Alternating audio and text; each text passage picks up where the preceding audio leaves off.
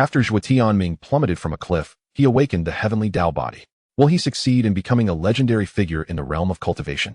In the face of numerous beautiful women, can he foster harmonious relations among them? When confronted with formidable foes, will he manage to survive? What arduous trials will Zhuo Tianming face on his path to immortality? Will he be able to endure the sufferings along the way? In a quaint village, Zhuo Tianming embarked on his journey of cultivation. Chapter 1. An encounter with a roadblock during the hunt, fortuitous discoveries at the cliff's edge. Within a dilapidated cottage, Zhuo Tianming sat on his bed, engrossed in secluded meditation, yet his cultivation showed no signs of progress. He opened his eyes, and, through the worn wooden window, let out a resigned sigh. Alas, why have I not yet broken through to the third stage of body tempering? When shall I attain the realm of eternal life?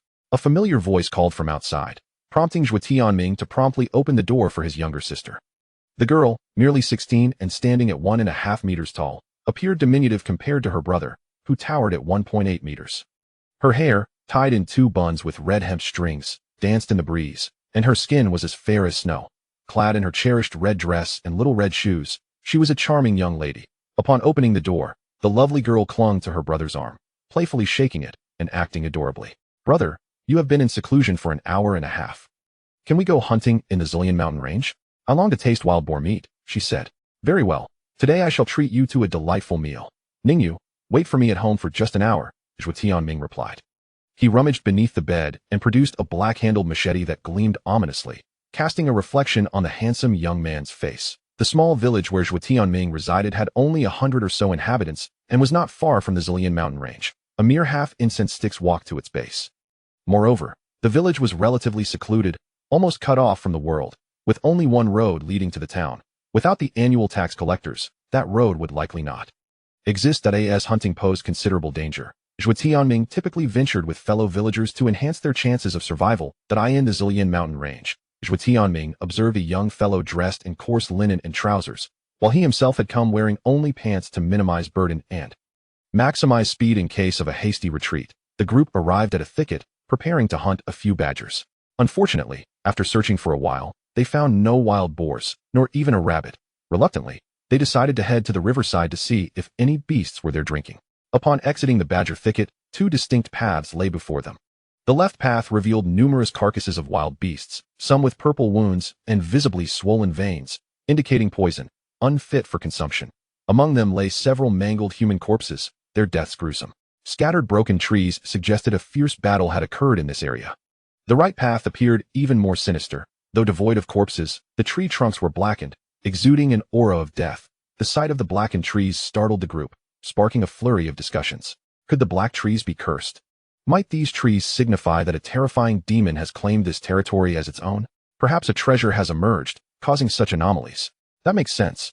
Ultimately, the hunting party split into 2 groups. One took the left path, while the other ventured right. Faced with the choice, Zhuo Tianming resolutely chose, his heart exclaiming, "Success or death? If I can indeed discover any rare treasures beneficial for cultivation, I must bring my sister along for eternal life." As they delved deeper into the right forest, even the previously clear sky was shrouded in ominous clouds. The woods fell into a chilling silence, with only the sound of footsteps echoing. Occasionally, vibrant red flowers appeared, while the nearby river flowed silently, reminiscent of a path to the underworld. The deeper Zhuo Tianming traversed into the forest, the darker it became, and the oppressive clouds overhead thickened, inducing a sense of foreboding. He thought to himself, "It appears this journey may be one of peril." Then, a startling scene unfolded before them. The trees ahead trembled, and from within emerged a 3-headed hellhound. Each head of the hellhound stood 1 meter high, and its massive body towered at 3 meters, stretching 8 meters in length, exuding a fearsome presence. Each head bore a set of sharp teeth, and spiked collars adorned each neck, with ghostly flames spewing from its mouth, and its eye sockets devoid of eyeballs, glowing with an eerie green light. The hellhound's frame resembled a skeletal structure, with only a thin layer of muscle visible, revealing a row of ribs. The hellhound fixated on the group, drooling in anticipation, and lunged at them, initiating a brutal slaughter. "Everyone scatter!" A voice cried out, and the hunting party disbanded, fleeing in all directions. Zhuo Tianming had barely taken 5 steps when he turned back, witnessing a memory that would haunt him for a lifetime. The terrifying creature did not pursue immediately. Instead, it crouched, a mocking and derisive expression crossing its face. In the blink of an eye, the hellhound appeared behind one man, striking with a paw, and he could only emit a dying scream before perishing, his brain matter splattering on the ground. Zhuo Tianming quickly grasped that the hellhound was toying with them like a cat with a mouse, and he was powerless to retaliate. After all, in the world of martial arts, speed was paramount. As cries of despair echoed, Zhuo Tianming realized that few remained who could shield him from harm. Perhaps he would be the next to perish. With no time to ponder, Zhuo Tianming fled blindly, and upon encountering a steep slope, he stumbled and rolled to the edge of a cliff, lying prone on the ground. The chilling wind from the cliff's edge jolted Zhuo Tianming awake, and he sprang to his feet. Gazing down into the abyss below, he was suddenly gripped by a profound fear of death. His current predicament was akin to being trapped between a wolf and a tiger, with no way to advance or retreat. Yet, recalling the tragic fates of others, Zhuo Tianming thought, if I confront that monster, my life will surely end here. Perhaps jumping off the cliff could afford me a slim chance of survival, especially if there is water below. With this resolve, Zhuo Tianming gritted his teeth and leapt from the cliff. As he fell, the swift descent forced a scream from his lips. His gaze remained fixed on the ground below until he plunged into the river, where he managed to swim ashore due to his previous fishing experience. Upon reaching the bank, he discovered a cave, its plaque inscribed with the name Yunxiu Immortal's Abode, though the plaque bore some cracks. This sight ignited excitement within Zhuo Tianming, who thought, an immortal's cave. It appears to have been uninhabited for quite some time. Either the owner has perished or has simply vacated. I must investigate for treasures. Upon entering, he arrived at a secret chamber, where he was startled to find a human skeleton seated in meditation. The memory of the earlier terrifying creature still fresh in his mind, Zhuo Tianming was apprehensive, fearing the emergence of another skeletal warrior. However, it seemed the owner of this cave had long since passed, allowing Zhuo Tianming to search freely, though he only uncovered a few vials of elixirs. Noting that the vials bore no labels, he worried about consuming a healing potion in vain. Zhuo Tianming also found a peculiar book, but it refused to open. Pondering it as an immortal's artifact, he decided to leave it be. Additionally, he discovered a piece of paper and a ring, which bore a testament. I am Zhang Tianquan, the master of Yunxiu Immortal's Abode. Your acquisition of my relics signifies our fateful connection. The vial contains elixirs capable of enhancing one's cultivation. The rest is stored within a spatial ring, free from any restrictions, and can be utilized once recognized by the blood of the owner. As for the book, I am uncertain of its purpose. If you achieve greatness in the future, I hope you will take care of my daughter, Zhang Yuaner, at the Qingzhou sect. Zhuo Tianming gazed at the book, struck by a sudden thought. Could it be activated with a drop of blood? He bit his finger and let a drop fall. Suddenly, the book vanished and appeared within his mind. The cover bore 4 grand characters, Supreme Heavenly Book. Chapter 2. Activation of the Physique transforms destiny, encountering a pack of wolves upon exiting the cave. As soon as the wordless Heavenly Tome unfurled, a spirit within spoke in Zhuo Tianming's consciousness. After so many years, a successor has finally emerged. Allow me to see you. Zhuo Tianming was taken aback, his eyes wide as saucers, pointing at the air in disbelief. Who is there? A condescending voice echoed in his mind. I am the spirit of the wordless tome. You may call me you. However, you must not disclose my existence, for you currently exist as mere dust amidst the vast cosmos, exceedingly weak, unable to safeguard the treasures in your possession. Remember, an innocent man might suffer for the sins of the guilty. You are that book? You can speak? Kid, it's not just that book. Call me you. If not for your innate talent, I would not have awakened. Also, in the realm of cultivation, respect your elders. Understood, elder you. However, listen closely now. Yu's voice turned grave. I have been dormant for far too long and require divine soul elixirs to restore my strength. So be vigilant. Your potential is remarkable. You possess the celestial Dao physique. Yet, your cultivation has been sluggish due to its dormant state. That I will activate it, but I will then need to sleep for a while. You must keep your physique concealed. I will shroud your aura and the secrets of heaven to prevent envy from leading to your demise. That I hope you can face all challenges alone, as I cannot assist you. Strive diligently in your cultivation and avoid arrogance and impatience. With that, you pointed at Zhuo Tianming's brow, activating his physique, and instantly, cosmic phenomena erupted. First, a violet aura surged from the east, a rainbow arched across the sky, and a phantom of a 5-clawed golden dragon bowed towards Zhuo Tianming, amid numerous other wonders. That stirred discussion among powerful beings across the cosmos. Investigate, ascertain who this is. A voice resonated from an unknown forbidden domain. A chaotic era has begun. A prosperous age is imminent. It appears preparations must be made. Another powerful voice echoed through the starry realm. Such voices reverberated throughout the universe, all preparing for the approaching era. Yet, Zhuo Tianming remained oblivious to it all. After activating his physique, he felt his physical strength multiply exponentially, and his ability to absorb spiritual energy surged dramatically. He even ascended to the 9th layer of body refinement. This transformation was akin to a young calf soaring through the skies on a rocket. He then summarized the information gleaned from you. In this world, the realms of cultivation are divided as follows: body refinement, chi induction, postnatal, innate, divine.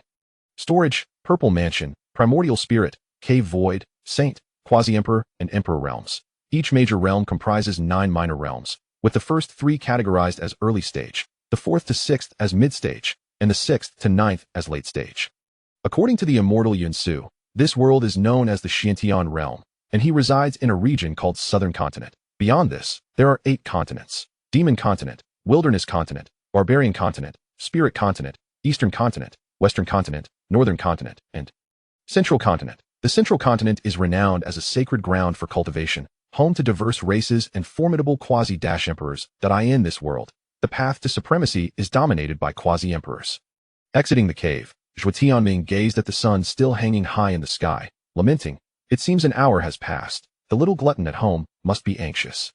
Yet, with my current strength, can I not evade formidable beasts?" Zhuo Tianming donned the robes from his spatial ring and oriented himself before descending the mountain.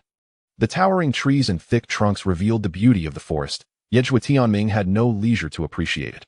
After all, one could not predict what monsters lurked behind those sturdy trunks. They could be ferocious beasts or merely timid creatures. This compelled Zhuo Tianming to remain alert and vigilant against the dangers of the forest. Suddenly, a crack echoed from behind, the sound of a branch snapping underfoot. This minor noise startled Zhuo Tianming, causing him to whirl around, only to find nothing but the serene forest. The sense of foreboding washed over him. He felt the gaze of something ominous upon him. He hastened his steps, eager to escape whatever was pursuing him. Alas, the ideal was far from reality. No matter how swiftly Zhuo Tianming moved, he could not shake off the pursuit. Yet, astute hunters often reveal their prey's identity. Zhuo Tianming, realizing his plan had failed, devised another strategy. He would feign weakness to lure the enemy into action, then strike with full force to catch them off guard. Ideally delivering a fatal blow, he slowed his pace, panting heavily, and soon his pursuers sprang forth, lunging at him from behind. Zhuo Tianming deftly sidestepped the attack. At that moment, he discerned the nature of his stalkers, a pack of wolves, a dire situation indeed. This pack numbered around 30, all possessing cultivation at the chi induction level or above, each a formidable entity with demonic cores. With grayish-white fur, emerald eyes, and black claws, they fixated on Zhuo Tianming, awaiting the command of their alpha to strike. With a howl, the Wolf King signaled the attack, and thus, the battle commenced. As the saying goes, the early bird catches the worm, the late bird suffers the consequences. Zhuo Tianming propelled himself toward the wolf pack, launching a straight punch that struck the nearest wolf, shattering its skull and splattering blood across Zhuo Tianming. Is this strength truly mine? Such is the power of the celestial Dao physique. I must seize this opportunity, Zhuo Tianming mused. Witnessing the carnage, the wolves surged forward, their claws aimed at Zhuo Tianming. He evaded their strikes, managing to land 2 more punches, taking down 2 wolves. However, the odds were against him. He could not fend off all the attackers, and soon one wolf clawed at him, only for an astonishing event to unfold. Upon contact, the wolf's claw disintegrated, shattering into fragments. Zhuo Tianming was astounded. He had not anticipated that these chi induction wolves would be incapable of breaching his defenses. Looking at the wolf pack before him, he felt elated. These were no mere beasts, but rather, a banquet laid before him. Just as he prepared to dispatch the entire pack, reality struck him like a hammer. With a furious roar, the Wolf King dispersed the pack and lunged at Zhuo Tianming, its claws unleashed in a deadly strike that tore into Zhuo Tianming's flesh. Another claw sent him flying several meters away, crashing against a rock. In that moment, Zhuo Tianming understood the disparity between them. The opponent was a postnatal cultivator capable of releasing spiritual energy, while he was merely a novice. Utterly powerless to retaliate, unable even to evade. Gazing upon the formidable Wolf King before him, Zhuo Tianming pondered, am I destined to perish? No, I cannot succumb to death.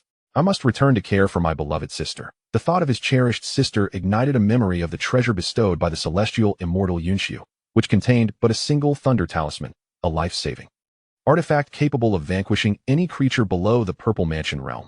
Though utilizing it felt somewhat extravagant, the preservation of his life took precedence.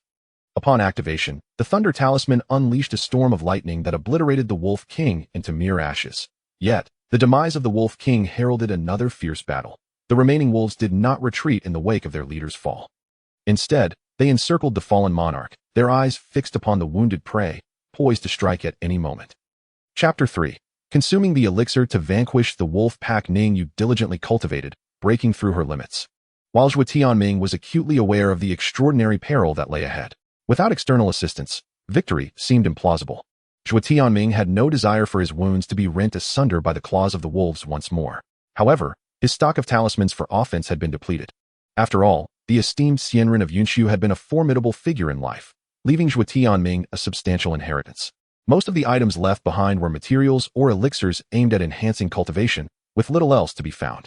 Fortunately, he stumbled upon an elixir suitable for him, the explosive Qi pill, which could elevate one from body refinement to Qi induction within half an hour. Yet, once the effects wore off, a period of weakness would ensue, reducing one's strength to half. Without hesitation, he ingested the pill, and an immense force surged within him. The 26 wolf demons sensed the shift in Zhuo Tianming's aura, a flicker of apprehension crossing their eyes, yet they maintained their encirclement, slowly advancing. Zhuo Tianming struck first. His form was like lightning as he gripped his axe and leapt toward the nearest wolf demon. The creature, caught off guard, was struck in the head by the axe, letting out a wretched cry before succumbing to death. The remaining wolves, enraged, lunged at Zhuo Tianming. Rather than retreating, he pressed forward, wielding the formidable power bestowed by the elixir. He navigated seamlessly through the pack, each strike of his blade resulting in the swift demise of a wolf demon. However, the wolf demons displayed remarkable cunning, altering their tactics to focus solely on evasion, hoping to stall until the effects of the elixir faded. Zhuo Tianming, discerning this sudden shift, concentrated on finding a solution. At last, he noticed one wolf demon that moved with a slight sluggishness, a consequence of the residual thunder from earlier. Seizing the moment, he charged at the weakened wolf, breaking through the encirclement and successfully slaying the injured beast. The remaining wolves, sensing their impending doom, fled in disarray. As Zhuo Tianming watched the retreating figures of the demons, he exhaled a sigh of relief. Given his injuries, even a hard-won battle would yield little joy. Scanning his surroundings to guard against further beastly incursions, he cleaned the battlefield before heading to a clear stream to wash away the stench of blood. After cleansing himself, he finally made his way back to the village without further incident. Upon arriving at his humble abode, Zhuo Tianming found Ningyu pacing anxiously. Upon catching sight of him, her eyes widened in astonishment, and she exclaimed, "Brother, you have finally returned." Seeing him unscathed, Ningyu rushed into his embrace. Zhuo Tianming, smiling, recounted the details of the battle and its spoils. Ningyu was elated to hear of her brother's significant improvement in strength. However, as she noticed the still healing wounds on his body, her eyes glistened with concern. "Brother, why do you not take better care of yourself?" She chided gently, scratching his head. Zhuo Tianming comforted his sister, promising to be more cautious in the future. Ningyu stood beside him and softly suggested, "Next time you go hunting, could you take me along? I can be of help." Zhuo Tianming gently tapped Ningyu's forehead, remarking that her current level of cultivation was still rudimentary, and venturing out would only lead to chaos. Ningyu pouted, her face reflecting dissatisfaction. However, he added, if she diligently practiced and soon reached the pinnacle of the body refinement realm, he might consider taking her on an expedition. With a shift in tone, Ningyu's eyes sparkled with excitement. "Brother, you mustn't go back on your word," she exclaimed before dashing off to commence her training. In the days that followed, Ningyu devoted herself to rigorous training while Zhuo Tianming solidified his own cultivation and delved into the techniques acquired from the immortal Yunxiu and Yu. The first of these was the Tongtian Dao Fa, a technique crafted specifically for those with the Tongtian Dao Body. The text claimed that mastery of this technique would enable one to dominate their era and traverse the cosmos. Zhuo Tianming, upon reading such grandiose assertions, couldn't help but harbor doubts. Was this truly not an exaggeration? Additionally, there were two martial skills. One was the Tunglong Step, a superior technique designed for escape, while the other was the Pilai Slash, also of superior rank, intended for overcoming adversaries. Even at a nascent level, when complemented by the Tongtian Dao Body, one could contend with ordinary beings of the divine concealment realm. The proficiency in martial skills was categorized into stages: beginner, minor success, major success, perfection, and transformation. The higher the proficiency, the greater the skill's power, albeit with increased energy consumption. At the transformation stage, one could unleash the technique's original might and even innovate upon it. Martial skills were rated from low to high as follows: Yellow, Xian, Earth, Heaven, King, Emperor, Saint, Divine, and Imperial, each further divided into upper, middle, and lower tiers. This classification extended to weapons, elixirs, talismans, and formations as well. A month later, While Zhuo Tianming was engrossed in contemplating his techniques indoors, he was suddenly greeted by Ningyu's jubilant cries from outside. Upon stepping outside, he beheld her radiant smile, clearly indicating her breakthrough to the pinnacle of the body refinement realm. "Brother, I did it!" Ningyu exclaimed, her excitement palpable as she rushed to him. Zhuo Tianming nodded in approval, acknowledging her hard work had borne fruit. Although he maintained a calm demeanor, his heart surged with tumultuous waves. After all, he had only imparted the king-tier technique nourishing spirit formula to her, yet she had made such remarkable progress. He pondered how much faster her cultivation might have been with a superior technique, astonished by his sister's rapid advancement. Especially considering she was a babe found in the Zelian Mountain range, he contemplated inquiring about her innate constitution once you awakened. "When shall we set off?" Ningyu inquired eagerly. Zhuo Tianming gazed into the distance and replied, "In a few days, once I prepare some necessary items, we shall embark on our journey to the Zelian Mountain range." Ningyu leaped with joy, her heart brimming with anticipation for the forthcoming adventure. During this month, Zhuo Tianming finally ascended to the Qi-gathering realm. Upon breaking through, he felt the surging spiritual energy within him and recalled Yu's words that upon reaching this realm, one would open their Qi Sea, with a larger Qi Sea generally correlating to greater combat prowess. After exploration, Zhuo Tianming was astonished to discover that his aura was as vast as an ocean, boundless and infinite. The aura of an ordinary individual is typically the size of a pond. It is said that a common genius possesses an aura akin to a stream, while a true prodigy has an aura resembling that of a reservoir. Legends suggest that the auras of great emperors are as mighty as rivers, ceaselessly flowing. As for an aura that resembles an ocean, Zhuo Tianming had never encountered such a notion. Moreover, he had already grasped the fundamentals of 2 royal-grade martial techniques. He recalled the slain wolf demons and mused, "If I were to encounter them again, with my current strength, I should be able to dispatch them with ease." Accompanied by Ningyu, Zhuo Tianming ventured deeper into the forest, intent on hunting some demon beasts to hone his combat skills. At that moment, the surrounding forest seemed to sense his elevation in realm, becoming increasingly tranquil. Zhuo Tianming resolved to delve further into the depths of the mountains, where it was rumored that greater opportunities and challenges awaited. Not long after, he stumbled upon a cave emanating a faint glow. As he approached the cave, a powerful aura surged towards him. It was a black panther at the first level of the innate realm. Upon spotting Zhuo Tianming, the panther's eyes glinted with ferocity, and with a roar, it lunged at him. Though startled, Zhuo Tianming, having recently broken through, felt no fear. He merely instructed his sister to distance herself. He swiftly channeled his spiritual energy, moving with agility to evade the panther's assault, drawing out his machete to strike back. Executing a thunderous slash, he struck the panther. Enraged, the panther retaliated with remarkable speed, forcing Zhuo Tianming to adopt a defensive stance momentarily. However, he quickly regained his composure, seizing the opportune moment to concentrate all his spiritual energy at the blade's tip, utilizing the dragon ascension step to its fullest. In the next instant, he transformed into a streak of brilliance, piercing towards the panther.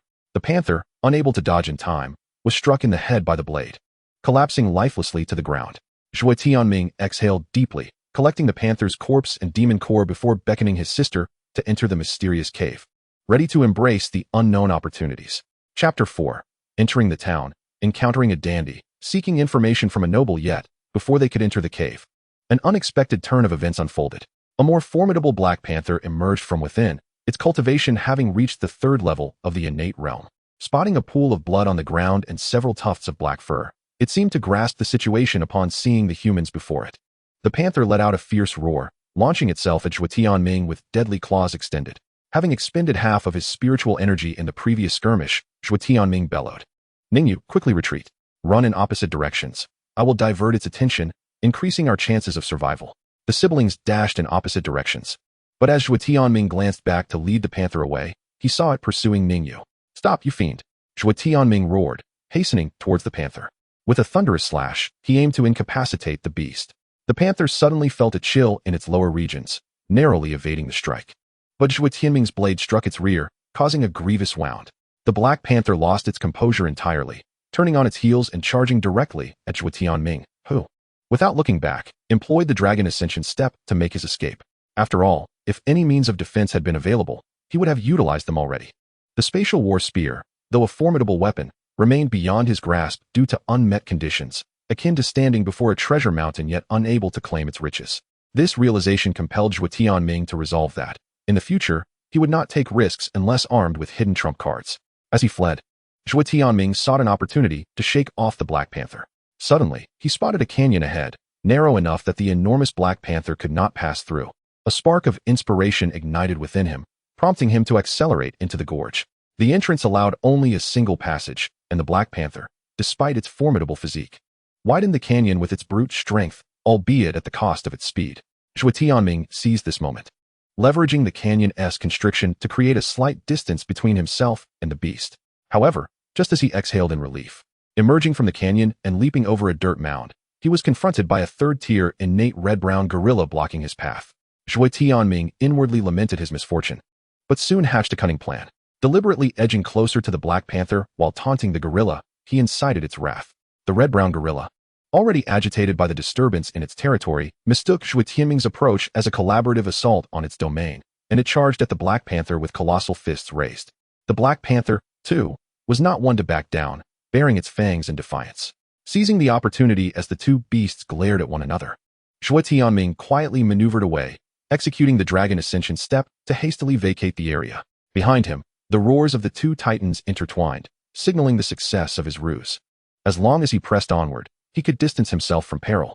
Once he had evaded danger, Zhuo Tianming pressed ahead without pause, and after some time had passed, he found himself reflecting on his own vulnerability. Upon returning to the village, 3 hours had elapsed since he and his companion had parted ways. Opening the door to his home, Ningyu rushed into his arms, sobbing, "Lu, where have you been? You returned so late. I thought you might have perished in the forest and would never come back. How could I live without you?" In this household, there existed but two souls, Ningyu and Zhuo Tianming. Zhuo Tianming had lost his parents at the tender age of 6, leaving him to navigate life alone. Ningyu, discovered by him as an infant on a rainy day when he was 8, had been raised by his own hands. Thus, in her eyes, her elder brother was her unwavering pillar of strength, holding an irreplaceable position in her life. Gazing at the little girl in his embrace, Zhuo Tianming comforted her, saying, "It is I who am too weak, unable to shield you adequately. If only I were stronger than the foes I encountered today." "Indeed," Ningyu replied softly. "Therefore, I must strive diligently in my training. In the future, I wish to triumph over adversaries and proclaim the strength I possess." Rather than facing death lamenting my lack of power, he asserted with conviction, "Do you have any plans for the future?" Ningyu inquired as she broke free from the embrace. "I wish to explore the world outside, or perhaps join a sect for cultivation. After all, those who plant trees benefit future generations. It is said that joining a large sect provides greater resources and martial arts techniques. Then I shall accompany you. Let us go together." The following day, after their discussion, the siblings decided to gather information in the city before making any further plans. Thus, they arrived at the nearest city, Jiadacheng. Upon entering the city, they were awestruck by the lively atmosphere. Everywhere they looked, cultivators could be seen, most of whom were at the Qi gathering stage, with a few at the postnatal stage, and surprisingly, even several at the innate stage. Street vendors caught their attention, adding to their amazement. While the siblings marveled at the city's prosperity, a commotion suddenly erupted. A group of elegantly dressed cultivators surrounded a young gentleman as he approached. This gentleman possessed an extraordinary demeanor, wielding a folding fan inscribed with the character for handsome, his gaze radiating arrogance. The surrounding citizens quickly made way, murmuring, "It is the young master of the city lord's estate." Zhuo Tianming gently pulled Ningyu aside, hoping to avoid trouble. However, the young master halted before them, sizing them up with disdain, and remarked, "Where do these country bumpkins come from? You look so shabby." Zhuo Tianming clenched his fists, ready to retaliate. But Ningyu softly restrained him, shaking her head. The young master, undeterred, reached out to pinch Ningyu's cheek. Zhuo Tianming swiftly swatted his hand away, exclaiming, "Do not be rude." Enraged, the young master commanded his guards to take action. Several guards advanced, and Zhuo Tianming positioned himself protectively in front of Ningyu, bracing for a confrontation. Just as tensions escalated, an elderly man passed by and intervened, reprimanding the young master. This elder was a respected figure in the city, and after a scornful huff, the young master departed with his entourage. Zhuo Tianming expressed his gratitude to the elder, who smiled and scrutinized the siblings. Inquiring about their purpose for visiting, Zhuo Tianming explained their desire to find a suitable sect for cultivation. The elder nodded slightly and said, "Follow me. Let us discuss this at Tianxiang Tower." Upon arriving at Tianxiang Tower, the siblings were astonished by the 9-story building, and they were urged by the elder to enter. Once inside, the elder instructed the waiter, "Prepare a private room." The patrons whispered amongst themselves, astonished that the two young individuals were favored by such a distinguished elder. Once seated in the private room, the elder introduced himself. "I serve the city lord. Outsiders call me Uncle here, simply Hilao. You may refer to me as Hilao." The siblings greeted him in unison. "You wish to join a sect for cultivation, correct?" Indeed. Have you determined which faction you wish to join? Once you enter a sect, transferring is not a simple matter, as it may be perceived as betrayal. Not yet. In the southern continent, there is 1 palace, 2 academies, 3 halls, and 4 pavilions. The first palace refers to the Nebula Palace, the supreme power in the southern continent. The second academy denotes the War Academy and the Confucian Academy. The third halls comprise the Longevity Hall, the Heavenly Prayer Hall, and the Azure Hall. The 4th pavilions consist of the Black Tortoise Pavilion, the Phoenix Pavilion, the Divine Dragon Pavilion, and the White Tiger Pavilion. Apart from the Nebula Palace, which stands as a superlative force, the other factions are merely first-rate powers. Which faction do you wish to join? The Nebula Palace. The 2 siblings replied without hesitation. Chapter 5. Encountering the Maiden and forming alliances. 1 year of cultivation in the relic. Upon hearing their intention to join the Nebula Palace, the Elder's surprise flickered momentarily, and his expression grew serious as he inquired, "Are you certain?" Although the Nebula Palace possesses the mightiest strength, the entry examination is exceedingly rigorous. For instance, our young city lord has already attained the postnatal realm and cannot guarantee his success in passing. Are you confident that you can succeed? Is the young city lord the same person we encountered on the street? Zhuo Tianming countered. No, that individual is the second son of the city lord. The young city lord is of a more virtuous character and possesses even greater innate talent. I hope you can form an alliance with him, as one of the examinations requires cooperative efforts to pass. Oh, are you not concerned that I might hinder the young city lord? Why is it necessary to band together for the examination? Can I refuse the alliance? You cannot refuse, as you have yet to gain entry to the examination. However, I can grant you access. Within this city, I alone possess excess tickets. Do not expect to procure them from elsewhere. As for why I have chosen you, I have discerned that both of you are quite young, meeting the criterion that only those under 30 may participate. More importantly, young lady, your potential is extraordinary. As for you, young man, the fact that I could not detect your talent signifies that you are blessed with exceptional fortune, concealing your innate abilities. Such aptitude is indeed rare in this world. With over 3 years until the examination, there is a possibility that you may break through to the postnatal realm. How far you advance will depend on your own fortuity. The young city lord has already reached the postnatal realm and is a formidable ally capable of fighting beyond her level. One of the examinations requires survival in a secret realm for 7 days. If only 1,000 participants remain, the assessment will conclude early. The rules are straightforward. Eliminate the beasts within the realm. The body refinement realm is worth 19 points, while the chi induction realm is worth 1,090 points. However, combat is not prohibited. Should one eliminate another, the defeated's points will be transferred to the victor. Thus, it is prudent to seek an ally to withstand formidable foes. I shall grant you a year to provide me with a satisfactory response. After hearing the rules, Zhuo Tianming did not immediately acquiesce, but requested a communication jade token from the elder and took Ningyu to an inn to deliberate. Once inside the room, Zhuo Tianming spoke. This examination appears to be a rare opportunity, yet it is fraught with peril. Although the young city lord may be inexperienced, aligning with him could impose numerous constraints, especially since the issue of point distribution remains unresolved. Ningyu nodded slightly. However, without the entry ticket, all discussions are futile. Zhuo Tianming paced back and forth, and suddenly, his eyes brightened. The elder values nothing more than our potential. Perhaps we could demonstrate some means to him, thereby securing our tickets while liberating ourselves from the obligation to ally with the young lord.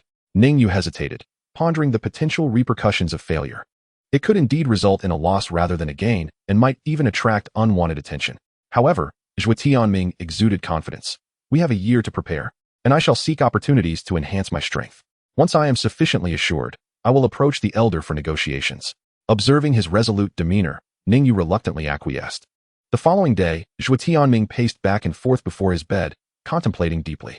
Ultimately, he grasped the communication jade slip given by the elder. Elder, let us meet at the Tianxiang Tower at noon for further discussion.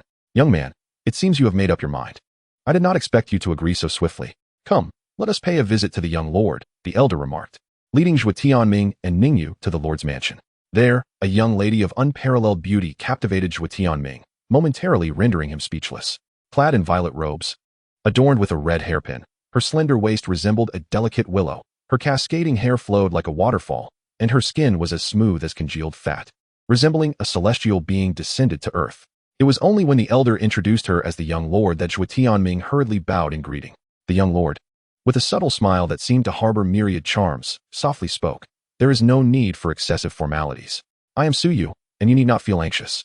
I have heard of your affairs and find them quite intriguing. Zhuo Tianming mused quietly. Although the young lord appeared beautiful, One could only hope that her position did not stem from treachery. Su Yu continued, "Your reluctance to form an alliance with me is understandable. However, the upcoming assessment is fraught with peril. Even if you possess certain skills, facing it alone may prove arduous."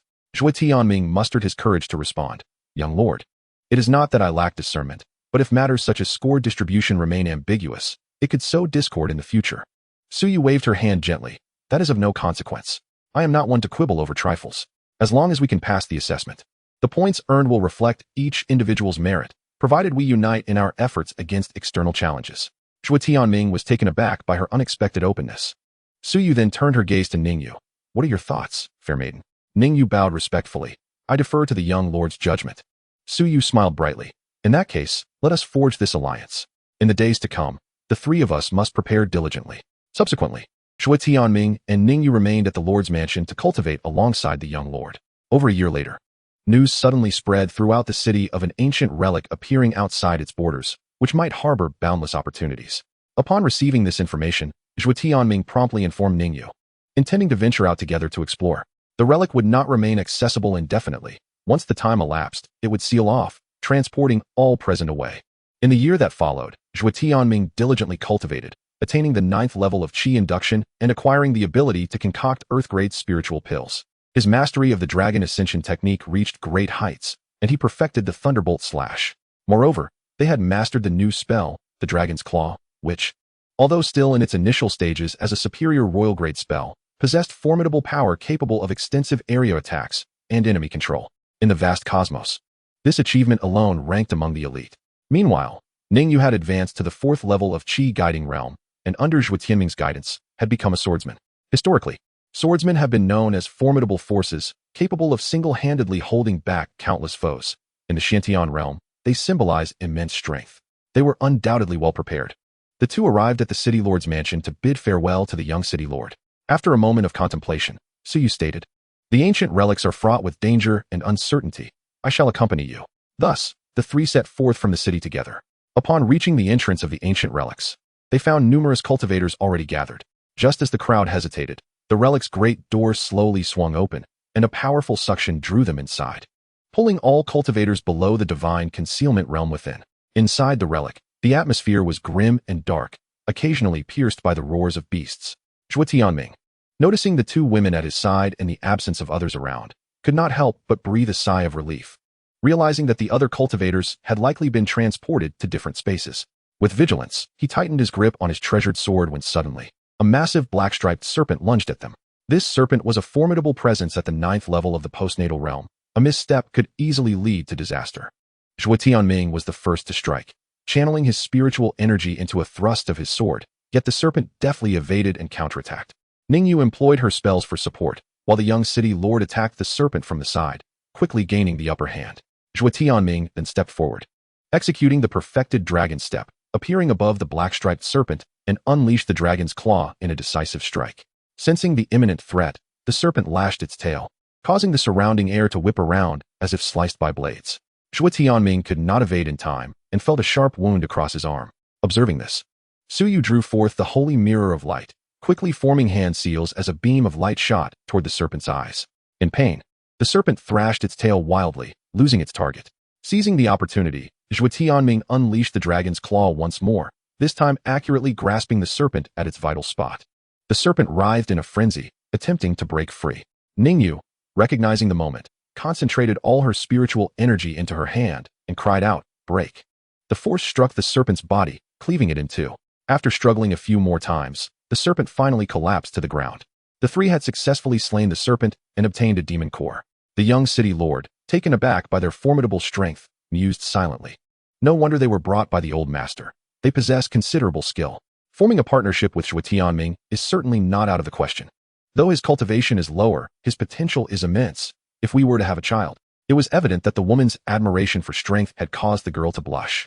Su Yu vigorously shook her head, casting aside distracting thoughts, and they pressed onward. As they delved deeper, they discovered a stone door emanating a mysterious glow. The door was etched with ancient runes.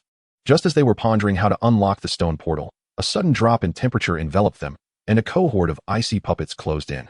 Zhuo Tianming, fully aware of the perilous situation, fortified his resolve and chose to stand and fight alongside his companions. Suyi was the first to strike, wielding her sword with a flourish, unleashing a flurry of sword chi that dispersed a portion of the puppets. Zhuo Tianming and Ningyu, unwilling to be outdone, summoned their own spells to counter the encroaching threat. However, as they delved deeper, the dangers escalated, with not only more formidable puppets but also various traps and mechanisms lurking in the shadows. Just as the group found themselves ensnared in a labyrinthine trap, Zhuo Tianming recalled a book on formations he had fortuitously acquired earlier, which led them to an escape route. Chapter 6. The Heavenly Trial of Power Measurement. The battle beasts of the first 3 levels after the trio extricated themselves from the maze. A venerable voice resonated within their minds. To escape the maze so swiftly is a testament to your exceptional talents. Thus, the Heavenly Trial commences. The 3 felt their surroundings shift dramatically, transporting them before a tower, where the ancient voice continued. Next, let me elucidate the trial. The acquisition of treasures within the Heavenly Trial hinges solely upon your abilities. Each challenge within the trial tower would bestow rewards based on individual performances. The tower comprised 9 levels, each presenting distinct assessments. Failure would result in death. Thus, the trials did not cease, only commenced and concluded. Should they opt out of the challenges, they would be relentlessly assaulted by beasts of a superior realm. With each level successfully traversed, their injuries and spiritual energy would be restored, and they would receive an hour of respite from the trials, which could be accumulated. However, once the time elapsed, the beasts would return to attack. The 3 would enter the trial tower separately. Exchanging determined glances, they resolved that since facing danger was inevitable, they might as well seize the opportunity. One by one, they stepped into their respective entrances. Zhuo Tianming was the first to steady himself, gazing at the entrance that exuded an aura of mystery. Taking a deep breath, he stepped inside. Immediately, he was engulfed by a searing sea of flames. As a colossal crimson phoenix, wreathed in fire, spiraled above. Its cultivation level reached the first stage of the innate realm, and this legendary ancient beast sent a chill of impending doom coursing through Zhuo Tianming. The phoenix's eyes blazed like torches, its body adorned with scarlet feathers ignited by fierce flames. With a powerful flap of its wings, it let out a piercing cry and lunged toward Zhuo Tianming. Reacting swiftly, he drew his sword, channeling his spiritual energy, which bathed the blade in a blue luminescence as he faced the phoenix head-on. With a decisive strike, he executed the thunder slash aimed at the phoenix's neck, but the creature deftly evaded, its talons reaching menacingly for Zhuo Tianming. He sidestepped to avoid the attack, his sword slicing toward the phoenix's claws. The phoenix flapped its wings, generating a scorching gust that forced Zhuo Tianming back several paces. With unwavering determination, Zhuo Tianming planted his feet firmly on the ground and charged once more at the phoenix, fully aware that a swift resolution was imperative. Otherwise, his spiritual energy would inevitably wane. He suddenly gathered his strength, the blue light on his sword surged, and currents crackled around the blade with a resounding snap. He executed the dragon ascension step, leaping upwards to strike at the vermilion bird. In an instant, the bird was hit on one of its wings by Zhuo Tianming's blade. It let out an enraged cry, flames erupting from its body, and with a powerful flap of its wings, the temperature of the entire space skyrocketed. The intense heat became unbearable for Zhuo Tianming, forcing him to retreat hastily. With a sweep of its wing, the vermilion bird launched its feathers towards him. Each feather gleamed with cold light, engulfed in fierce flames, and every strike was beyond what Zhuo Tianming could currently withstand. He fled in a fluster, pushing the dragon ascension step to its limits. Despite his efforts, he sustained several scratches, the longest extending the length of his forearm. Gritting his teeth, he concentrated all his spiritual energy into his right hand, propelling himself like an arrow towards the vermilion bird. The bird charged directly at him, and just as they were about to collide, Zhuo Tianming deftly employed the dragon ascension step to evade the frontal assault, simultaneously unleashing the dragon capture claw, which accurately pierced the bird's abdomen, creating a gaping wound. The vermilion bird let out a mournful cry before dissolving into specks of spiritual light, allowing Zhuo Tianming to successfully pass the first layer of trials. His spiritual energy was instantly restored, and his wounds vanished, leaving him with a jade slip. A brief scan of his consciousness revealed it to be an imperial-level technique capable of enhancing one's soul. This brought great joy to Zhuo Tianming. After all, a stronger soul would greatly augment his ability to resist soul attacks, as well as significantly aid in the refinement of magical artifacts and elixirs. A portal materialized nearby, and without hesitation, he stepped through to face the next challenge. Upon entering the second layer, he was immediately assaulted by a formidable pressure. Before him stood a colossal stone guardian, equivalent to a practitioner of the second level of the innate mirror, who slowly raised its arm to strike at Zhuo Tianming. He swiftly dodged, drawing another sword to thrust at the joints of the stone giant. However, the giant's tough exterior merely sparked a few embers upon impact. Frowning in concentration, Zhuo Tianming channeled his spiritual energy into the sword, a flash of spiritual light illuminating the blade, and this time, he managed to carve a gash into the giant's body. The giant roared in fury, its attacks growing more ferocious. Zhuo Tianming deftly evaded, seeking out the giant's vulnerabilities. As the giant lifted its hand once more, Zhuo Tianming seized the opportunity, leaping to drive his sword into the crevice atop the giant's head. With a brilliant flash, the giant collapsed, and Zhuo Tianming successfully cleared the first layer, earning a Xianjade pill. After conquering the second layer, Zhuo Tianming immediately sought to utilize the next 2 hours in seclusion, hoping to breach the innate realm. Settling into a meditative position, he sank his blood consciousness into his elixir field, striving to break through the final barrier to attain the innate mirror. He channeled his spiritual energy, relentlessly assaulting that layer of obstruction, beads of sweat gradually forming on his forehead. Just as he felt success within reach, a mysterious force abruptly interfered with his breakthrough. The trial tower had detected his desire to break through and, in an effort to intensify the trials, imposed obstacles upon him. Clenching his teeth, Zhuo Tianming persevered, channeling the recently acquired imperial-level technique to fortify his spirit and resist the disturbance. With the support of his formidable spirit, he regained his composure as his spiritual energy surged like a raging tide. At last, with a resounding crash, the barrier was shattered, and he successfully ascended to the postnatal realm. In that moment, he felt a qualitative leap in his strength, his spiritual energy flowing more smoothly than ever. 2 hours swiftly passed, and Zhuo Tianming rose, his eyes gleaming with unwavering determination, aware that the forthcoming trials would be even more arduous. Yet, emboldened by his breakthrough, he resolutely approached the portal, ready to confront the challenges of the third level. As he stepped into the third layer, a monstrous creature with the head of an ox and the body of a man fixed its glowing green gaze upon him, exuding an aura of dark energy. Its coarse, ebony skin and menacing claws showcasing its formidable power, emanating the essence of the 9th layer of the innate realm. With a thunderous roar, the creature unleashed a sonic wave that surged toward him like a tidal force. Zhuo Tianming summoned his spiritual energy to shield his entire being, swiftly evading the sonic onslaught. The creature's massive fist crashed down onto the ground, causing deep fissures to erupt. Seizing the momentum, Zhuo Tianming leapt towards the creature's head. The beast reacted with astonishing speed, tilting its bovine head to dodge the attack, while extending its arm to swat him away. Upon landing, Zhuo Tianming quickly recalibrated his state. Recalling his recent breakthrough and the surge in his power, he channeled his entire spiritual energy, causing the dual swords in his hands to blaze with radiant light. He executed the newly comprehended sword technique, sending illusory sword shadows piercing towards the creature's vital points. A faint shimmer enveloped the monster, surprisingly deflecting his strike. Frowning, Zhuo Tianming concocted a cunning plan, intentionally exposing a flaw to lure the creature into an attack. As the monster lunged, he deftly pivoted, positioning himself behind it and thrusting both swords fiercely into its back. The creature let out a pained roar, its body trembling violently before collapsing with a thunderous crash, transforming into a gleaming token. Zhuo Tianming picked up the token, his heart brimming with anticipation for the rewards of this third layer.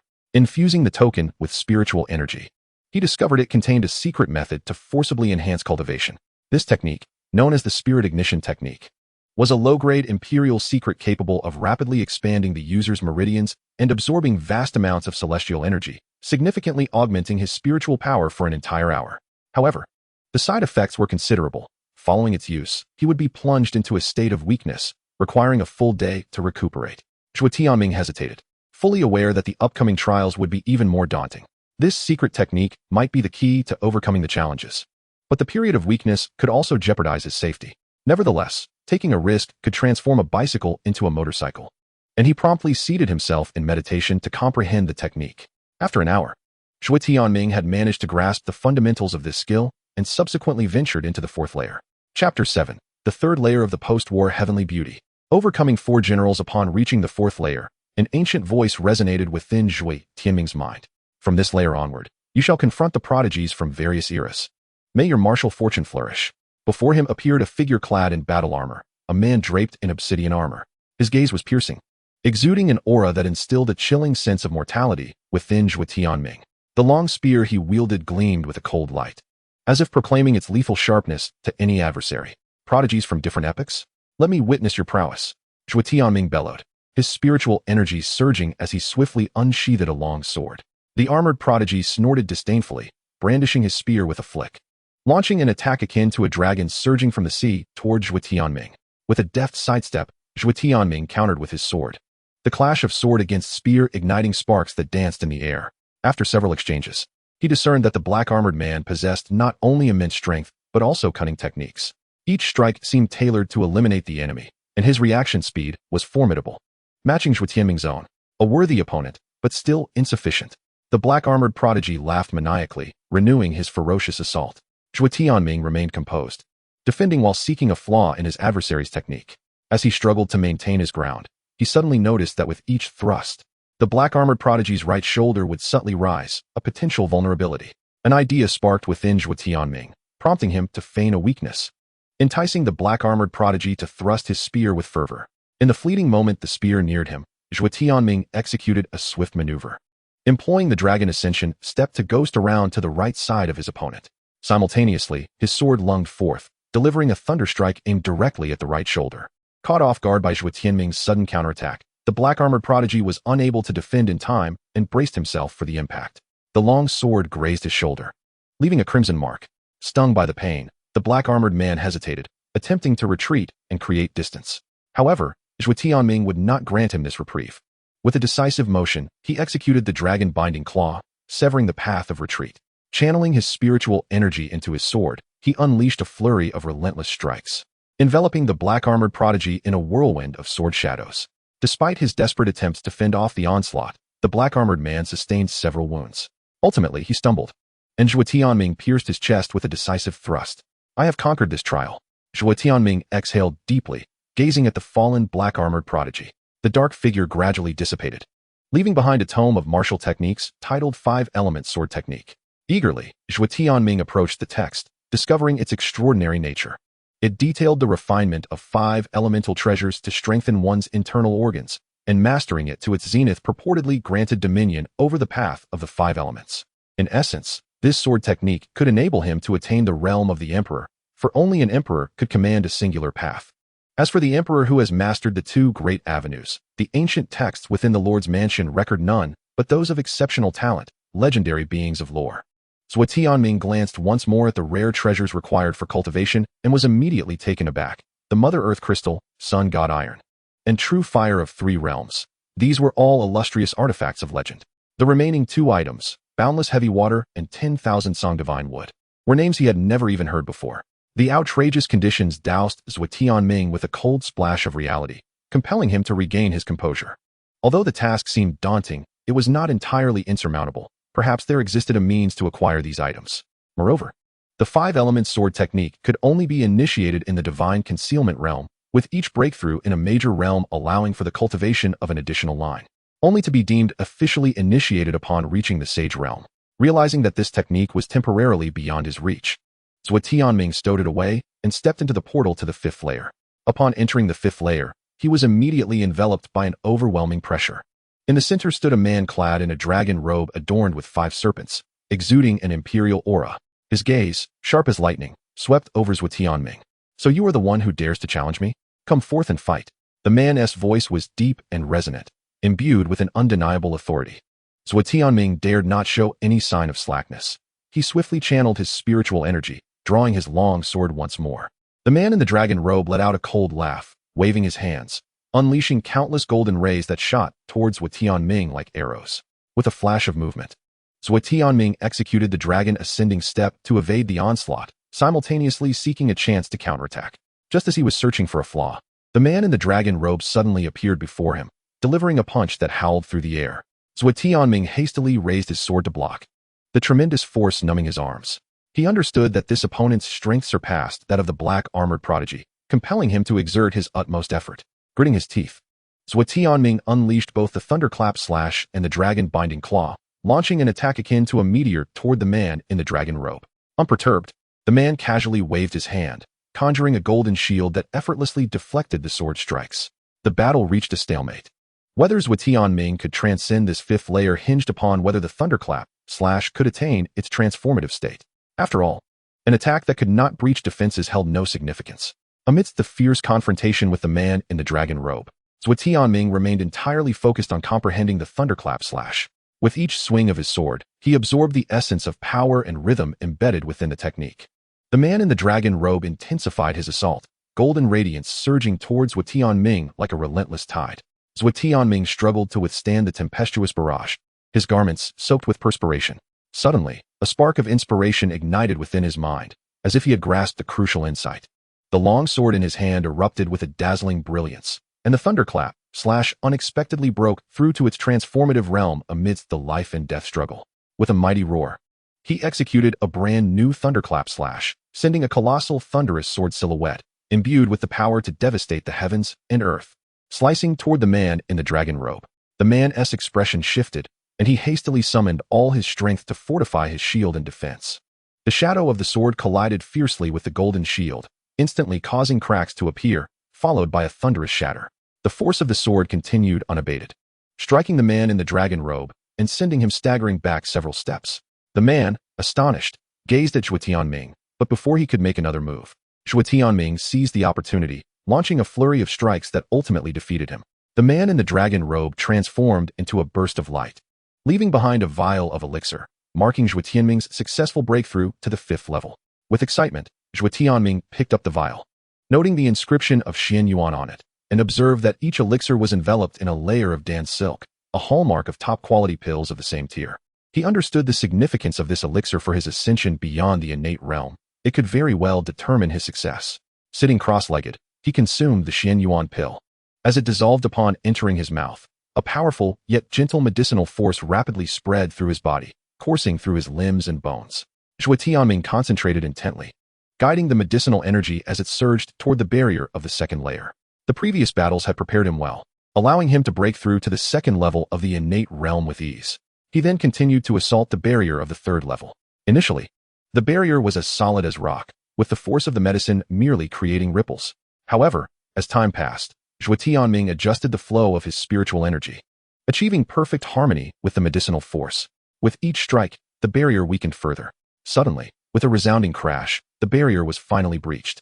Zhuo Tianming felt a torrent of spiritual energy surging within him, powerful and unrestrained, signifying a significant enhancement of his strength. Slowly, he opened his eyes, a sharp glimmer flashing within them. Experiencing the newfound power post-breakthrough, a confident smile spread across his face. He knew he was one step closer to becoming even stronger. After a brief consolidation, he prepared himself, resolutely stepping into the portal of the 6th layer to face new challenges. As he entered the 6th layer, Zhuo Tianming was taken aback by the sight before him. The landscape was a tapestry of undulating mountains shrouded in mist, with rugged paths beneath his feet, and the distant roars of wild beasts echoing through the air. The ancient voice resounded once more. The prodigies of this layer hail from the ancient savage tribe, masters of beast taming. You must exercise caution in your approach. No sooner had the words been spoken than a towering figure clad in animal skins emerged, flanked by several massive, fierce-looking beasts. Zhuo Tianming gripped his sword tightly, eyeing his opponent warily. The man in animal skins grinned broadly, and with a sweeping gesture, sent the beasts charging at him like arrows released from a bow. Zhuo Tianming deftly leaped onto a boulder, evading the onslaught. He understood that a direct confrontation with these beasts was unwise. He needed to eliminate the man first. As he contemplated his strategy, one of the beasts suddenly launched a surprise attack from the side. Zhuo Tianming swung his sword to defend, but the beast's strength jolted his arm, leaving it numb.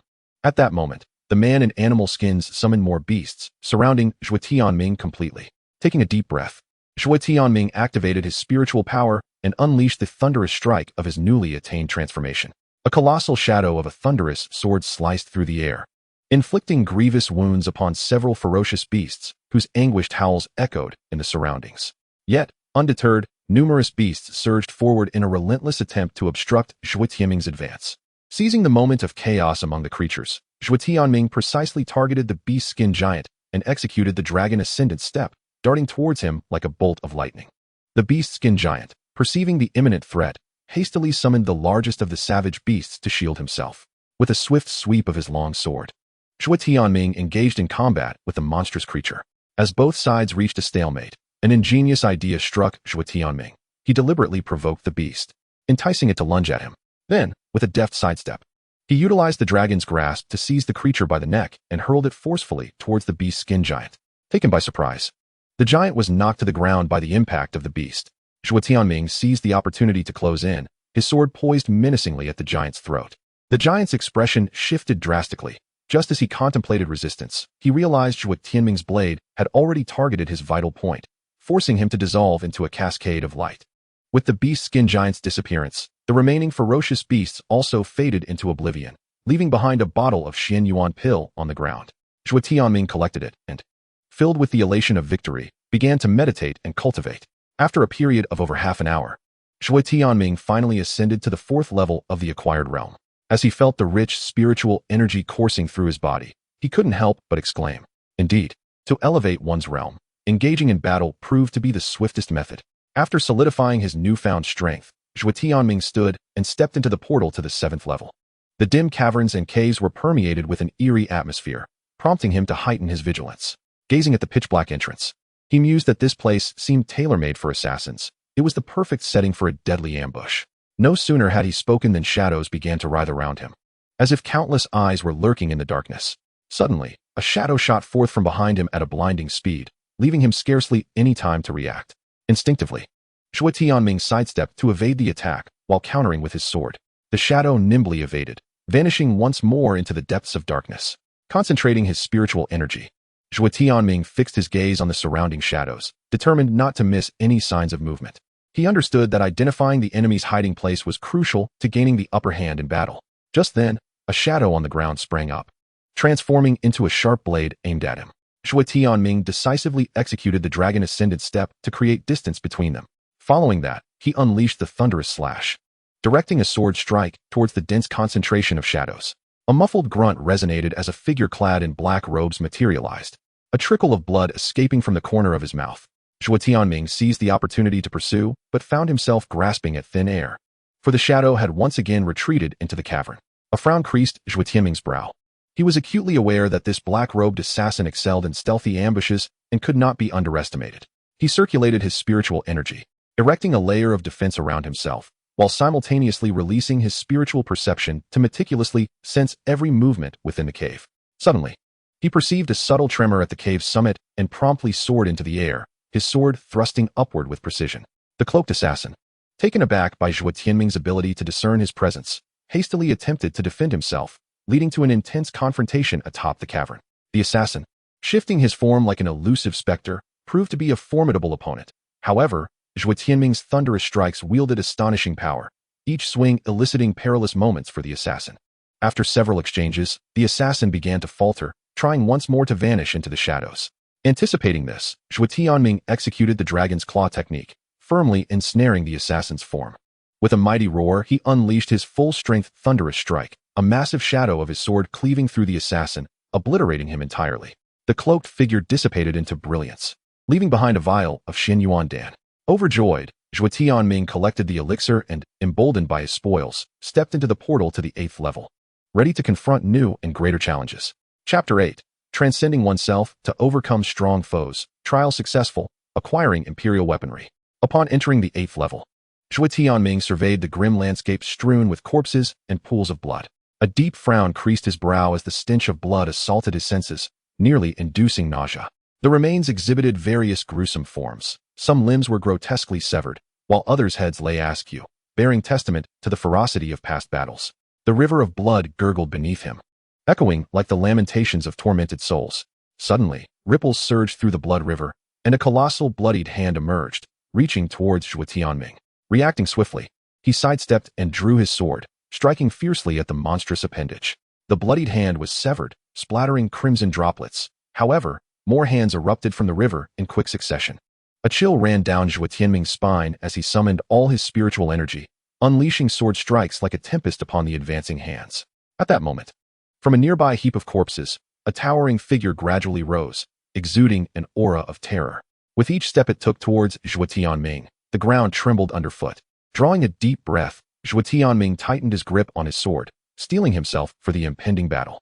Sensing the overwhelming aura, he was acutely aware that without activating the spirit ignition technique, he might very well meet his demise in this place. Resolute, Zhuo Tianming ceased his hesitation and activated the spirit ignition technique. Instantly, his internal energy surged like a tidal wave, igniting into a formidable force that coursed through his limbs. His aura began to escalate, the tension in his brow easing, while his gaze grew ever more resolute. As the technique unfolded, a brilliant radiance enveloped him. akin to a volcano poised to erupt.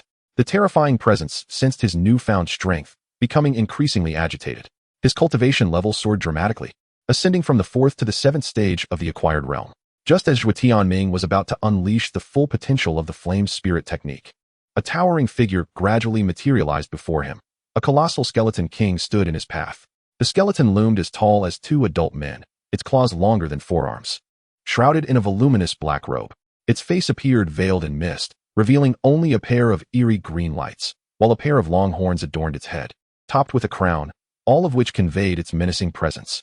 The skeleton king emitted a deafening roar, thrusting its palms forward, sending forth waves of dark bone energy that surged towards Zhuo Tianming. With a fierce shout, Zhuo Tianming swung his sword, unleashing a barrage of sharp sword energy that clashed violently with the bone waves, producing a cacophony of sound.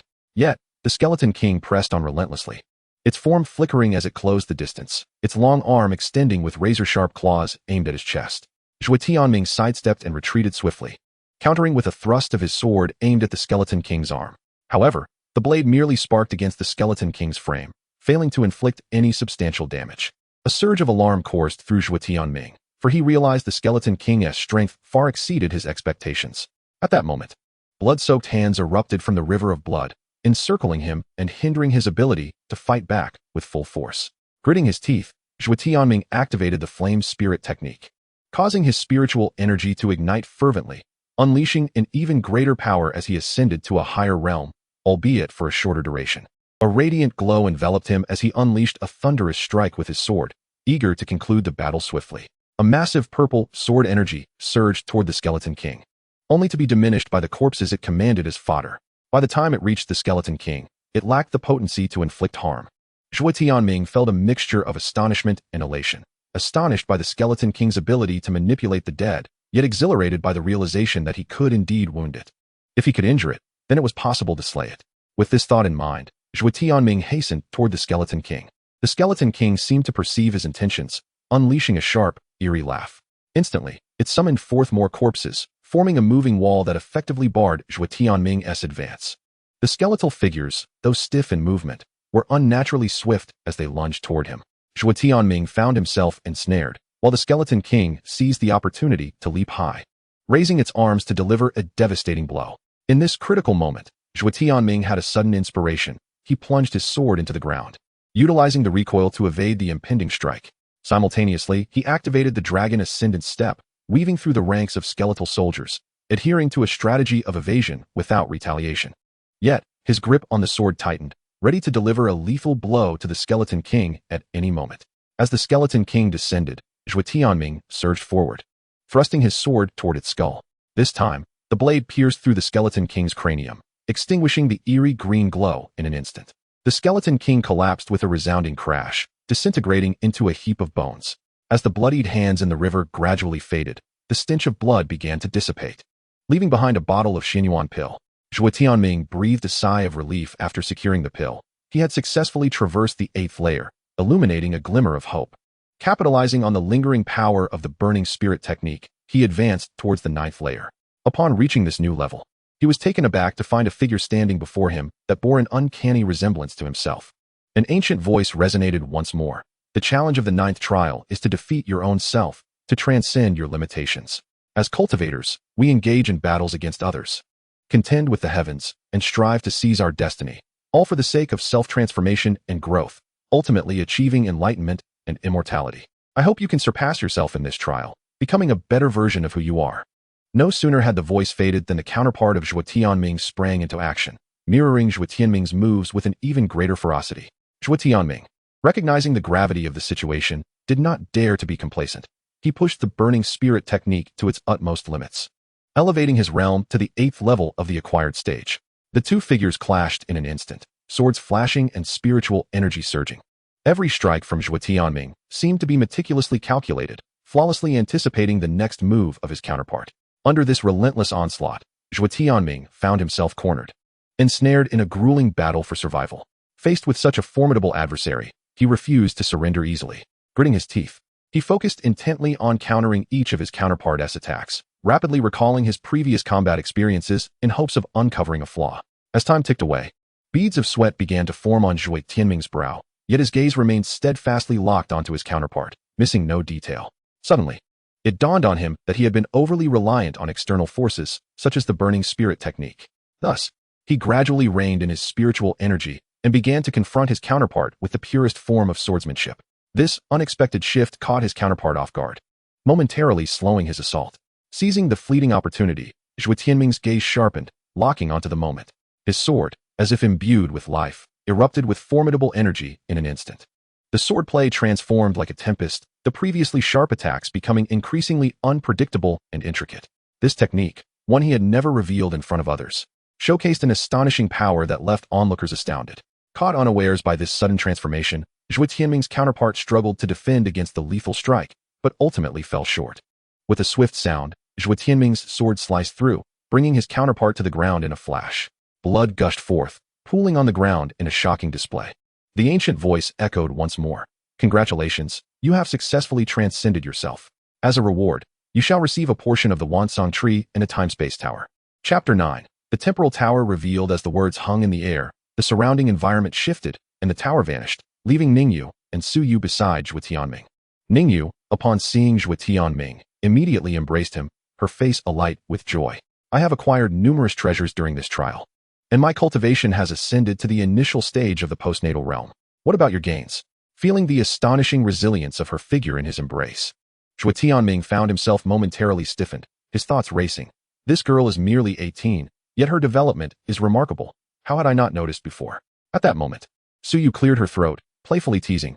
Oh, look at you too, so lovey-dovey. Realizing her actions, Ningyu blushed and quickly released Zhuo Tianming. Zhuo Tianming addressed the two women. What treasures did you acquire in the trial tower? Ningyu replied with a grin. Hee. I learned a new sword technique in the secret realm, called the Return of 10,000 Swords. This technique disregards one's realm and hinges solely on the user's understanding of the sword path. The deeper the comprehension, the greater the power.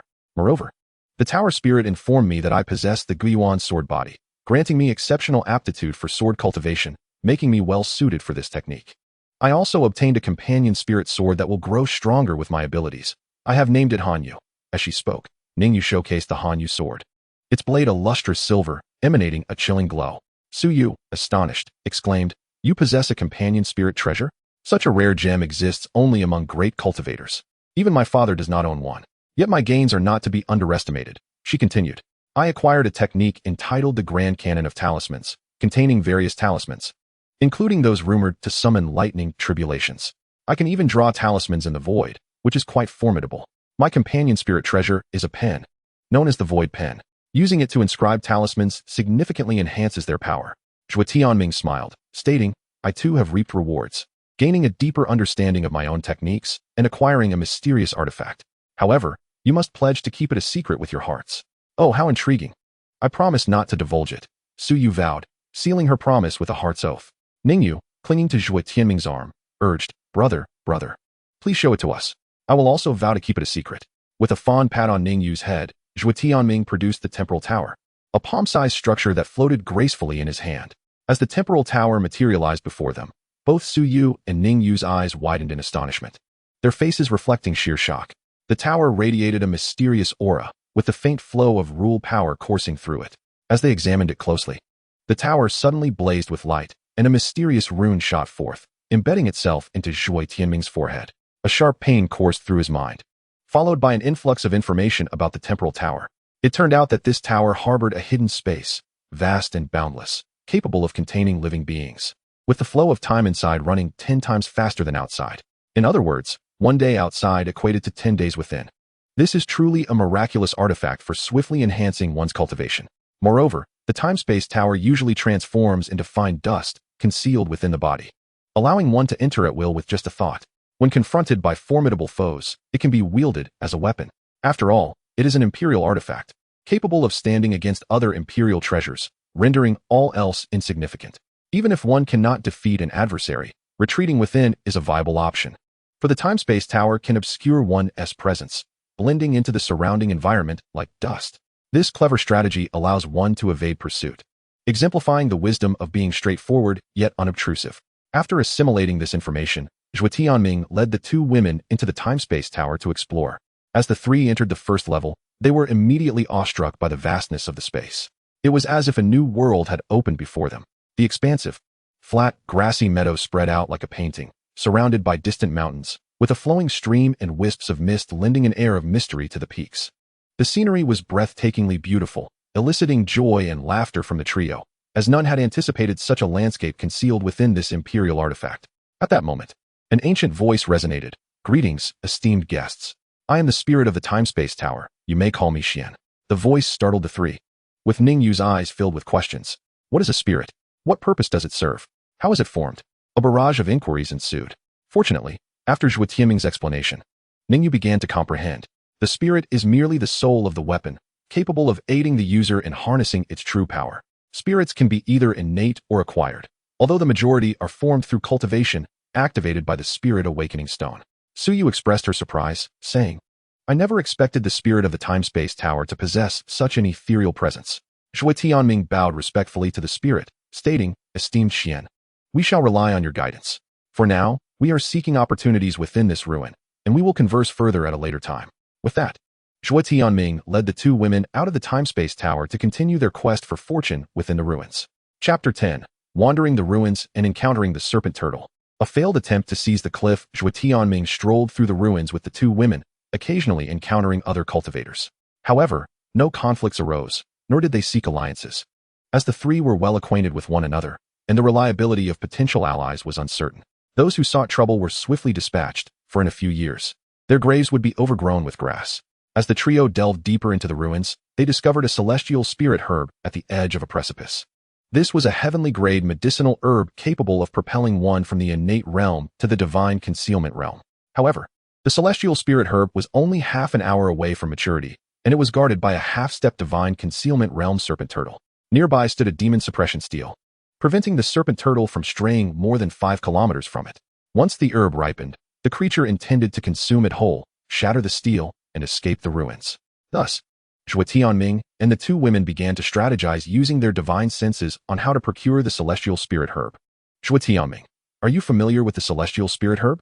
It is a treasure of the heavenly rank, and according to my perception, it will mature in half an hour. Currently, it stands at 1 foot and 9 inches tall. Once it reaches 2 feet, it will be fully ripe. However, to defeat that serpent tortoise will require far too much time and create too much commotion. Should anyone discover our presence here, acquiring the celestial spirit herb would become exceedingly difficult. Suyu, your insights are truly remarkable, my lord. With my strength at the 9th level of the postnatal realm, I can only ensure my own safety in front of that serpent tortoise. Achieving victory is a daunting task. After all, once a cultivator reaches the innate realm, they can soar through the skies, as can other beings. The only weakness of the serpent tortoise lies in its head. Once it retracts into its shell, breaching its defenses becomes nearly impossible. Moreover, the creature is not weak in its attacks. It wields water-based spells that would instill fear in any ordinary cultivator. Ningyu, therefore, we cannot confront it head-on. We must employ strategy. The best course of action would be for one person to divert the serpent tortoise, while another retrieves the celestial spirit herb. Ningyu, you are truly astute. Your thoughts mirror my own, indicating a meeting of heroic minds. Suyu and I shall distract the serpent tortoise, while you conceal yourself in the shadows. Once we have drawn it away, you can seize the celestial spirit herb. As Zhuo Tianming spoke, he gently ruffled Ningyu's hair. Ningyu's face flushed crimson at Zhuo Tianming's gesture, and she could only respond with a soft acknowledgement.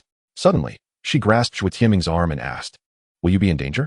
After all, that serpent tortoise is a formidable demon, equivalent to a half-step into the divine concealment realm, which is not to be trifled with. Perhaps we should abandon the celestial spirit herb altogether. Zhuo Tianming reassured her. Do not worry. Even if I cannot defeat the serpent tortoise, I can still escape its grasp.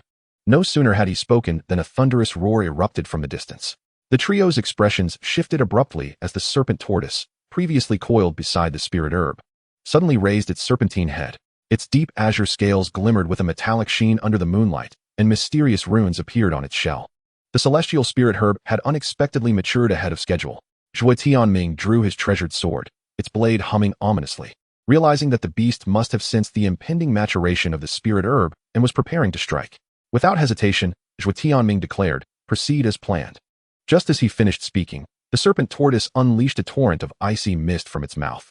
He channeled his profound energy, summoning crimson flames in his palms to carve a path through the freezing gale.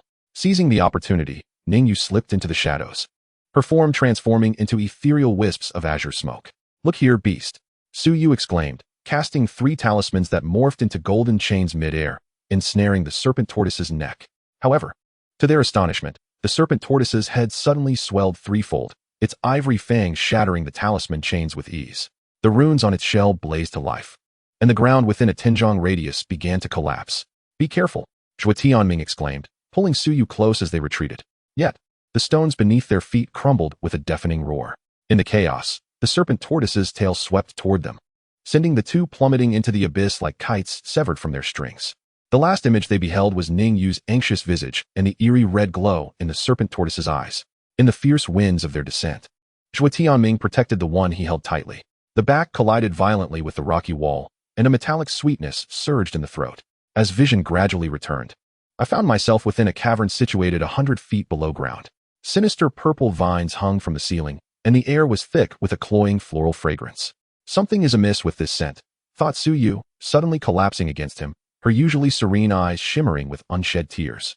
Zhuo Tianming, feeling a wave of heat enveloping him, focused his gaze, realizing that the tips of the purple vines bore large flower buds, now slowly unfurling, releasing pollen that drifted like starlight. Could it be the drunken immortal vine? Zhuo Tianming silently cursed his misfortune. This intoxicating flower blooms only once in a century, and they had stumbled upon it. Just as he was about to channel his energy to suppress its effects, he noticed the jade hairpin slip from Su Yu's hair, her dark tresses cascading like a waterfall, revealing the enchanting curves typically concealed by her robe. With her consciousness fading, Su Yu instinctively tugged at her clothing, exposing her delicate alabaster shoulder. I feel so hot, she murmured, her soft lips unexpectedly brushing against Zhuo Tianming's neck. The last vestiges of rational thought shattered within him, and the resonance of his energy with the fragrance of the drunken immortal vine conjured a mist of pink within the cave.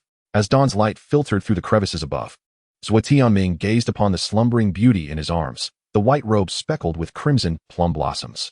The previous night, a dreamlike haze had enveloped them, but the intoxicating aroma had now dissipated. Gently caressing the vermilion mark between her brows, he noticed her eyelashes flutter, slowly awakening. In that fleeting moment of eye contact, Su Yu, with a sudden flick of her fingers as if wielding a sword, pressed it against his throat. Her eyes ablaze with fury. You. The words fell short as she caught sight of the man's outer robe draped over her shoulders. Memories of the previous night rushing forth like a tidal wave, causing her fingertips to tremble. I shall take responsibility for you, Zhuo Tianming declared, grasping her icy hand. Noticing the lingering struggle in her eyes, he leaned closer and whispered, last night, in your fervor, you called my name 7 times. At his words, Su Yu's cheeks flushed crimson, recalling her fanciful daydreams of such an extraordinary man as her husband. Yet, she had not anticipated surrendering herself to him so swiftly, and she was far from mentally prepared for it. Unable to contain herself, she playfully struck Zhuo Tianming's chest, whispering, you naughty boy, you great scoundrel. You must treat me well from now on, or I shall never wish to see you again. Zhuo Tianming could only nod fervently in agreement. Just then, hurried footsteps echoed from outside the cave. Ningyu's anxious voice called out, Brother Tianming, Sister Su Yu, are you in there? Zhuo Tianming and Su Yu hurriedly adjusted their attire. We are here, everything is fine, he responded loudly. Ningyu rushed inside, and upon seeing the crimson stains on the ground, she expressed concern. Did one of you get hurt? Upon hearing Ningyu's words, Su Yu's face flushed slightly as she replied, this is blood from Zhuo Tianming, who fell while protecting me. His wound has already healed. Relieved to find both of them safe, Ningyu had been searching for them ever since they had fallen, having evaded the serpent turtle. With a look of regret, she mentioned the celestial spirit herb. The serpent turtle swallowed it, but I left a mark on the path. Perhaps I can slay it while it is breaking through, to make amends for our loss. Zhuo Tianming pondered for a moment before nodding in agreement. It is feasible. We shall first conserve our strength and then seek out the serpent tortoise. After a brief respite, the trio set forth, quietly following the guidance of the tracking talisman. Along the journey, Zhuo Tianming resolved within himself that, come what may, he must ensure the safety of the 2 women and decisively vanquish the ferocious beast, thereby elevating their collective prowess. Chapter 11. The trio unites to slay the serpent tortoise. Su Yu unleashes her power to deter the cultivators before long. They arrived near the serpent tortoise, concealing their presence. Observing the creature extend its head to survey for potential threats, Zhuo Tianming addressed the 2 women. When the serpent tortoise retreats into its shell, preparing to break through its limits and unable to perceive the outside world, we shall strike. Ningyu, you shall join me in assaulting the shell. We must ensure its defeat before it can achieve its breakthrough.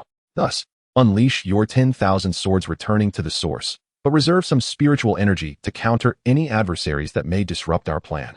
Suyu, you will remain here, vigilant for any approach, ensuring that others do not seize the fruits of our labor, and be ready to support us at a moment's notice. Understood. The two women replied in unison. Half an hour later, the serpent tortoise ceased its vigilance, retreating its heads into its shell, preparing for a full-scale breakthrough. Now, as Zhuo Tianming's command echoed, he and Ningyu surged toward the serpent tortoise, Zhuo Tianming resolutely activating the spirit ignition technique. A powerful surge of spiritual energy coursed through him, elevating his aura significantly as his cultivation level surged to the 8th stage of the acquired realm. Simultaneously, Ningyu deftly formed hand seals and shouted, "Sword, come forth." With her fingers poised, she directed them at the serpent tortoise and exclaimed, "Go." In an instant, countless sword shadows flickered around them, with thousands of spiritual swords floating in the air, hurtling toward the serpent tortoise. Although the serpent tortoise had retreated into its shell, it sensed the impending onslaught. A formidable spiritual shield materialized over its shell. Zhuo Tianming bellowed, launching a punch imbued with fierce spiritual energy that struck the shell with a resounding impact, causing it to tremble and revealing faint cracks in the shield. Ning used 10,000 swords returning to the source followed suit, the spiritual swords raining down upon the shield, creating a cacophony of sounds. At that critical moment, Su Yu's expression suddenly shifted, and she whispered, "Someone approaches."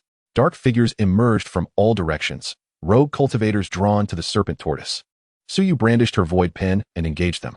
Zhuo Tianming and Ningyu, unwilling to be distracted, quickened their assault, hoping to eliminate the serpent tortoise before the rogue cultivators could interfere. Under their relentless barrage, the cracks in the tortoise's shell multiplied, on the verge of collapse. Just then, the serpent tortoise emitted a furious roar, and from the fissures of its shell erupted beams of black light, a frenzied counterattack following its failed breakthrough. The radiant light instantaneously nullified Zhuo Tianming and Ningyu's offensive, even rebounding some of it back toward them. Zhuo Tianming, quick-witted and swift of hand, hastily summoned a protective spiritual shield to fend off the onslaught, while Ningyu, caught off guard, felt the searing light graze her shoulder, causing blood to flow freely. Meanwhile, Suyu found herself embroiled in a fierce battle, overwhelmed by the sheer number of scattered cultivators whose teamwork was uncanny, gradually pushing her to the brink of exhaustion. The crimson remnants of the setting sun cast the cliffside in a furnace-like glow, as Suyu leaned against the trembling trunk of a tree, gasping for breath. Her spiritual energy at the tip of her brush beginning to wane. 72 gray-robed cultivators stood poised in the formations of the 9 palaces and 8 trigrams, their waist pendants swirling with an eerie azure light. This ancient artifact had elevated these practitioners, none exceeding the postnatal realm, to the formidable heights of the 9th layer of the innate realm, their auras harmonizing into a singular force. "Why must Miss Su struggle?" taunted the lone-eyed cultivator at the array's core, his fingertips entwined with the chilling mists of the netherworld. "Surrender your cultivation methods, and we shall leave you with a complete corpse." Wiping the blood from her chin, Suyu concealed her left hand within her sleeve, swiftly forming seals.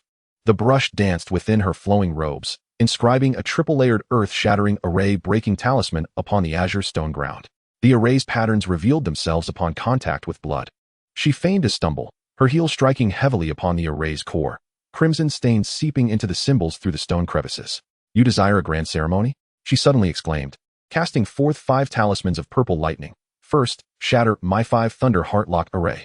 The brush pierced the air with urgency, weaving a net of elemental lightning, gold, wood, water, fire, and earth, intertwining above. The golden lightning serpent was adept at penetrating defensive barriers, while the wood lightning summoned thorns to ensnare. The fire lightning erupted into noxious mists. The water lightning formed ice shards, and the earth lightning reverberated through the very veins of the ground. This was a lethal technique recorded in the 7th volume of the Talisman Grand Canon. However, the scattered cultivators unexpectedly fused their heavy iron shields into a tortoise-shell formation, redirecting the elemental lightning towards the demon-suppressing steel. Not good. Suyu's pupils contracted sharply. In the instant the thunder struck the steel, the demonic energy sealed for 3 centuries seeped forth as a black mist. The array of 72 suddenly infused with malevolence, their oppressive force increasing by 30%. The lone-eyed cultivator cackled, dislodging fragments from the cliff's edge. "Thank you, Miss Su, for your assistance in breaking the seal." A tempest of iron blades surged forth, entwined with demonic energy, as Suyu wielded her brush to conjure a wind barrier, only to discover that the barrier was being corroded by the malevolent aura. 3 bone-piercing nails pierced through the barrier, and as she spun to evade, her left shoulder erupted in a spray of crimson, nearly causing her brush to slip from her grasp. The excruciating pain, however, sharpened her focus. In her mind, Suyu recalled the appearance of the talismans. Suddenly gaining a new understanding, a voice thundered, "The essence of talismans lies not in mere imitation, but in the conveyance of intention." Forcing herself to twist midair, she dipped her brush in the blood from her shoulder, painting in the sky.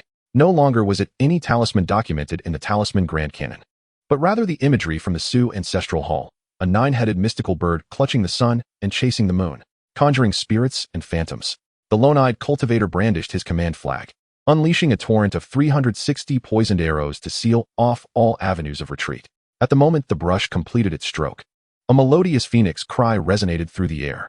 The blood talisman transformed into a blazing mystical bird, the demonic energy recoiling as if snow met boiling oil. More astonishingly, the demon-suppressing steel vibrated in resonance, its bottom seeping with nether-black mist, which was devoured by the mystical bird, converting it into pure spiritual energy that nourished Suyu's dantian. At last, this reveals the true prowess of the great classic of talismans. A golden radiance danced in Suyu's eyes as the ethereal brush altered its trajectory, no longer adhering to the orderly structure of talismans.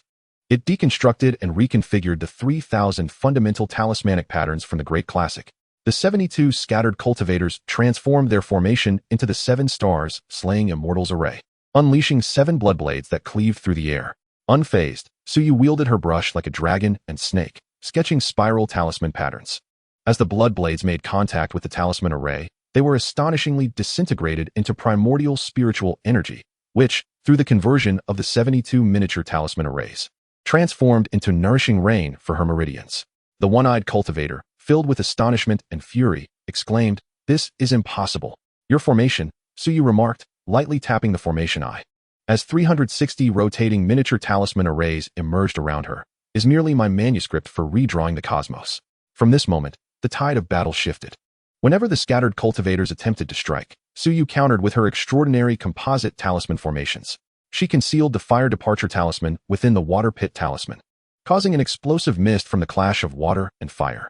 She inscribed the thunderclap talisman onto flying stones, which upon landing triggered a chain of thunderstorms.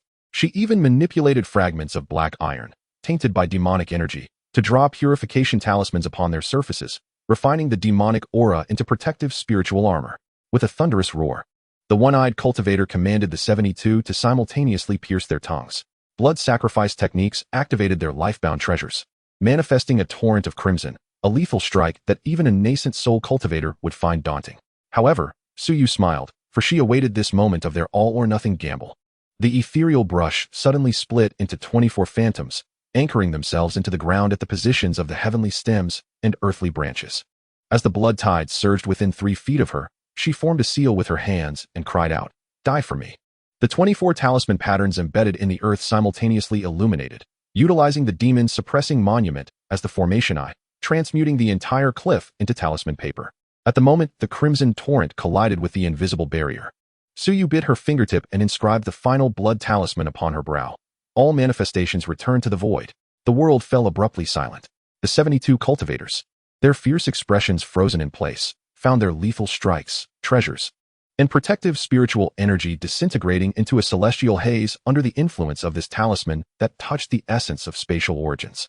Suyu spat a mouthful of blood, gazing at the ethereal shadow of the great classic of talismans that emerged from the luminous dust. The previously blank final page began to reveal golden inscriptions. "So this is the final layer of the classic," she staggered, propping herself up with the brush, requiring the blood of the creator as ink. The remaining scattered cultivators, filled with terror, attempted to retreat, only to realize that their escape route had been sealed off by the hidden talismans Suyu had previously laid. The girl's blood-stained white attire fluttered in the sunset, as the ethereal brush pointed towards the trembling one-eyed cultivator. "It is time to gather the net." When the last life-bound talisman melded into the earth, the entire cliff erupted into a vast star map. The disintegrated spiritual energies recombined, forming 72 spiritual puppets, an array the scattered cultivators excelled in, yet now turned their weapons upon their original masters. With their own methods, Suyu wiped the blood from the corner of her eye. "I shall return it unto them." The array, composed of 34 spirit puppets, unleashed a formidable strike, directly slaying 72 cultivators, and continued to eliminate foes. However, as time elapsed, Suyu's already scarce spiritual energy dwindled further, diminishing her agility. In a moment of dire peril, just as she was about to be struck by a rogue cultivator, a figure suddenly appeared, kicking the rogue away. It was Zhuo Tianming who had arrived, shouting, "Suyu, go assist Ningyu. I shall handle this." Suyu nodded and rushed towards Ningyu. Zhuo Tianming faced several rogue cultivators alone, unperturbed. He activated the spirit flame technique. His spiritual energy surging forth, each sword strike infused with tremendous power, causing the rogue cultivators to retreat in disarray. Meanwhile, Ningyu and Suyu rejoined forces, launching another assault on the serpent tortoise. The beast, having already sustained significant injuries, finally succumbed to their relentless onslaught, its shell shattering, and it let out a piercing cry before collapsing lifelessly. Chapter 12. The twin demon core draws envy, departing the ruins to meet Su's father after slaying the serpent tortoise. The rogue cultivators immediately retreated, for they understood that these three were formidable, and the likelihood of seizing the beast's carcass was slim. Ningyu pried open the serpent tortoise's shattered scales with her sword tip, revealing a blue-purple demon core hovering 3 inches above the carcass, its surface swirling with eerie black patterns. Zhuo Tianming remarked, "This demon core is peculiar." The rogue cultivators, who had retreated 100 feet away, suddenly stirred, with someone exclaiming, "It's a twin demon core." Zhuo Tianming drew his blade, unleashing a thunderous strike that created a 10-foot deep crater in the ground. "Are you all not curious to taste the essence of thunderous tempering?" he challenged. Zhuo Tianming concentrated thunder in his palm, methodically shattering the outer layer of black patterns encasing the demon core. As the outer shell peeled away, a jade-like luminescence emanated from within. Ningyu slightly adjusted her sword, its energy pinning 3 approaching poisonous toads against a withered tree.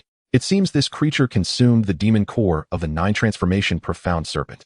No wonder its shell is harder than profound iron, she noted. Zhuo Tianming collected the tortoise shell, the demon core, and the belongings of the deceased rogue cultivators.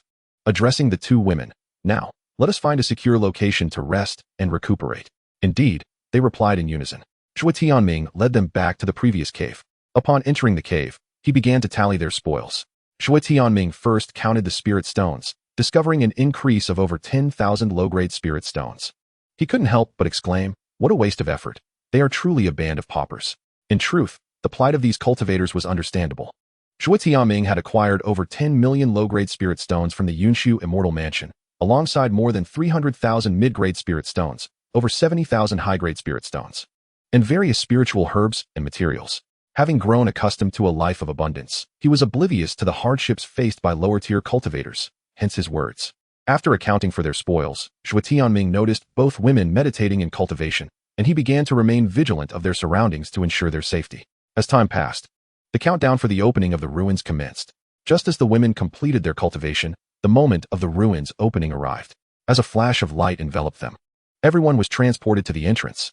Zhuo Tianming and the 2 women returned to the city lord's mansion, each retreating to their respective chambers. Once in his room, Zhuo Tianming sat cross-legged on the bed, pondering. Unable to temporarily break through to the divine concealment realm, he found himself unable to employ the 5 elements sword technique. However, the urgency to acquire a suitable weapon weighed heavily on his mind. The impressive displays of Ningyu and Suyu in the ruins had compelled Zhuo Tianming to regard weaponry with newfound seriousness. Although the weapon he had previously wielded was subpar, it simply did not suit him. He was at a loss as to where to find a fitting one. After contemplating for a while, he decided to set the matter aside for the time being. As night gradually descended, a gentle knock echoed at the door, and Ningyu timidly inquired, "Brother, may I come in? I have something to discuss with you." A voice from within responded, "Come in." As Ningyu opened the door, a waft of peachwood incense accompanied her, and the moonlight cascaded from her shoulder onto the jade-tiled floor. Zhuo Tianming noticed her fingers trembled slightly, the tooth pendant he had gifted her in childhood glimmering softly around her neck. Slowly, Ningyu approached him and then leaped into his embrace, holding him tightly. Taken aback, Zhuo Tianming gently patted her back and spoke softly, "What is it? Why come to find your brother so late? Have you encountered something troubling?" Ningyu buried her face in his chest, her voice trembling. "Brother, I am scared. Although we gained much in the ruins, it was perilous, and I fear losing you in the future."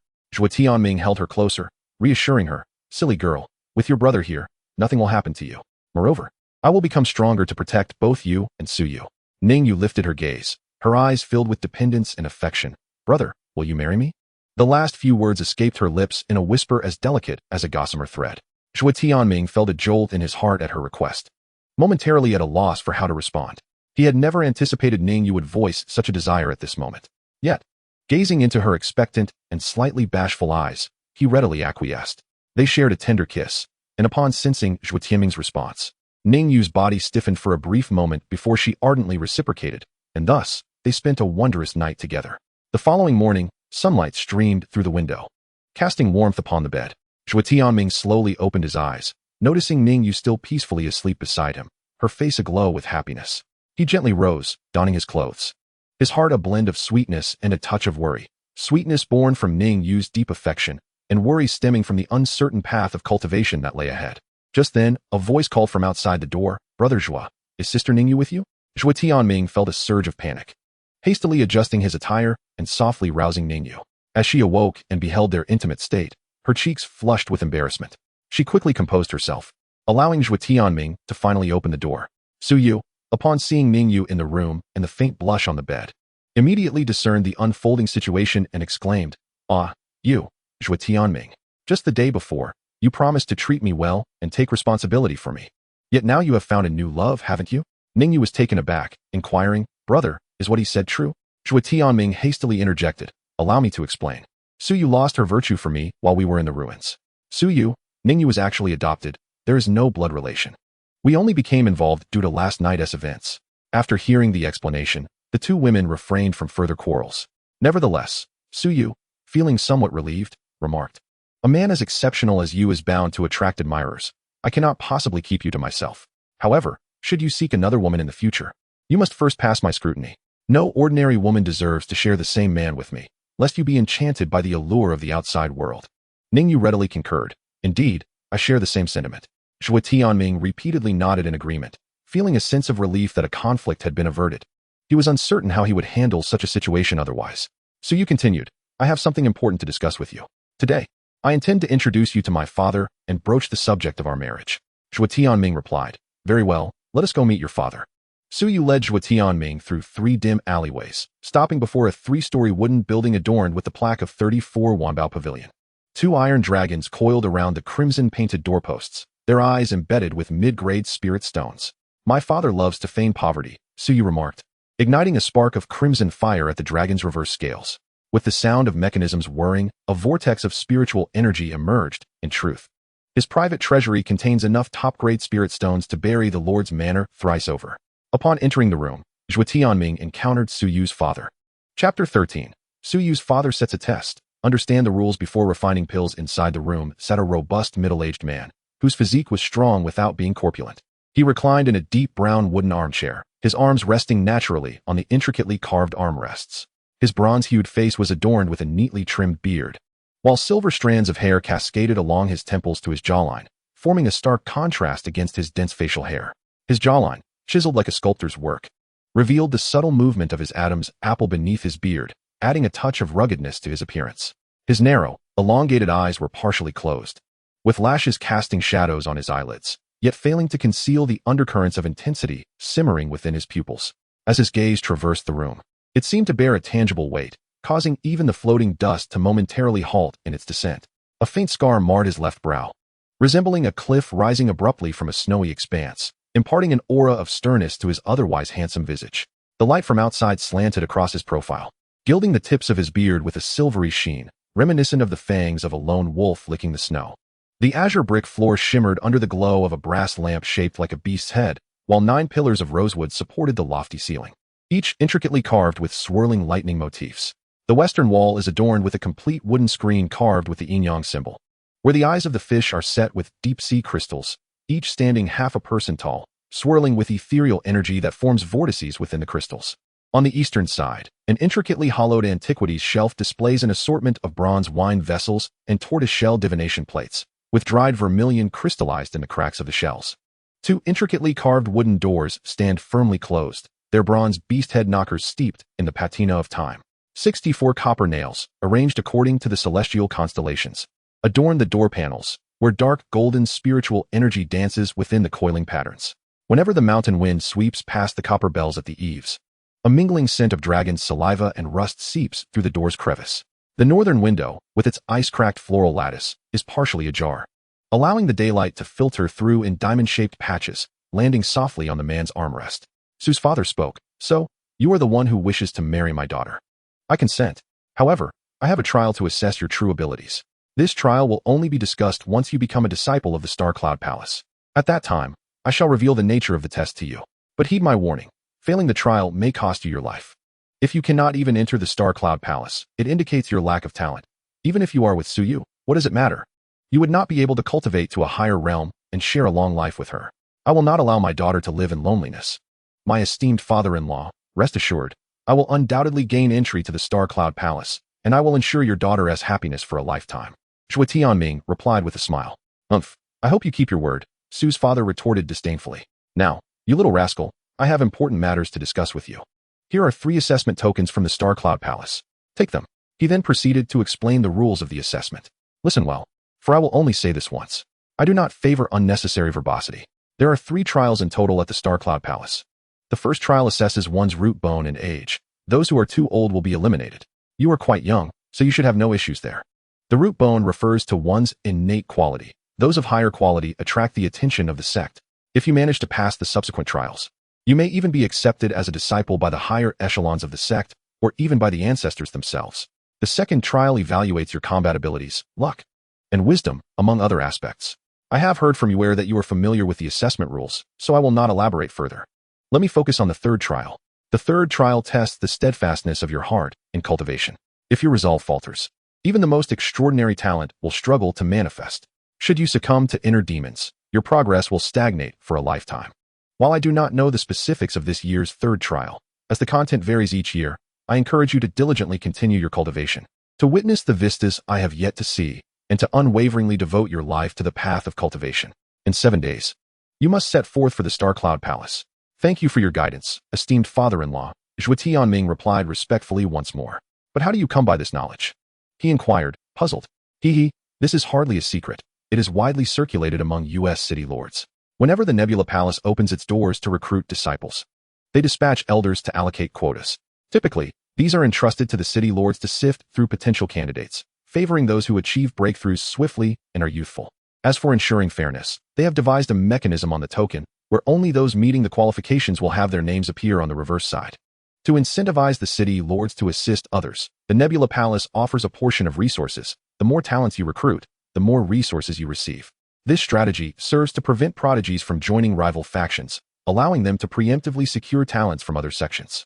After listening, Zhuo Tianming was struck with enlightenment, marveling at the sophistication of the Nebula Palace's methods. After bidding farewell to his father-in-law, Zhuo Tianming ventured into the streets to procure some medicinal herbs, preparing to return to his lodgings to refine alchemical potions and enhance his skills. Upon returning to his inn, he activated the soundproof array within his chamber. With a flick of his sleeve, a 3-legged bronze alchemical furnace thudded into the center of the room, its body adorned with gluttonous patterns glowing with a cerulean hue in the candlelight. The herbs poured from his storage pouch formed a small mountain on the table, the earthy aroma of century-old Huangjing intertwining with the crisp fragrance of snow lotus. Though the Guiyuan pill is of the same grade as the Xinyuan pill, its creation requires the invocation of the world's vital energies. A cluster of azure alchemical flames flickered at his fingertips, followed by crackling sounds emanating from within the furnace. According to the records of the Taqing Danju by the immortal Yunxiu, he first added 7 portions of xianxin to the furnace. Just as the medicinal liquid began to swirl into an amber vortex, a sudden commotion arose from the market outside. Zhuo Tianming's heart quivered. A momentary lapse in concentration caused a blinding red light to erupt from the furnace. Oh no, he exclaimed, hastily forming hand seals to suppress it. But the furnace began to tremble violently. Purple smoke gushed from the ventilation holes, coalescing into a grotesque visage upon the beams, an ominous manifestation of conflicting medicinal properties. A thunderous crash shattered the teacup, and the furnace lid shot into the air, charred remnants of herbs splattering like a torrential downpour across the azure brick floor. Zhuo Tianming wiped the soot from his face, gazing at the bubbling black, gelatinous mass at the bottom of the furnace with a rueful smile. The sweet aroma of candied chestnuts drifted in from outside, and in a moment of reverie, he seemed to hear Su Yu's light laughter. Fool. You always forget to use the ice soul to stabilize the furnace when refining. He suddenly slapped his forehead, retrieving a pebble-sized ice soul stone from his chinquan pouch, something she had insisted he take when he purchased the herbs. On his second attempt, he first embedded the ice soul stone into the recess at the furnace's base. The chill spread along the lightning patterns, quickly frosting the walls of the furnace. This time, he had intentionally set up a calming array within the room. As the century-old Huangjing melted into golden liquid within the furnace, even the trajectory of the willow catkins falling outside became distinctly visible. Now is the moment, he declared, forming a lotus seal with both hands, simultaneously adding the snow lotus and the 7-star grass into the furnace. The herbs twirled within the contrasting realms of ice and fire, forming a taiji pattern, while pale blue vital energy surged in through the window seams, creating a miniature cyclone above the alchemical furnace. Zhuo Tianming suddenly pricked his fingertip, letting 3 drops of his essence blood fall in, a secret technique recorded on the final page of the Taqing Danju by the immortal Yunxiu. The furnace emitted a melodious phoenix cry, as 9 rays of radiant light pierced through the furnace lid. 12 perfectly round guiyuan pills, resembling jade, hovered in midair, each displaying natural cloud patterns upon their surfaces, signifying their exquisite quality. Chapter 14. Refining pills to elevate cultivation. The perilous path to the Nebula Palace, Zhuo Tianming pondered. With only 7 days until the expedition, I must hasten my cultivation. Thus, he seated himself on the bed, grasping both the Xianyuan pill and the Guiyuan pill he had concocted, preparing to break through to the 5th level of the acquired realm. Taking a deep breath, Zhuo Tianming placed both pills into his mouth simultaneously. Upon ingestion, the pills dissolved instantly, unleashing a torrent of medicinal energy that surged through his limbs and bones.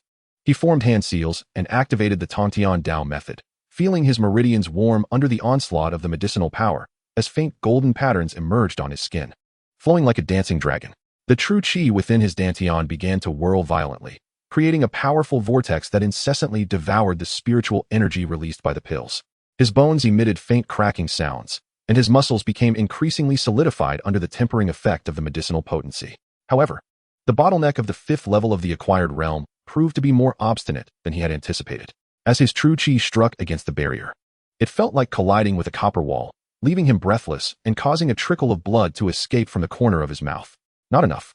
Zhuo Tianming gritted his teeth and shouted, swiftly slapping his storage bag to retrieve the remaining guiyuan pills, swallowing them without hesitation. In an instant, an even more ferocious spiritual energy erupted within him, threatening to tear his meridians apart. Veins bulged on his forehead, and cold sweat streamed down like rain. Just as he felt he could barely hold on, the vortex within his dantian suddenly contracted, then erupted with a thunderous roar. A surge of immense true qi broke through the shackles, sweeping through his entire being like a flood breaching a dam. His aura soared, and he firmly stepped into the 6th level of the acquired realm. Zhuo Tianming slowly opened his eyes, his gaze shimmering with brilliance, and the true qi surrounding him had become several times denser than before. He clenched his fist, feeling the surging power within him, a smile gracing his lips. He had gained an extra edge for the Nebula Palace assessment. Then, Zhuo Tianming glanced at the map leading to the Nebula Palace, realizing that he would need to traverse 2 mountain ranges to reach his destination, which was quite a distance. Even with the use of a teleportation array, he could only cross 1 mountain range. The other mountain range could not be bypassed via teleportation either, as there were no towns along the route. At that moment, the door to his room swung open, revealing Suyu. Suyu said, Zhuo Tianming, after your departure, my father spoke to me again. He advised against using the teleportation array to circumvent between cities, stating that we should only cross 1 mountain range. Instead, he intends for us to go directly over 2 mountain ranges to reach the Nebula Palace, under the guise of training us. Humph, while this route may be the shortest, it is also the most perilous, especially at night, when certain wild beasts become active. Running into them could lead to serious trouble. Zhuo Tianming observed the slight furrow of Suyu's brow and could not help but chuckle softly. He reached out to ruffle her hair and remarked, how is it? The esteemed young lady of the city lord's residence, afraid of mere wild beasts? Suyu swatted his hand away, shooting him a glare, and retorted, who is afraid? I merely believe it unnecessary to take such risks when we could leisurely traverse using the teleportation array. Why insist on this perilous route? Zhuo Tianming's smile faded as he replied earnestly, indeed, my father-in-law is correct. Although this path is fraught with danger, it presents the finest opportunity for training. He paused, a glimmer of determination flashing in his eyes. The assessment at Xingyun Palace will not be simple. If one fears such trivial challenges, how can one aspire to the path of cultivation? Suyu pouted and muttered, I understand the reasoning, but what if we encounter formidable demonic beasts? Zhuo Tianming smirked, leaning closer to her, and whispered, are you worried that I cannot protect you? Suyu's ears flushed crimson, and she pushed him away, exclaiming, stop being vain. I do not need your protection. I can handle things myself. Zhuo Tianming laughed heartily, seizing her wrist and gently pulling her into his embrace. Startled, she struggled momentarily but found herself securely held. Rest assured, he murmured softly in her ear, with me here, nothing will happen. Moreover, a mischievous glint sparkled in his eyes. Haven't you always wanted to test your newly learned talismans? This is the perfect opportunity to practice against those oblivious demonic beasts. Suyu huffed, but could not suppress a slight smile. Humph, I suppose you have a point. After a moment's pause, she added, However, if we encounter danger, you must not be reckless. Zhuo Tianming nodded with a grin. As you command, young lady. The two exchanged smiles, their previous concerns dissipating. Su Yu's father was indeed right. The path of cultivation was meant to be met with challenges. If one shied away from such tests, how could one hope to progress further? Very well. Su Yu declared as she extricated herself from his embrace, clapping her hands with renewed determination. We shall set off early tomorrow morning. Zhuo Tianming nodded, equally invigorated. Let us see what monsters and spirits lie hidden within these two mountain ranges. Let us go and share our thoughts with Ningyu. I am sure she will agree. Zhuo Tianming suggested. Indeed, Su Yu replied with a gentle nod. Zhuo Tianming and Su Yu walked side by side out of the room, traversing the corridors of the city lord's residence towards the villa where Ningyu resided. The night breeze was cool, and the ethereal flowers in the courtyard glimmered softly under the moonlight, filling the air with a serene fragrance. Ningyu was practicing her swordplay in the courtyard, her blade glistening like water, her movements as graceful as a swallow, exuding a fierce sword intent with each stroke. Upon seeing the two approach, she sheathed her sword and wiped the sweat from her brow, smiling. What brings you two here at such a late hour? Zhuo Tianming spoke directly. Ningyu. We plan to set off tomorrow, traversing two mountain ranges to reach the Nebula Palace. Ningyu raised an eyebrow, her gaze shifting between the two before finally resting on Su Yu. Is this your idea? Su Yu shook her head. It was my father's suggestion. Citing the need for experience, Ningyu pondered for a moment. This path is fraught with difficulty, especially at night, when the beasts roam freely, presenting numerous dangers. Zhuo Tianming smiled slightly. Precisely because of that, it becomes all the more challenging. We cannot perpetually hide in safe havens to cultivate. True strength is forged in the crucible of life and death. Ningyu regarded him for a moment before glancing at Su Yu. Are you certain? Su Yu took a deep breath and nodded resolutely. Yes, I wish to give it a try. Ningyu remained silent for a while, then suddenly chuckled. Since you both have made up your minds, what more can I say? She turned and walked towards the house. Wait for me to gather my things. We shall depart together tomorrow. Zhuo Tianming and Su Yu exchanged glances, both reflecting delight in each other's eyes. However, Ningyu suddenly turned back, a glint of mischief in her eyes. If danger arises, do not expect me to come to your rescue. Zhuo Tianming laughed heartily. Rest assured, we won't be a burden. Su Yu added with a smile. Indeed, perhaps I will be the one to save you. Ningyu snorted lightly. Let us see about that. I am currently a 5th-level practitioner in the postnatal realm. The three shared a smile, as the night breeze swept by, carrying a faint fragrance of grass and wood. Tomorrow, they would embark on a journey filled with uncertainties, but at this moment, their hearts brimmed with anticipation and resolve. Chapter 15. The thorny region of the barbaric Demon Mountain Range. Solo combat, with Zhuo Tianming the next day. Zhuo Tianming and the two women gathered at the city lordess mansion before heading towards the first mountain range. During their journey, the trio refrained from using any swift techniques, opting instead for a leisurely pace. A careless misstep into the territory of a formidable demon of the divine concealment realm, or even more terrifying beasts, could spell disaster. Given the pronounced territorial instincts of these beasts, any intrusion by other beings would be perceived as provocation, potentially leading to conflict. The more powerful the demon, the stronger its territorial awareness and the larger its domain. Typically, within such a powerful demon's territory, numerous lesser beasts could be found. However, even united, these weaker creatures would pose no threat to the dominant demon. They are akin to ants beneath a human's roof, easily crushed. Yet, these lesser beasts often pledge fealty to the stronger ones, with the latter ensuring that their populations are not annihilated. These weaker creatures are frequently employed in territorial disputes and conquests. At times, a small portion of them may even be consumed by the powerful demon as sustenance. Nevertheless, not all demons seek to expand their territories. Some possess immense power but have no desire for dominion. However, the number of beasts that do not develop territories is somewhat fewer than those that do. In the carriage, Zhuo Tianming engaged the two women in a discourse about the knowledge gleaned from books.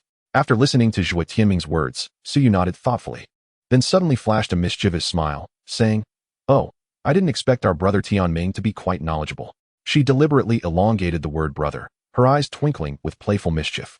Ningyu, sitting beside her, let out a soft huff, retorting, "He only knows a little. All he does is read those nonsensical books." Yet, despite her words, a hint of admiration unconsciously flickered in her gaze. Zhuo Tianming shook his head helplessly, saying, "You too." He reached out to tousle Ningyu's hair, adding, "Xiaoyu, your statement is quite unfounded. If it weren't for these nonsensical books, how would we navigate those perilous areas?" Ningyu swatted his hand away, pouting, "Don't ruffle my hair. I'm not a child anymore." Yet, her ears betrayed her, turning a shade of crimson. Observing this, Su Yu deliberately linked her arm with Zhuo Tianming's, sweetly asking, "Brother Tianming, What should we do if we encounter a formidable beast from the divine concealment realm? Ningyu, unwilling to be outdone, clutched Zhuo Tianming's other arm, insisting, yes, do tell. Zhuo Tianming found himself sandwiched between the two, bemused, you two. He cleared his throat and spoke earnestly. First, we must remember 3 principles. First, do not look directly into the beast's eyes. Second, do not turn your back and flee. Third, what is the third? The 2 women asked in unison. Zhuo Tianming replied with a mysterious smile. The third is simply to run faster than your companions. Oh, you. Su Yu exclaimed, playfully punching him. So that's the kind of person you are? Ningyu looked at him disdainfully. You truly are heartless. Zhuo Tianming laughed heartily, then turned serious, assuring them. I was just joking. If we ever face danger, I will certainly protect you. A flicker of emotion sparked in Su Yu's eyes, but she retorted, who needs your protection? I am quite capable. I am a genius at the 9th level of the acquired realm. Ningyu proudly lifted her chin, adding, exactly, we don't need your protection. Observing the 2 women trying to assert their strength, Zhuo Tianming felt a warmth in his heart. He softly said, I know you are both strong, but in my heart, it is my duty to protect you. His words rendered both women silent. Su Yu quietly tightened her grip on his hand, while Ningyu turned her face away. Though her lips curled into a slight smile, the trio continued their banter, the sunlight filtering through the leaves and casting dappled shadows on the ground. Though the path ahead was fraught with unknown dangers, the warmth of the moment made everything seem less daunting. Suddenly, Ningyu halted, her demeanor wary as she peered ahead, saying, wait, do you hear something? Zhuo Tianming and Su Yu immediately reined in their smiles, their expressions turning serious as they listened intently. From the distant woods, faint rustling sounds could be heard, suggesting that something was approaching. Zhuo Tianming's gaze sharpened, signaling the 2 women to take cover behind him. He slowly drew the long sword from his waist, preparing himself for battle. As the sounds grew nearer, suddenly, a beast covered in sharp spines leapt out from the thicket. It was the size of a bull, its eyes glowing red, emitting a deep, menacing roar. Zhuo Tianming focused intently and recognized it as a spiked beast of the 7th level of the innate realm. Although its strength was not at the pinnacle, the spikes adorning its body presented a formidable challenge. With excitement, Zhuo Tianming proclaimed, this is the path of the barbaric beasts of the Munya mountain range. Stay back. Both of you. I shall face it alone. Allow me to test my prowess after breaking through to the 6th level of the acquired realm, as well as the potency of the newly learned soul spirit technique. A fierce battle intent ignited in his eyes, and a faint azure glow emanated from his sword. He activated the celestial path technique, his internal energy surging like a torrent, and his aura steadily escalated. Sensing the threat, the spiked beast let out a low growl, its spikes erecting ominously as it propelled itself forward with tremendous force, akin to a cannonball. Come at me. Zhuo Tianming bellowed, advancing rather than retreating, his sword carving a sharp arc through the air. Lightning slash. The blade gleamed like lightning, accompanied by a piercing sound as it struck towards the beast's head. However, the creature was exceedingly cunning. At the moment of impact, it abruptly sidestepped, using its spiked back to absorb the blow. The clash resounded like the ringing of metal, sparks flying as the sword met the spikes. Zhuo Tianming felt a numbing sensation in his grip, realizing the beast's defense was indeed formidable.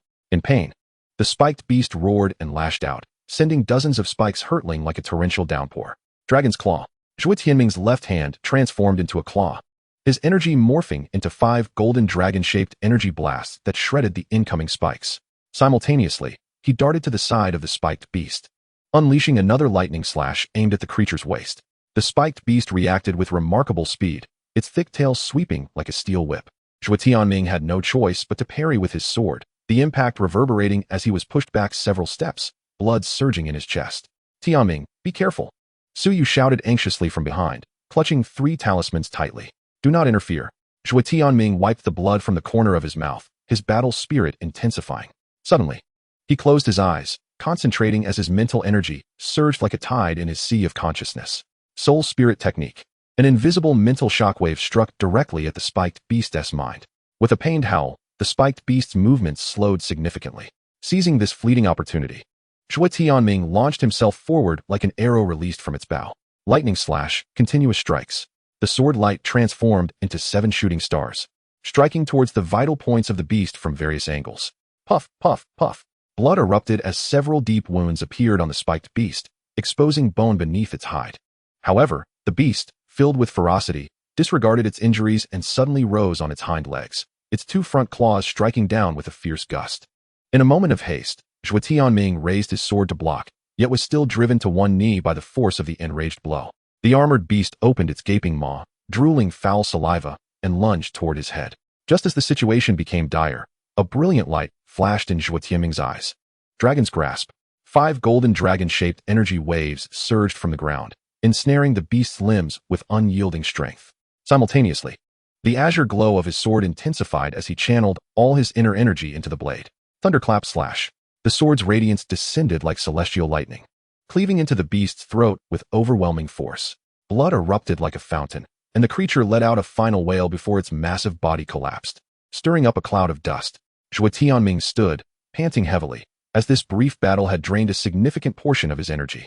Su Yu and Ningyu hurriedly approached. One offered a recovery pill, while the other produced a silk handkerchief to wipe the blood from his face. What are you trying to prove? Ningyu chided. Though her touch was remarkably gentle, Su Yu looked at his wounds with concern. You could have fought together. Zhuo Tianming swallowed the pill and, after a moment of recuperation, smiled. Isn't it fine? It's a good opportunity to test my strength. He walked over to the beast's corpse, pried open its head with his sword, and retrieved a demon core glowing with a yellowish hue. A demon core of the earth attribute at the 7th level of innate strength. What a fortunate find. He stored the core in his pouch and severed several of the hardest spikes. These can be used to forge protective artifacts. Ningyu pouted. If you show off like that again, I'll give you a beating first. Su Yu echoed. Exactly. We are a team and should face enemies together. Zhuo Tianming felt warmth in his heart as he looked into the concerned eyes of the 2 women. All right, I promise to do better next time. He gazed up at the sky. It's getting late. We should find a safe place to camp. The scent of blood may attract other beasts. The 3 quickly packed up and continued on their way. As the sun set, their shadows elongated dramatically. Through this battle, Zhuo Tianming gained a clearer understanding of his abilities, bolstering his confidence for entering the Nebula Palace. Before nightfall, they found an ideal campsite beneath a wind-sheltered cliff. Ningyu skillfully set up the tent, while Su Yu provided each of them with a concealment talisman to mask their presence. Gathered around the campfire, the trio shared their experiences of the day. Zhuo Tianming elaborated on every detail of the battle with the armored beast, while the 2 women listened intently, occasionally offering their insights. In the tranquil night of the forest, their hearts drew closer together. Distant howls of beasts echoed occasionally, but under the protection of the concealment talismans, they peacefully endured their first night. As the first rays of dawn pierced through the clouds, Zhuo Tianming had concluded his meditation, invigorated and prepared for the day's journey. Chapter 16. Departure from the thorny region. The arduous path to the desert oasis. Zhuo Tianming entered the tent, interrupting the 2 women who were still seated in meditation. He explained, the sun has risen. Do you intend to traverse the night roads, confronting more demonic beasts and testing your limits? Ah, my brilliant Zhuo. Are you in such a hurry to meet your fate? Su Yu remarked, rising with a yawn, rubbing her eyes, and packing the tent. Indeed, we have a year to travel. Is there any need for such haste? Ningyu gazed at Zhuo Tianming with a hint of melancholy. However, Zhuo Tianming shifted the conversation. Do you wish for me to procure something for you? At this, the 2 women perked up, responding in unison, yes, since you desire it. Let us reach Xingyun Palace swiftly, so I may fulfill your wishes. Very well, the 2 replied in chorus. Zhuo Tianming unfurled the map, examining the distribution of the barbarian demon mountain range provided by Su's father. He addressed the women. Based on the demonic beasts we encountered yesterday, we should currently be in the thorny region. The creatures here typically possess numerous hard spines, and it is said to be the territory of the formidable Thorn Badger King of the Sage Realm. Adjacent to the thorny region are the Frost region and the Spectral region, with the expanse in between known as the Desert Zone. This area is a desert, with a small oasis at its center, comprising a grove and a lake, making it an ideal resting spot. Regardless of whether we head to the Frost region or the Spectral region, we must traverse a 300-kilometer stretch of desert from the thorny region. Which path shall we take? Standing in the morning light, the trio surveyed the map and expressed their opinions. I believe traveling through the Frost region would be advisable, Ningyu declared, crossing her arms with a furrowed brow. Although the beasts there possess strong defenses, they are relatively slow, allowing us ample time to respond. Su Yu shook her head, producing a talisman from her storage bag and twirling it on her fingertip. Have you forgotten my area of expertise? While the beasts in the Spectral region are indeed peculiar, they largely fear young attribute talismans. The Blazing Sun talisman I recently learned is perfectly suited to counter them. Zhuo Tianming's gaze flitted across the map, swiftly analyzing the pros and cons of both choices. His cultivation of the heavenly path allowed him to perceive the fluctuations in the surrounding environment with clarity, while the soaring dragon's step granted him remarkable agility. Both techniques would prove advantageous in the Spectral region. I concur with Su Yu's assessment. Zhuo Tianming finally spoke. According to my senses from the heavenly path, the malevolent energy in the Spectral region is indeed dense, yet the beasts there possess a critical weakness. They fear lightning attribute attacks. As he spoke, he gathered a spark of electricity in his right hand. My thunder slash will be of great use. Ningyu snorted in indignation. What about my 10,000 swords returning to one?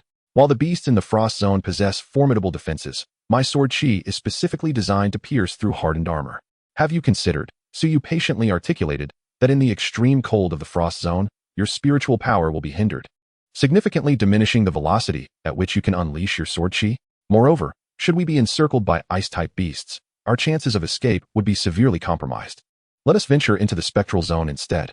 Although its inhabitants are neither fully human nor fully ghostly, they present a lesser threat compared to the frost zone. After all, in the frost zone, all the beasts are ice attribute, which would only enhance their combat capabilities in such an environment, capabilities that we lack. Even more terrifying is the presence of ice storms capable of annihilating numerous cultivators. Only the legendary frost tyrant of the Saint Realm can withstand such forces. Zhuo Tianming nodded, adding, though the beasts of the spectral zone are peculiar, their weaknesses are evident. They predominantly rely on illusions and speed. My dragon binding claw can restrict their movements, while Zhuo's talismans can dispel illusions, and your sword chi can deliver lethal strikes. This represents our most ideal synergy. Ningyu pondered for a moment, ultimately conceding that their argument held merit.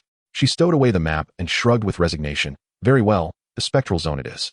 However, you must ensure that when danger arises, you do not expect me to bear the brunt alone. Of course, Zhuo Tianming replied with a confident smile.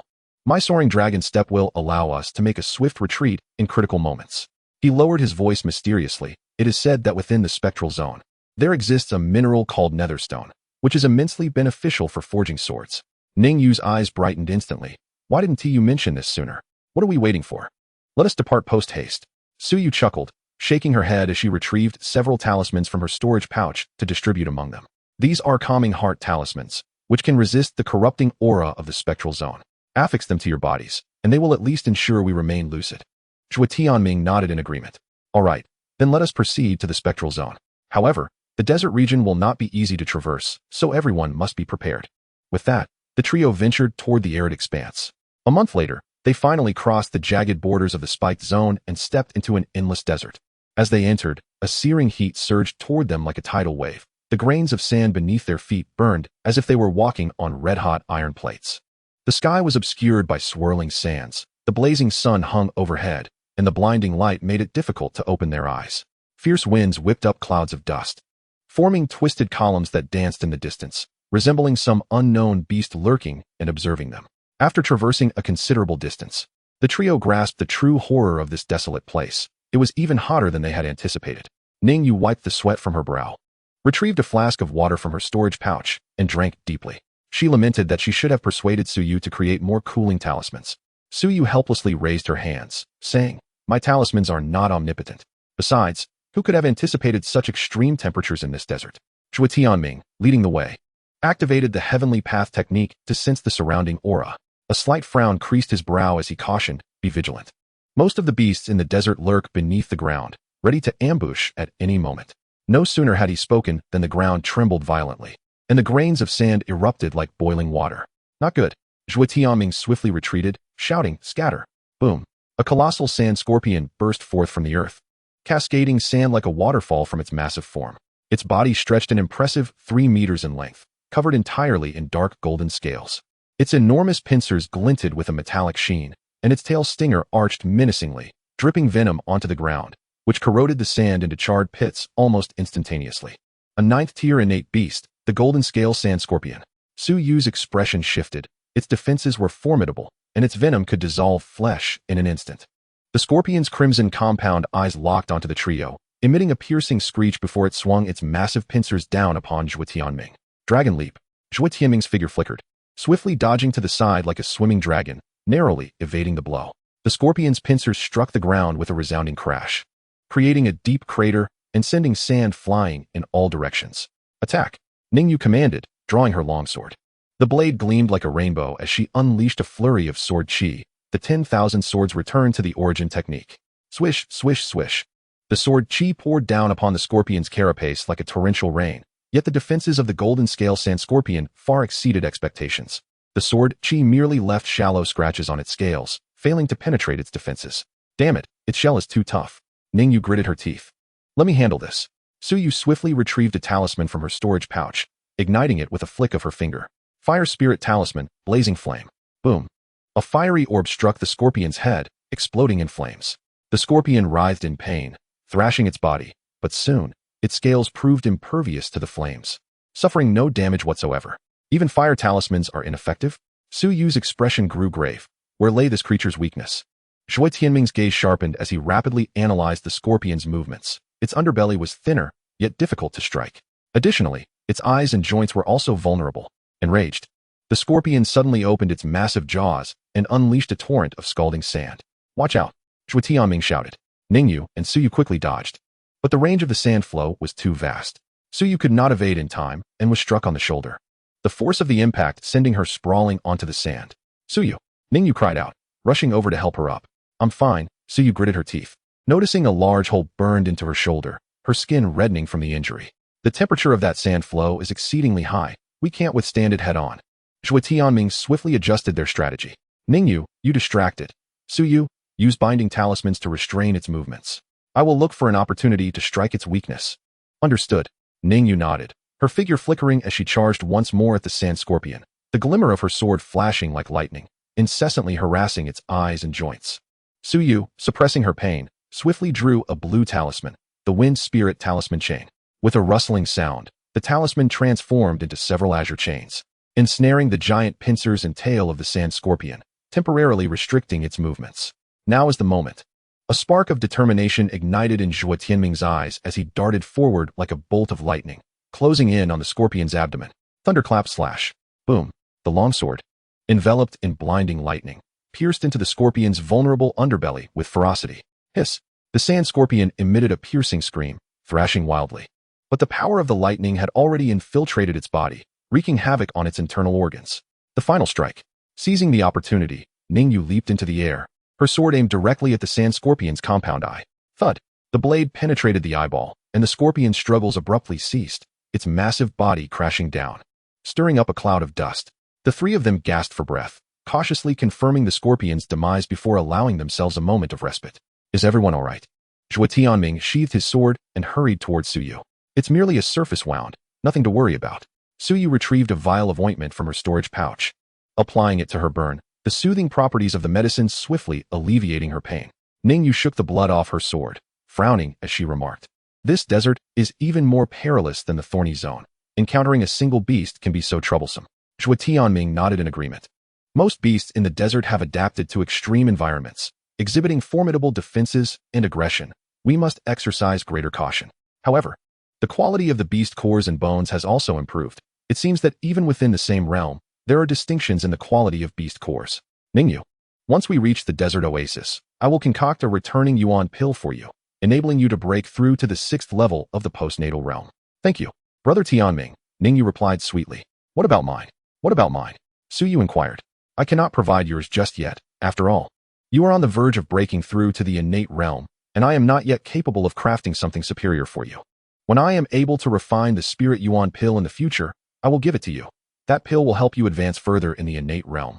Zhuo Tianming reassured her hastily. That sounds more like it. A hint of a smile graced Suyu's lips. She gazed ahead, where endless yellow sands obscured the horizon. According to the map, we are almost at the desert oasis. Soon we will be able to rest. Let us move swiftly, Zhuo Tianming urged solemnly. But remember, we must not let our guard down on the path ahead. After a brief respite, the trio set forth once more. Chapter 17. Blood battle against the swarm of scorpions. After traversing a considerable distance, they finally glimpsed the shadow of the oasis, prompting exclamations of relief from the three. For the journey had been arduous. Aside from the endless expanse of desert, the only greenery they encountered was the occasional cactus, and they had grown weary of the desolate scenery. However, just as they approached, Zhuo Tianming, through the channeling of his profound technique, sensed the presence of a horde of creatures approaching, their levels significantly inferior to theirs. He cautioned the two women. I sense a multitude of beings with lower realms drawing nearer. Remain vigilant of our surroundings. No sooner had he spoken than a large swarm of black scorpions at the postnatal realm surged towards the trio. The black scorpions surged forth like an unstoppable tide. The three observers felt a chill run down their spines as they beheld the dense mass of scorpions. How many could there possibly be? Zhuo Tianming's expression turned grave as he swiftly formed hand seals, channeling his spiritual energy, and the celestial techniques surged to their utmost limits. his internal power erupting like a raging river. He executed the dragon step, his figure transforming into a fleeting shadow as he darted above the swarm of scorpions. With each step, his energy reverberated, sending nearby scorpions flying. Thunderslash! Zhuo Tianming shouted, his hands coalescing spiritual energy into a long sword that crackled with electric light. The blade entwined with shimmering violet lightning, humming ominously. He swung the sword toward the densest cluster of scorpions, unleashing a colossal bolt of lightning that cleaved through the air. Where it struck, scorpions were severed in twain, the acrid scent of charred flesh filling the air. Yet, the sheer number of scorpions was overwhelming, as they surged forth relentlessly, quickly filling the gaps left by their fallen comrades. Ningyu formed seals with her hands, her jade fingers flicking delicately as she exclaimed. 10,000 swords returned to the origin. In an instant, the air within 100 meters trembled violently, and countless swords forged from spiritual energy materialized from the void, their blades glinting with a chilling radiance. These swords, as if summoned soldiers, lined up neatly behind Ningyu. With a piercing gaze, she gestured lightly, and the multitude of swords launched forth, piercing through the scorpions, turning them into mere sieves, blood splattering everywhere. However, the black scorpions appeared oblivious to their injuries. Continuing their frenzied assault, some managed to grasp the flying swords with their pincers, attempting to thwart their advance. Suyu wielded a pen of the void, its tip radiating an uncanny glow. She moved it swiftly through the air, chanting incantations. Heaven and earth, mysterious and yellow, manifest the talismans. With her motions, golden runes emerged in the air, intertwining to form formidable talismans. She hurled these talismans toward the swarm, which expanded rapidly in the air, their brilliance intensifying. Some transformed into roaring flames, engulfing the scorpion horde. Others morphed into howling gales, lifting scorpions into the sky. Yet, the scorpions, driven by their tenacious life force, struggled free from the flames and winds, relentless in their assault. Observing the scene, Zhuo Tianming realized that this strategy was futile. He needed to uncover the swarm's weakness. He channeled the celestial techniques, attuning himself to the scorpion's essence. Suddenly, he discerned that their movements seemed influenced by an unseen force, and a more powerful presence lurked behind the swarm. You error, Xiaoya. There's a leader commanding the scorpions from behind. We must break through and eliminate it. Zhuo Tianming declared loudly. Ningyu and Suyu immediately grasped his intent. Ningyu recalled a portion of the flying swords, weaving a net of blades around the three of them to temporarily fend off the scorpion attacks. Suyu hastily inscribed several defensive talismans, affixing them to the sword net to bolster their protective power. Taking a deep breath, Zhuo Tianming formed a complex seal with his hands, dragon-binding claw. His palms suddenly swelled to an enormous size, as spiritual energy coalesced into a resplendent dragon claw, which he directed towards the swarm of scorpions. Wherever the claw descended, scorpions were mercilessly crushed, carving a path for the three. They swiftly surged through this passage, racing towards the rear of the scorpion horde. Along the way, scorpions launched assaults from all directions. Ningyu's flying swords, Suyu's talismans, and Zhuo Tianming's spiritual attacks intertwined, forming an unassailable barrier. At last, they reached the back of the scorpion throng, where they beheld a gargantuan black scorpion. This creature towered over them, its carapace glinting with a dark, ominous sheen, its pincers larger than a door, and its tail's venomous stinger radiating a disquieting violet light. It was the one. Zhuo Tianming's gaze sharpened, and he was the first to strike. He activated the dragon ascend step, vanishing and reappearing above the colossal scorpion, his lightning sword aimed at its head. The giant scorpion reacted with astonishing speed, its stinger lashing out to clash against the lightning sword, producing a thunderous sound. Ningyu and Suyu were not idle. Ningyu commanded her myriad swords to pierce the scorpion's body, while Suyu inscribed a massive sealing talisman in the air, casting it over the creature. The giant scorpion let out a furious roar, its pincers flailing to swat away the incoming flying swords, while twisting its body in an attempt to break free from the constraints of the binding dragon talisman. Seizing the opportunity, Zhuo Tianming launched another assault, invoking the thunderclap slash. A more potent bolt of lightning descended, cleaving towards the giant scorpion. The creature raised its pincers in defense, yet the force of the lightning sword was overwhelming, severing one of its pincers completely. In agony, the giant scorpion thrashed wildly, and the surrounding scorpions became increasingly frenzied, launching a final onslaught against the trio. Suyu swiftly crafted a confusion talisman and hurled it into the swarm. The talisman transformed into a shroud of mist, enveloping the scorpions, disorienting them and causing them to turn against one another. Ningyu seized the moment, concentrating all her flying swords to form a colossal blade aimed at the scorpion's heart. Meanwhile, Zhuo Tianming unleashed the binding dragon claw once more, gripping the giant scorpion tightly to prevent its escape. with a piercing scream. The giant scorpion succumbed as Ningyu's massive sword pierced its heart. The enormous body of the scorpion collapsed with a thunderous crash, and the surrounding scorpions, bereft of their leader's command, descended into chaos. Zhuo Tianming, Ningyu, and Suyu seized the opportunity to launch their final attacks, annihilating the remaining scorpions. As the battle concluded, the three collapsed to the ground, exhausted and bearing various injuries. Gazing at the multitude of scorpion corpses, they were filled with a profound sense of relief. That was truly a harrowing experience, Suyu gasped. Ningyu and Zhuo Tianming nodded in agreement, aware that in this perilous desert, even greater challenges awaited them. Yet, as long as they united in purpose, no obstacle would be insurmountable. After a brief respite, the three individuals rose, organized their spoils, and resumed their journey towards the oasis. Shortly thereafter, they arrived at the oasis, exhaling a collective sigh of relief as they selected a verdant spot abundant with trees to pitch their tent. Chapter 18. The dream beast controls the dream. The trio sat cross-legged within the confines of their tent, harmonizing their breaths while remaining vigilant against any encroaching foes. Fortunately, no external threats emerged within the oasis, allowing their taut nerves to gradually relax. With their guard lowered, they succumbed to a drowsy slumber. Meanwhile, on the other side of the oasis, a dream beast sensed the presence of three humans trespassing upon its territory. Rather than acting hastily, it chose to bide its time, waiting for them to fall asleep, thus allowing it to strike through their dreams. The dream beast silently gauged its ability to manipulate their dreamscapes. Once slumber claimed them, the moment of the hunt would be at hand. Before long, sensing their descent into sleep, the dream beast began to weave its control over their dreams, preparing to extinguish their lives.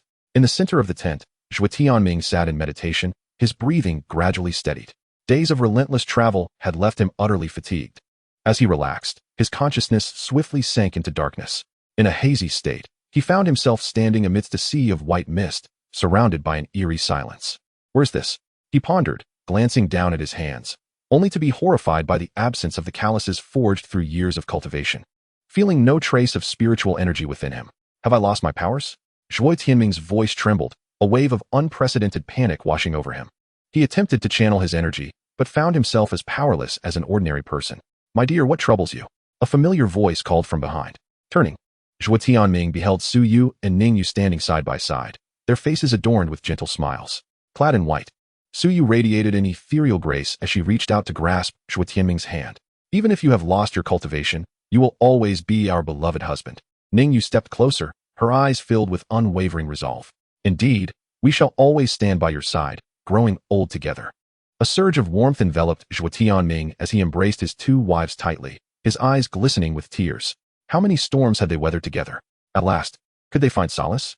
The scene shifted, and they stood before a magnificent palace, the words Nebula Palace shimmering under the sunlight. "Has my father finally consented to our union?" Zhuo Tianming asked incredulously. Suyu nodded with a smile. "Father said that over the years, you have proven your character. He is willing to accept you as family." Ningyu added, "Moreover, he will no longer test you." Those were his very words. A weight lifted from Zhuo Tianming's heart. For years, Suyu's father had subjected him to relentless trials, deeming him unworthy of his daughter. Now at last, ha ha ha, "Good son-in-law, come in." A resounding voice echoed from within the palace. Father Su strode forward, a rare smile gracing his face as he affectionately patted Zhuo Tianming on the shoulder. Zhuo Tianming, taken aback by the unexpected warmth, was about to speak when a sudden wave of dizziness washed over him. The scene before him began to distort. The smiles of Suyu and Ningyu turned grotesque, and the eyes of the master of the Nebula Palace morphed into two black voids. Something is amiss, Zhuo Tianming thought, clutching his head as an overwhelming sense of dissonance surged within him. Meanwhile, Ningyu found herself in an entirely different dreamscape. She stood amidst a sea of blossoms, laughter and joy resonating in the distance. As she approached, she was struck by the sight of Zhuo Tianming embracing an enchanting woman. Their intimacy palpable. "Darling?" Ningyu's voice trembled. Zhuo Tianming turned, his gaze cold and detached. "Ningyu, what are you doing here?" The woman in his arms giggled, casting a taunting glance at Ningyu. "Who is she?" Ningyu stammered, her finger trembling uncontrollably towards the woman. "My new love," Zhuo Tianming replied with disdain. "Did you really think I would remain devoted to both of you? Suyu is acceptable, at least she hails from a prestigious family. But you? Just a wild child." Each word pierced Ningyu's heart like daggers. She staggered backward, tears blurring her vision. The deepest fears within her were magnified. She had always felt unworthy of Zhuo Tianming, terrified of being abandoned one day. "No, it can't be like this." Ningyu collapsed to the ground, her heart seemingly gripped by an invisible hand. The alluring woman approached, looking down at her with contempt. Look at yourself. Do you think you are worthy to compete with me? She raised her foot and brutally stomped on Ningyu's hand. A sharp pain shot through her, but the anguish of her heart was far more profound. In despair, Ningyu realized she had come to believe that this nightmare was reality. Was Zhuo Tianming truly leaving her? In the third tent, Su Yu's dream was even more horrific. She stood in a sea of blood, surrounded by heaps of corpses. In the distance, Zhuo Tianming's head was grotesquely displayed atop a long spear, his eyes wide open in death. No! Su Yu screamed, rushing forward but unable to reach him. She turned to see the disciples of her family's Nebula Palace lying lifeless in pools of blood, her father impaled by a sword, his eyes filled with unfulfilled rage. Why is this happening? Who did this? Su Yu knelt in the blood-soaked ground, her hands stained with the blood of her kin. Her greatest fear was her inability to protect those she loved. As the eldest daughter of the Jiada domain, she had been taught from a young age to be strong, to safeguard her family and beloved ones, and now, it is all your fault. A chilling voice whispered in her ear, if you had been powerful enough, they would not have perished. Su Yu clutched her head in agony, guilt crashing over her like a tidal wave. She had always feared her inadequacy, terrified of witnessing tragedy unfold before her helpless eyes. At the edge of the oasis, the dream beast opened its crimson eyes. It resembled a fox, but bore 3 tails, shrouded in a faint veil of black mist. At this moment, it greedily absorbed the negative emotions emanating from the dreams of the 3 individuals. How delectable the flavors of fear and despair were. The dream beast licked its lips, its 3 tails swaying with excitement. It had not encountered such a spiritually potent prey in a long time. Let us start with that man. His soul is the strongest. The dream beast focused its attention on Zhuo Tianming, intensifying its control over the dream. In Zhuo Tianming's dream, the sky suddenly split open, and black rain poured down. Wherever the rain fell, decay ensued. Is this a dream? Zhuo Tianming jolted awake. After all, he was the only one among them who had cultivated a soul technique, rendering his soul power exceptionally formidable. At that moment, he finally sensed something amiss. His cultivation was in disarray, his father-in-law was unusually accommodating, and his 2 wives were strangely docile. Everything felt too perfect, too unreal. Break! Zhuo Tianming shouted, unleashing his spiritual power. The dream began to collapse, but he did not immediately break free. Instead, he maintained a state of half-awareness. He needed to understand what was happening, projecting his soul power outward. He perceived the dream beast outside the tent and sensed the nightmares that his wives were experiencing. Damn it! Zhuo Tianming seethed with anger. He had to rescue Su Yu and Ningyu swiftly, otherwise, their souls would be devoured by the dream beast. The beast, detecting Zhuo Tianming's resistance, widened its eyes in astonishment. You can see through my dream? How intriguing. Instead of feeling fear, it became even more exhilarated. Such prey was exhilarating to devour. Chapter 19. The Awakening of the Two, Zhuo Tianming and the Alliance to slay the dream beast. Seeing the situation, Zhuo Tianming sought to communicate with the souls of the 2 women, using his spiritual power to awaken them. After several unsuccessful attempts, he decided to rouse them physically. He stepped out of the tent and approached Su Yu from behind, delivering a sharp slap. Startled, Su Yu immediately awoke. Upon seeing Zhuo Tianming, she rushed into his embrace, exclaiming, "It's so wonderful to see you alive." Zhuo Tianming, puzzled, asked, "What on earth happened?" Su Yu choked back tears, saying, "I dreamed that you died, that my father died, that the servants and the steward in the city lord's house all perished. I thought I would never see you again."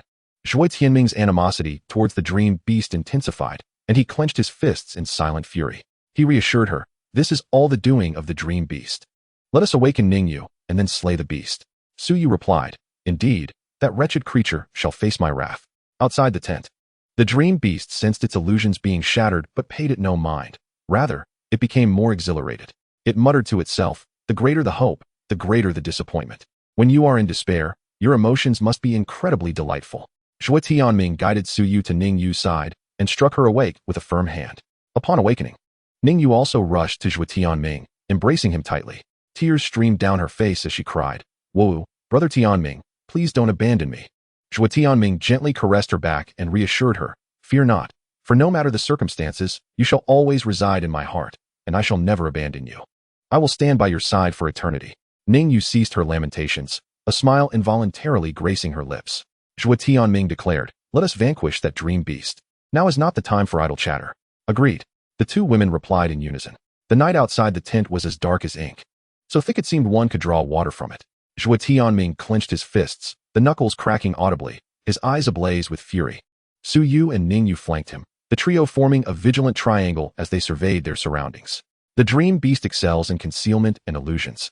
We must remain ever watchful, Zhuo Tianming cautioned in a hushed tone, his soul energy coursing through his veins, the incantation of the Tunglong step vividly resounding in his mind.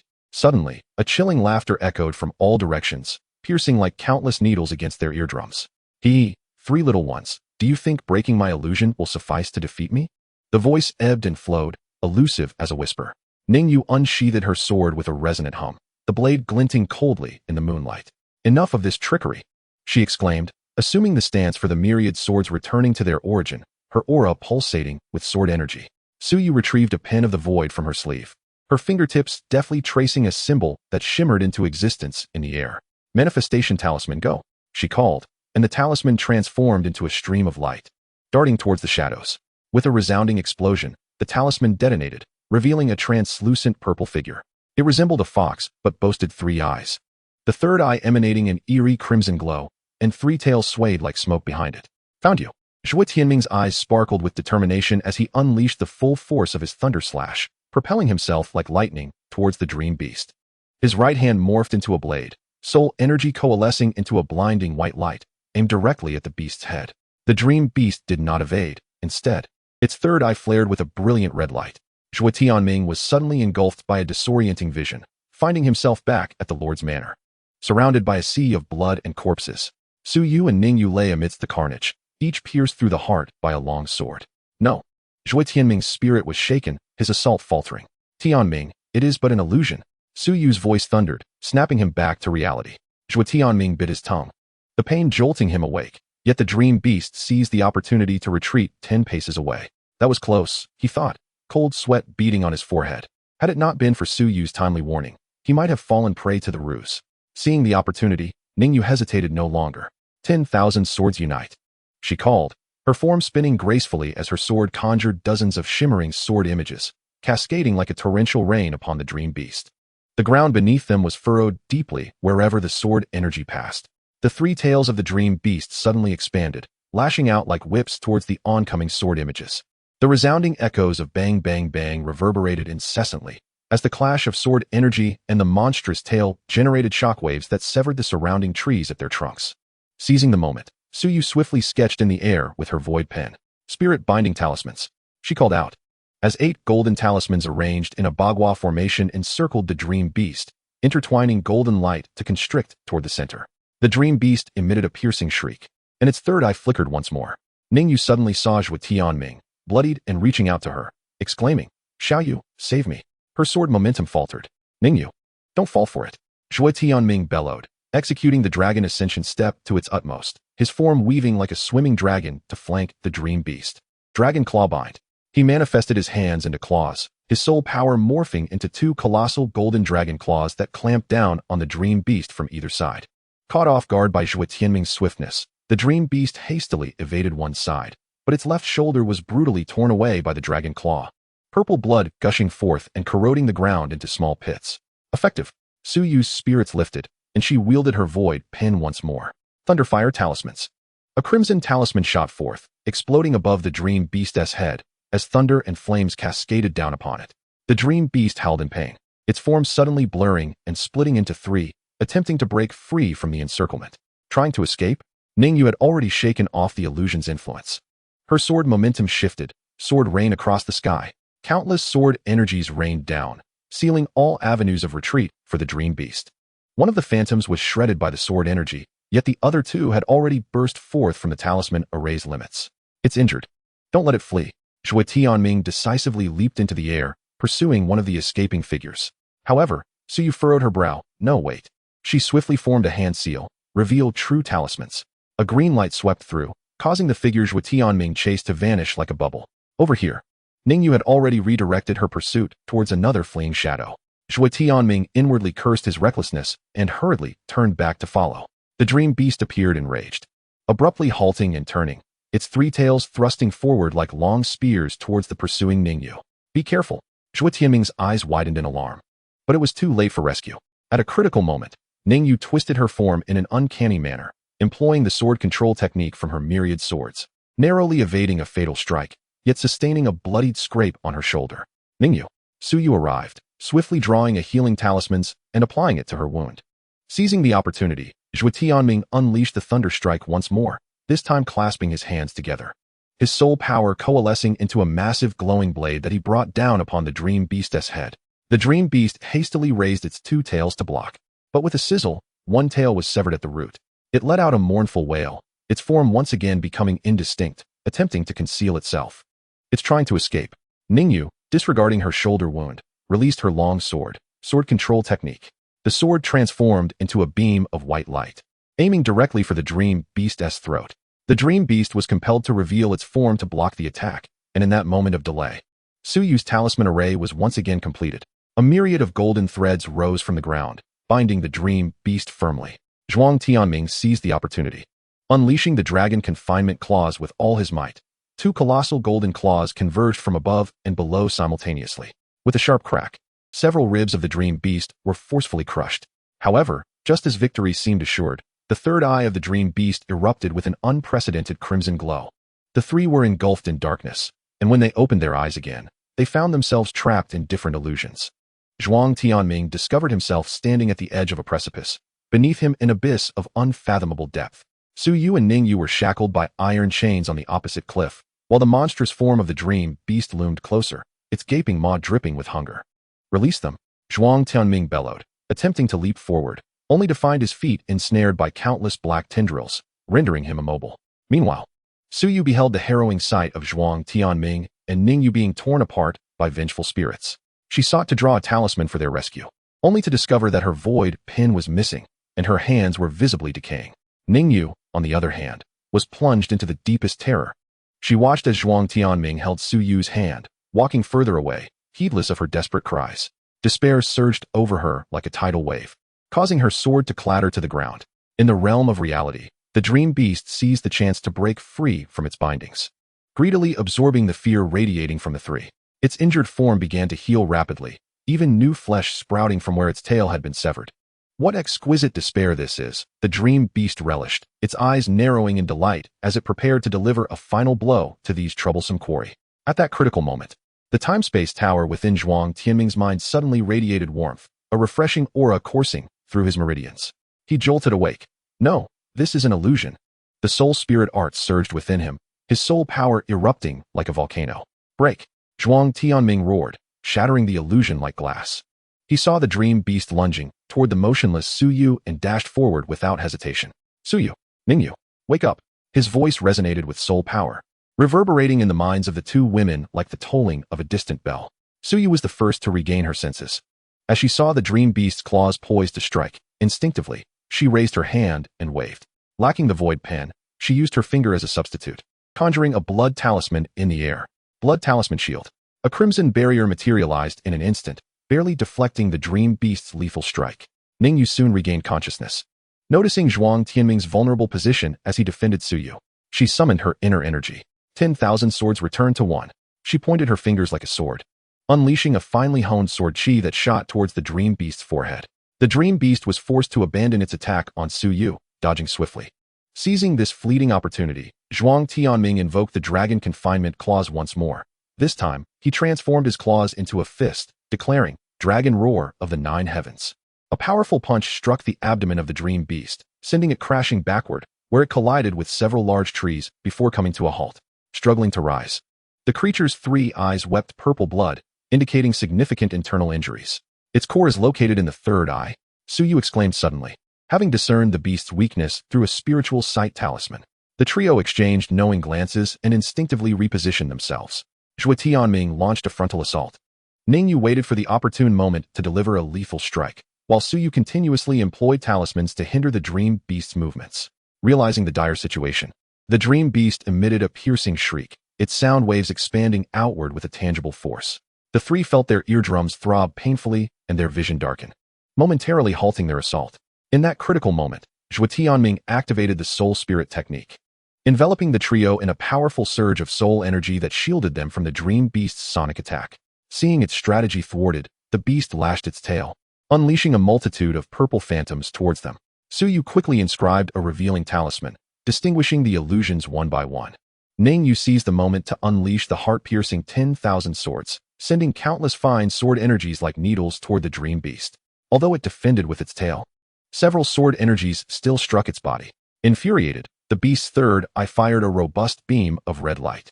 Zhuo Tianming bellowed, channeling all his soul energy to conjure a massive light shield. The shield clashed violently with the red beam, producing a deafening noise. Taking advantage of the dream beast's momentary vulnerability, Suyu waved her void brush, sending a binding talisman flying toward the creature, which adhered to its body. The beast stiffened, prompting Zhuo Tianming and Ningyu to strike simultaneously. Their combined attacks, Zhuo Tianming's dragon roar and Ningyu's convergence of 10,000 swords, struck the beast's third eye. The dream beast let out a mournful cry, its body gradually collapsing, succumbing to its unfulfilled desires and greed. The three sighed in relief, exchanging glances filled with gratitude and contentment. As darkness descended, they gathered around a campfire. Zhuo Tianming reflected. This serves as a reminder that we must remain vigilant in the wilderness. Complacency can invite danger at any moment. Indeed, Suyu agreed. That dream beast was cunning enough to exploit the weakest points of the human heart. Her gaze inadvertently drifted toward Ningyu, a hint of sorrow flickering in her eyes. Ningyu sat by the fire, hugging her knees, the flames dancing upon her delicate face. Noticing Suyu's gaze, she forced a smile. Sister, don't look at me like that. I'm fine. It's just. She bit her lip. That dream felt so real. I almost believed I would abandon you.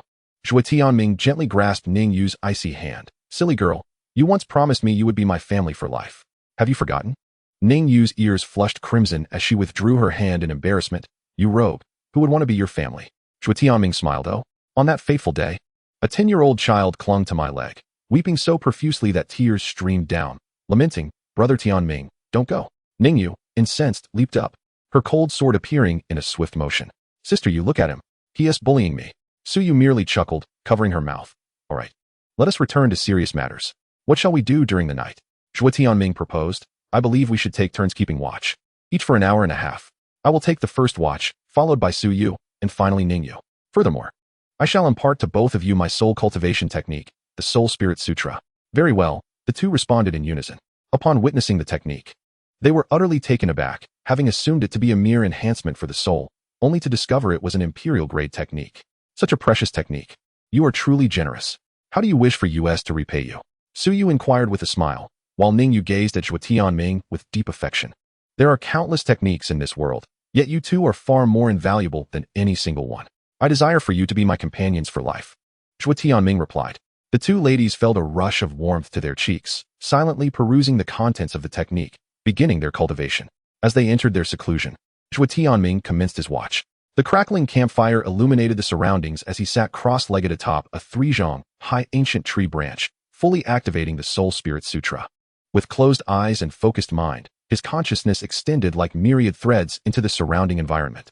He could discern the fluttering of a mountain sparrow 30 zhong away, the arc of a fallen leaf 50 steps off, and even the tremors of an earthworm beneath the ground. Suddenly, a sound akin to the tearing of air came from the southwest. Zhuo Tianming's eyes flew open, and his soft sword was unsheathed at once. With the dragon ascent step, he left behind 7 afterimages, his sword light slicing through 3 poison darts. The toxic liquid splattered against the tree trunk, corroding it instantly into a honeycomb of holes. How dare you, vile creatures! He exclaimed, shattering the branch beneath him as he propelled himself toward the source of the hidden threat. In a thicket 10 zhong away, shadows shifted, revealing 3 figures retreating in haste. Suddenly, these 3 were enveloped in a crimson glow, their vitality swiftly waning until they withered into death. This is bad. It's a diversion. Suyu and the others are in peril. Amidst the flickering shadows of the campfire, 3 blood-red figures clashed with Suyu's talisman array, sparking brilliant flashes. Ningyu leaned against the ancient tree, gasping for breath, her cold sword embedded inches from her feet, its blade already marred with cracks. A deep claw mark marred her left shoulder, black blood dripping from her fingertips. Why do you resist, Miss Su? The leader of the blood-robed figures extended his fingers, 9 spinning skulls hovering in his palm. Hand over all your treasures, and I shall spare your lives. Suyu, her hairpin broken, had her dark locks matted with blood against her cheek. Using her finger as a brush, she inscribed hastily in the air, golden runes forming a bagua array. In your dreams. As the words hung in the air, 3 bolts of purple lightning descended from the center of the formation, forcing the blood-robed figure to stagger back 3 steps. In that moment, 2 others seized the opportunity to encircle from the flanks, unleashing 7 crimson serpents from their sleeves. The venomous snakes collided with the protective barrier, exploding into a mist of blood, the noxious liquid sizzling as it corroded the shimmering veil. Break! The blood-robed figure suddenly bit down on his own tongue, spraying a mouthful of essence onto a skull. From the eye sockets of the skull erupted green flames, emitting a wailing cry reminiscent of an infant's lament. The formation shattered in response, and Suyu staggered backward, a coppery sweetness flooding her throat. A glimmer of cold light pierced the darkness. A soft sword surged forth from the moonlight, its blade entwined with azure and violet lightning, piercing through two skulls. Zhuo Tianming floated down amidst a cascade of fallen leaves, his sword energy tearing a 3-foot-long gash across the chest of the blood-robed figure. Tianming, brother. Ningyu's eyes sparkled with hope, but as she attempted to rise, she coughed up a mouthful of black blood. It was then she realized the blood seeping from her wound had turned a sinister shade of dark green, and her left arm was now veined with a spiderweb of black patterns. Zhuo Tianming caught a glimpse of Ningyu's condition, his pupils constricting in alarm. The soul spirit technique stirred a tempest within his consciousness, causing the fallen leaves within a 10-foot radius to levitate into the air. He traced his sword along the blade. Crimson staining the metal, you seek death. The blood-robed figure cackled as he retreated, the remaining 7 skulls forming the 7-star formation. Too late. The heart-piercing venom of 1,000 spiders has entered your veins, even if the king of heaven himself. Before he could finish, he suddenly noticed his shadow beginning to dissolve. Zhuo Tianming's sword was no longer merely a weapon. It had transformed into the thunder that rent the night, the karmic fire that severed the threads of fate. The 7 skulls erupted simultaneously, and as the blood-robed figure raised his hand to block, his entire right arm was severed at the shoulder. He attempted to perform a spell to escape, only to find his feet ensnared by golden runes that had bound him to the ground. Unbeknownst to him, Suyu had expended her last reserves of strength to inscribe the dragon-binding rune. Before the blood-robed figure could utter a scream, Zhuo Tianming's sword blade had pierced his throat. As the blade trembled, it unleashed a surge of thunderous fire, incinerating the remaining 7 skulls into ashes. Suyu, barely holding on to consciousness, conjured an ethereal brush in the air, inscribing the character for bind, ensnaring the other 2 cloaked figures like dumplings. The antidote. Zhuo Tianming ripped the storage pouch from the waist of the blood-robed figure, forcing his soul power through the restraints. Dozens of jade vials tumbled forth, and he seized the nearest green jade bottle, ready to uncork it. Wait. Suyu grasped his wrist, her fingertips forming a poison detection talisman that swept over the vial. Its corpse-transforming powder. Before she could finish, Zhuo Tianming had already shattered 3 vials. As the detection talisman glided over the 7th black earthen jar, it suddenly emitted a vibrant green glow. Ningyu began to convulse violently, black blood laced with spider silk spilling from her mouth. Zhuo Tianming could not afford to wait for confirmation. He smashed the earthen jar with a palm, 3 crystalline pills rolling into his hand, their chill instantly solidifying the blood droplets in his palm. Hold her tongue. Suyu tore open the fabric on Ningyu's shoulder, the black patterns now creeping toward her heart. We must prevent the potency of the medicine from dispersing within her veins. Without hesitation, Zhuo Tianming placed the pills in his mouth, leaning down to press his lips against Ningyu's pallid ones. The frigid air coursed along her tongue, causing the girl's icy body to arch suddenly, her fingers digging deeply into his back. Suyu, with fingers poised like blades, sliced open Ningyu's wound, dark blood gushing forth like a fountain. She painted runes with astonishing speed, the incantation echoing. Heaven and earth are clear, disperse the foul air. Golden light surged along the black veins, driving the web-like poison back towards the wound. As the last trace of black mist was expelled, Ningyu suddenly bit down on Zhuo Tianming's tongue. The mingling of his essence within her body restored clarity to her pupils, yet before she could utter another word, she lost consciousness. Zhuo Tianming swiftly removed his outer robe to wrap around Ningyu and turned his gaze towards the captives. 2 figures clad in black suddenly developed grotesque growths on their necks, and with swift precision, he severed their heads. Yet, from the severed necks emerged blood-colored scorpions that transformed into foul liquid in an instant. It was the heart-eating goo. Suyu, pale as death, leaned against the tree roots, exclaiming, they had hidden poison sacs in their gums. Before she could finish, a violent cough erupted, black blood seeping through her fingers. Where? Zhuo Tianming finally noticed the half-embedded fang of a red serpent in her back. The flesh around the fang had rotted away, exposing bone, while black mist spread along her spine. Suddenly, an emerald gourd flew out from his storage bag, hovering above Suyu's head. Zhuo Tianming recalled that this was the only glowing object that could break the restrictions of the storage bag, and he immediately formed a hand seal to activate it. Moonlight-like brilliance poured from the gourd's mouth, and the black mist from Suyu's wound, as if meeting a natural enemy, shrieked as it was drawn into the gourd. When the first ray of dawn pierced the darkness, the 2 women finally emerged from peril. Observing their liberation, Zhuo Tianming couldn't help but reflect on the dangers of the wilderness. In such a place, when confronted by a deadly foe, It was a matter of either your demise or theirs. Chapter 21. Secrets of the Oasis Lake. Exploring the palace beneath the lake, once the two women regained consciousness. Zhuo Tianming presented the talisman inscribed with the word Shura that he had taken from the black-robed man and inquired, "Who do you think is the mastermind behind our assassination?" After all, we had slain numerous individuals within the ruins. Could it be that we have offended someone significant? Suyu responded, "It is quite possible. I recall discovering a talisman bearing the Shura insignia while scavenging the corpses. However, judging by their attire, they were merely outer disciples. It is worth noting that the outer disciples of the Shura Palace number in the hundreds of thousands. Frankly speaking, even if all were to perish, the Shura Palace would not mourn their loss. In the event of a sect conflict, these individuals serve as cannon fodder, expendable in death. The true strength of the Shura Palace lies with the inner elders and the direct disciples of the palace master. These individuals are the future pillars of the Shura Palace, capable of altering the tides of battle. After all, the might of the powerful can indeed scorch the heavens and boil the seas. Such claims are not mere rhetoric. As for why we encountered assassins from the Shura Palace following the death of that disciple, it indicates that he had some backing. However, it is likely that this backing does not hold significant power within the Shura Palace. Otherwise, those sent to assassinate us would not have been mere novices. Nonetheless, this backing must possess some degree of authority, or they would not have been able to orchestrate an assassination. Zhuo Tianming, indeed. Once we become the direct disciples of the Nebula Palace, that person may think twice before attempting to assassinate us. Ningyu, then let us set forth now, to reach the Nebula Palace as soon as possible and await the commencement of the assessment. The three of them packed their belongings and began their journey towards the center of the oasis. After a while, they arrived at the lakeshore. Gazing at the shimmering surface of the water, their spirits lifted, for this indicated that they had traversed half of the desert region.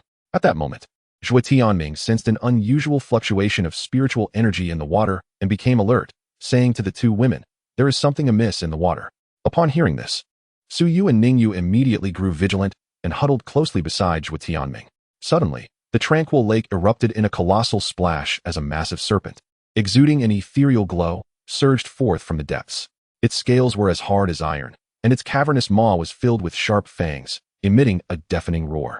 This serpent was a formidable beast, having cultivated to the pinnacle of the innate realm, its aura imposing immense pressure upon the trio.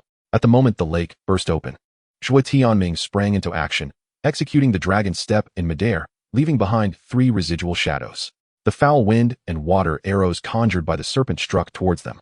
But he swiftly pivoted, slashing with his sword, the lightning of his thunder strike evaporating the water arrows into mist. Earth-binding technique. Suyu invoked, hastily inscribing 8 earth-colored talismans into the lakeside. The ground suddenly rose, forming stone pillars that ensnared the serpent at its vital point. Seizing the opportunity, Ningyu leaped into the air, her cold shadow sword radiating a chilling azure light. Return of the 10,000 swords, armor-breaking style. 100 sword energies cascaded down like shooting stars, yet upon contact with the serpent's scales, they merely sparked. The serpent howled in pain and lashed its tail, raising a towering wall of water. Zhuo Tianming's pupils constricted. Retreat. He grasped Suyu's waist with his left hand and tugged Ningyu's collar with his right, narrowly avoiding the surging wave imbued with innate vital energy. The serpent's third vertical eye suddenly opened, unleashing a torrent of green poisonous mist. Suyu bit her fingertip and drew a blood talisman. Wind of the void, sweep the clouds. A cerulean whirlwind turned back the toxic mist. But upon reaching the serpent's body, it was deflected by its scales. There is an old wound at its vital point, Ningyu exclaimed suddenly. Zhuo Tianming focused his gaze and indeed discerned a 3-inch scar among the dark scales. The serpent seemed to sense impending danger and plunged back into the lake, creating a massive whirlpool. It intends to transform. Suyu's expression changed drastically as she inscribed a complex array in the air with her void pen. Hurry, stop it. There must be a spirit vein at the lake's bottom. Zhuo Tianming unleashed his soul spirit art to its utmost, his consciousness penetrating the water's surface. He beheld the serpent coiled upon a vein of spiritual stones at the lake's bottom, a blood-red horn protruding from its forehead. Without hesitation, he commanded, "Shall you attack from the left? You air, seal the water's surface. I shall lead the assault." Ningyu traced her sword, and the cold shadow sword split into 9 crystalline sword shadows. Return of the 10,000 swords, frosty sky dance. The moment the sword energies entered the water, the entire lake began to freeze. As the serpent broke through the ice, Suyu's fire talismans had already taken form, ensnaring its massive body with 8 fiery chains. Zhuo Tianming dashed forward, enveloped in fiery chains, his soft sword entwined with azure purple lightning. The giant python's vertical pupils emitted beams of emerald light as he somersaulted to evade. He ensnared the serpent's head with a dragon's claw formed from soul energy. "Get up," he commanded, forcefully yanking the colossal serpent from the lake's surface. The moment the spiritual stone vein was exposed, the elemental energies of heaven and earth surged violently.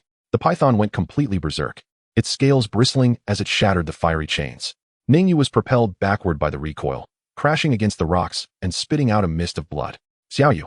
Zhuo Tianming's eyes widened in agony, only to see the giant python open its gaping maw, lunging at Suyu. The golden talisman drawn in the void shattered in response, and Suyu's left shoulder was pierced by the venomous fangs. In this life and death moment, the soul spirit art within Zhuo Tianming's consciousness began to operate autonomously. Golden patterns flickered in his eyes, allowing him to perceive the flow of spiritual energy around the python. 3 inches below the old wound at its 7-inch mark, a pulsating azure light indicated the formation of a dragon core. Hold on." He bit his tongue, letting his essence blood spray onto the soft sword. The blade manifested a dragon-shaped illusion, emitting a thunderous dragon's roar. Sensing the impending danger, the python tossed Suyu toward an ancient tree on the shore. Ningyu summoned her remaining strength to catch Suyu, the Hanyu sword carving a Tinjiang trench into the ground to halt their momentum. Both of them bled from their mouths, yet simultaneously formed seals. Golden talisman chains and ice-blue sword shadows intertwined into a net, temporarily binding the giant python. Seizing this fleeting opportunity, Zhuo Tianming executed the dragon step, striking with the sword's edge wrapped in thunder, piercing the azure light's location. Roar! The python let out a spine-chilling cry, and as the dragon core was pierced by the sword's energy, a torrential rain of blood poured down. Zhuo Tianming's left hand plunged into the serpent's body, forcibly extracting a fist-sized azure demon core. The lake's surface suddenly boiled, countless spiritual stones erupting from the depths. Suyu, struggling through her severe injuries, drew a gathering spirit talisman, pure spiritual energy flooding into the 3 of their meridians. Beneath the tattered remnants of Ningyu's clothing, her bloodstained skin began to heal on its own. Is this the blood of the dragon refining the body? Zhuo Tianming marveled at the demon core in his hand, noticing dragon patterns emerging on its surface. It turned out this giant python was a rare descendant of the azure water Xinjiao. Had it not been interrupted in its transformation, it would have grown twin horns and become a formidable demon of the divine concealment realm. Before long, the body refinement was complete, and Ningyu couldn't help but smile. I've completed the refinement. My physique has strengthened considerably. Zhuo Tianming replied, this is indeed a fortuitous event. However, since there is a spiritual vein below, shall we explore the depths of the lake for treasures? Suyu responded, sure, once we reach the post-heaven realm. I can move underwater without any issues. There's no risk of suffocation. Then I will dive in first, Ningyu declared, leaping into the water. Zhuo Tianming and Suyu exchanged glances before diving in together. After descending 100 zhang, they suddenly beheld a magnificent sight. A crystalline dome enveloped a 10-mile expanse of palatial structures, the dome adorned with luminous pearls arranged like constellations, illuminating the lakebed as bright as day.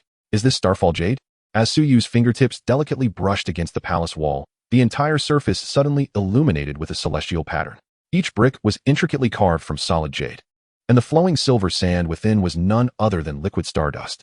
Ningyu treaded upon the carpet woven from fish-scale silk, while the coral trees bore not fruits, but amber, each encapsulating the souls of primordial beasts. Zhuo Tianming pushed open the gilded doors of the main hall, and at the moment the hinges turned.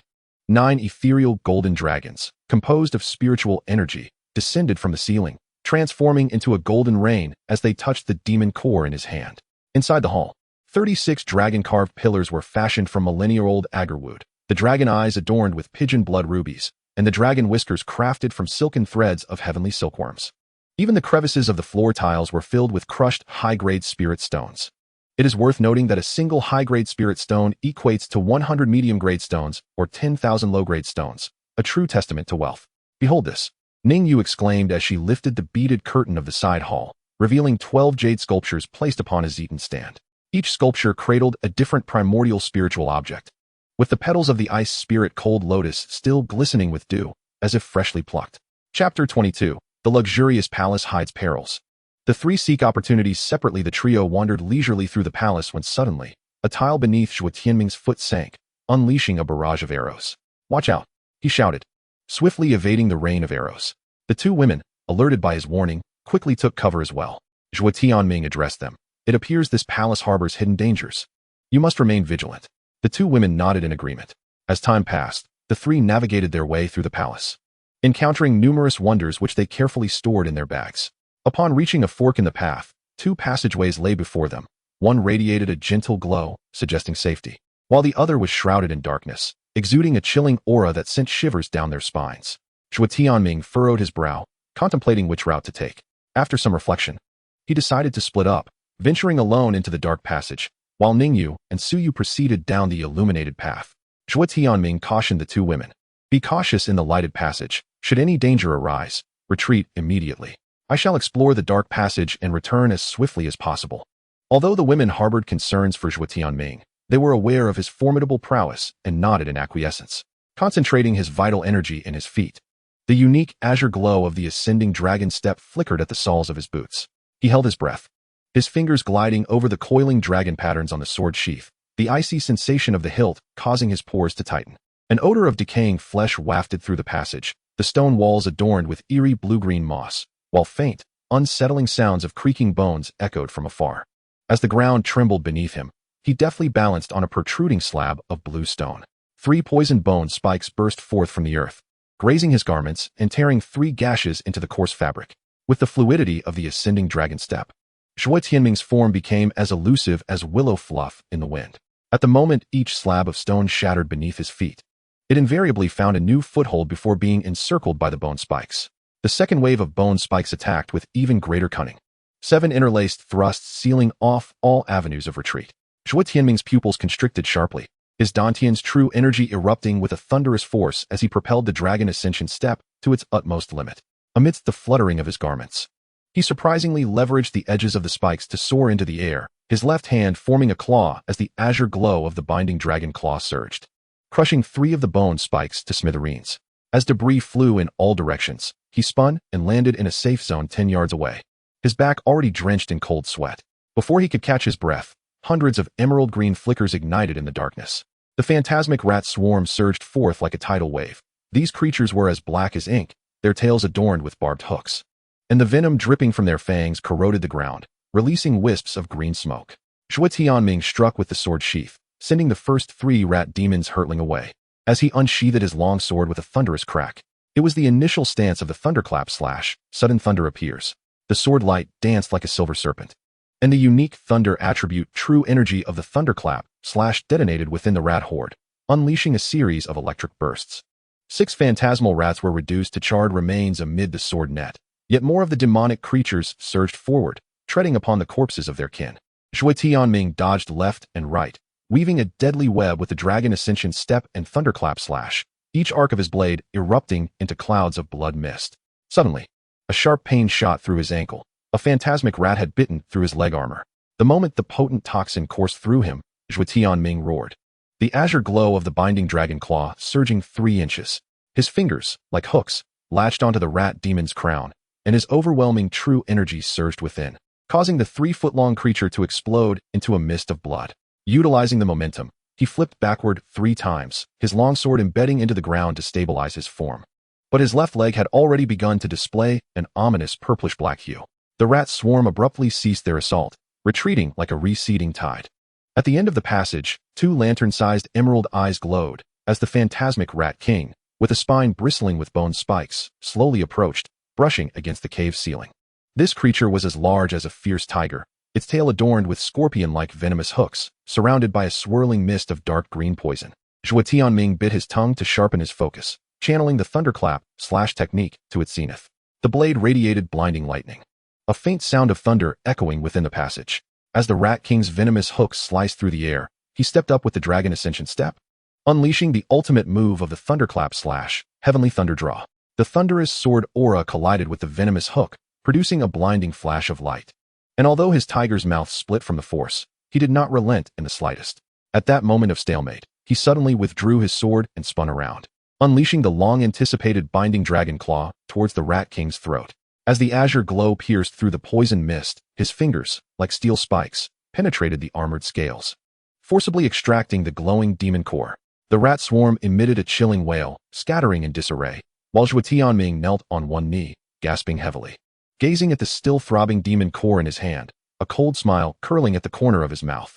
He summoned the remaining true energy to expel the poisoned blood from his leg, and as he leaned on his sword to rise, a more sinister aura emanated from the depths of the passage. This confrontation, it was evident, had only just begun. In the luminous passage, Ningyu and Suyu initially progressed with great ease. However, shortly thereafter, a sudden surge of light erupted ahead, followed by the emergence of a colossal light cocoon, within which a formidable presence seemed poised to break free. The inner walls of the passage shimmered with a liquid-like radiance, while ancient runes manifested upon the jade walls on either side. The ice crystals condensed upon Ningyu's sword sheath clashed with the talisman pouch at Suyu's waist, producing a crisp sound. Beneath their feet, the stone slabs revealed patterns of lotus flowers, and with each step they took, ripples of golden light cascaded outward, only to be shattered by an unforeseen surge of energy upon their seventh step. Something was amiss. Suyu, with her left hand forming the 5 thunder finger technique, ignited the poison detection talisman clutched between her right fingertips, which flared with a ghostly green flame. The air was tainted with a miasma of poisonous dust. She hurled 3 Vajra talismans, which transformed into 3 golden shields that encircled them. As her words faded, dark golden patterns began to swirl across the surface of the light cocoon, pulsing in rhythm with some ancient heartbeat. Ningyu traced his finger along the spine of his sword, and frost spread along the blade inscribed with the words Cold Abyss. Something within the cocoon was devouring spiritual energy. In the moment the cocoon exploded, Suyu's wine barrier had already formed a cerulean vortex, enveloping the two of them. Amidst the cascading light, the illusory image of 9 golden crows flapped their wings and screeched, each feather bursting forth with the scorching true fire capable of incinerating dark iron. Ningyu lightly tapped the ground with the tip of his sword, and myriad sword shadows emerged from the void.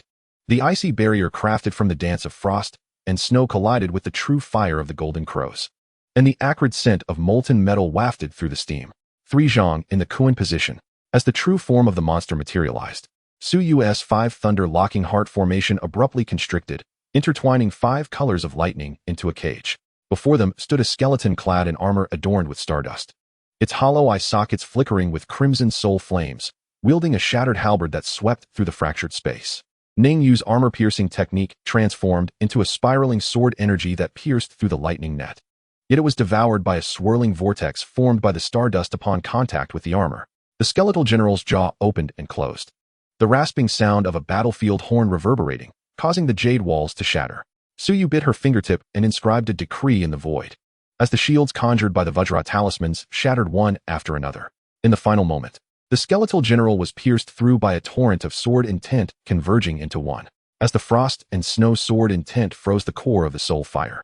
An even more violent tremor resonated from the depths of the passage. Chapter 23. Emerging from darkness, Zhuo Tianming, with the light dissipating, beheld the 2 women. Simultaneously, he discerned the source of the ominous presence, an evil cultivator who fed on blood. Yet, this malevolent figure possessed no pupils, only glaring, white orbs. Within the swirling black mist of the valley, Zhuo Tianming formed a sword finger with his right hand, resting it against his brow, while his azure robes fluttered as if caught in an unseen breeze. He gazed at the gaunt figure 10 zhang away, where intricate, blood-red patterns writhed within the white of the cultivator's eyes, reminiscent of countless worms squirming beneath the skin. How delightfully fresh, the evil cultivator rasped, parting his cracked lips to reveal a dark crimson tongue. Suddenly, he spread his arms wide, and the valley echoed with the piercing wails of 1,000 infants. From the fissures in the ground oozed dark red droplets of blood, coalescing under the moonlight into a dense mass of blood-colored figures. Zhuo Tianming's pupils constricted, and he suddenly executed the dragon ascent step. A shadow of azure danced like a dragon's tail, leaving a trail of blood puppets that burst into crimson mist. Suddenly, a whistling sound pierced the air from behind. He plummeted swiftly, narrowly avoiding 3 blood arrows that grazed his hairpin, scorching large holes into the bluestone beneath. Dragon Claw of the Trapped. Zhuo Tianming's right hand formed a phantom grip, the golden radiance between his fingers surging forth. 5 streams of dragon-shaped energy surged through the air, ensnaring the malevolent cultivator attempting to flee into the blood mist. However, that withered form melted like wax, only to reconstitute itself 3 yards away in an instant. The little one's dragon subduing technique is indeed authentic. The malevolent cultivator cackled, a grotesque laughter escaping his throat as blood patterns in his eyes erupted. Zhuo Tianming felt his consciousness violently shaken, as the scenery before him twisted into a blood-red vortex. His Dantian's energy sea emitted a blinding golden light, and he bit his tongue, shouting, "Thunderous lightning arises." Purple lightning cascaded from the heavens, the sword's edge enveloped in thunderous radiance, cleaving through the blood shroud. This initial move of the thunder strike was swifter than a startled swan, yet the moment it approached the malevolent cultivator's throat, two skeletal fingers clamped down, gripping the thunderous sword energy tightly. Such a pity, the cultivator sneered ominously, exhaling a cloud of blood mist. Within that mist lurked countless vengeful souls, corroding the lightning's brilliance with a hissing sound. Zhuo Tianming felt as though his sword had become as heavy as a mountain, his right arm's meridians screaming in agony. With a twist of the dragon ascent step, he discarded the sword and spun, his left palm transforming into a claw aimed at the opponent's crown. Yet, he witnessed the blood patterns in the cultivator's eyes coalesce into vertical pupils, two beams of blood light shooting forth.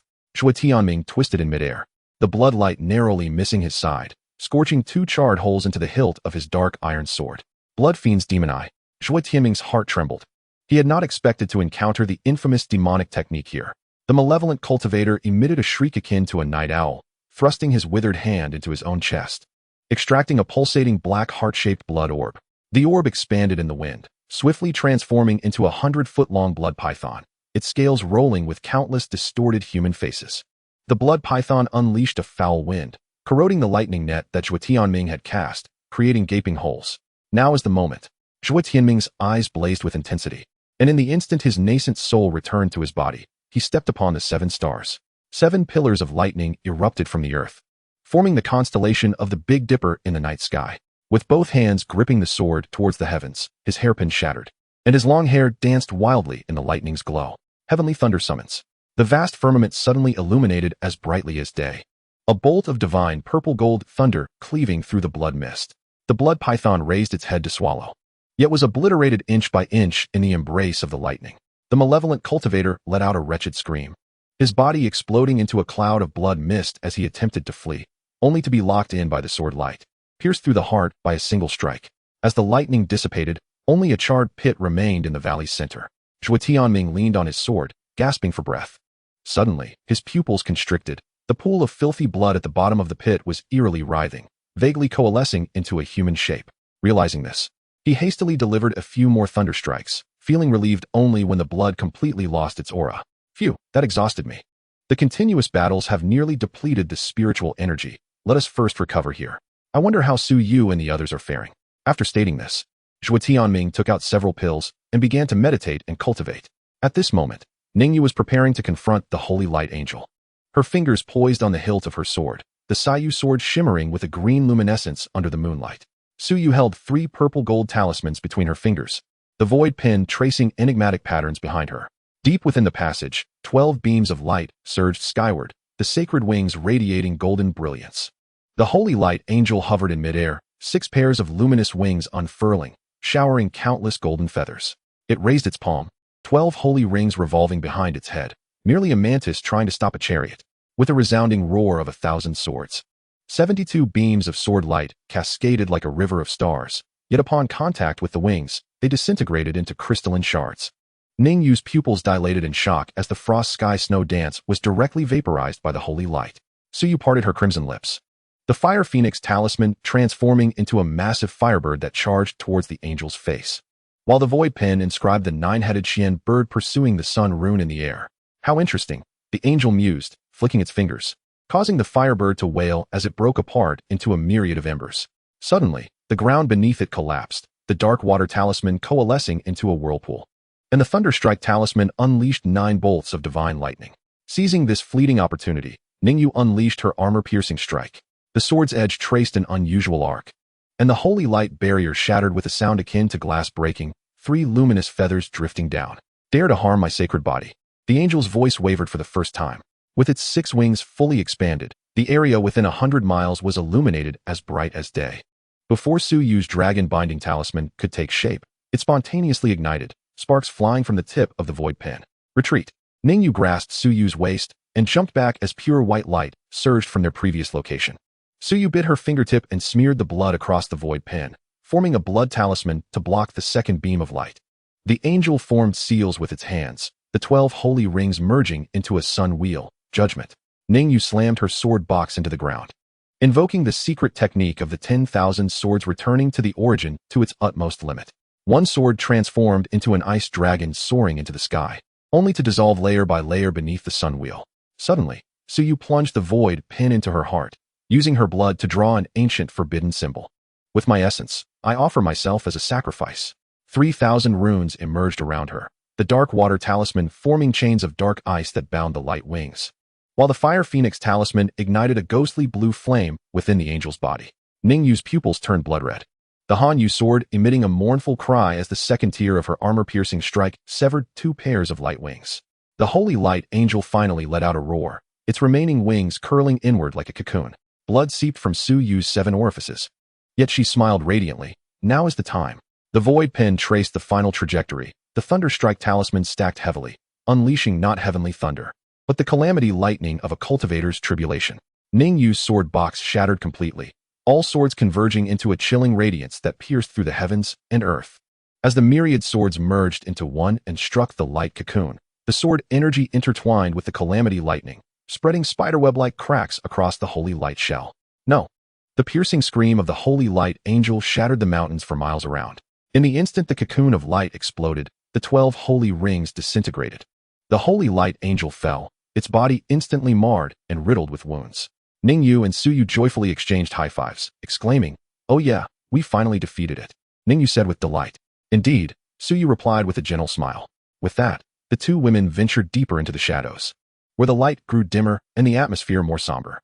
Meanwhile, in another passage, Zhuo Tianming, after calming his breathing for 3 cycles, felt the depleted spiritual energy in his dantian begin to replenish. He proceeded further into the depths and soon sensed a familiar surge of sword intent emanating from the northwest. The frosty chill unmistakably belonged to Ningyu's cold shadow sword intent, intermingled with Su Yu's void rune. Zhuo Tianming felt a surge of joy and swiftly activated his dragon step, racing toward the source of the sword energy. Upon rounding a corner, he spotted Ningyu and Su Yu. Ningyu immediately recognized him and exclaimed, "Brother Tianming." As she rushed toward him, Zhuo Tianming caught her with ease, smiling. "I'm glad you're both safe." Su Yu approached with a grin, saying, "We took down a holy light angel. Impressive, isn't it?" Zhuo Tianming nodded in admiration. "Indeed, I didn't expect your strength to be so formidable." Chapter 24. The opportunity seized. Leaving the palace to return to the desert, Zhuo Tianming remarked, "This passage seems to connect all around. Let us make our exit." "Yes, let us go. We've already reaped sufficient benefits here and shouldn't waste any more time." Su Yu replied, "What treasures have you both acquired?" Zhuo Tianming inquired. Ningyu chimed in, "I gathered numerous materials. Enough to elevate the cold shadow sword to the celestial tier. The enhancement of a companion spirit treasure demands rare materials, and other artifacts cannot be upgraded with mere materials. Their quality is fixed from the moment of their creation." Zhuo Tianming asked, "Do you know how to forge it?" After all, this task requires the finesse of a master craftsman, as the process involves refining the materials into a weapon and inscribing runes upon it. Missing any step renders the creation of a magical weapon impossible. Can you manage that? Ningyu replied, "Brother, why do you doubt me? The technique of forging is recorded in the return of 10,000 swords, which is far superior to standard methods. Typically, the forging process involves melting materials with fire, then repetitively hammering them to remove impurities, before melting them into a liquid to fuse together. Different weapons require unique fusion sequences, and even the temperatures necessary for fusion vary. For instance, if I were to craft a sword with over a dozen materials, each must be melted in one by one to complete the fusion. If I wish to create a shield, the materials must first be fused in pairs, and then the resulting fusions must also be combined in pairs. Furthermore, it's not merely about having pairs. The materials must be specifically designated for fusion. Moreover, there exists a time constraint. Neither early nor late is permissible. At times, it is imperative to balance the fusion of materials with the stability of the spirit. Should the materials prove unstable, the likelihood of failure in the refining process becomes exceedingly high. As for measuring temperature, the common practice involves using a cubic fantasy stone, which can be easily found in marketplaces at a modest price, akin to street goods.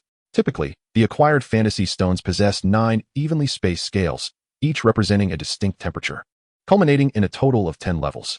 The fantasy stone is blue, illuminating one segment upon reaching a designated temperature, and should all 10 segments glow, it indicates a risk of the stone itself melting. To discern this, one must observe if the stone darkens. A darkening signifies it is indeed melting. Zhuo Tianming remarked. Refining instruments is truly intricate. It shares a similar complexity with alchemy. Aside from removing impurities, wherein fire replaces the hammer, the processes are fundamentally alike. Su Yu agreed, indeed. It is akin to crafting talismans. If the patterns of a talisman are even slightly askew, the quality may diminish, potentially rendering the talisman paper entirely useless. resulting in a wastage of soul energy, which serves as the raw material. She continued, moreover, some talisman crafting materials are utterly outrageous. For instance, the Thunder Calamity talismans require the essence of actual thunder. It is well known that even the mightiest beings shy away from thunder calamities. Where would I procure such? Fortunately, I possess the Void Pen, a divine instrument that allows for crafting without materials, requiring only the expenditure of spiritual energy. Ningyu interjected, Su Yu, I truly envy you. However, my own refining techniques are not to be underestimated. The methods recorded in 10,000 Swords Returning to the Origin involve extracting the essence of materials using swords, which are then fused together to forge new weapons. Zhuo Tianming inquired, is that so? What types of weapons can you currently refine? Ningyu replied, at present, I can only forge profound tier weapons, but once I succeed in crafting an earth tier artifact, I shall be recognized as an earth tier artificer. Zhuo Tianming expressed his eagerness. Is that true? When you become an earth tier artificer, I would like to request your assistance in forging a companion artifact. I have located everything except for the infinite energy gold. Ningyu smiled, no problem, you can count on me. As the three conversed and laughed, they unwittingly returned to the lakeside. The surface of the Baibo Lake suddenly rippled with peculiar patterns. Ningyu instinctively brushed her fingers against the hilt of her Hanyu sword.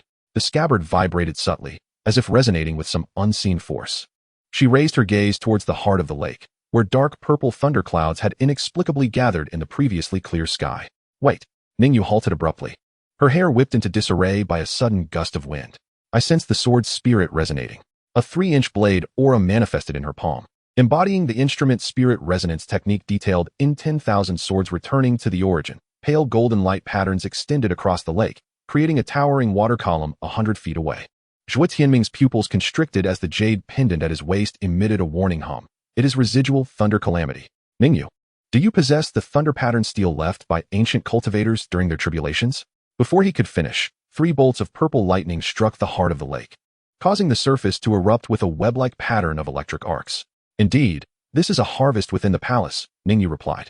She produced a piece of dark purple ore, its surface pulsating with arcs of lightning that resonated with the electric glow in the lake. Observing this, Su Yu immediately summoned the Void Pen, its silver tip tracing a circular formation in the air. I will stabilize the spatial fluctuations. But the energy of the lightning is too fierce. I can maintain it for only half a stick of incense. That will suffice, Ningyu responded. Her fingers poised like a sword as the cold shadow, sword unsheathed, and hovered before her. Following the record in 10,000 Swords Returning to the Sect, she cast the thunder pattern steel toward the blade's edge. The sword suddenly erupted with a ghostly blue radiance, instantly grinding the hard ore into powder. Countless purple sparks were enveloped by the sword's aura, coalescing into a swirling mass of liquid metal in the air. Within this vortex of liquid metal, thousands of lightning serpents erupted, and Ningyu's eyes reflected an eerie purple light. She bit her tongue, spitting forth a mouthful of essence blood. As it touched the liquid metal, it formed profound runes, precisely the blood-refining inscription technique recorded in 10,000 Swords Returning to the Sect. The sword embryo is complete. It is time to shape it, the girl exclaimed, plunging the cold shadow sword, imbued with a chilling frost, into the lightning. Amidst the explosive clash of ice and fire, Su Yu's formation shuddered violently, and 3 silver threads of the Void Pen snapped. Zhuo Tianming retrieved a small shield from his storage ring and hurled it into the air. The artifact transformed into a streak of light, merging with the formation. Use my artifact to reinforce the barrier.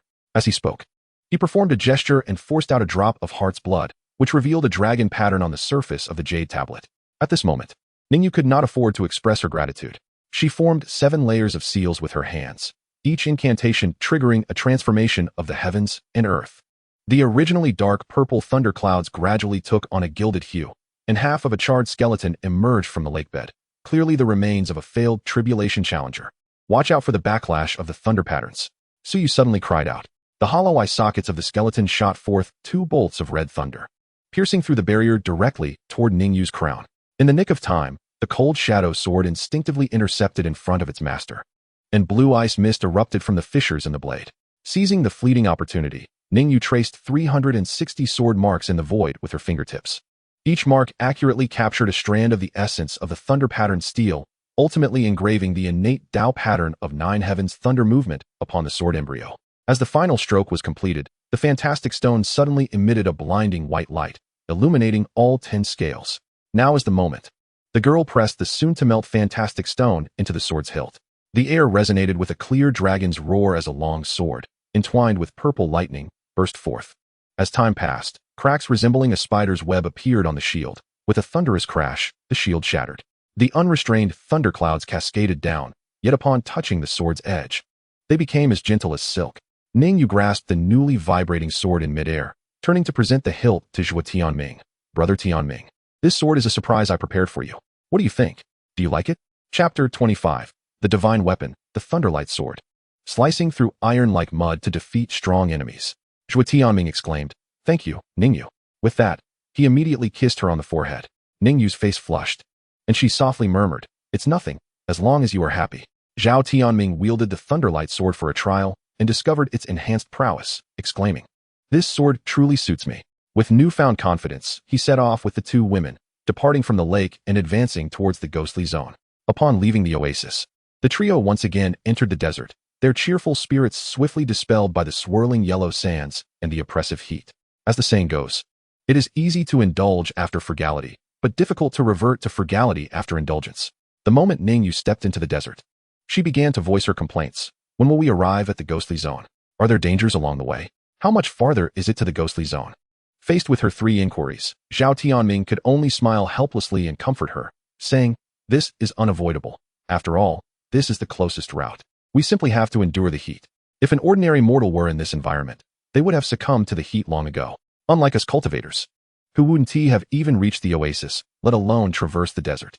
As they walked, lamenting the dreadful weather, suddenly, a creature emerged from the sands in the distance. A bimon beast, adorned with yellow scales, a sharp head, robust limbs, and formidable claws. Recognizing that this beast was at the first level of the divine concealment realm, Zhuo Tianming took it seriously, swiftly activating the burning spirit technique, his aura surging to the pinnacle of the postnatal realm. Yet, that was not sufficient. The sandstorm stirred by the bimon beast's fierce wind coalesced into a vortex, and the thunderlight sword in Zhuo Tianming's hand emitted a blinding electric glow. However, the oppressive aura of the divine concealment realm was as vast as the sea, and he distinctly sensed his internal energy wavering under the beast's roar. "You all retreat." Before Zhuo Tianming's words faded, he noticed Su Yu's void brush had already traced a crimson gold trajectory in the air. 9 ethereal bird shadows, entwined with fire separation talismans, soared into the sky, enveloping the bimon beast in a blazing inferno. Simultaneously, Ningyu drew her cold abyss sword, unleashing a tempest of sword energy that transformed into a blizzard, creating a deadly duality of ice and fire. However, as the dust settled, their pupils constricted. The bimon beast's scales shimmered with an eerie, earthy yellow glow, remaining entirely unscathed. A massive claw hurtled towards them, and instinctively, Zhuo Tianming crossed his sword to block, the thunderlight sword clashing against the claw with a resonant sound.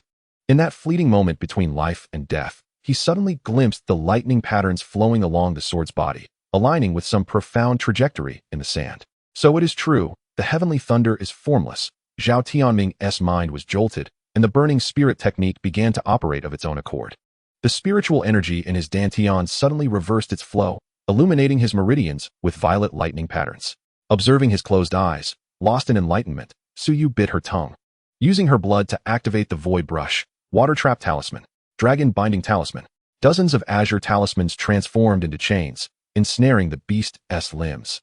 While Ningyu seized the opportunity to employ her armor-breaking style, the tip of the cold abyss sword coalesced into a spiraling sword energy. Yet upon contact with the scales, it shattered inch by inch. The bimon beast let out a furious roar, the talisman chains snapping in response. And Ningyu was thrown back by the recoil, blood trickling from the corner of her mouth. "Let me take over." In a dazzling display of skill, Su Yu unleashed 36 thunderous talismans from her sleeves, forming the celestial gang array to ensnare the ferocious beast.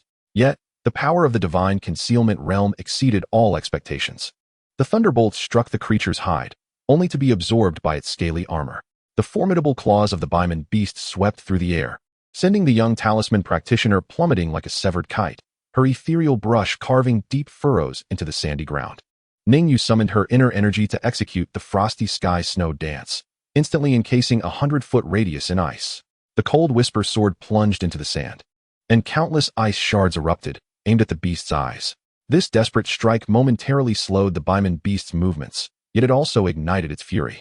The massive tail, swirling with yellow sand, swept across, and as Ningyu attempted to block with her sword, the sound of her arm fracturing echoed painfully. Zhuo Tianming, Su Yu coughed blood, casting her final 3 healing talismans, their verdant light sinking into her companion's body. Ningyu trembled, leaning on her sword, ready to unleash a torrent of blades. At that moment, a clear dragon's roar resonated through the heavens and the earth. Enveloped in a moment of enlightenment, Zhuo Tianming's entire being was bathed in lightning. A sword of thunder hovering above him, crackling with electric brilliance. As he reached a small accomplishment in the spirit ignition technique, he intuitively broke through to the first level of the innate realm, then suddenly executed the soaring dragon step, leaving behind 9 phantom images on the sandy terrain. Sensing impending doom, the Baiman beast exhaled a miasma of poison, only to find the youth's violet eyes ablaze with lightning. Dragon binding claw. As he grasped the air, 5 thunder dragons erupted from the sand, binding the beast's limbs. The lightning sword called forth the wrath of the heavens, and Zhuo Tianming's form melded with the sword's radiance.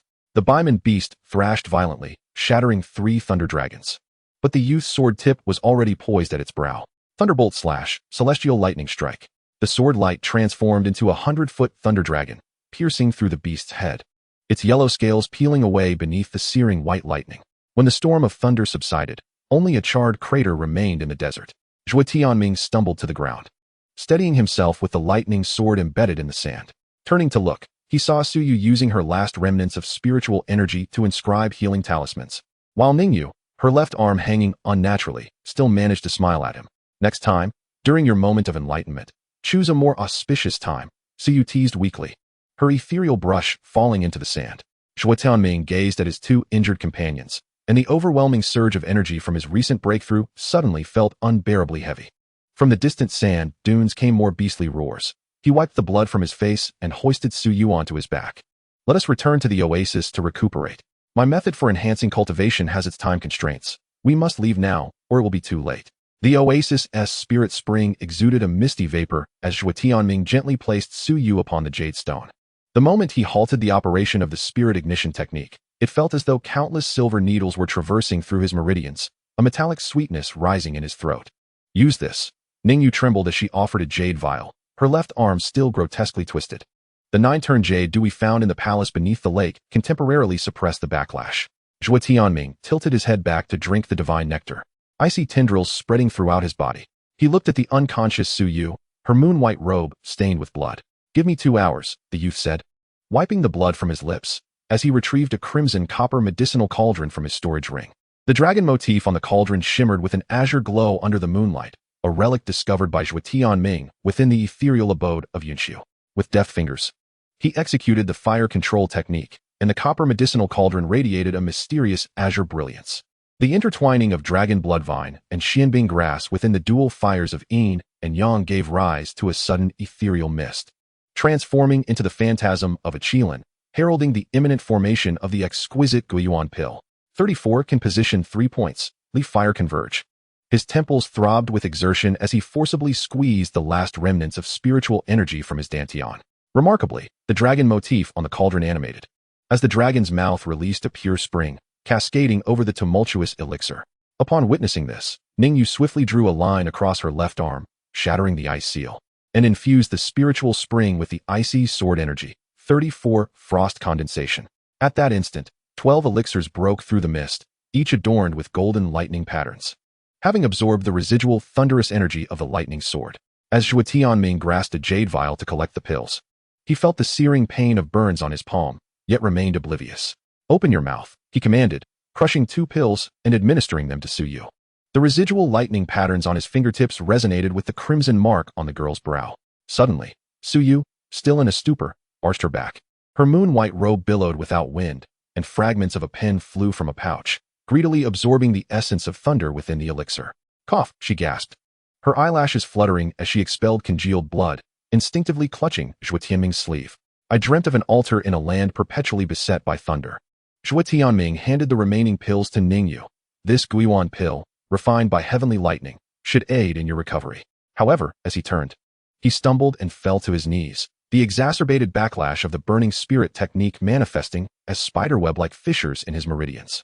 Suyu struggled to rise, the thunderous symbols coursing through her governing meridian, converting the residual elixir energy into restorative spiritual power. You reckless fool, she admonished, her voice still frail. Yet her hand deftly inscribed 36 calming talismans. Should you behave so recklessly again, I shall pin you to the oasis with a binding talisman. In Chapter 26, outsiders coveted the lightning sword, their greed igniting murderous intent. Zhuo Tianming tenderly replied, "If I were to lose you, I would grieve for a lifetime." Suyu retorted, silver-tongued flatterer. "But how will you restore your meridians?" Zhuo Tianming responded, "I possess the transformation pill, a treasure I discovered in a forsaken cultivator's cave, specifically designed to mend damaged meridians." With that, he consumed the pill and sat in meditation, instructing Ningyu, "Guard us and remain vigilant of our surroundings." As he closed his eyes to cultivate, Ningyu gripped her sword tightly, her gaze sharp as an eagle's, scanning the dense forest around them. The ancient trees rustled in the evening breeze, and she keenly detected the subtle sound of a branch snapping 3 paces away as frost silently spread over the sword sheath. Suddenly, a brilliant white light erupted from within Zhuo Tianming, a green vortex spiraling forth from his crown, radiating a formidable aura of spiritual energy. Suyu instinctively stepped back, witnessing the once fragile, webbed meridians beneath his tattered black armor now gleaming with a golden sheen, as the patterns of the 9 transformation pill coursed beneath his skin like living entities. Crack! The sharp blade of Ningyu suddenly pivoted towards the southeast. In the instant the azure edge was unsheathed, 3 poisoned arrows were reduced to powder. 20 paces away, shadows flitted among the treetops. She coldly warned, the tip of her sword tracing a semicircular frost mark on the ground. A mere half-step forward, and death awaited. At this moment, Zhuo Tianming's aura had coalesced into a palpable force. As the final fissure in his meridians healed, a torrent of surging true energy erupted like a breached dam, causing ancient trees around him to snap like twigs. Upon opening his eyes, the depths of his pupils flickered like stars. He raised his hand, condensing his true energy into a sword and struck towards the lurking figure in the shadows. He unleashed the thunderclap. The thunderous sword energy emitted from Zhuo Tianming's fingertips cleaved 3 ancient trees in half, while the dark purple figure somersaulted in midair, raining down poisoned darts like a tempest. Ningyu's cold sword carved an icy ring, freezing the projectiles amidst a flurry of frost and snow, while Suyu's ethereal pen had already inscribed a binding dragon talisman in the void. The golden symbols morphed into dragon-shaped shackles, ensnaring the assailant's right leg. The figure let out a muffled groan as he tumbled to the ground, his hood slipping to reveal a face riddled with poisonous sores. The oppressive aura of the 9th level of the celestial realm trembled the surrounding leaves. Zhuo Tianming pressed his lightning sword against the assailant's throat, its blade glowing with electric patterns as bright as day. "Who sent you?" The poison cultivator coughed up black blood, and suddenly, 9 emerald-scaled serpents surged from his sleeve. Ningyu's sword light shimmered like snow, as myriad blades converged into a web that shredded the serpents to pieces. The residual sword energy carved 7 bloody gashes across the poison cultivator's face. Suyu dipped her ethereal pen in moonlight to draw a water talisman, cleansing the poisoned blood. Not speaking, the 9-headed Xian bird, carrying the sun talisman, illuminated the night sky, its searing golden light branding the poison cultivator's left arm with scorched markings. "This talisman can burn for 3 days and nights. I will speak." The poison cultivator finally howled. "In recent days, I have seen thunderclouds gathering, and we believed it to be the manifestation of a rare treasure." His sinister gaze swept over the lightning sword. Little did we know it was a lightning tribulation for refining weapons. Zhuo Tianming's pupils contracted slightly as he recalled the 9 heavens thunder he had invoked while tempering his sword at the oasis. The lightning sword seemed to resonate, humming and vibrating as it drew the poison cultivator's storage pouch into the air.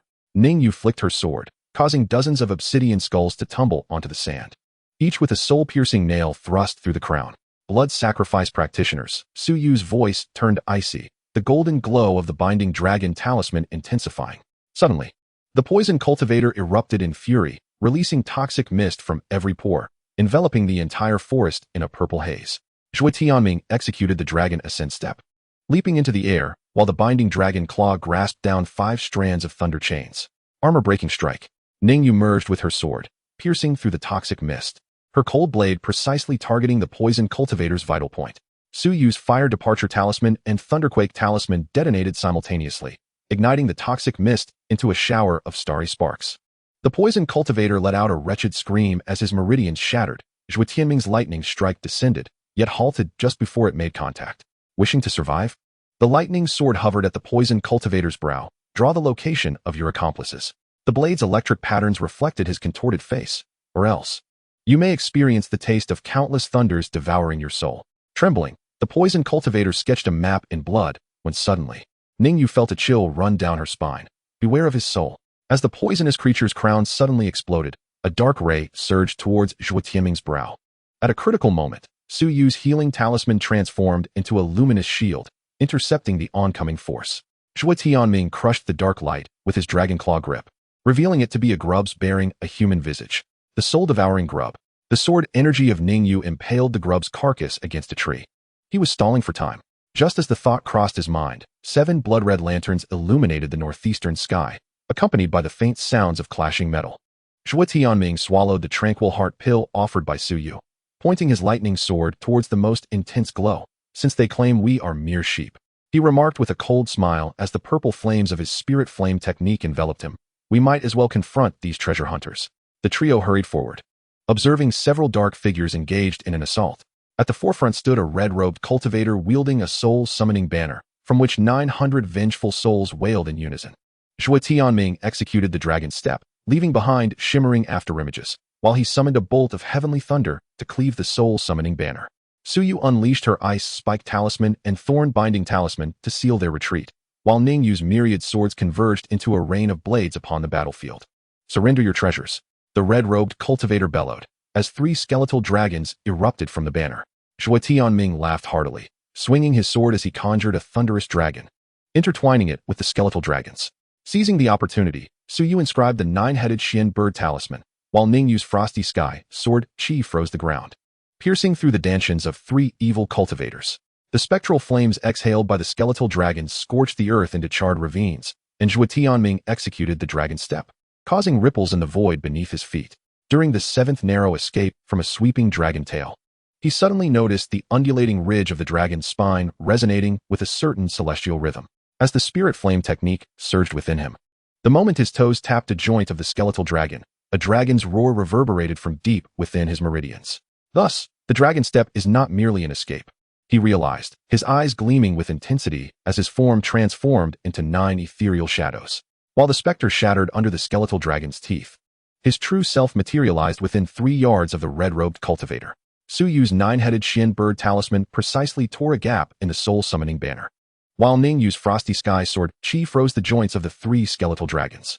The red-robed cultivator, horrified and wishing to retreat, found Zhuo Tianming's every step accompanied by the sound of thunder. Reaching the pinnacle of the dragon step, he executed the 9 steps to dragon transformation.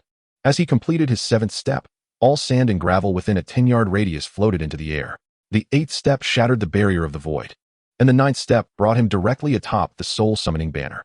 Thunderous cleave of the heavenly lightning, he declared, as the lightning sword arced upward, unleashing a 100-foot surge of electric brilliance that purified the 900 vengeful souls. In a panic, the red-robed cultivator summoned the heart shield mirror, only to be cleaved in 2 along with the mirror by the sword light entwined with dragon shadows. The 3 skeletal dragons collapsed with a thunderous roar, disintegrating into a heap of pale bone dust. Su Yu's flame of departure talisman promptly incinerated the bone dust, while Ningyu's frosty sword swept across the battlefield, causing the last 3 evil cultivators' throats to bloom with frost flowers. Zhuo Tianming descended gracefully, realizing that upon achieving mastery of the dragon step, his spiritual energy consumption had diminished slightly, and his speed seemed to have increased as well. Chapter 27. Swift Journey Through the Desert, Confrontation with the Sand-Devouring Moth. Zhuo Tianming inquired of Su Yu, were you injured during the previous battle? Su Yu, fortunately, your presence has allowed me to regain some strength. Otherwise, I fear I would not have endured the previous battle. However, my power has now returned to its peak, and my wounds will heal completely in 2 or 3 days. Zhuo Tianming addressed the 2 women, saying, we have been meandering through this desert long enough. It is time for us to depart. Even if another divine beast of the hidden realm were to appear, I could handle it. We must leave this dreadful place. Ningyu, indeed. We shall never return to this wretched land. It is hardly a place for humans to live. Zhuo Tianming gazed at the undulating sand dunes in the distance, his fingers gently tapping on the sword sheath. The setting sun elongated his shadow, intertwining it with the shadow of the bronze bell swaying at Su Yu's waist. The desert suddenly fell eerily silent. Even the customary wailing of the wind ceased. Su Yu suddenly sensed an anomaly beneath the ground. Gripping the void brush tightly, she felt the sand beneath her feet collapse. Zhuo Tianming's sword was drawn faster than thought itself, its blade aimed not downward but directly at the sky, where a shadow darker than the night was coalescing, 12 pairs of crimson compound eyes flickering to life. The sand-eating moth, Ningyu exclaimed, her voice trembling with an odd resonance. Zhuo Tianming, is this the trouble you claimed you could resolve? Zhuo Tianming chuckled softly. lightning flashing at the tip of his sword. I promise to show you the true night sky. The desert erupted as the sand-eating moth unfurled its wings. The scales and powder obscured the sun, cascading like a sandstorm, with each grain laden with corrosive venom. Ningyu's frosty sword carved an ice barrier before her. Yet in mere moments, it was pierced by 17 holes. 9 palace position. Zhuo Tianming bellowed. Suyu had inscribed an 8 trigram formation upon the ground. The 3 of them standing back to back within the yin-yang fish's eye. The 12 pairs of compound eyes of the sand-eating moth shimmered simultaneously, each red beam transforming into a tangible spear of flame. Can water talisman. Suyu bit her tongue, spitting forth her vital blood. As a cerulean curtain of water surged skyward. In the mist created by the clash of water and fire, Zhuo Tianming executed the dragon ascension step. Soaring upward amidst the steam, his lightning sword striking at the joint of the moth's wing, producing dazzling sparks that merely left white marks on its chitinous shell. Ningyu suddenly spun and leapt. Each pair of compound eyes corresponds to the earthly branches and hours. The frosty sword pierced the eye corresponding to the hour of the rabbit, and dark green liquid gushed forth. The sand-eating moth emitted a shrill wail reminiscent of a crying infant, and the entire desert abruptly collapsed into a vortex. Grab it. Suyu flung out a thorny binding talisman, transforming it into vines. Yet Zhuo Tianming plunged downward against the quicksand. The flame-binding techniques, purple flames coalescing in his palm into a dragon's claw, tearing through the moth's abdominal scales. Foul organs erupted forth, but upon contact with the air, they transformed into myriad toxic moths. Ningyu's frosty snow dance froze the majority of the toxic moths, yet 3 still burrowed into Suyu's cloak. The girl let out a muffled groan as her left rib wound split open once more, and blood dripped onto the sand, causing eerie mandrakes to sprout. Zhuo Tianming's eyes blazed with fury, and in an instant, the lightning sword summoned a thunderous roar from the heavens. Thunderstrike slash. A purple lightning pillar fell with a resounding crash, only to be devoured by the mandibles of the sand-eating moth upon contact. The monstrous creature's back swelled with countless flesh tumors, each one awakening a new compound eye. Suyu suddenly coughed up blood, laughing as she exclaimed, "I understand the meridian flow." With her blood-soaked brush, she inscribed fervently upon the sandy ground, "Ningyu, the eye of the moment. Zhuo Tianming, strike with thunder." Zhuo Tianming stepped forth, following the trajectory of the sigil Suyu had just drawn. As the lightning sword pierced the sand, 72 lightning chains erupted from the earth's veins, pinning the sand-eating moth in midair. Ningyu, merging with her sword, transformed into a streak of light, the cold shadow sword piercing precisely into the moth's compound eye. The sword energy coursing through the beast's veins straight to its heart. Amidst the dying struggles of the sand-eating moth, which stirred a tempest of sand, Suyu summoned her last vestige of spiritual energy to depict the 9-headed Xian bird clutching the sun talisman. The ethereal image of the golden crow collided with the blazing sun inside the creature's maw, igniting a purifying yang fire that incinerated the toxins within. Seizing the opportunity, Zhuo Tianming leaped onto the moth's head, using the dragon's claw to sever the central nerves connecting the 12 pairs of compound eyes. Silence enveloped the world. The collapsing sand dunes cascaded in slow motion, the sand-eating moth's colossal form transforming into a waterfall of quicksand. Zhuo Tianming grasped Suyu's wrist as they fell, while Ningyu's 9-section whip coiled around their waists. As the last grains of sand settled, the night sky indeed revealed a resplendent river of stars. Just as Zhuo Tianming had predicted, Suyu sat weakly upon the still warm sand, gazing at the remnants of the toxic moth crawling from her left arm wound. "This creature is siphoning my spiritual energy," she murmured. Before she could finish, Zhuo Tianming had extracted the venomous insect with his lightning sword, his lips pressing against the wound to draw out the poisoned blood. Ningyu averted her gaze, wiping her cold shadow sword, her ears tinged with a faint blush. She kicked aside the half-exposed stone tablet buried in the sand. The sand-eating moth has actually built its nest upon an ancient altar.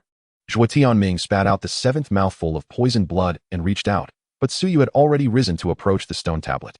"Here." The markings of thunder and lightning are intertwined. Ningyu suddenly thrust the tip of her sword into the sand, declaring, "Something beneath is breathing." The 3 exchanged glances, then simultaneously struck to clear the sandy layer.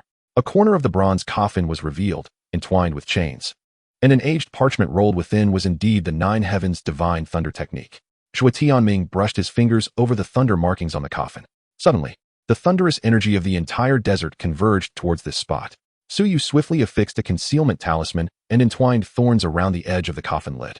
"Should we open it?" the girls asked in unison. Zhuo Tianming gazed at the dragon-shaped true energy pulsating in his palm, a sudden smile breaking forth. "Do you remember? I promised to show you the true night sky?" As the lightning sword descended, What erupted from the coffin was not the stench of decay, but a vast ocean of stellar power. Countless particles of light wove through the air, forming a galaxy that outlined the celestial map of the cosmos. Just as they were captivated by the overwhelming force of the stars, the celestial map suddenly blazed with brilliance, from which 3 streams of light shot forth, merging into Zhuo Tianming, Suyu, and Ningyu's bodies. In an instant, the 3 felt a powerful force coursing through their bodies, their meridians expanding and their spiritual energy surging uncontrollably. Simultaneously, the bronze coffin slowly opened, revealing the corpse of a man clad in an ancient robe, emanating a faint starlight. Suddenly, a beam of light shot from the man's brow, forming an image in which he spoke. I am a descendant of the ancient Heavenly Thunder Sect. I leave this stellar power and the 9 heavens divine thunder technique here for those destined to inherit it. May you wield this power wisely. It seems this is my opportunity, murmured Zhuo Tianming, his gaze fixed on a certain spot, as if it concealed boundless secrets and possibilities. Suyu smiled gently, encouraging. You must make the most of this chance. It may yield unexpected rewards. Zhuo Tianming took a deep breath, nodding, his eyes brimming with determination, as if he had resolved to seize this rare opportunity. He turned his gaze toward the horizon, an unknown expanse filled with challenges and dangers, yet brimming with infinite potential. Indeed, I shall act swiftly. Zhuo Tianming's voice carried a note of resolve. He understood the urgency of the moment, knowing that not a second could be squandered. After a period of contemplation, he finally grasped the essence of the inheritance, gaining a deeper understanding of his cultivation path. Once he had accomplished this, Zhuo Tianming, Suyu, and another companion began to pack their belongings, preparing to embark on a new journey. Their destination was the ghostly abyss, a realm shrouded in mystery and strangeness. Chapter 28. In the ghostly abyss, the dense forests and shadowed skies. 3 days later, the trio finally reached the entrance of the ghostly abyss. In the distance, black trees stood tall, their trunks marred with cracks, and not a single leaf remained. The sky was thick with dark clouds, yet not a drop of rain fell. Instead, the clouds obscured the scorching sun, casting an eerie gloom over the forest. As they stepped into the ghostly abyss, the ground beneath their feet suddenly turned soft and sticky. Ningyu bent down and prodded the earth with her sword sheath, unearthing a few blackened plant roots, a putrid stench mingling with a damp, moldy odor assaulting their nostrils. Is this place fertilized with refuse? Suyu exclaimed, pinching her nose and taking a step back, her embroidered deer-hide boots now caked in mud. My shoes. The shopkeeper said this material took a considerable amount of time to craft, and now they are ruined by muck. As Zhuo Tianming brushed his fingers against the cracked bark of a tree, he collected dark red debris. These are no ordinary trees, he remarked, examining the blood-like substance with a furrowed brow. These trees have likely absorbed a great deal of resentment. Before he could finish his sentence, thick fog began to pour from the crevices of the tree roots, quickly coalescing into a translucent human face. Ningyu swiftly threw her frost sword, its blade piercing the mist with a hissing sound, causing the distorted visage to dissipate into 7 wisps of blue smoke, one of which brushed past Suyu's hair. Master Zhuo, could we perhaps employ a gentler warning method next time? Suyu tore the silver hairpin, tainted with dark energy, from her hair and cast it to the ground, lamenting, this hairpin took me 3 months of saving spirit stones to purchase. As Zhuo Tianming and his companions progressed, they were suddenly alerted by the distant sounds of combat. The clash of metal echoed from the depths of the thick fog, prompting Zhuo Tianming to grip his thunderlight sword and leap to the treetops. Through the miasma of accumulated resentment, he beheld 5 black-robed cultivators besieging a woman clad in blue. Recognizing her attire, he identified her as a notorious member of the Shura Palace. The jade token at her waist shimmered with a moonlit glow, a unique emblem of the Chitian Palace, known as the Pure Moon Glaze. At that moment, her left shoulder was stained with dark blood, and the purifying waves emitted by her silver bell were being eroded by the toxic mist. The leading Shura cultivator suddenly flung 7 piercing nails, their tails entwined with spider silk glistening a ghostly blue in the moonlight. The blood of the Chitian Palace's saint complements my myriad poisons perfectly, he cackled, his voice reminiscent of an owl's hoot, as the trajectory of his hidden weapons twisted in the air like serpents. Zhuo Tianming, with his sword pointed, sliced open his palm, allowing drops of blood to trace the spine of the thunderlight sword. Thunder, infused with the essence of pure yang blood, cleaved through the toxic mist, while Suyu simultaneously sketched a wind symbol. In the instant of the clash of wind and thunder, fissures appeared in the 3 soul-locking formation. Who dares to ruin my plans? The Shura cultivator flipped his hand and summoned the myriad poisons banner, unleashing hundreds of green-eyed poison bats from its surface. Ningyu drove her ghostly sword into the ground, causing frost to spread along the web-like roots, freezing the first wave of attacking bats into solid sculptures of ice. Seizing the opportunity, Zhao Ting shook her silver bell, its clear tones transforming into blades of light that severed the soul-binding threads around her waist. Stumbling back to Zhuo Tianming's side, she released 18 star symbols, warning, beware their bone-dispersing powder. No sooner had she spoken than a cultivator on the right unleashed a burst of purple mist from his sleeve. Zhuo Tianming spun to shield Zhao Ting behind him, his thunderlight sword weaving a luminous barrier. When the toxic mist made contact with the blade, it fizzed ominously, corroding the power of heavenly thunder and creating a breach. Suyu immediately cast a thorn entanglement symbol, narrowly blocking the subsequent toxic darts with the trees. Next, Ningyu hurled a jade vial, and as Zhao Ting caught it, her pupils constricted in surprise. A royal-grade healing elixir? How can you bear to give it to someone like me? First, heal yourself, Ningyu commanded, severing an incoming soul-binding lock with her sword. The cold, ethereal sword energy clashed with the toxic mist, crystallizing into icy poison. The Shura leader, noticing this, suddenly bit down on his tongue, releasing a torrent of pitch-black insect swarm from the myriad poison's banner. Zhuo Tianming's forehead crackled with lightning runes as he activated the path of celestial law once more. The Thunderlight sword summoned the 9 heavens' mystic thunder. But at the moment of descent, it became ensnared by 5 soul-binding locks around the hilt. Suyu hastily inscribed the word break in the air, while Zhao Ting pressed the silver bell against his back, exclaiming, "Let me borrow your spiritual power." Infused with pure spiritual energy, the thunder coalesced into a purple-gold thunder dragon at the sword's edge. The swarm of insects disintegrated upon contact, and the residual force incinerated 3 of the Shura cultivators into charred remains. The leader staggered back 10 paces, his fanged mask shattered, revealing a visage grotesquely decayed. The Qitian Palace is conspiring with the Thunder cultivators. The palace master will know of this. You know too much, Zhao Ting declared, her fingertips causing the star symbols to swell, transforming into a chain of the Milky Way that pierced his dantian. As the remaining monks sensed the peril, they transformed into a dark mist and fled, only to find themselves ensnared by the dragon-binding array that Suyu had skillfully laid in anticipation, trapping their souls upon contact with the vengeful barrier. Suyu carefully retrieved a poisoned dart, its tip laced with the 7-step heartbreak powder, indicating that the Shura temple had indeed invested significantly this time. After consuming a medicinal pill, Zhao Ting's complexion improved slightly, while the moonlit glass emitted a faint glow. 3 months prior, our disciples discovered that the Shura temple was concocting the 10,000 souls pill. It seems they intend to silence us. She suddenly coughed violently, black blood seeping between her fingers.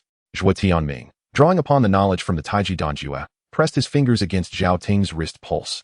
But the moment his spiritual energy penetrated, it was viciously consumed by the heart-eating worm. Taiji's spirit sealing technique, he exclaimed, his fingertips glowing with 7 points of starlight as he sealed Zhao Ting's major acupoints along her meridians. The girl's skin shimmered with crystalline frost patterns, and the dark energy coiling around her chest was forcibly compressed to the size of a fingernail. This is akin to drinking poison to quench thirst, Ningyu remarked, observing the frost that formed on Zhao Ting's eyelashes. The cold will erode her meridians. Better than being devoured by the worm, Zhuo Tianming retorted, tearing off a jade pendant from his waist and crushing it. The powder coalesced in the air to form an illusory alchemical furnace. The soul-disrupting grass thrives in the realm of extreme Yin, nourished by vengeful spirits. It must surely grow in this ghostly area. At dawn the following day, the trio followed the stench of decay to a mass grave. The soul-disrupting grass, blood-red and shaped like an infant's palm, rooted itself in the eye socket of a skull. Just as Suyu was about to harvest it, skeletal hands suddenly emerged from the ground, gripping her ankle. Countless vengeful spirits rose from the putrid soil, coalescing into a bride-clad specter. A century has passed, the ghost lamented, blood tears streaming from beneath her veil. At last, I have awaited a potent physical vessel. Her fingers elongated dramatically, blackened nails lunging toward Zhuo Tianming's throat. Ningyu intercepted with her sword, yet the chilling blade began to corrode under the ghostly aura. Suyu unleashed 36 soul-binding talismans, only for them to combust upon contact with the bridal gown. The ghost's piercing wail summoned a ghastly wind, and the bones in the graveyard began to assemble into a skeletal army. Zhuo Tianming bit his tongue, releasing his vital blood, and the lightning sword surged in the blood mist. Heavenly Thunderstrike, he shouted, but as the thunder struck, the ghost transformed into red smoke, reappearing beside Zhao Ting. Ningyu hurled the ice spirit pearl to freeze the space, while Suyu outlined a dragon locking pattern in the void. The ghost's bridal gown erupted, revealing the soul-eating vine that was her true form. Ah, I see. Zhuo Tianming redirected his blade toward the ground, cleaving a chasm 3 zhang deep. The bronze coffin buried beneath the earth emerged, its lid inscribed with soul-binding scriptures. The ghost emitted a heart-wrenching wail as the soul-eating vine surged toward the coffin. Seizing the opportunity, Ningyu unleashed the 10,000 swords technique, the sword energy raining down to pin the main root of the vine. At that moment, Suyu pricked her finger, drawing a thunderbolt talisman, and as the heavenly thunder pierced the ghost's ethereal form, Zhuo Tianming struck the bronze coffin lid, sealing the soul-eating vine within. The soul-disrupting grass fell away in the radiance of the lightning, and Ningyu preserved it in a dark ice jade box. By the time the trio returned to their camp, the icy crystals had already spread up to Zhao Ting's neck. Zhuo Tianming summoned the crimson copper medicinal cauldron, the lingering aura of the 10,000 souls pill causing the soul-severing grass to writhe violently. With the principle of yin transforming into yang, he reversed the cycle of life and death, merging the soul-severing grass with his own pure yang essence blood according to the Tai Ching pill formula. As the medicinal liquid boiled, the visage of a female ghost emerged, prompting Suyu to immediately toss a thunderstrike talisman into the cauldron. When the 9th lightning rune fused into the pill, a dark line suddenly shot from Zhao Ting's chest, forcibly dragging out the heart-devouring goo mother insect due to the pill's aura. The moment the pill reached her throat, icy crystals erupted around Zhao Ting. Her pupils changed to a striking blue, and amidst this place filled with resentment, white lotuses began to bloom, their hearts pulsating with purifying flames. Is this the lotus fire of purification? Suyu's puzzled voice echoed. Chapter 29. The perilous path of trials in the wilderness encountering assassination. To her surprise, Zhao Ting remarked, "You have quite the discerning eye." She retracted the lotus of purification and scrutinized the 3 individuals present. Zhuo Tianming, too, examined the enchanting young woman before him. His gaze lingered on her form, his fingers unconsciously caressing the intricate patterns of his sword's hilt. The lingering glow of the fire lotuses around Zhao Ting had yet to fade, casting a thin golden sheen upon her silhouette, making her appear as if she had stepped forth from an ancient scroll, a celestial being. Her flowing wide sleeves fluttered gently in the night breeze, revealing layers of water-blue gossamer within. However, a jagged tear, half a palm's length, marred her right shoulder, the edges stained with dark red blood, reminiscent of a freshly plucked magnolia petal severed by a sharp blade. As she raised her hand to tuck a stray lock of hair behind her ear, the 3-inch-long silver bracelet on her wrist chimed softly, intricately carved into the shape of a serpent devouring its own tail, with 2 deep blue crystals embedded in its eyes. This cool light accentuated the alabaster of her neck, akin to sheep-fat jade immersed in a cold spring, yet her left cheek bore a few unclean droplets of blood, resembling red plum blossoms blooming in the snow. As she turned, the hem of her skirt rippled lightly, revealing the tattered state of the 12-layered xiang skirt, with signs of tearing faintly exposing the frost-white lining beneath, as though moonlight seeped through cracks in the clouds. Most alarming, however, was the belt at her waist. Once adorned with pearls, now reduced to a mere remnant, the severed edge charred and curled. Nevertheless, she elegantly fashioned the remaining ribbon into a butterfly shape, the trailing tassels swaying gently with her steps, presenting an incongruous elegance. As the last glow of the fire lotus swept past her brow, Zhuo Tianming noticed a rice grain-sized vermilion birthmark at the corner of her right eye, akin to rouge splattered upon rice paper, piercing to the very heart. "Have you had your fill of watching?" Zhao Ting suddenly chuckled, the damaged sleeve slipping down her jade arm, revealing a serpentine wound that had yet to heal. Winding up to her elbow, nonchalantly, she tugged at the loosened fastenings of her garment, unveiling a half of a Qingyuan tattoo just below her collarbone, the feathers of the soaring bird disappearing deep within her attire. Zhuo Tianming was momentarily entranced, jolted back to reality by Zhao Ting's words, and could not help but inquire, "Miss, who are you?" "I am Zhao Ting, the deputy lord of the Qitian Hall, destined to inherit the position of the Hall Master. I have ventured forth from the sect for trials and to seek opportunities," she replied with a light smile. Zhuo Tianming inquired, "Do you harbor a grudge against the Qitian Palace and the Azure Palace? Why do they seek your demise?" Zhao Ting, with a sense of resignation, replied, "The animosity between the Qitian Palace and the Azure Palace is not merely a matter of mutual disdain, it is a profound enmity. The previous deputy master was slain by them, and I, as the newly appointed deputy master, possess only the cultivation of the 8th level of the acquired realm. Were I not so feeble, I would not have been appointed to this position. Shortly after my entrance into the barbarian Demon Mountains, I encountered Azure Palace cultivators of the same realm. After effortlessly vanquishing them all, I continued my journey," she recounted. Zhuo Tianming remarked, "To achieve invincibility within your realm and to transcend boundaries in combat, it seems you are indeed a prodigy. Of course, otherwise, why would I have been chosen as the heir?" Zhao Ting said, her face brimming with pride. "From which entrance did you enter the barbarian Demon Mountains?" Zhuo Tianming asked again. "I entered through the bony area," Zhao Ting responded. That is indeed surprising. Reaching the ghostly area requires traversing both the bony and frost zones. Could you share what transpired along the way? Upon hearing this, both Suyu and Ningyu perked up, listening intently. Certainly, let us converse while we walk, Zhao Ting suggested. As she lightly tapped her toes on the withered branches, her silver serpent bracelet suddenly shimmered with a cold radiance. On that day, I pursued the scent of the moonflower grass deep into the bony gorge and fortuitously stumbled upon 7 Azure Palace cultivators engaged in the blood fiend formation. The flaming lotus in her palm unfurled into 12 petals as she continued. The leading figure, clothed in a crimson robe, possessed the cultivation of the 7th level of the innate realm, with 7 skull bells hanging from his waist. Before she finished her sentence, 7 fiery arrows erupted from her wide sleeves. Zhuo Tianming instinctively raised his sword to block, yet he witnessed sparks bizarrely hovering mere inches before him, as though the pure world fire lotus were recreating the scene of that day. As soon as their blood blades were unsheathed, my pure world fire lotus incinerated 3 of them. In the illusion, Zhao Ting spun to evade the blood net, her tattered skirt billowing like flames. The fire lotus suddenly expanded into a 3-meter-tall fire phoenix, engulfing 2 cultivators in ash. The remaining 4 formed a square blood fiend formation, which indeed required considerable effort on my part. Ningyu suddenly pointed towards a certain spot in the fiery curtain. That crimson-robed figure conceals needles. Yet, the Zhao Ting of the illusion seemed prepared, as her silver serpent bracelet transformed into a darting dragon, seizing 13 bone-piercing nails and hurling them back.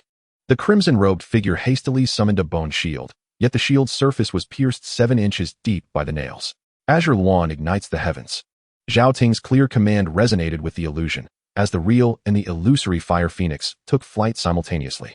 Zhuo Tianming observed as the crimson-robed figure was reduced to charred remains amidst the flames, only to suddenly notice a swirling black mist at the edge of the illusion, revealing a feigning cultivator poised to attack. Beware! Suyu, entranced, could not help but warn. However, Zhao Ting merely chuckled, executing a hand gesture. The charred corpse, which should have been lifeless, suddenly extended a ghostly claw, only to be pierced through the palm by the azure light emitted from her hairpin. Simultaneously, the fire lotus in reality unleashed golden threads, shredding the phantom attempting to launch a sneak attack. The blood puppet technique of the Azure Palace is indeed troublesome. As Zhao Ting spoke, she flipped her wrist, and a crimson droplet of blood rose from the fiery lotus. However, they forgot that the Temple of Prayers excelled in refining resentment. The bone shield of the blood-robed guest suddenly cracked with a web of fissures, yet at that moment, Zhao Ting's silver snake bracelet emitted a piercing shriek. In the illusion, the girl abruptly severed the cord at her waist, and from where the pearls fell, 12 fiery feathers of the azure phoenix surged forth. The maid of the Temple of Prayers is courting death. The blood-robed guest howled as he crushed the skull bell at his waist, causing 3 headless corpses to crawl out from the blood mist, their necks protruding with stark, white bone spines. As Zhao Ting's wide sleeves fluttered, the tattered azure veil suddenly wove into a celestial net. The bone spines of the corpses pierced the net, and in that instant, she bit her fingertip to inscribe a decree upon the fiery lotus. Purify the world. The azure flames rolled back along the net's patterns, incinerating the corpses into glass-like skeletons. Seizing the opportunity, the blood-robed guest hurled 7 skulls, forming a blood cage that ensnared himself, while Zhao Ting had already replaced her true position with the afterimage of the fiery lotus. Azure Phoenix, peck at the eye?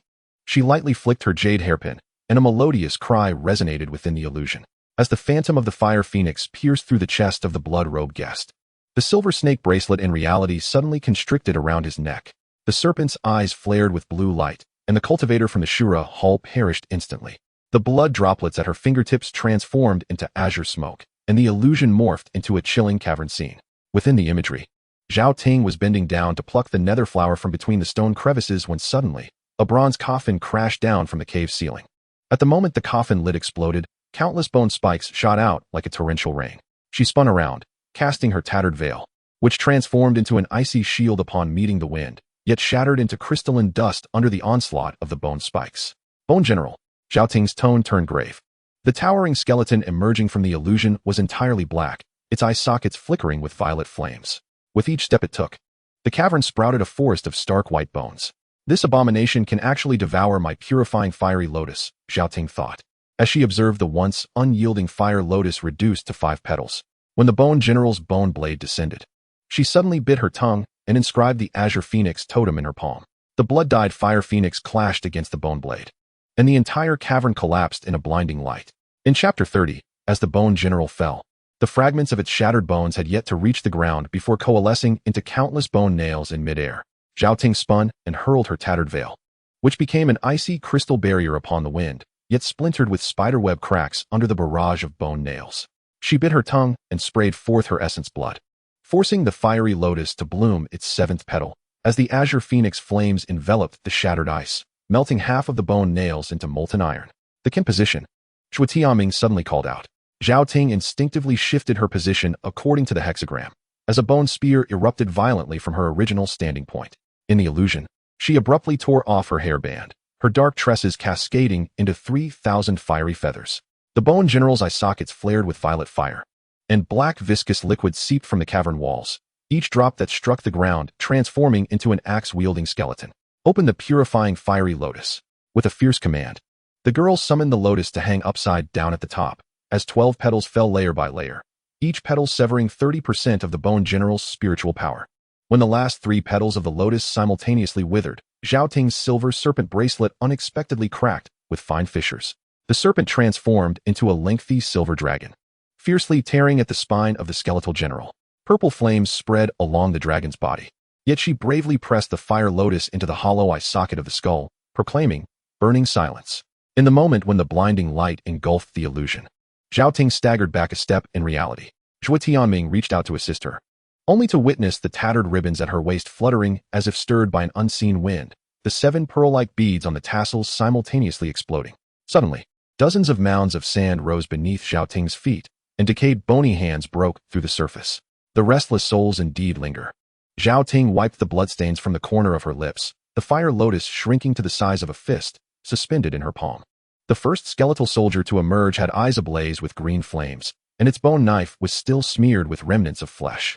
Zhao Ting enveloped the skeleton in flames, yet upon making contact with the ground, it shattered into bone dust, only to coalesce once more into a new skeleton. The fire lotus in Zhao Ting's hand suddenly split into 72 fiery tendrils, each precisely piercing the forehead of a skeleton. The Qinghuan fire specifically vanquishes the malevolent. Her words abruptly ceased as the latest skeleton bore an embedded fire avoidance pearl upon its forehead. A tide of bones surged forth, and Zhao Ting's silver serpent bracelet was now riddled with cracks. Looking around in desperation, she spotted a bronze ancient well nearby, its rim inscribed with a soul-binding talisman that was seeping blood. The 3 onlookers regarded Zhao Ting warily as they retreated. Zhao Ting bit her fingertip, completing the fractured talisman upon the edge of the well. As the talisman was completed, the entire ancient well suddenly erupted with ghostly blue flames. The ocean of skeletons retreated as if faced with a formidable foe, yet some unseen force compelled them forward. This is the soul refining well. An unusual light flickered in Zhao Ting's eyes as she cast the fire lotus into the well. At the moment, the azure flames fused with the ghostly fire. The depths of the well echoed with the wails of countless vengeful souls. She tore off the tattered ribbons from her waist and hurled them into the sea of flames. The brocade instantly dissolved and transformed into 360 golden runes suspended in the air. Heavenly fire formation, arise. The golden runes ignited in a blazing explosion, encircling the sea of skeletons within a wall of flames. The residual purple fire of the skeletal general surged from the earth's veins, yet upon touching the golden flames, it was devoured instead. Zhao Ting pressed her palms against the ground, her hairpin shattering into dust, her once dark tresses turning instantly snow white. The might of the fire formation surged further, reducing the last skeletal soldier to ashes. As the final wisp of black mist dissipated, Zhao Ting suddenly collapsed. She remarked, "At that moment, only 2 petals of the fire lotus remained in my dantian, teetering on the brink of extinguishment." Leaning against the damp rock wall, she gasped for breath, the stalactites above dripping with ghostly blue droplets. She crushed the secret elixir of her sect, the Qinghuan pill, which transformed into 7 wisps of azure smoke that entered through her 7 orifices. The waning fire lotus in her dantian began to tremble and rise, consuming the chill of the cave entirely. Zhao Ting bit down on a strand of white hair, each thread turning to ash between her teeth.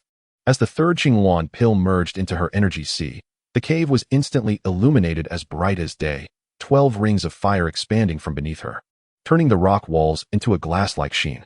It was evident that Zhao Ting's strength had returned to its peak, and her hair had regained its original hue. As Zhao Ting immersed herself in meditation, a thunderous roar akin to the collapse of mountains and the splitting of the earth suddenly resonated from outside the cave. The rock walls trembled, and stalactites fell like raindrops, while the ground fissured, resembling a spider's web. A noxious, putrid odor surged forth, entwined with a sinister green mist, coalescing in midair into a colossal skull. The venom dripping from its fangs eroded the earth, creating bottomless pits. With a resounding explosion, the cave's ceiling shattered, and a towering skeletal beast emerged from the rubble, its spine resembling a jagged mountain range, while countless broken chains coiled around its ribcage, each link adorned with luminescent human skulls. The skeletal beast opened its gaping maw, from which a cloud of darkness manifested countless vengeful faces. The spiritual energy that Zhuo Ting had just regained was instantly thrown into chaos, and the fire lotus within her dantian shook violently, struggling to rise. She traced fire symbols in the air with her fingertips, only to have them devoured by the encroaching black mist. The 8 legs of the demonic spider broke through the earth, each crafted from innumerable bones, with black viscous fluid oozing from their joints. One leg swept towards her, and Zhuo Ting narrowly evaded, the rock wall behind her carved into 5 unfathomable chasms. Suddenly, the abdomen of the demonic spider split open, unleashing a torrent of bones, spiders the size of fingernails. These spiders gleamed with an eerie blue hue, exuding sticky silk that ignited ghostly blue flames upon contact with the ground. Zhuo Ting raised her hand to summon the fire lotus, only to find her spiritual energy ensnared like a swimmer sinking in quicksand, its flow laborious. Biting her tongue, she drew forth her essence, splattering her blood upon the fire lotus to forcefully ignite it. However, the demonic spider swiftly swung its forelimbs, unleashing a pitch-black gale that extinguished the flames entirely. Staggering back a few steps, blood trickled from her lips, and the cracks on her silver snake bracelet deepened ominously. The demonic spider suddenly spoke, its voice akin to sandpaper scraping against wood, imbued with boundless malice. Had it not been for a powerful being sealing me here, I would have consumed all living beings in this world long ago. A tremor coursed through Zhuo Ting's heart, her eyes gleaming with resolve. Today, I shall slay this fiend. Drawing a deep breath, she summoned her remaining spiritual energy, coalescing a ball of ghostly azure flame in her palm. This was the source fire of the pure world fire lotus, her final trump card. Upon seeing this, a flicker of trepidation flashed in the demonic spider's eyes, swiftly replaced by frenzied contempt. You think to harm me with such a feeble flame? The spider lashed its legs, conjuring a tempest of blood and stench. Zhuo Ting deftly navigated the space between the spider's limbs, employing the Bagua step technique. Each time she neared the demonic spider, a chain of bones would lash out, forcing her to retreat. Suddenly, she noticed a glowing crystal within the spider's abdomen, faintly revealing the countless vengeful spirits sealed within. So, that is your life core. A glimmer of light sparked in Zhuo Ting's eyes. She infused the source fire into the fire lotus, and all 12 petals erupted in radiant brilliance. The demonic spider, sensing the imminent danger, frantically spewed forth black venom, yet it was entirely evaporated by the fire lotus's luminous glow. As Zhuo Ting prepared to charge towards the heart of the demon spider, the monstrous creature suddenly unfurled its gaping maw and unleashed a beam of black light. Wherever this beam traversed, the fabric of space warped and twisted, with air itself corroding into a multitude of black holes. Zhuo Ting, unable to evade, was struck by the beam, her body hurtling backward like a broken kite. She crashed heavily to the ground, blood seeping from the corner of her mouth, and the radiance of the fire lotus dimmed significantly. No, I cannot simply give up. Zhuo Ting struggled to rise, gazing at the skeletal demon spider in the distance. Suddenly, she recalled her master's words about the true power of the pure world lotus fire, which resonated with the will of its wielder. Closing her eyes, she reminisced about the moments shared with her master, the countless days and nights spent in cultivation. A formidable force awakened within her, and the fire lotus's glow reignited. Even more brilliant than before, she surged forward through the flames towards the demon spider, each step leaving a blazing imprint on the ground. The demon spider, sensing danger, frantically waved its legs in an attempt to thwart her. However, Zhuo Ting's speed was too swift, too rapid for the creature to react. The fire lotus in her hand transformed into a streak of luminous energy, hurtling directly towards the spider's core. Upon impact, a thunderous explosion reverberated through the air. The skeletal demon spider emitted a piercing wail as its massive form began to collapse and disintegrate. Yet, just as it was on the verge of complete obliteration, a surge of black mist erupted from the core, coalescing in the air into a shadowy figure. It was a dark-robed figure exuding an aura of malevolence. Wearing a sinister smile, "You wish to kill me? It won't be so easy." Zhuo Ting clenched her fists, confronting the figure before her. Chapter 31. The jade pendant destroys the dark-robed figure. The icy gale seizes life. The dark-robed figure cackled. You truly are remarkable. I shall claim this body for myself."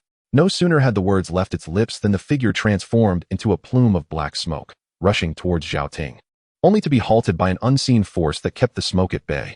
How is this possible? The dark-robed figure exclaimed in disbelief. Zhao Ting, too, was taken aback.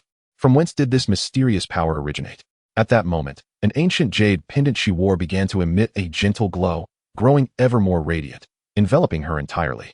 Enraged, the dark-robed figure intensified its assault on the luminous barrier, yet it remained impenetrable. What kind of treasure is this pendant? It seethed through gritted teeth. Zhao Ting felt a stirring within her, attempting to communicate with the pendant, and was met with a warm energy flooding into her being, calming her previously frantic heart. She channeled her inner spiritual power, merging it with the pendant's strength, and in an instant, a powerful wave of energy erupted from her. The dark-robed figure was sent reeling from this force, its black smoke beginning to fade. Humph, do you think this will stop me? I shall return. The dark-robed figure declared defiantly, dissolving into a wisp of smoke in a bid to escape. Zhao Ting would not easily allow this nefarious being, who coveted her body, to flee. Her gaze was piercing, and her hands swiftly formed seals, channeling the jade pendant and the soul power within her. The ancient jade pendant shone brilliantly, resembling a miniature sun, as countless golden runes floated forth, weaving a colossal sealing formation in the air. Just as the figure in the black robe attempted to escape, he found himself ensnared by the sealing array. He struggled frantically, emitting a shrill scream. No, it is impossible. I shall not perish. The black smoke clashed violently within the sealing formation, yet the golden runes seared it, producing a hissing sound and wafts of burnt odor. Zhao Ting shouted emphatically now. The jade pendant transformed into a streak of luminous energy and shot directly into the sealing array. The figure in the black robe let out a heart-wrenching wail as the black smoke gradually dissipated under the embrace of golden light. I refuse to accept this. His voice grew weaker, ultimately fading away with the last wisp of black smoke in the air. Watching the figure vanish completely, Zhao Ting sighed in relief as the jade pendant gently returned to her hand, its brilliance gradually dimming. She caressed the pendant, her heart filled with gratitude for her master. Without this jade, her fate today might have been dire. At that moment, Zhao Ting addressed the three companions. Behold, this is merely the first day of our troubles in the bone-dry zone. Had it not been for my pure world fire lotus, I doubt I would have survived till now. Zhuo Tianming could not help but exclaim. We have faced similar perils, even in the desert region. We encountered demonic beasts of the divine concealment realm. Were it not for our formidable strength, we might have been reduced to mere fodder for those beasts. What? You too encountered demonic beasts of the divine concealment realm. Your lives are truly resilient, Zhao Ting teased in astonishment. What terrifying demonic beasts have you faced? Zhuo Tianming retorted. In the frost zone, I encountered even more fearsome beasts, 2 of them, engaged in battle. Otherwise, I would have awaited my demise, Zhao Ting replied, her fingers delicately weaving, her spiritual energy flowing into the void. In an instant, a scene of frost-laden mist materialized before her. The frigid wind howled, carrying ice crystals, as towering glaciers loomed in the distance, radiating a chilling, spectral glow beneath the somber sky. 2 colossal creatures were locked in combat. On the left stood a frost giant ape, cloaked in silver armor, towering 10 zhang high, with arms as robust as great pillars. Each swing of its fists summoned a piercing cold wave, instantly freezing the ground into a web of ice patterns. Opposite, it was a pitch-black king of the underworld scorpion, its tail extending 100 zhang long, the venomous stinger glimmering with a sinister purple light. Each lash seemed to rend the air, producing a shrill screech. Both the frost giant ape and the king of the underworld scorpion were existences at the pinnacle of the divine transformation realm. At that time, the shockwaves from their battle nearly claimed my life, Zhao Ting recounted with a serious expression. Suddenly, the frost giant ape roared, its fists crashing into the ground, causing a massive ice spear to erupt, aimed directly at the king of the underworld scorpion. The scorpion reacted swiftly, its tail whipping around to strike the ice spear precisely, shattering it in an instant. Following that, its pincers snapped shut, unleashing a wave of black energy toward the frost giant ape. Zhao Ting took cover behind a distant ice formation, her gaze fixed intently on the battlefield. In her heart, she contemplated that if she could seize the inner core of one of the demon beasts amidst their mutual destruction, it might elevate her strength to new heights. Thus, she cautiously summoned her spiritual energy, poised to strike at any moment. However, just as she was intensely focused, the sky abruptly darkened, and a chilling pressure descended from the heavens. It was the catastrophic ice gale. Zhao Ting's complexion instantly turned pallid. In the distance, a colossal white storm surged forth, freezing everything in its path into ice sculptures. The ice gale advanced with astonishing speed, rapidly approaching the battlefield. The frost giant ape and the nether scorpion king, sensing this terrifying force, displayed expressions of horror, abandoning their battle to unleash their secret techniques, transforming into streaks of light as they fled into the distance. On the fringes of the ice gale, numerous beings, like Zhuo Ting, were poised to seize the opportunity. Among them were powerful cultivators and various demon beasts. Yet, in the face of such a natural disaster, their struggles seemed utterly futile. As the ice gale swept through, those creatures were instantly encased in ice, their faces forever frozen in expressions of terror. Witnessing this, Zhuo Ting was filled with dread. She dared not hesitate for a moment and immediately exerted all her strength to flee in the opposite direction. Her speed was extraordinary, leaving behind fleeting afterimages. However, the ice gale was swifter still, the chilling presence closing in on her back. At this critical juncture, the purifying fire lotus upon her person suddenly erupted with a blazing radiance, forming a fiery shield that temporarily repelled the encroaching cold. Under the protection of the purifying fire lotus, Zhuo Ting barely withstood the first wave of the ice gale's onslaught. Yet she could feel the power of the lotus rapidly depleting. The biting gale struck her as if countless icy blades were mercilessly scraping against her. Her garments tattered and her skin marred with bleeding wounds.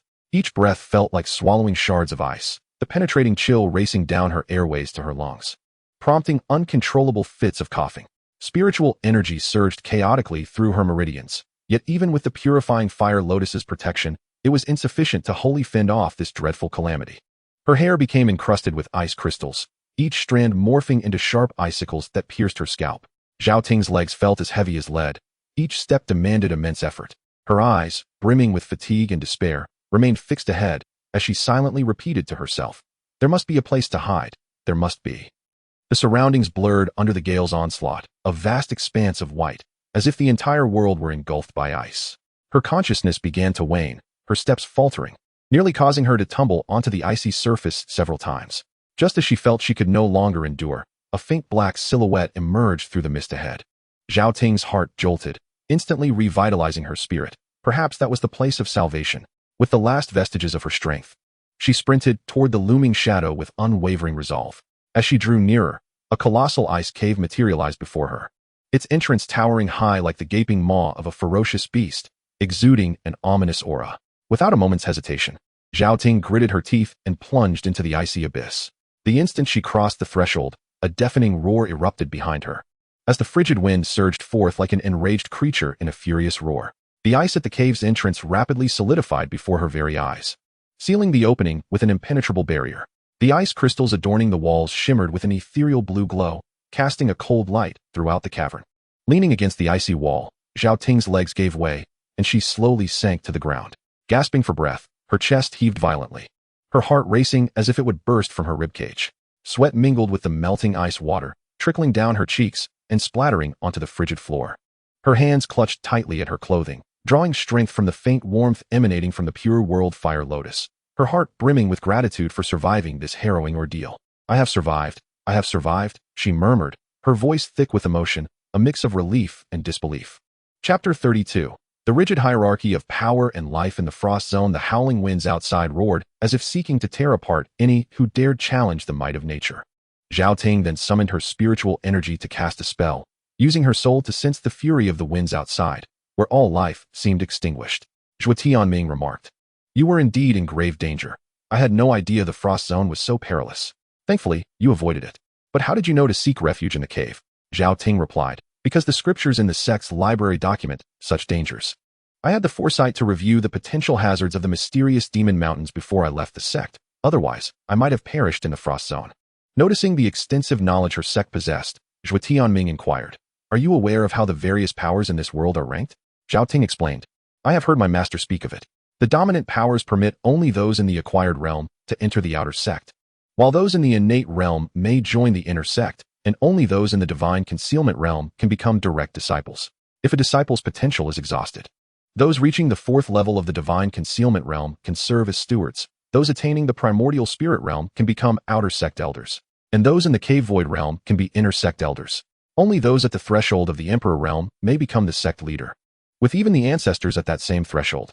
In first-rate powers, individuals in the chi induction realm can enter the outer sect, while those in the acquired realm may join the inner sect, and those in the innate realm can become direct disciples. Similarly, the 4th level of the innate realm can serve as stewards, the 4th level of the divine concealment realm can become outer sect elders, and the 4th level of the purple mansion realm can be inner sect elders. The sect leader must be at the 1st level of the saint realm, and the ancestor must be at the 1st level of the emperor realm. In second-rate powers, Those at the 7th level of the body refining realm can enter the outer sect, while those at the 4th level of the chi induction realm can join the inner sect, and those at the 4th level of the acquired realm can become direct disciples. Similarly, those at the 7th level of the acquired realm can serve as stewards, those at the 7th level of the innate realm can become outer sect elders, and those at the 7th level of the divine concealment realm can be inner sect elders. The sect leader must reach the 7th level of the cave void realm, while the ancestor must be at least at the 7th level of the saint realm.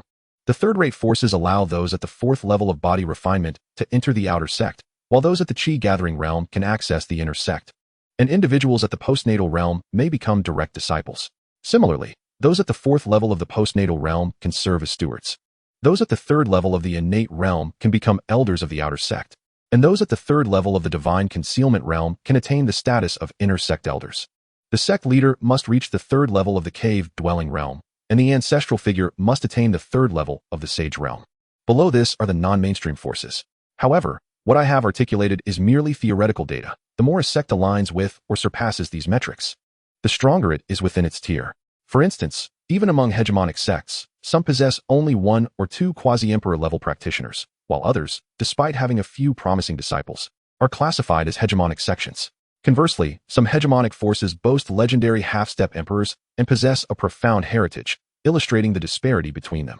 Nonetheless, cultivation hinges on resources, companions, laws, and territory. The financial strength of a sect and the presence of formidable practitioners significantly influence its evaluation. This standard is recognized by all forces across the 9 provinces.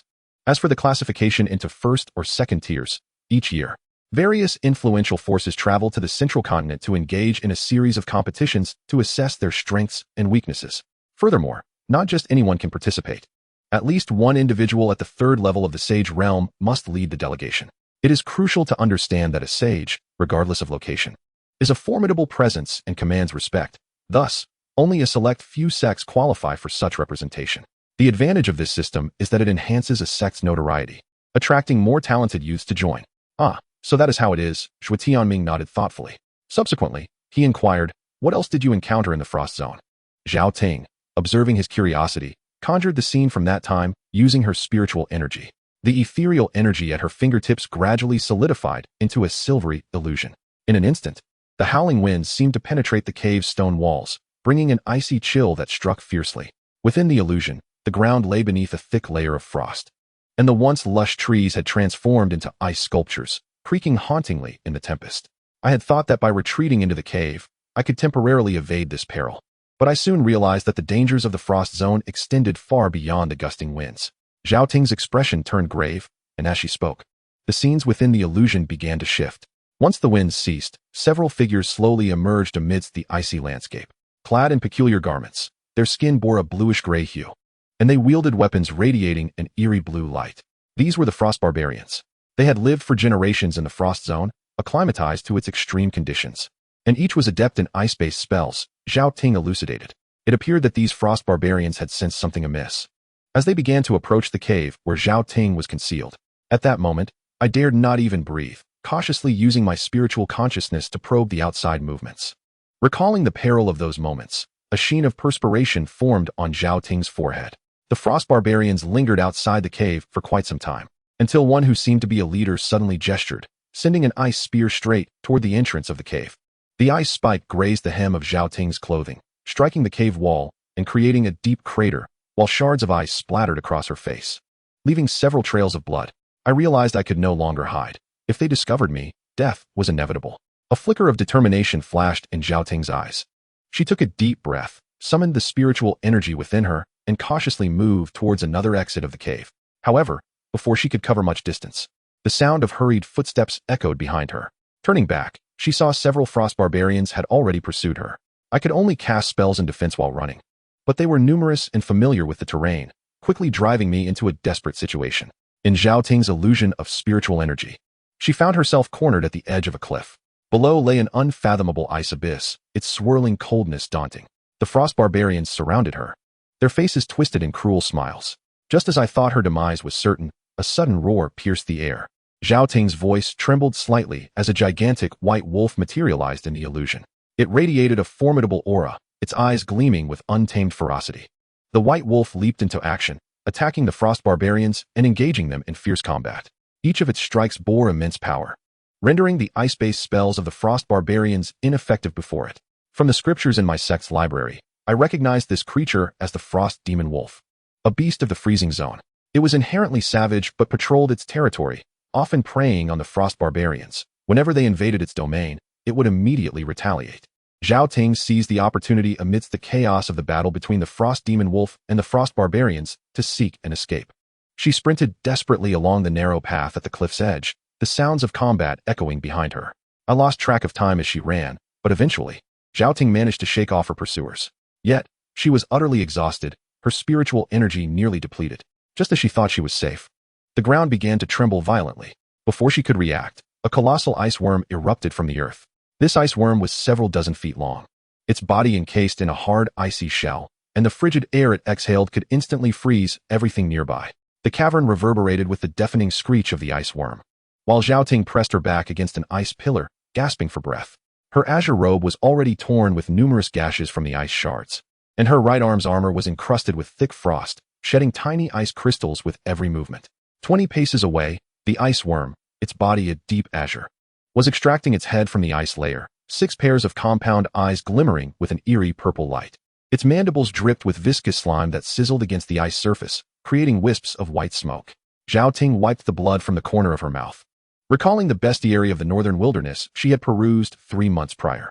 The ice worm's defenses would drastically diminish by 30% during its centennial molting, yet its offensive capabilities would enhance several-fold. At this moment, the myriad cracks adorning the monster's carapace confirmed the ancient texts, yet even so, the oppressive aura it emanated caused the millennia-old icicles at the cave's apex to tremble violently. The ice worm suddenly coiled into a ring, and Zhuo Ting's pupils constricted. This was a harbinger of its impending 34 frozen wheel attack. With a fierce push from her toes against the icy surface, she leapt into the air just in time. The ground where she had stood erupted with a thunderous roar, and countless ice spikes shot forth in a circular formation. One narrowly grazed her left shoulder, instantly freezing her entire sleeve. As Zhuo Ting twisted midair, the jade pendant at her waist burst forth with azure light, allowing her to narrowly evade the second barrage of ice spikes thanks to the floating power of the floating cloud pendant. This won't do. I must find its vital point, she thought, biting her tongue to maintain clarity. In that fleeting moment, as her spiritual energy surged into her eyes, she discerned that the core of the demon power circulating within the ice worm was located in its abdomen rather than its head. This realization invigorated her spirit, but it was quickly dampened by the harsh reality. The creature continuously pressed its abdomen against the ice surface, and previous feints had failed to coax out any vulnerabilities. Suddenly, the ice worm emitted a piercing shriek, and the cave walls simultaneously fractured, unleashing hundreds of ice vines. Zhuo Ting navigated through the tendrils, unleashing dozens of attacks from the purifying fire, but the severed ice vines regenerated at a visible rate. One ice vine ensnared her ankle, the frigid energy surging through her meridians toward her dantian. With a swift decision, she slashed away half of her skirt with her sword, her exposed calf instantly frosting over. In a life-and-death moment, Zhuo Ting noticed that the ice worm's tail twitched unnaturally with each attack. In a flash, she recalled her master instructing her in her youth, strike the serpent's vital point. To attack the worm, target its scales. The brilliance in her eyes surged, and despite the damage to her meridians, she forced the secret technique into action. Pretending to stagger backward, she threw the floating cloud pendant into the air, just as the ice worm opened its massive jaws to bite. Amidst the explosion of azure light from the pendant, Zhuo Ting's figure split into 3, each darting from different angles towards the ice worm's compound eyes. The monster fell for the ruse, and 6 pairs of compound eyes simultaneously emitted beams of icy light.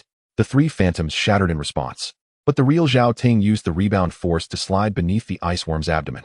At that moment, blood trickled from all 7 of her orifices, and her dantian was nearly depleted, yet she poured every last ounce of spiritual energy into the purifying fire lotus. The sword light it emitted fell like a meteor, piercing fiercely into the crescent-shaped white scar on the ice worm's abdomen. Screech! The ice worm let out an unprecedented wail, its entire body thrashing wildly as its steel-like carapace began to peel away in pieces. Zhuo Ting was flung against the ice wall, enduring excruciating pain as she witnessed the wound rapidly spreading crimson, resembling a spider's web. The purifying fire lotus was incinerating the ice worm's cold marrow. In its death throes, the beleaguered beast retaliated, expelling its innate icy essence. Zhuo Ting attempted to evade, but was utterly spent. In a critical moment, the dark ice pendant gifted by her master exploded, forming a translucent barrier. As the icy essence collided with the barrier, the entire cave was engulfed in a brilliant blue-white light. When the radiance subsided, Zhuo Ting struggled to prop herself up. The remnants of the ice insect are rapidly dissolving, transforming into a pool of ethereal azure liquid. She staggered closer, only to discover a crystal, the size of a pigeon's egg, floating at the center of the liquid, within which the faint flow of a starry river could be discerned. This is precisely the true soul of the profound nether documented in the chronicles of Bai Huang's exotic beasts. Zhuo Ting, having overexerted her spiritual energy, collapsed onto the ground.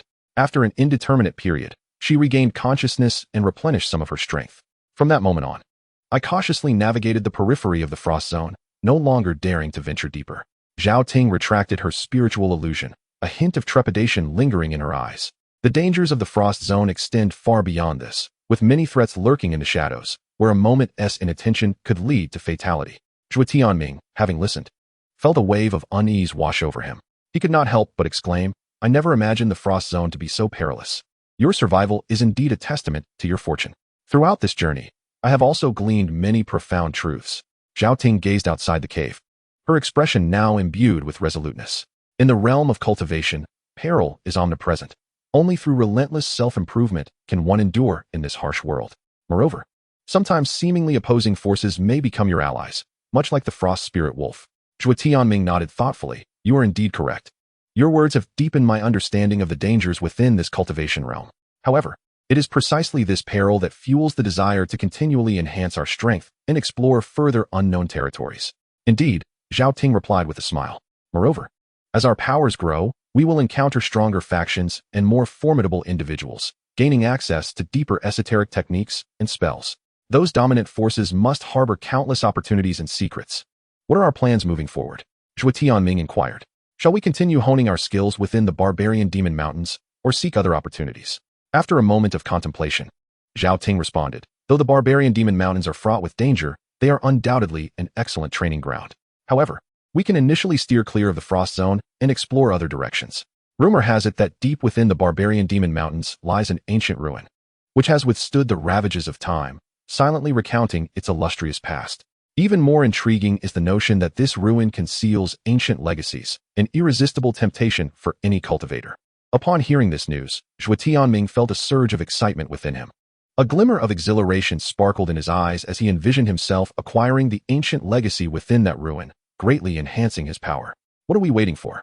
he exclaimed eagerly. "Let us gather our belongings and set off immediately." His voice conveyed not only anticipation, but also an unwavering determination for this adventure. The two women were equally captivated by this revelation, nodding in agreement with Zhuo Tianming's sentiments. A few individuals were acutely aware that such an opportunity was indeed rare. Should they uncover a breakthrough within that ancient ruin, their paths of cultivation would embark upon an entirely new chapter.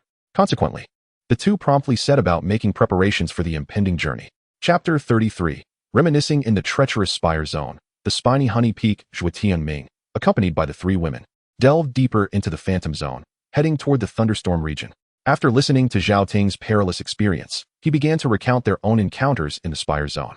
Zhuo Ting observed as Zhuo Tianming conjured an ethereal image with his spiritual energy, which gradually unfolded amidst the forest of the spire zone. She gazed at the floating light screen, revealing a scene where the scorching sun blazed over the crimson spire wasteland. Countless crystalline thorns, towering 3 meters high, jutted skyward like the fangs of a colossal beast, while the air was laden with faintly purple toxic pollen. Not long after we had entered the spire zone, Zhuo Tianming gestured lightly with his sword, and the image materialized, depicting the weary silhouettes of the three. Su Yu's deerskin boots were caked in crystal sand as she used her void pen to inscribe an antidote talisman. Ningyu's ethereal sword deftly parted the obstructing thorns, sparks flying as the blade scraped against the crystalline stones.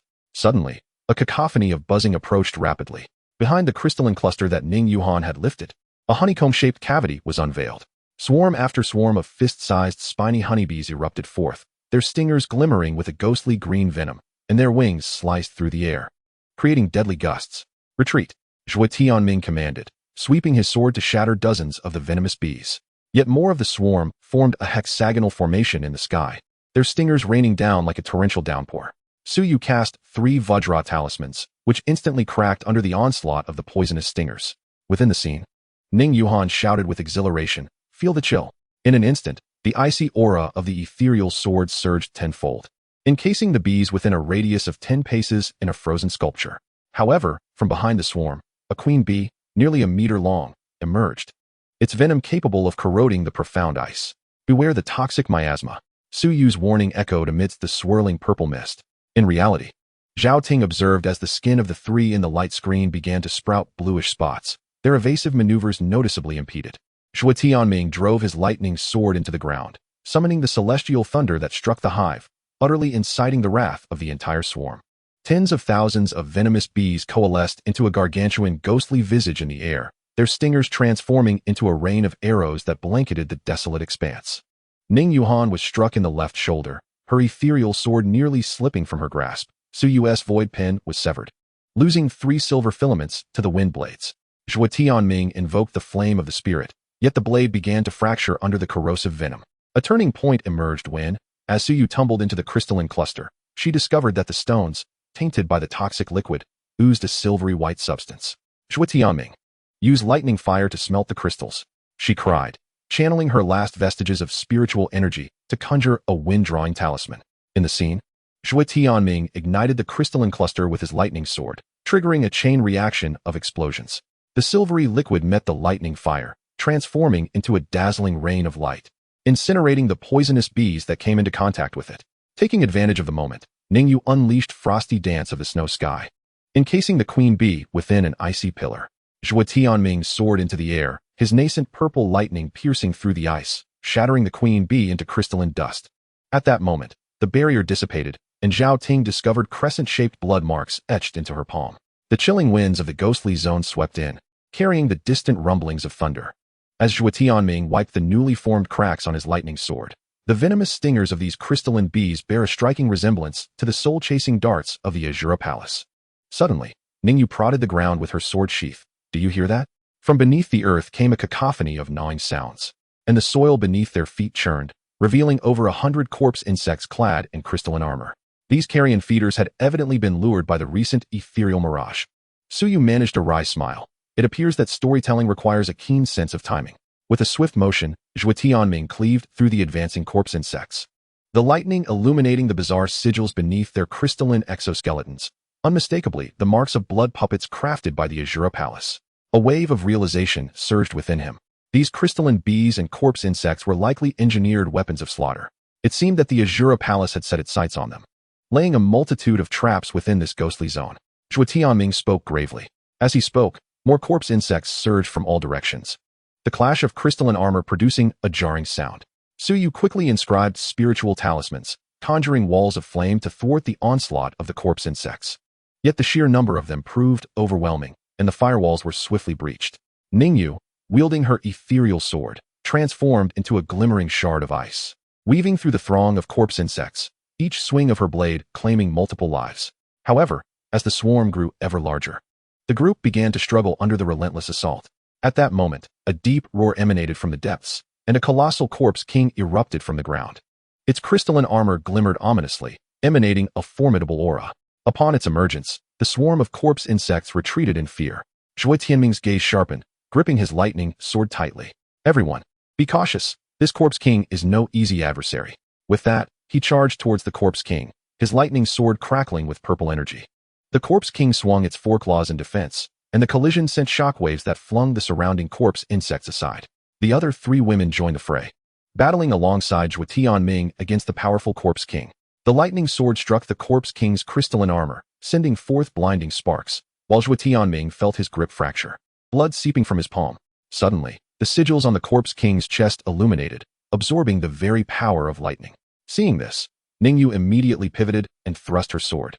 But the chilling sword energy bizarrely redirected towards Su Yu upon contact with the sigils. Watch out! Zhao Ting hurled her pure moon glaze, the lunar barrier barely blocking the refracted icy blade.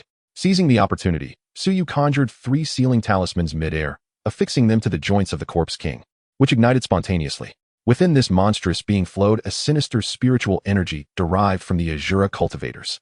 The corpse king roared skyward, its crystalline armor rupturing to unleash a storm of bone spikes raining down upon them.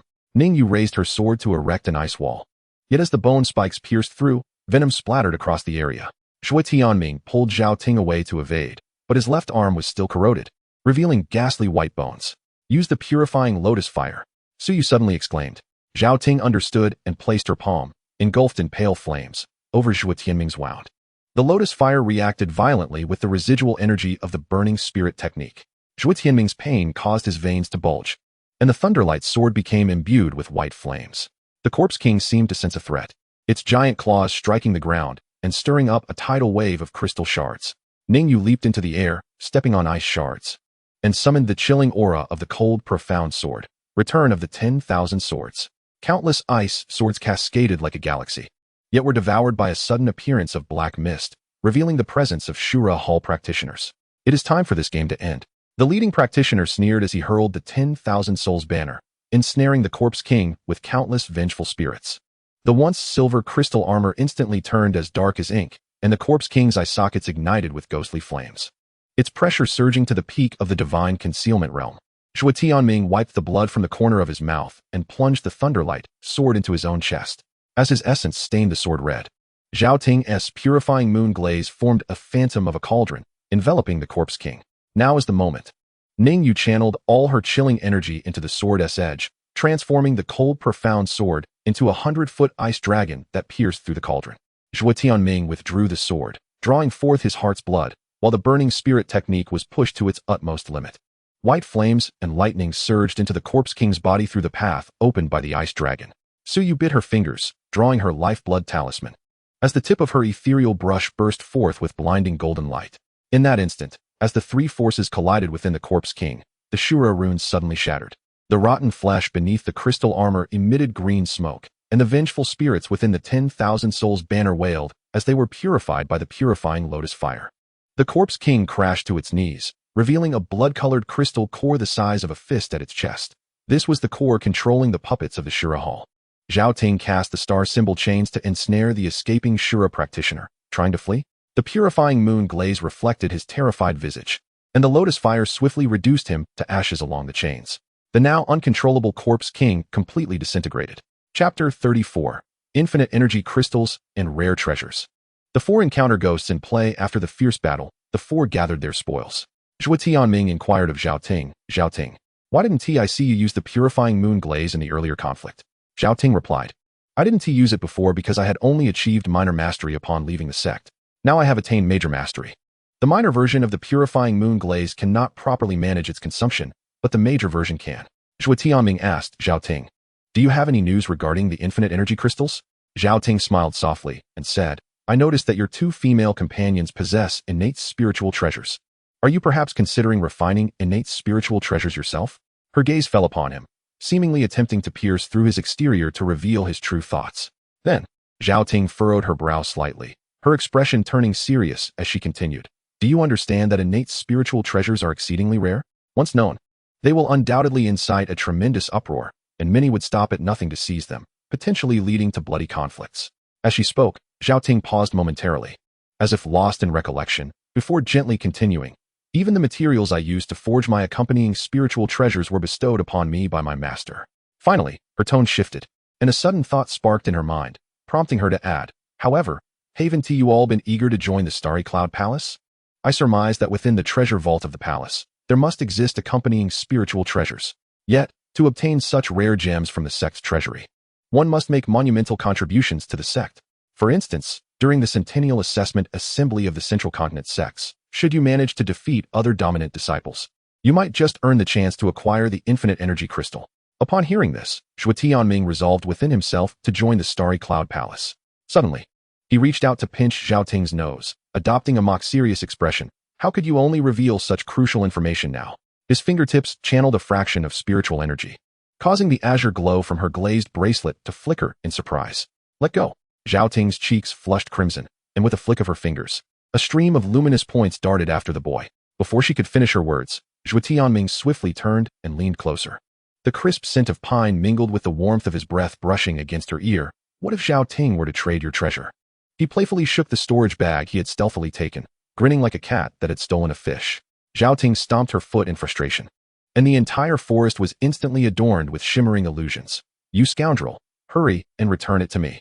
The forest was awash with glimmering phantoms, countless specks of light swirling amidst the shadows of the trees. as Zhuo Tianming attempted to slip away under the cover of the illusions. He suddenly felt a tightness around his waist. 3 crystalline chains had ensnared him unbeknownst to him. Zhuo Tianming, do enlighten us. Ningyu stood gracefully atop a gnarled tree branch, her skirt billowing like fresh snow. Who was it last month that declared, "In this life, I shall love only Sister Ningyu"? The ice lotus formed at her fingertips radiated a chilling blue light, clearly invoking the ice attribute of the cold shadow sword.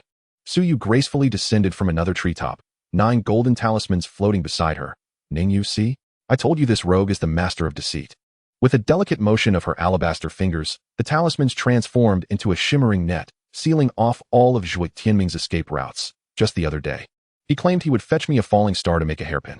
Seeing this, Zhao Ting immediately retracted her shimmering illusions, her jade bracelet jingling with urgency. Sisters, do not misunderstand. It was this scoundrel who first snatched from me. But doesn't Senior Sister Zhao's storage bag contain the moonlight dew? Zhuo Tianming suddenly interjected loudly. Seizing the opportunity to toss the pouch into the air, whoever catches it shall keep it. In an instant, 3 graceful figures leapt upwards. For the moonlight, dew could enhance one's spiritual essence. Zhao Ting cried out, "Treasure, my treasure!" Ningyu's feet erupted with frost, freezing all flora within a Tenjong radius. Suyu cast out her talisman array, which transformed into a golden web, yet Zhao Ting's crystal blade struck first, precisely severing the ties of Zhuo Tianming's storage pouch. Amidst a cascade of miraculous elixirs raining down, there inexplicably lay a moon-white belly band embroidered with intertwined lotus flowers. Zhuo Tianming. Zhao Ting's ears flushed crimson, as the pure world fire lotus transformed into a lethal arrow in pursuit. The youth, while fleeing, cried out in protest. I truly had no idea you placed your intimate garments here. Suyu, clutching the silken fabric that floated before her, erupted into laughter, her demeanor as lively as blossoming flowers. This exquisite gossamer fabric requires 100 top-grade spirit stones. Zhao Ting, your taste is truly remarkable. She deliberately tossed the belly band towards Zhuo Tianming, exclaiming, "Here, a token of your affection." Ningyu silently observed as Zhuo Tianming became encircled, standing by to watch the unfolding scene. When Zhuo Tianming stumbled over a vine, she suddenly stepped forward, her fingers as frosty as snow, gripping his chin. The entrance trial for the Xingyun Palace is imminent. If you continue this reckless behavior, a chill emanated from her fingertips, causing Zhuo Tianming to shiver. I shall freeze you into an ice sculpture to present to the elders as a greeting gift. The forest abruptly fell into an eerie silence. 3 glass blades were poised against throats, 9 explosive talismans plastered across backs, and a blooming ice lotus spun slowly at the heart. Zhuo Tianming forced a laugh, raising both hands. I suddenly feel that I should cultivate my character before joining the Xingyun Palace. The setting sun elongated the shadows of the 4 figures as Zhao Ting, while adjusting her disheveled hair, muttered, "Once I find my master, I shall definitely accuse you of stealing my treasures. Had it not been for your life-saving grace, I would unleash my pure world fire lotus upon you." Unbeknownst to her, Zhuo Tianming stealthily tucked the moonlight dew back into his sleeve. Suyu bounced over to link arms with Ningyu. Let us head towards the thunderstorm zone. The gentle breeze carried the sound of the girls' silvery laughter. If that miscreant dares to cause trouble again, let him sleep on hard stone for 3 months. Just as Suyu's words trailed off, a dense purple mist enveloped the forest. Retreat.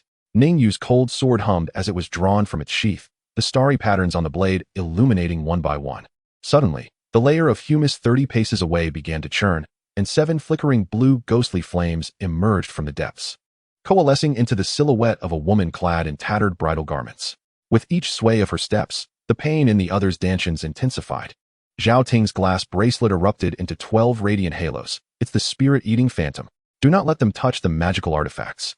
Before her words could fully resonate, the ghostly bride had already teleported behind Suyu, her semi-transparent fingers piercing through 3 protective talismans aimed at her heart.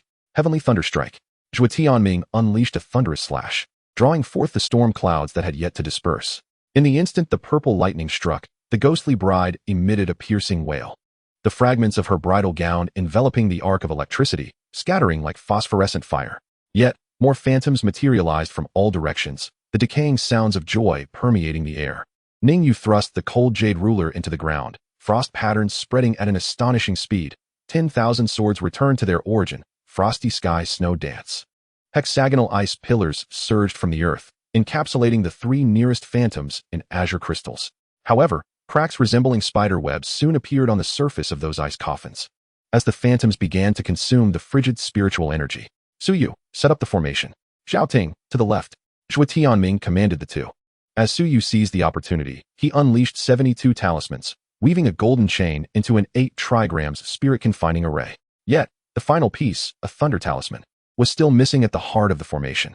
Suddenly, the ghostly bride erupted from the array's core, her fingers elongated and aimed directly at Suyu's throat. In the nick of time, Zhao Ting's pure moon glaze culminated in a resplendent white beam that pierced through the specter's chest. Chapter 35. The battle of the soul general commences as the 100 ghosts scurry to escape. The figure of the ghost gradually dissipated, and upon witnessing the demise of the bridal specter, the group finally exhaled in relief.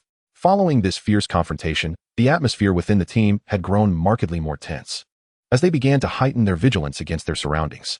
After all, they were in the wilderness, particularly in a perilous ghost zone capable of inflicting harm upon the souls of cultivators. Although the ghost zone was renowned for its abundant spiritual herbs that could heal the soul, it was also a place where cultivators frequently suffered spiritual injuries. Some spirits could conjure illusions, while others could directly assault the souls of their foes, causing them to lose their essence. It was said that the lord of this ghost zone had achieved his power through such means. A chilling wind swept through, twisting the gnarled trees into grotesque silhouettes amidst the fog. Zhuo Tianming sensed the presence of the specters. Suddenly, his blade shimmered with electric light. Pointing towards the roiling black mist, enemies approach. From the fissured ground, dark purple ghostly flames surged forth, and a towering figure clad in bronze armor emerged. The soul general had reached the 9th level of the innate realm, his hollow eye sockets flickering with 2 pools of ghostly blue flame. The rusted giant axe he dragged across the ground emitted a grating sound that pierced the air. Zhao Ting's pure moon glaze radiated a moonlit brilliance before her, while Ningyu's cold abyss sword coalesced into a 3-foot frost. Confining dragon claws, Zhuo Tianming formed seals with his left hand, 5 chains of electric light materializing from the void to ensnare the bronze giant. Yet, the soul general remained undeterred, allowing the thunderous chains to bind his limbs as his soul flames surged. Suyu's pupils constricted. Be cautious. Those chains are absorbing the thunder spirit. Before his warning could fully escape his lips, the soul general swung his massive axe with ferocity. The blade, entwined with lightning, carved a dark purple arc through the air. As Ningyu attempted to block with her sword, the clash of ice crystals and metal resonated painfully in their ears. Zhao Ting hurled 3 pure world fire lotuses, but as they touched the armor, they were engulfed by the black mist. Water symbol. Suyu conjured a talisman in the air, enveloping the 4 of them within a ghostly blue water screen. The giant axe struck the water barrier, creating ripples that spread outward. Seizing the moment, Zhao Ting chanted, "Glaze reflects the moon." The pure moon glaze refracted a myriad of rainbow colors, finally illuminating the fist-sized soul core at the center of the armor. Ningyu's sword gleamed with a chilling light, armor-breaking form. A torrent of sword energy coalesced into a spiraling ice blue lance aimed directly at the soul core. But it was abruptly obstructed by a surge of black mist just inches away. The soul general emitted a deafening shriek, and countless skeletal apparitions crawled forth from the earth. Thunderstrike Talisman. Suyu cast 3 golden talismans, unleashing thunder that erupted among the skeletal horde with azure white flashes. Zhuo Tianming drove his blade into the ground. Heavenly Thunder Induction. Dark clouds gathered ominously, and a bolt of purple lightning descended, only to be redirected toward the ghost general by the spirits. The bronze armor gleamed ever more brightly amidst the flashes of lightning. It was tempering its body with the power of thunder. Zhao Ting's expression changed drastically as the pure world fire lotus transformed into crimson golden chains that ensnared the gigantic axe. Ningyu's swordplay shifted dramatically, and the cold abyss sword summoned a flurry of snowflakes. Frosty sky, snow dance. Ice crystals formed mirrors within the black mist, refracting the brilliance of the pure moon glaze into a net. Suyu bit her fingertip and smeared it across the void brush. 9-headed bird, herald of the sun. The vermilion-painted golden crow spread its wings, and the 9-headed divine bird's phantom cried out as it lunged toward the soul core. The ghost general finally retreated a half-step. The gigantic axe swept through, shattering the ice mirror and exposing the soul core beneath Zhuo Tianming's blade. Now is the moment.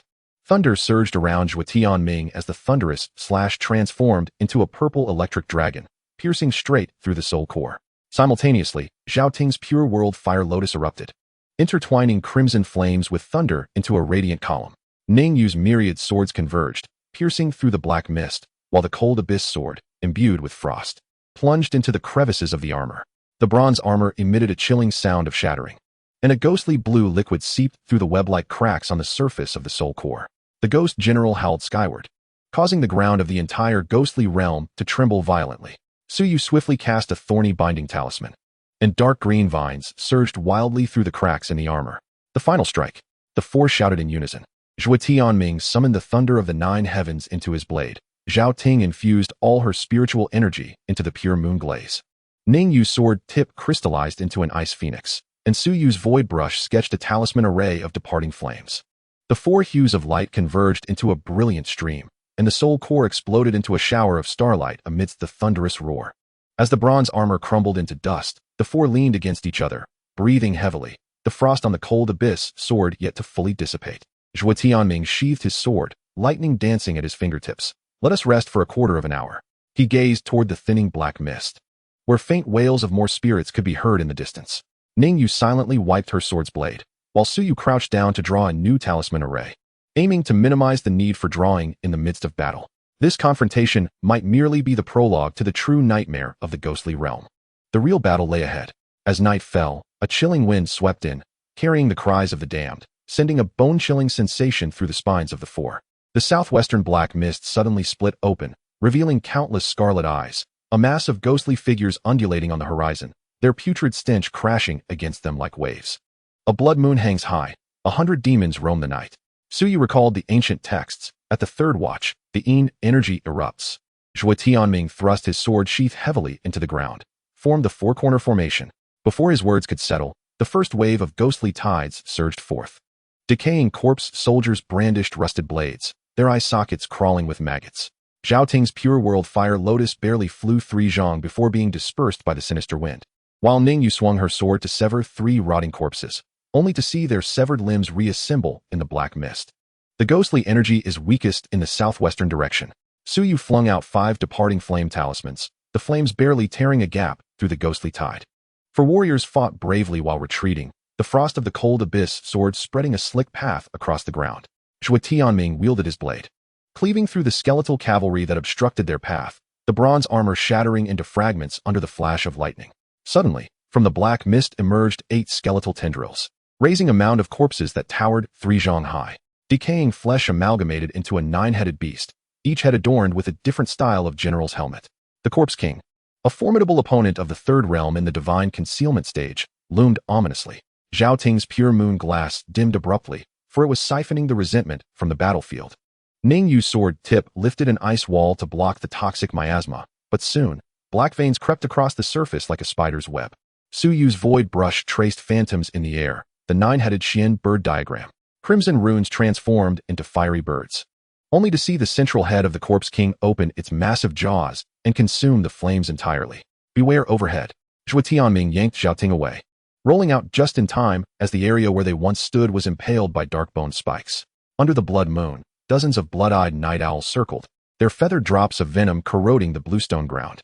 Ningyu felt a bone spike graze her left shoulder, the frost quickly freezing the wound. Yet the black blood writhed beneath the icy layer. Suyu suddenly bit her tongue, spraying blood onto the void brush, runes that devour heaven and earth. The sigils drawn in blood erupted in golden light, temporarily repelling the approaching malevolent spirits. There are fluctuations of spiritual energy in that direction. She pointed to the northeast, where a collapsed watchtower revealed faint bronze patterns amidst the shattered bricks. The Corpse King's bone whip shattered the last ice wall, and Zhao Ting's pure moon glass emitted a mournful cry, a crack slicing through its core. Zhuo Tianming unleashed a crescent-shaped bolt of lightning to fend off their pursuers, the thunderous blade growing hot from continuous activation. Into the watchtower, Ningyu severed the ghostly vines ensnaring Suyu's ankle, and the 4 of them crashed into the teetering structure. Suyu's void brush swiftly inscribed protective runes to seal the doors and windows, the outside world erupting with a cacophony of impacts. Trembling, Zhao Ting cradled the pure moon glass, its silvery light fading through the fissures. There is something beneath. Ningyu pressed her sword tip against the blue bricks, frost spreading through the crevices, outlining hidden trigrams. Zhuo Tianming plunged his lightning sword into the ground, prying it open, and the bricks collapsed to reveal a deep passageway, a hint of sandalwood mingling with the cold, damp air. The Corpse King's roar sent dust cascading from the beams, while the blood-eyed night owls began battering against the rune barrier. Suyu unleashed her final 3 Sun Feng barrier talismans to reinforce the walls. Let us take a gamble. She leapt into the passage first, followed closely by the others. At the rear, Ningyu swung her sword to sever a load-bearing pillar, the ensuing collapse temporarily sealing the entrance. On the constricted walls of the passage, dark red runes glowed faintly in the shadows. Zhao Ting's pure moon glass suddenly regained a dim light. These are the exorcism runes of the ancient sects that perished under the soul-binding curse. The deeper they ventured, the more potent the sandalwood scent became. Turning through the winding corridors, they found themselves in a vast chamber. The 7-star, ever-bright lanterns encircled a bronze coffin. The dome embedded with luminous pearls depicting the constellation of the 28 lunar mansions. The murals on the walls had faded. Yet the scene of a Taoist suppressing 100 ghosts remained discernible. The northern Dipper Formation. Suyu traced the grooves on the coffin, which suppressed the entire Yin vein of the ghostly district.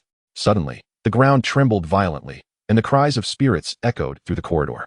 Ningyu's cold sword reflected the intricate cracks on the coffin's surface. Something from the outside was assaulting the tomb. Zhuo Tianming sheathed his thunder knife and sat cross-legged at the formation's center to recuperate. In 2 hours, at the juncture of the tiger and rabbit hours, the yang energy would rise, allowing for an escape. He tore a strip from his garment to bind his arm, where the deep purple corpse poison crackled ominously in the lightning. Zhao Ting, using her last vestige of spiritual energy, repaired the cracks in the glaze, only to suddenly notice a dark golden liquid seeping from the bottom of the coffin. Look, is this dragon blood resin? Suyu dipped her fingers into the liquid and inhaled. It's a blend of cinnabar and Qilin blood. No wonder it can suppress the Yin energy. Upon deciphering the ancient inscriptions, Suyu's pupils dilated in shock. What's wrong? Ningyu paused in her action of cleaning the blade. This is not a soul-suppressing tomb. Suyu's voice faltered. It's a corpse-rearing coffin. Chapter 36. The corpse coffin cast into the spirits. Observing as a fisherman Suyu, the runes on this corpse-rearing coffin are intact, indicating that the body inside has yet to emerge. We should destroy the corpse before it is born, to prevent it from ambushing us while we recuperate. Ningyu, perhaps we should refrain from destruction. What if damaging the coffin causes the corpse to burst forth? Can we, mere young cultivators, contend with such an ancient entity? Zhao Ting, if left unresolved, it is akin to a ticking time bomb, capable of killing us before we even realize the danger. Suyu, that is precisely why we must act, or I will not find peace. The 3 women continued to argue, with Ningyu steadfast in her refusal to kill, while Zhao Ting and Suyu insisted on it. Soon, Ningyu found herself outvoted and turned to Zhuo Tianming. Brother Tianming, what are your thoughts? Zhuo Tianming, I see with my own eyes. Suyu, Ningyu, Zhao Ting, haha, I was merely jesting. In truth, I have an ingenious idea regarding this corpse. This method can extricate me from our current predicament while addressing the issue of the corpse, Zhuo Tianming said with a smile. Wow, Brother Tianming, you are truly clever. Ningyu responded with surprise. Hee, since you are so perceptive, I shall share the method with you, Zhuo Tianming continued. What method? Speak quickly, Zhao Ting urged. Indeed. Do not keep us in suspense. What brilliant insight do you have? Suyu pressed. Simply put, we shall cast the coffin into the throng of spirits, allowing the corpse within to battle the ones outside. Once they are mutually weakened, we can then dispatch them, thus resolving our dilemma, Zhuo Tianming proposed. Suyu, a splendid stratagem, driving wolves to devour tigers, resolving the dilemma through mutual destruction. As the clam and the fisherman contend, the fisherman reaps the reward. Zhao Ting, indeed. It is a commendable plan. Zhuo Tianming, of course, this is merely an ideal scenario. Due to the runes inscribed upon the coffin, I was unable to ascertain the true strength of the corpse within, leading to 4 possible scenarios. Firstly, the corpse may have been released from the coffin, and due to its inferior power, it was overwhelmed and slain by the spirits outside, leaving us to contend with those spirits. Secondly, in the ideal circumstance I previously mentioned, the corpse possesses a strength slightly superior to that of the surrounding spirits, yet not excessively so, resulting in a fierce battle that diminishes its power significantly. We would then observe passively, reaping the benefits of others' conflict. Thirdly, the corpse might possess tremendous strength, dispatching the spirits with a single strike before turning its attention to us. Lastly, the worst-case scenario would involve the corpse and the spirits joining forces to eliminate us, a situation that I find particularly intolerable. Thus, while it may appear that my chances of success are high, the reality is quite the opposite. The risks are substantial, yet the potential rewards are even greater. I am resolved to take a gamble, to exchange a sparrow for a cannon. What about you? I have also decided to take the risk, Suyu inquired. Me too. Both women replied in unison. As the bronze coffin shattered the dome of the tomb, a foul wind surged forth, enveloping us with its putrid stench. The 4 of us combined our strength to push the 3-zhonglong coffin towards the gaping maw of the encroaching spirits. Instantly, the black mist erupted into countless azure soul flames, as if a dam had been breached in the underworld. Retreat, Zhuo Tianming shouted, pulling Ningyu back 20 zhong, while the Hanyu sword traced a frost-laden boundary upon the ground. Suyu wielded her void brush to inscribe a concealment rune, allowing us to meld into the shadows of the crumbling walls. Zhao Ting's pure moon glass hovered above, casting a veil of moonlight over us. As the coffin's lid emitted a disconcerting grinding sound under the corrosive influence of the ghostly aura, 5 long, blackened fingers gripped its edge. When the ancient corpse fully emerged, the ghostly flames within a radius of 10 zhang dimmed abruptly, revealing skin of a sickly blue-purple hue adorned with golden runes. Each fissure oozed a viscous green corpse fluid. And to our horror, 3 pairs of grotesque spider legs protruded from its back. The 16 corpse demon. Zhao Ting gasped in a hushed tone. It must have at least a millennium of cultivation. No sooner had she spoken than the hollow eye sockets of the corpse demon ignited with a crimson glow. The 30 closest decayed corpses convulsed violently, erupting into a mist of blood, while a noxious green miasma coiled around the corpse demon as if it were alive. The bone whip of the Battle King corpse lashed out, yet it disintegrated into ash upon contact with the miasma. The tide of spirits momentarily froze in place. Suddenly, the bony appendages behind the demon expanded, transforming the spider legs into blurs that pierced the throng of spirits. 3 blood-eyed night owls were impaled through their skulls, their toxic fluids absorbed by the bony limbs. From the ground, dozens of corpse vines emerged, seeking to ensnare the corpse demon, but it stomped down, creating spiderweb-like fissures. With the green corpse fluid seeping into the cracks, causing all spirits within a 5 zhang radius to dissolve into putrid sludge. It is absorbing the ghostly energy to evolve. Zhao Ting observed, as the glass reflected the soul core in the demon's chest, its once dull golden runes gradually shifting to a blood-red hue.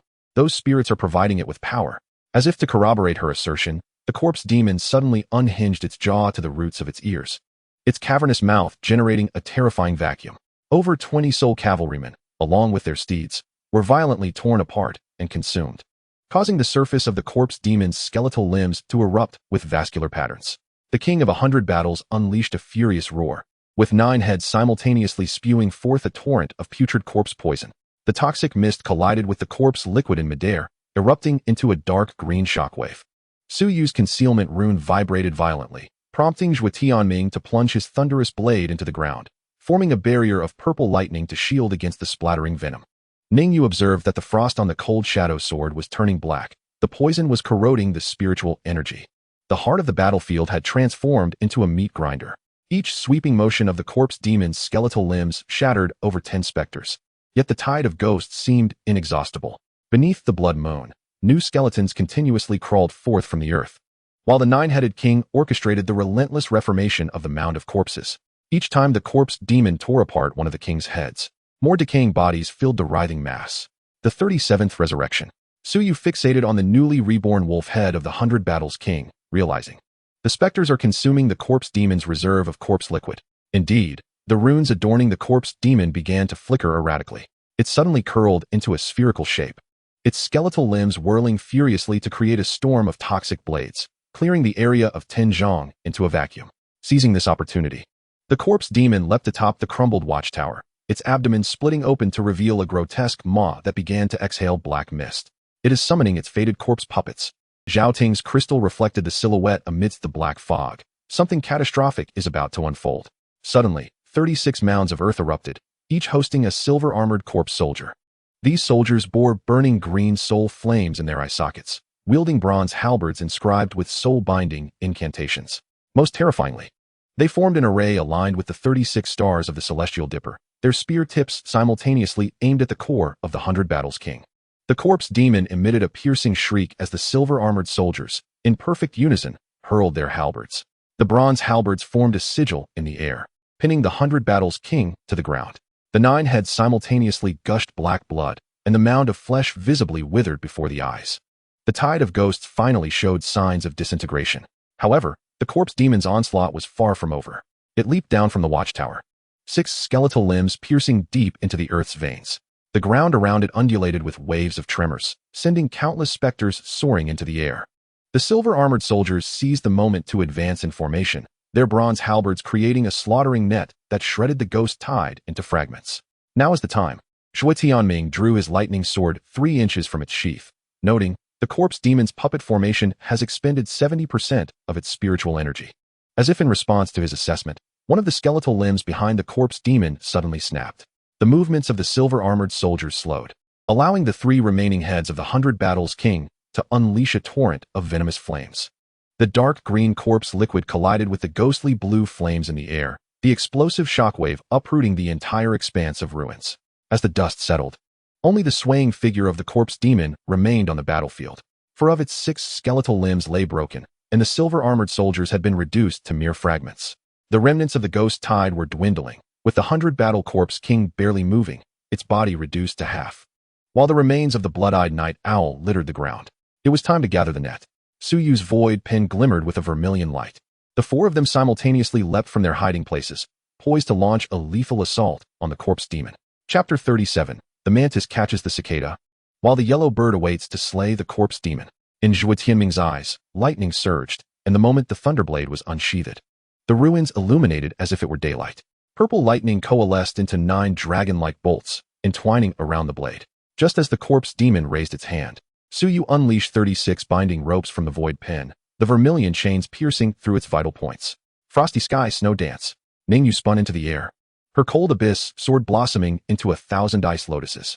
Wherever the sword energy passed, the toxic fluid oozing from the corpse demon's wounds instantly froze into dark green crystals, while 6 shattered bone limbs were firmly pinned to the ground by frost. Zhao Ting's pure moon glaze suddenly expanded, and moonlight condensed into a torrential rain of 3,000 swords, each blade accurately piercing the fractured runes. The corpse demon let out a haunting wail, its body erupting in blinding crimson light. The remaining bone limbs exploded violently, and the toxic corpse liquid transformed into countless arrows that shot towards the 4. Zhuo Tianming swiftly spun and struck out a lightning barrier, the blade colliding with the corpse liquid, emitting a burst of azure and violet sparks. Now is the moment. Suyu bit her fingertip and drew a command in the void, the blood coalescing into the character, Zhu swelling in the wind to 3 zhong in size. Zhuo Tianming's thunderblade summoned the heavenly thunder, while Ningyu's frost transformed into azure chains, and Zhao Ting's moonlight converged into a radiant prison. The 3 streams of spiritual power collided with the blood-red command, erupting into a scarlet golden fire dragon that pierced through the chest of the corpse demon. The decayed body of the ancient corpse trembled violently, and a golden soul core emerged from the fissure in its chest. With the sound of runes shattering, it futilely extended its claws towards Zhuo Tianming, only to disintegrate into ashes upon contact with the lightning. With a clink, the dark golden corpse core fell to the ground, its surface swirling with spiderweb-like blood patterns. Zhuo Tianming picked up the dark golden core with the tip of his blade. The blade, still crackling with lightning, reflected the light from the blood-patterned crystal, turning the sweat beads on the youth's brow into glistening diamonds.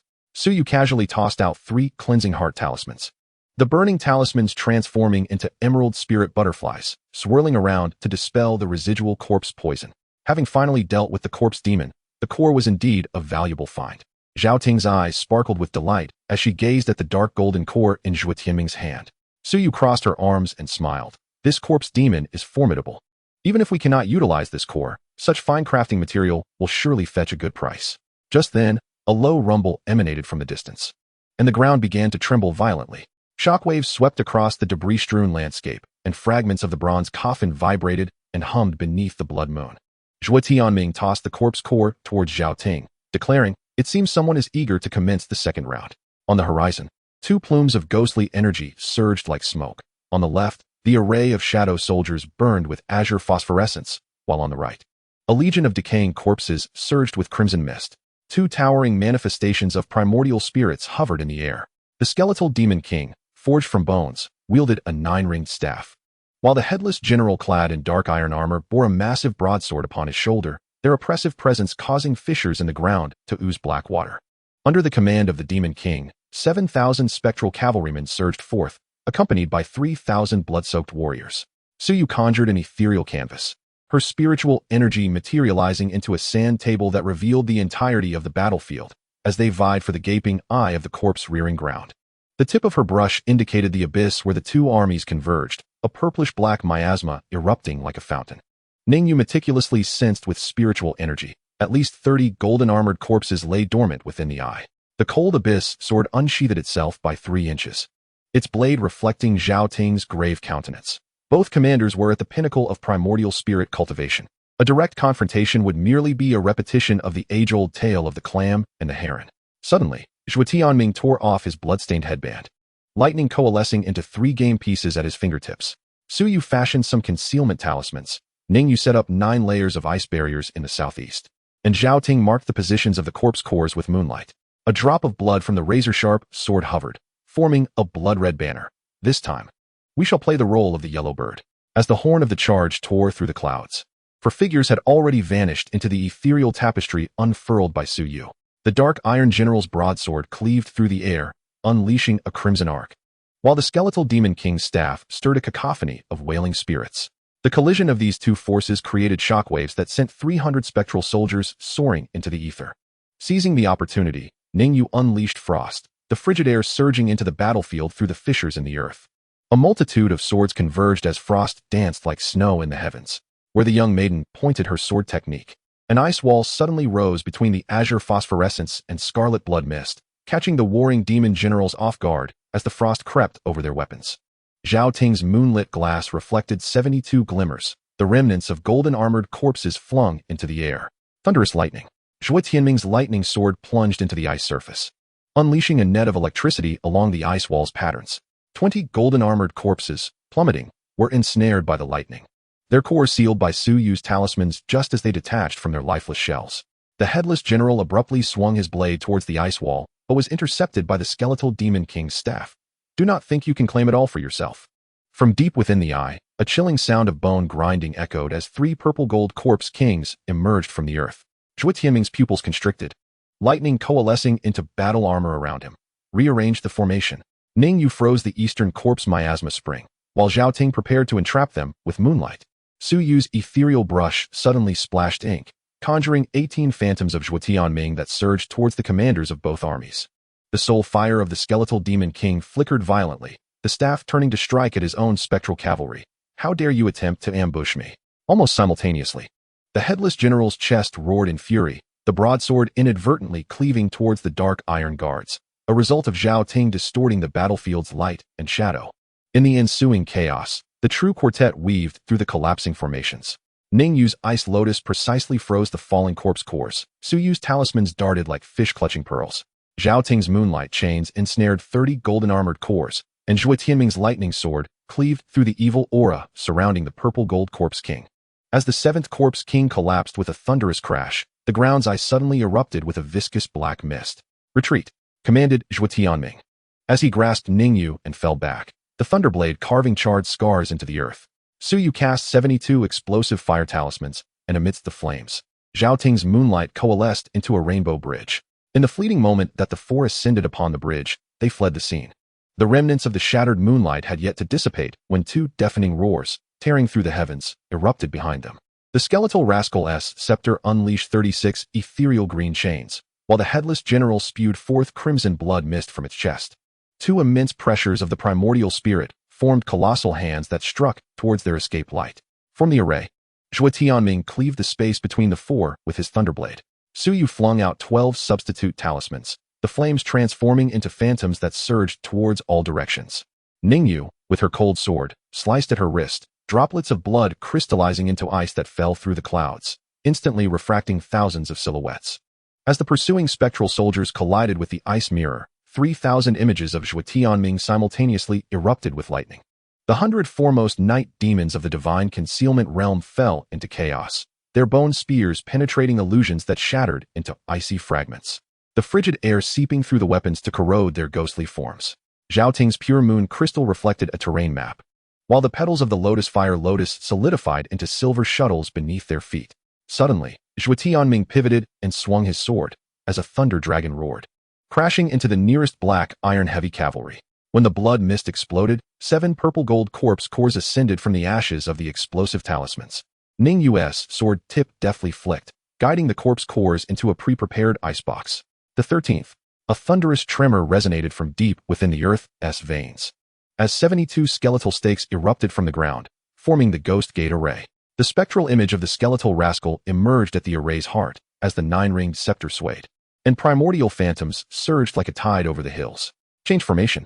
Zhuo Tianming planted his thunder blade into the ground, as purple lightning surged along the earth's veins towards the Ghost Gate array. Seizing the opportunity, Zhao Ting threw out the moonlit silk, ensnaring 3 ghost generals in the midst of their incantations, interrupting their collaboration.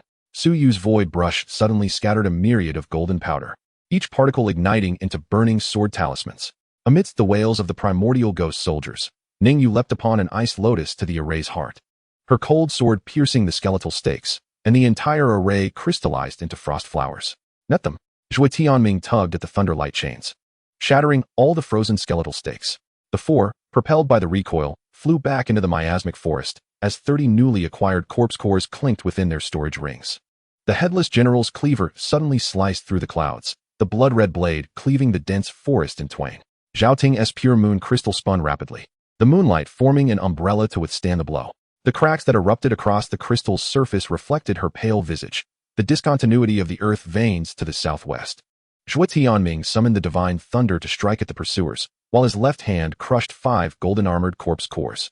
The frenzied spiritual power infused into Su Yu's unfurled map of mountains and rivers, as the waterfall within the painting transformed into a real water vortex. 8 ghost generals of the divine concealment realm, unable to halt their momentum, were swept into the turbulent flow and flung into the sky. Time to collect the interest. Ningyu abruptly detached from the group, her cold shadow sword spinning in her palm like a wheel of ice. The figure of the young girl flickered amongst the pursuing ghost soldiers, each flash resulting in a corpse core being deposited into the pouch at her waist. As the 7th ghost general transformed into an ice sculpture, the headless general's essence finally locked onto the elusive white shadow. When the broadsword, ensconced in a sea of blood, descended, Ningyu's figure suddenly became ethereal, revealing it to be a mirror image conjured by Zhao Ting using moonlight. The true quartet had long since slipped into the fissures of the earth, cloaked by the mist, while Su Yu inscribed traps upon the rock wall with her void brush. They had discovered the ley lines. The furious roar of the skeletal demon reverberated, causing rocks to tumble. 300 shadow cavalry charged through the crevice. Yet their hooves sank into the mire the instant they encountered the ruins. Zhuo Tianming cast his thunderblade with a flick of his wrist, the whirling light illuminating the seemingly ordinary stalactites, which had already been frozen into an inverted formation of ice swords by Ningyu. Amidst the piercing wails of the ghosts, the pursuers collided with the suddenly descending ice blades. Zhao Ting's moonlight delicately guided the corpse cores back, while Su Yu seized the opportunity to ignite the long-prepared fire talismans. The fissure instantly transformed into a furnace, incinerating the innate ghost soldiers in a cataclysm of ice and fire. As the final wisps of ghostly energy dissipated, the four sat 3,000 miles away, counting their spoils. Behind them, 2 furious ethereal manifestations clashed above the collapsing necropolis, shockwaves reducing tombstones within 100 miles to dust.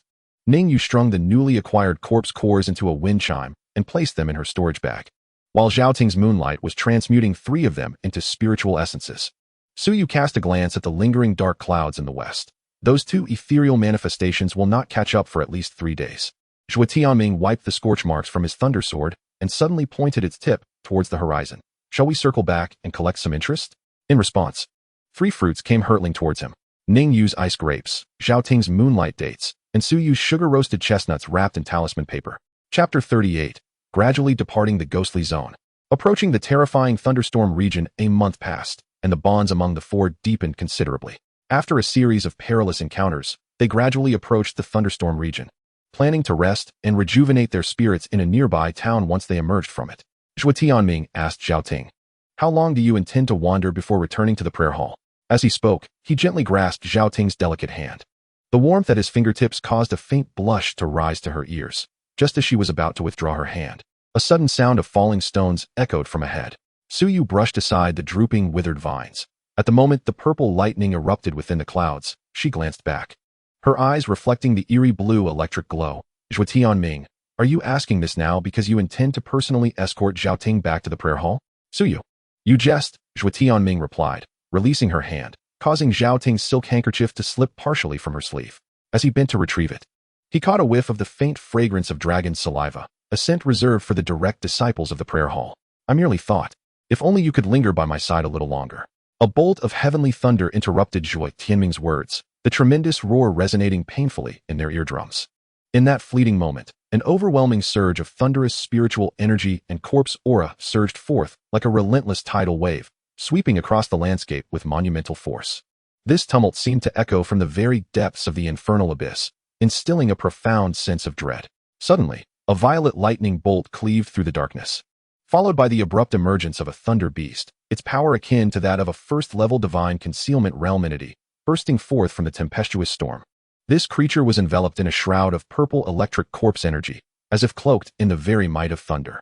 Every hair on its body shimmered with resplendent violet lightning, resembling a monstrous being birthed from the storm clouds. Its hollow eyes burned like violet flames, a raging inferno swirling within, exuding an aura that was chillingly ominous. It was suffused with an essence of death and destruction, as though a mere glance could incinerate one to ashes in an instant. Everyone be cautious. This thunder beast possesses formidable strength, Suyu exclaimed, her voice ringing out. The crowd quickly assumed defensive stances, bracing themselves for the impending confrontation. As the thunder beast crushed the rocky terrain beneath its feet, rainwater within a 10-jong radius suspended in midair. The water droplets, entwined with purple lightning, transformed into myriad poisonous needles, accompanied by the foul stench of decaying corpses that rushed forth. Zhao Ting's pure moon glaze barely unfurled its barrier when the sickening sound of corrosion echoed, the deathly energy gnawing at the lunar radiance's spiritual power. Frostbound, Ningyu's chilling sword traced a circle, conjuring an ice wall that layered itself amidst the onslaught of poisonous needles. The ice-encased purple lightning suddenly detonated, dark thunder surging directly towards her brow. Zhuo Tianming's thunderlight sword cleaved through the air, the clash of purple-gold electric radiance against the dark thunder erupting in a cloud of smoke. We cannot make direct contact. Su Yu's void brush sketched fleeting shadows in the air, conjuring a circle of 72 lightning avoidance talismans.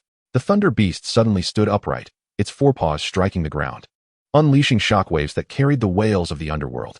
From the fissures in the earth, dozens of skeletal hands emerged, seizing the ankles of the gathered warriors and exuding deathly toxins. Lunar eclipse.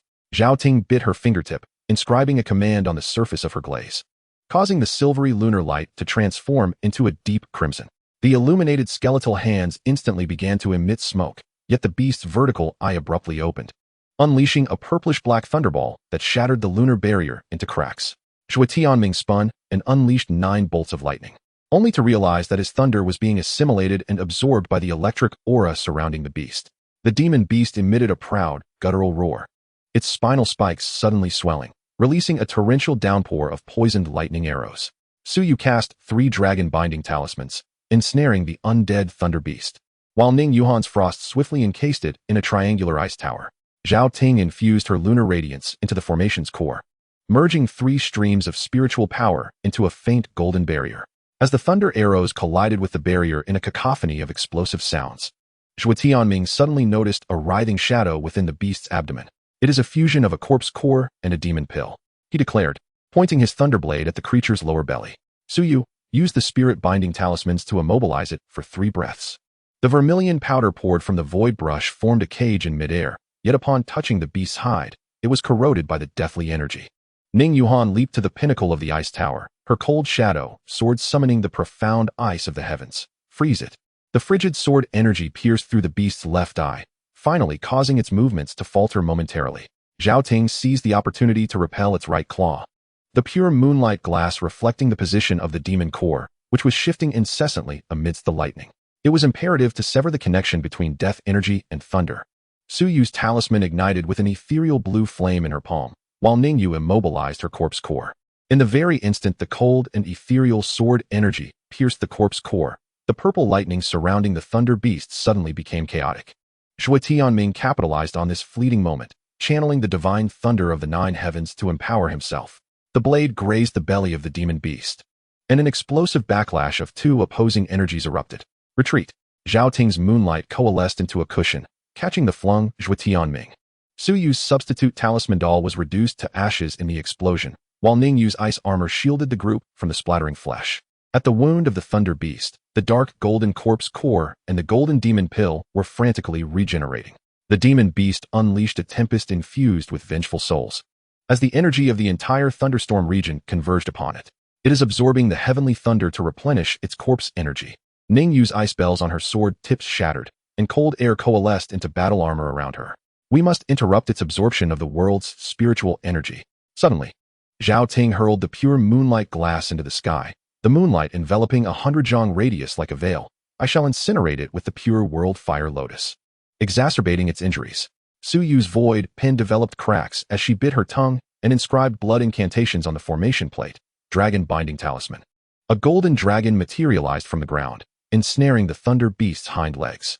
Zhuo Tianming swallowed 3 explosive spirit pills, causing the inscriptions on his thunderblade to illuminate one by one. Ningyu's cold and ethereal sword collided with his blade, merging the extreme cold with violent thunder into a pale blue electric radiance. Dual polar slash. Sensing a lethal threat, the thunder beast unleashed all its bone spikes, which detached and shot out. Zhao Ting's moonlight silk danced into a luminous wheel, blocking the bone spikes, while Su Yu's explosive flame talisman detonated above the demon beast, creating a curtain of fire. As the pale blue electric radiance pierced through the thunder beast's chest, signs of separation between the corpse core and the thunder crystal finally emerged. Now is the time. Su Yu cast the spirit-imbued gourd, and Zhao Ting's moonlight transformed into a star-plucking hand. Ningyu infused all her spiritual power into the cold and ethereal sword, encasing the merging energy mass in ice. Zhuo Tianming's thunderblade called upon the divine thunder of the nine heavens, striking the gap of separation, igniting a blinding sphere of incandescent light across the heavens and earth. When the brilliance faded, two trembling crystal cores remained suspended above the scorched earth. The corpse core was covered in icy cracks, while the thunder crystal contained a wisp of struggling black mist. Su Yu purified them with 72 talismans, and upon turning, she discovered Zhuo Tianming using lightning to cauterize the corpse poison invading Zhao Ting's meridians. Ningyu sat exhausted on the ice lotus, wiping her cold and ethereal sword, which reflected the purple frost flowers crystallizing in her hair. This demon beast's corpse poison possesses the might of thunder fire. The thunderstorm 100 miles away was gradually dissipating. As the four supported each other towards the town, Su Yu toyed with the newly acquired thunder crystal and suddenly laughed lightly. Just now, someone seemed to shout a ting. Be careful when enduring the backlash. As the delicate blush faded from Zhao Ting's ears, it crept back onto her cheeks. Suddenly, Zhuo Tianming turned his hand, gripping the knife. Towards the west, look, a meteor shower. Ningyu chuckled softly, while the cold, ethereal sword energy discreetly supported Zhao Ting's slightly trembling figure. Behind them, the charred remains of the thunder beast were transforming into ashes in the morning light. Chapter 39. Entering the thunderstorm zone. Comprehending the techniques of Zhuo Tianming, the four traversed the transitional area between the thunderstorm zone and the ghost zone, finally catching sight of the clear sky. Upon seeing the sun hanging in the heavens, Zhuo Tianming sighed. The last time I beheld the sun was in the desert. There, the sun could practically incinerate a person on the spot. Ordinary folk could scarcely survive in that place. At that time, I yearned for the sun to vanish entirely. I never wished to tread upon ground so scorching that even ordinary Xian Tai could melt. Su Yu replied, Indeed, the bright blue sky is truly nostalgic. However, given that we are in the thunderstorm zone, why do we not see any lightning? No sooner had she spoken than the thunderstorm zone seemed to heed her words, beginning to display its might. The ground gradually fissured, and purple lightning surged forth, shooting skyward. The heavens appeared to respond in kind, unleashing a deluge of purple lightning that struck down, igniting the earth in flames. Then, with a tremendous upheaval, the ground quaked violently, causing the previously depressed area to rise several hundred meters, birthing a mountain out of thin air before the four. Yet this was not the end.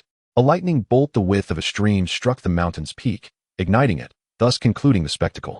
As they navigated around several mountains, they discovered that each summit bore the presence of thunderous flames, prompting expressions of awe.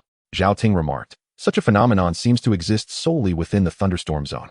Su Yu responded, I have only encountered such sights in literature. I never expected them to manifest in reality. Ningyu interjected, Do you not find it terrifying? If that lightning were to strike us, we would be doomed. Her words fell into a heavy silence. Even Zhao Ting began to regret venturing out to train. Reflecting on the skeletal remains, spiders, corpse tides, and icy gales they had previously encountered, those now seemed almost endearing. Zhao Ting lamented, Is it too late for me to withdraw? I've twisted my ankle and cannot proceed. I wish to rest. Ningyu, grasping her stomach, added, I have a stomachache. Perhaps it is due to lingering injuries from these past days. Su Yu suggested, Since I can draw thunder talisman, I might study it further. Perhaps I could craft one. Then we need not fear the thunderstorm zone, and we can take a detour. Yes, precisely, let us take a detour. The two women echoed in unison. Observing the expectant gazes of the three women, Zhuo Tianming resolutely declined. No. Why? The trio queried, their faces adorned with confusion. Zhuo Tianming continued, Zhao Ting, you truly lack ambition. You shrink back at the slightest adversity. Consider this. If you were to slay a few thunder beasts in the thunderstorm zone and present their rare thunder-type demon cores as gifts to those inner disciples with whom you have strained relations, the rarity of your thunder-type cores, even if of lesser quality, would still matter little, as it is the thought that counts. It is likely that those elders will treat you with kindness, thus garnering greater support for your ascension to the position of the young lord. Even if you choose not to bestow favors upon those elders, if you extend your generosity to your master, you shall surely be praised for your filial piety and prowess. Conversely, should you falter, even if you eventually become the lord, your cowardice will become a subject of ridicule. Upon encountering you, Those of equal standing might jest, Lord Zhao. Will you cover your ears during a thunderstorm? If you are afraid, I can protect you.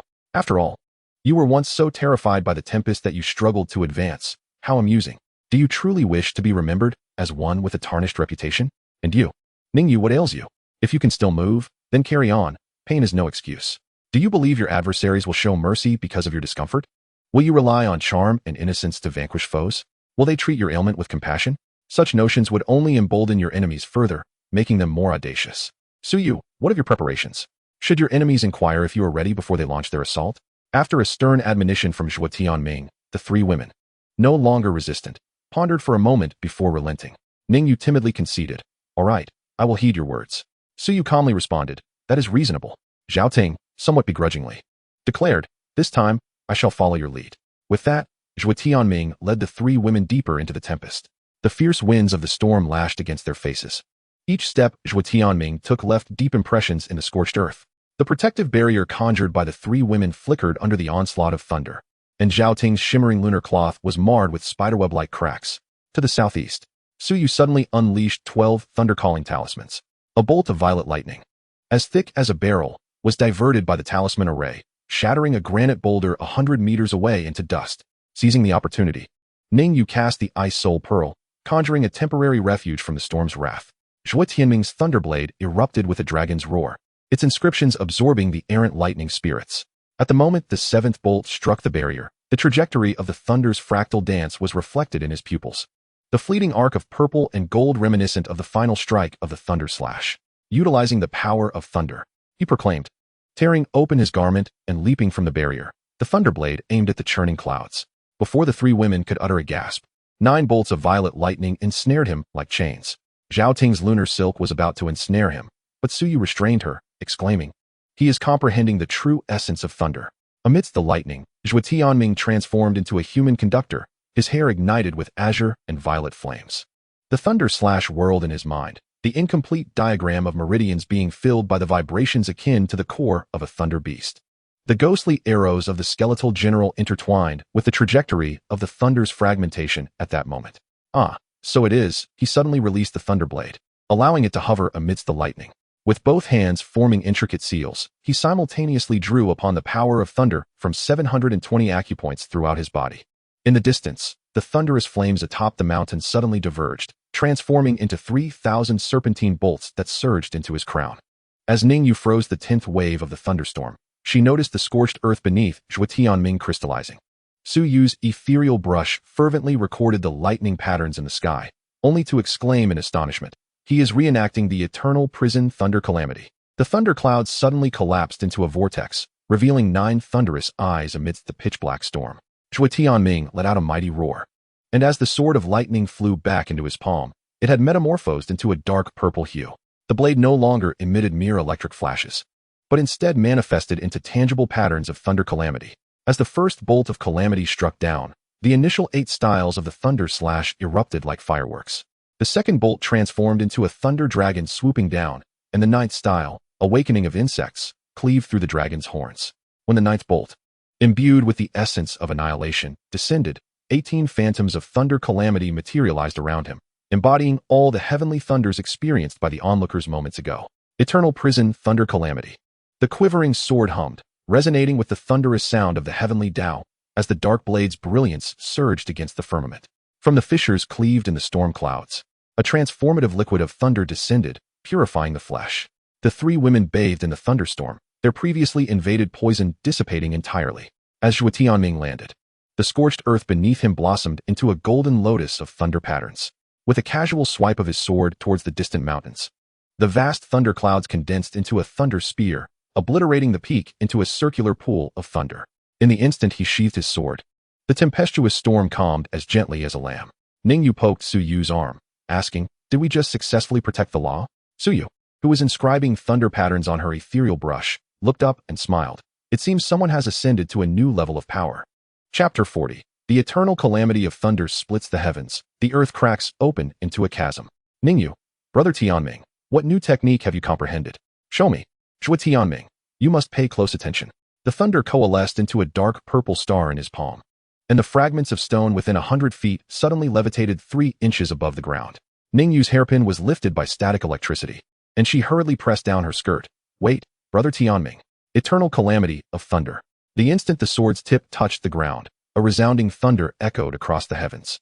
Centered around Zhuo Tianming, 700 threads of lightning radiated outward like a web, each igniting 3 Shanghai pillars of purple gold thunder. The granite beneath their feet shattered like brittle pastry, and Su Yu's immobilization talisman was torn to shreds by the violent thunder spirit before it could take effect. Rein it in. Zhao Ting's cry was drowned out by the deafening noise. Zhuo Tianming's pupils constricted sharply. He attempted to forcibly halt his technique, aiming to retract his strike. But the backlash of thunder surged back upon him.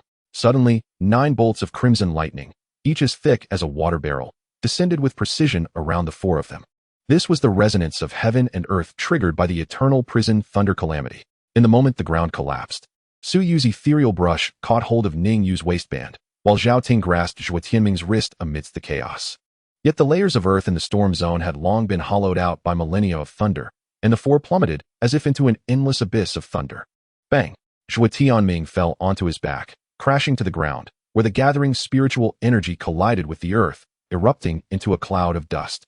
Just as he was about to rise and inspect the situation, Ningyu, wrapped in frost, descended from the heavens. In her startled exclamation, her elbow struck Zhuo Tianming in the abdomen. With a muffled groan, he remarked, "I served as your cushion this time. When you reach the innate realm, you can fly on your own." Ningyu hurriedly attempted to rise, but her palm pressed against Zhuo Tianming's nose. "I'm so sorry," she exclaimed. The third gust of descending wind approached, and Su Yu's vermilion talisman array cushioned her fall at the last moment, causing her to tumble sideways onto Zhuo Tianming's left leg. The void pin jabbed into the boy's knee pit, making him gasp in pain. "Be careful above." Zhao Ting's shrill scream echoed from above. The last girl to fall flailed as she tugged at the moonlight silk, but the residual thunderstorm interfered with her control over the spiritual energy. As the pale yellow skirt unfurled like petals, Zhuo Tianming's vision was suddenly enveloped in a soft darkness. Zhao Ting was seated squarely on his face, her moonlight gown smothering him in sandalwood. Time seemed to freeze for 3 breaths. Ningyu lay atop Zhuo Tianming's chest, staring blankly at Zhao Ting, who was seated on his face. Su Yu hung half on Zhuo Tianming's calf, the void pin still poking her chin.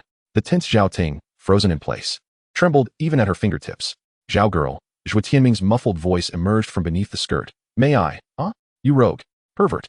Zhao Ting sprang up as if struck by lightning, accidentally tripping over Ningyu's ankle. Just as Ningyu managed to prop herself up, she fell again, her forehead colliding with Zhuo Tianming's chin, sending the 3 of them into a tangled heap.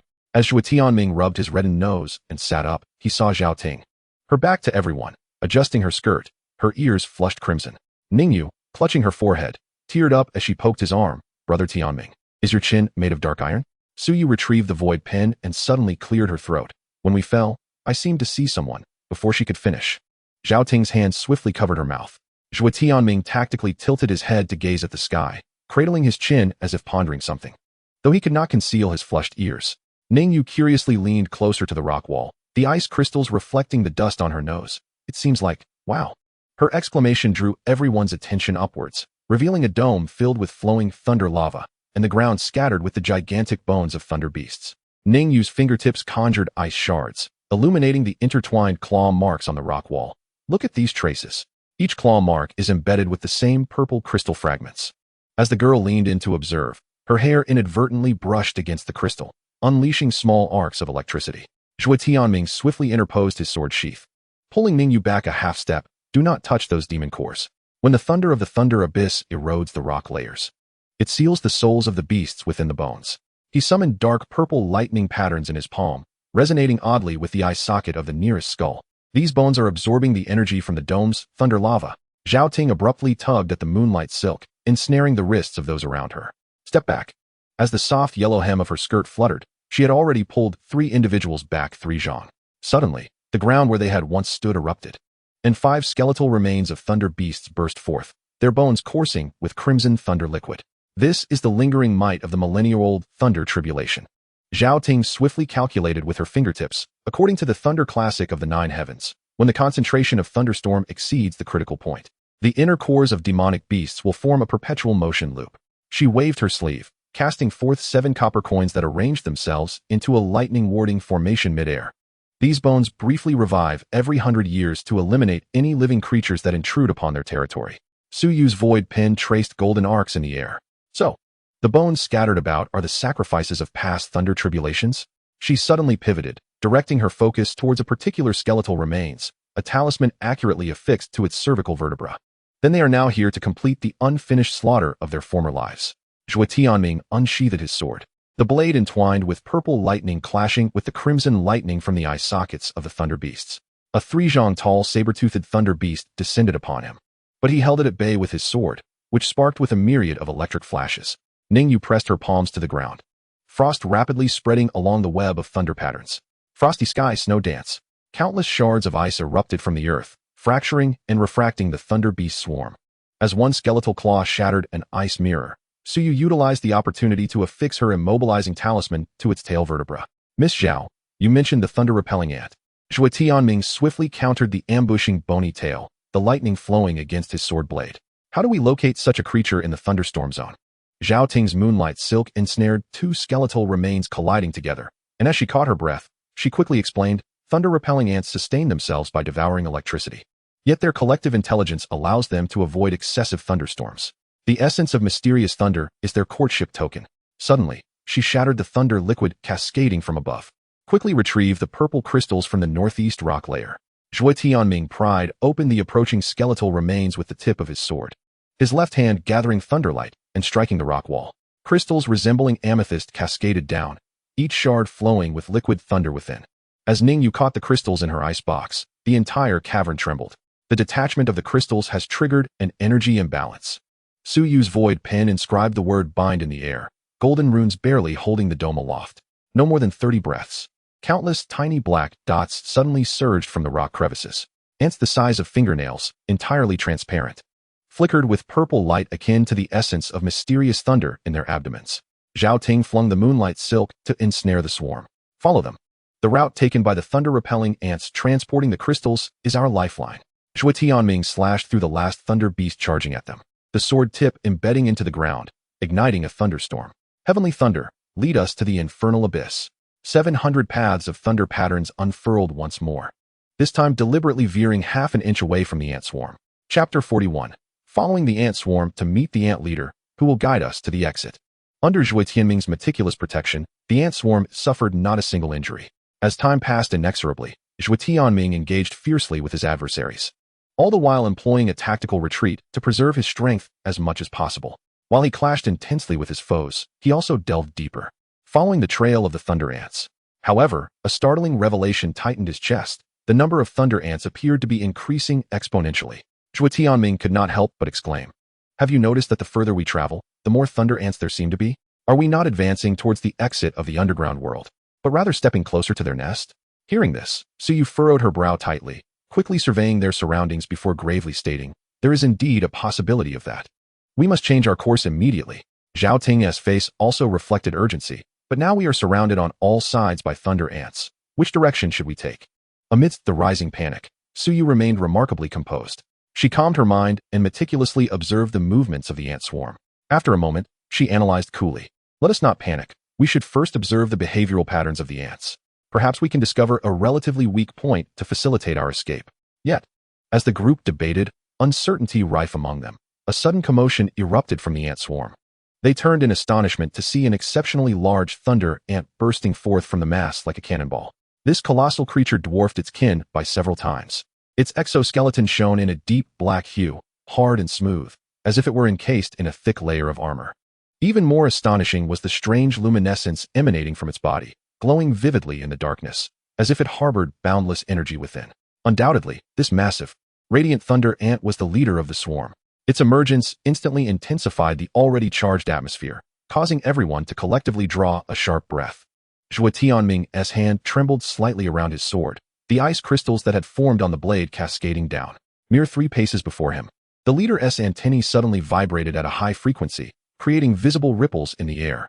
"Wait." Suyu suddenly grasped Zhuo Tianming's wrist. "Look at those glowing patterns." The group focused intently, witnessing the luminous designs on the ant leader's exoskeleton forming into bizarre shapes. Zhao Ting gasped, "That resembles ancient lightning runes. I've seen similar records in the library." In an instant, the ground seemed to be violently shaken by an enormous hand, the tremors so severe that they nearly toppled the onlookers. The source of this disturbance appeared to emanate from the depths of the cave. Accompanying the vibrations was a chilling sound of bones grinding together, as if innumerable skeletal structures were colliding. The noise was excruciatingly sharp, causing an involuntary wince of discomfort. Meanwhile, the once aggregated swarm of thunder ants, seemingly startled by some unseen force, suddenly shifted as a collective entity, aligning their densely packed bodies towards the depths of darkness, adopting a defensive posture brimming with vigilance. The reaction of the ant leader was particularly intense. It emitted a rapid, sharp buzzing sound that reverberated throughout the cavern, akin to a warning. Subsequently, the queen ant thrust her 6 robust appendages deeply into the ground, as if seeking to merge herself with the very essence of the earth. At that moment, the lightning patterns on the ant leader's carapace erupted into a blinding golden light, slicing through the darkness like a bolt of lightning. This radiant glow illuminated the entire cave for a fleeting instant, rendering the surroundings a dazzling white. "Retreat," commanded Zhuo Tianming, brandishing his sword to conjure an ice wall. Almost simultaneously, a colossal beast skeleton, towering 5 stories high, burst through the rock wall, with violet-black plasma coursing through its bony seams. A half-buried bronze spear remained lodged in its skull, and ominous azure flames flickered within its eye sockets. Ningyu swiftly unfastened the medicinal pouch at her waist, exclaiming, "This is the remains of a thunder beast. The plasma is unusual. Typical lightning should be bluish-white." No sooner had she spoken than the skeleton threw back its head and emitted a soundless roar, causing the purple plasma to pour down like a torrential rain. "Kanshui talisman," shouted Su Yu, throwing out 8 talismans, the azure light barely managing to shield against the plasma. The ant leader suddenly touched the blade of Zhuo Tianming's sword with its antennae, and golden lightning entwined itself along the blade, tracing intricate patterns upon the ice wall. Zhuo Tianming's sword technique abruptly transformed. Thunder's call. Instantly, the ice wall transformed into a barrier of thunder, rebounding the violet plasma. The ant swarm emitted a synchronized buzzing, as hundreds of delicate golden lightning bolts converged into the barrier, weaving into an electric net that enveloped the entire cavern. "Target the 3rd cervical vertebra," Zhao Ting suddenly shouted. "The position of that bronze spear shows a hindrance in the plasma flow." The skeleton, in a fit of rage, swung its tail, shattering a large expanse of stalactites. Ningyu maximized the potential of her cold shadow sword. Wherever the frost touched, the purple plasma began to solidify and peel away. Seizing the opportunity, the queen ant surged forward, smashing the golden lightning sphere accumulating on her pincers against the base of the bronze spear. "Now's our chance." Zhuo Tianming leaped into the air. Stepping upon the falling debris, his longsword channeling countless golden lightning strikes downward. At the moment the sword tip made contact with the skeleton's skull, time seemed to freeze. The bronze spear erupted violently, with purple and golden lightning intertwining in the air to form a colossal Tai Chi pattern, utterly obliterating the skeleton. As the dust settled, the ant leader's antennae gently brushed against the palms of the 4 individuals. The lightning patterns on its carapace dimmed significantly, yet traced a luminous path upon the ground, pointing towards a crack veiled by vines on the rock wall. Su Yu caressed the edge of the groove in the rock, noting, "This is evidence of artificial excavation." The ant swarm, like a surging tide, retreated swiftly, seemingly driven by an invisible force. Their movements were synchronized and devoid of hesitation or chaos. However, amidst this vast swarm, one figure stood out distinctly, the ant leader. The ant queen stood silently at the terminus of the light path, resembling an immovable mountain. Her form was several times larger than that of other ants, exuding an air of majesty and solemnity. As Zhuo Tianming approached with deliberate steps, the queen suddenly stirred, her enormous pincers snapping shut at an astonishing speed, seizing a fragment of glimmering golden shell. This shard radiated an enchanting brilliance, as if it harbored boundless mysteries and power.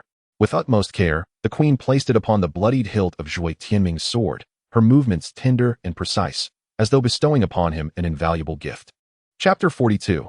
The Core of the Golden Fragment. Ningyu's crafting of inner armor. Upon witnessing this, Zhuo Tianming promptly expressed his gratitude. The ant queen nodded slightly before gradually retreating down the path she had carved, vanishing into the subterranean realm. All the while, Zhuo Tianming's curiosity regarding the golden fragment grew. He incessantly caressed its surface, savoring its texture and patterns.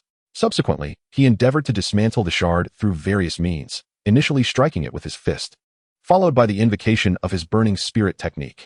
This series of actions left the 3 women trailing behind him utterly astonished as they gathered around, intrigued by the golden fragment in his grasp, eager to discern its true nature. Ningyu was the first to inquire, "What exactly is this golden fragment? It seemed to be of great significance when the queen entrusted it to you." Zhuo Tianming lifted his gaze to meet hers before responding with a smile. "To be honest, I am not entirely certain what this golden fragment is. However, with my current abilities, I find myself unable to damage it, and it bears no distinctive markings or patterns. I suspect it may be a remnant of some magical artifact, though I cannot ascertain which one. Pausing for a moment, Zhuo Tianming continued. As for the notion of collecting remnants of magical artifacts to reforge them into their original forms, I am not particularly inclined.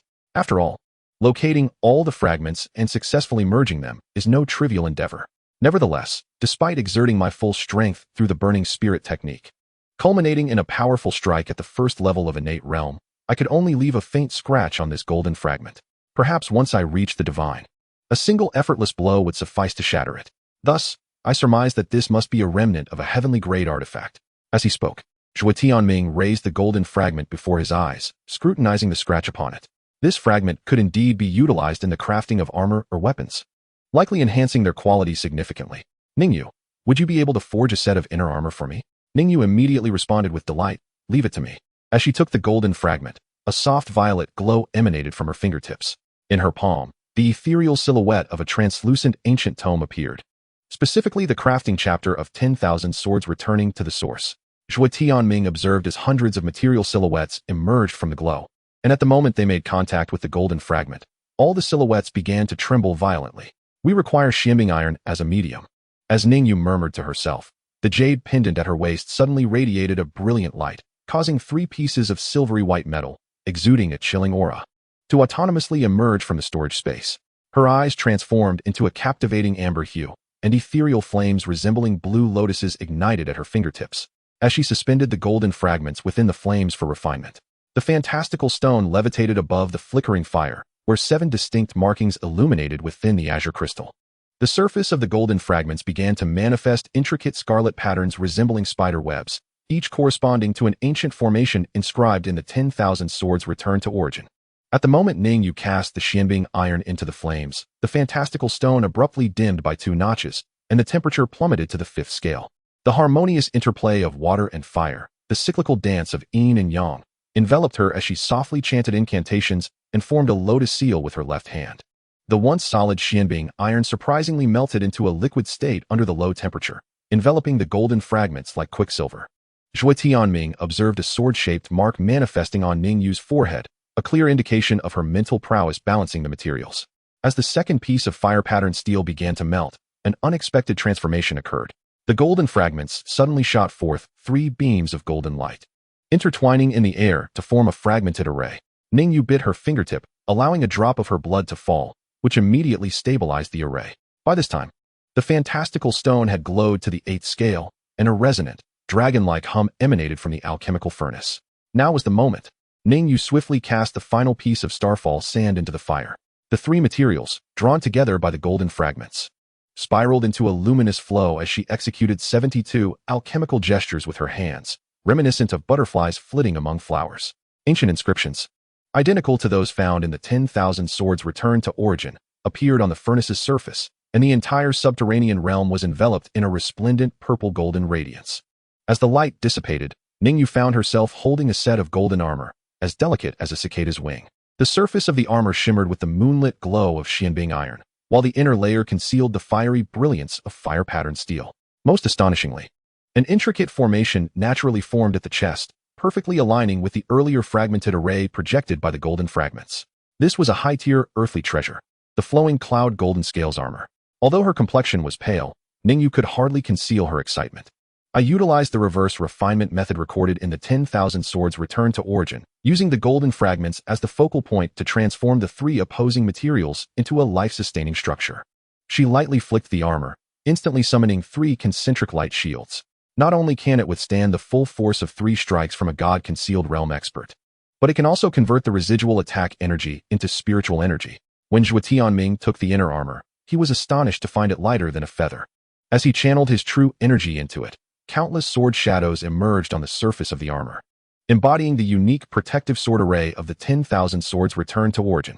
The 3 women were astounded to discover that these sword shadows autonomously formed a defensive formation, enveloping a radius of 3 zhang in a barrier of sword energy.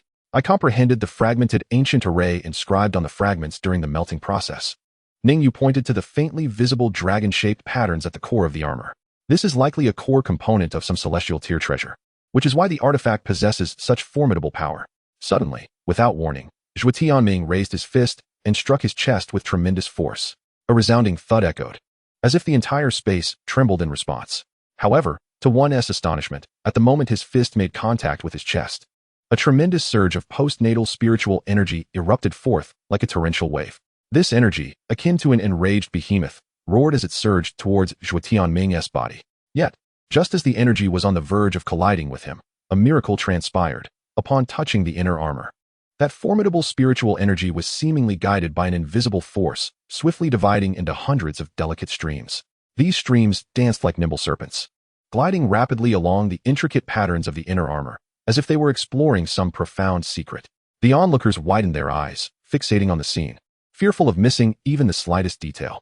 They clearly observed the energy streams weaving through the armor's designs, moving with the speed of lightning, yet exhibiting an extraordinary orderliness. Meanwhile, Zhuo Tianming stood quietly, seemingly attuned to the changes brought forth by the inner armor. After a moment, a subtle smile graced his lips. He then spoke softly, his voice, though not loud, resonated with confidence and resolve. Without hesitation, he donned the inner armor, feeling its close embrace against his body. With this treasure, even when facing a formidable opponent at the divine concealment stage, I shall possess a greater sense of assurance. Zhuo Tianming's words reverberated in the air, imbued with an unshakable determination. Chapter 43. Boldly venturing into the world, affectionately patting Ningyu's head, Zhuo Tianming gazed at the earth-grade inner armor in his hands, satisfaction gleaming in his eyes. He turned to Ningyu and remarked, "You see, my earlier assertion about bravely embracing the world has proven true, has it not?" Ningyu smiled and nodded in agreement. Zhuo Tianming continued, "It is precisely because we dared to venture into the sandy terrain that we have reaped such rewards. If we had remained in the safety of our confines, how could we have acquired the materials for refining, let alone possess this invaluable inner armor?" However, Suyu, standing nearby, curled her lips in disbelief and retorted, "Are you certain it is not the reckless who are the first to abandon this world? Had we not overcome numerous obstacles along the way, how could we have achieved today's results?" Zhuo Tianming paused at Suyu's words, momentarily taken aback, then smiled as he explained, "Of course, adventure does not equate to recklessness. We entered the sandy expanse after careful consideration. Moreover, when faced with difficulties, we did not falter. Rather, we confronted them with courage. Thus, I believe my assertion about the brave being the first to relish the world holds merit." Suyu still seemed unconvinced, shaking her head as she replied, "While your perspective has its merits, I contend that success is not solely dependent on bravery. It also requires wisdom, patience, and teamwork. Only by integrating these elements can we truly savor the world, rather than relying merely on adventure and recklessness." Just as Zhuo Tianming was about to counter her argument, he suddenly caught sight of Suyu's profile illuminated by the campfire. Her long eyelashes cast delicate shadows beneath her eyes, and the remnants of sand in her hair cascaded down as she shook her head. His Adam's apple quivered slightly, and the argument he was about to voice transformed into a light chuckle. Yet, if it weren't for a certain lady who insists on preparing hundreds of talismans before every departure, I would hardly dare to plunge into the sandstorm. Suyu looked up, her gaze colliding with Zhuo Tianming's blazing eyes. Ningyu silently observed the scene, estimating that, given Suyu's delicate demeanor, her cheeks were likely already flushed. Indeed, she noticed the pink hue spreading across Suyu's ears, yet the latter still held her head high and retorted, "That's merely to prevent you from being reckless." Last year in the marshes of Zhuo Tianming abruptly interrupted her, gently brushing away the yellow sand clinging to her temples. "You were well aware that the miasma would set in 15 minutes early, yet you turned back to shield me from the poisoned arrow." The silver embroidery on his sleeve shimmered in the light, reminiscent of the glimmering silver hairpin in Suyu's hair as they supported each other in the mire. Suyu averted her gaze, her voice softening by 3 degrees. "If it weren't for your insistence on collecting that ghostly face lotus. Yet in the end, we did manage to gather it." Zhuo Tianming suddenly grasped her hand, which was tending to the fire, the warmth of the flames radiating against his palm. "You, burning with fever, still insisted on teaching me how to brew medicine, saying, 'A reckless man must at least know how to preserve his life.'" Ningyu's silver teeth clenched, as she suddenly sensed a lingering scent of romantic tension in the air. The shadows of the two individuals before her had unknowingly intertwined. Zhuo Tianming's dark robe casting a shadow over the water-blue hem of Suyu's gown, reminiscent of a moat reflecting towering city walls. He leaned in closer, his fervent breath grazing Suyu's nose. "It seems there are those who, even when angry, cannot resist the urge to grasp their talisman pen." Zhuo Tianming. Suyu's fingertips glinted coldly as 3 talismans firmly pinned themselves into the ground, half an inch from his collar. Ningyu could no longer contain her laughter. Watching Suyu, usually composed, redden as she attempted to retrieve the talismans, only to have her wrist caught by Zhuo Tianming. The sound of his iron wrist guard colliding with her delicate wrist, wrapped in gossamer, produced a soft chime. Let us discuss serious matters. Suyu struggled slightly, only to find her hand firmly held by Zhuo Tianming, rendering her efforts futile. Thus, she relinquished her struggle, allowing him to grasp her hand. If I were to encounter danger, you must ensure our safe passage out of the thunderstorm zone, she said, blinking earnestly at Zhuo Tianming. Her fingertip gently poked his chest, precisely pressing against the newly acquired earth-grade armor, as if to imply that possessing such a treasure would not grant him invincibility. A faint smile graced Zhuo Tianming's lips, and as he chuckled softly, the vibrations from his chest resonated through his clothing, causing Su Yu's heart to quicken. With you around, I naturally must value my life more. His voice was deep and magnetic as he suddenly tore off his inner armor, and, without hesitation, he took her hand and placed it against his chest. Listen, it beats steadily, he said, his gaze locked onto Su Yu's, a hint of tenderness swirling within his eyes. At that moment, Ningyu silently retreated a few steps, eventually halting beneath the cliff 3 zhang away. However, her voice soon echoed behind her, filled with exasperation. Brother Tianming, this inner armor is a life-saving treasure, not a prop for your flirtations. Pouting her small lips, she gazed at Zhuo Tianming with dissatisfaction, murmuring, I painstakingly crafted this inner armor for you, and you don't even utter a word of thanks. How utterly unreasonable. Upon hearing Ningyu's complaints, Zhuo Tianming awoke from his stupor. He quickly donned a radiant smile, gently ruffling her hair, and said softly, Ah, our Ningyu is the most formidable. Without you, how could I possess such splendid inner armor and the Thunderlight sword?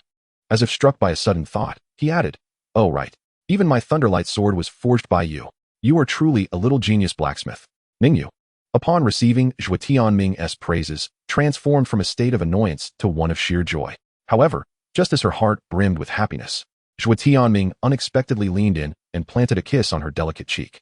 This sudden gesture caught Ningyu completely off guard, causing her face to flush crimson like a ripe apple, her shyness palpable. Standing nearby, Zhao Ting witnessed the entire scene unfold, unable to suppress her disdain. She rolled her eyes and muttered, Bah, you rogue. Ningyu suddenly tugged at Zhuo Tianming's sleeve. Brother Tianming always says I was picked up from the snow, but I distinctly remember your sparkling eyes in the firelight during the Lantern Festival, when you stole 2 roasted chickens from Aunt Wang and were chased down 3 streets.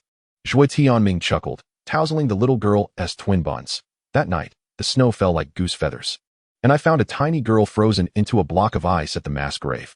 He conjured a spark of lightning at his fingertips, tracing the swirling snowflakes in the night sky. A 5-year-old, barely taller than a sword, clutching a moldy cake tightly.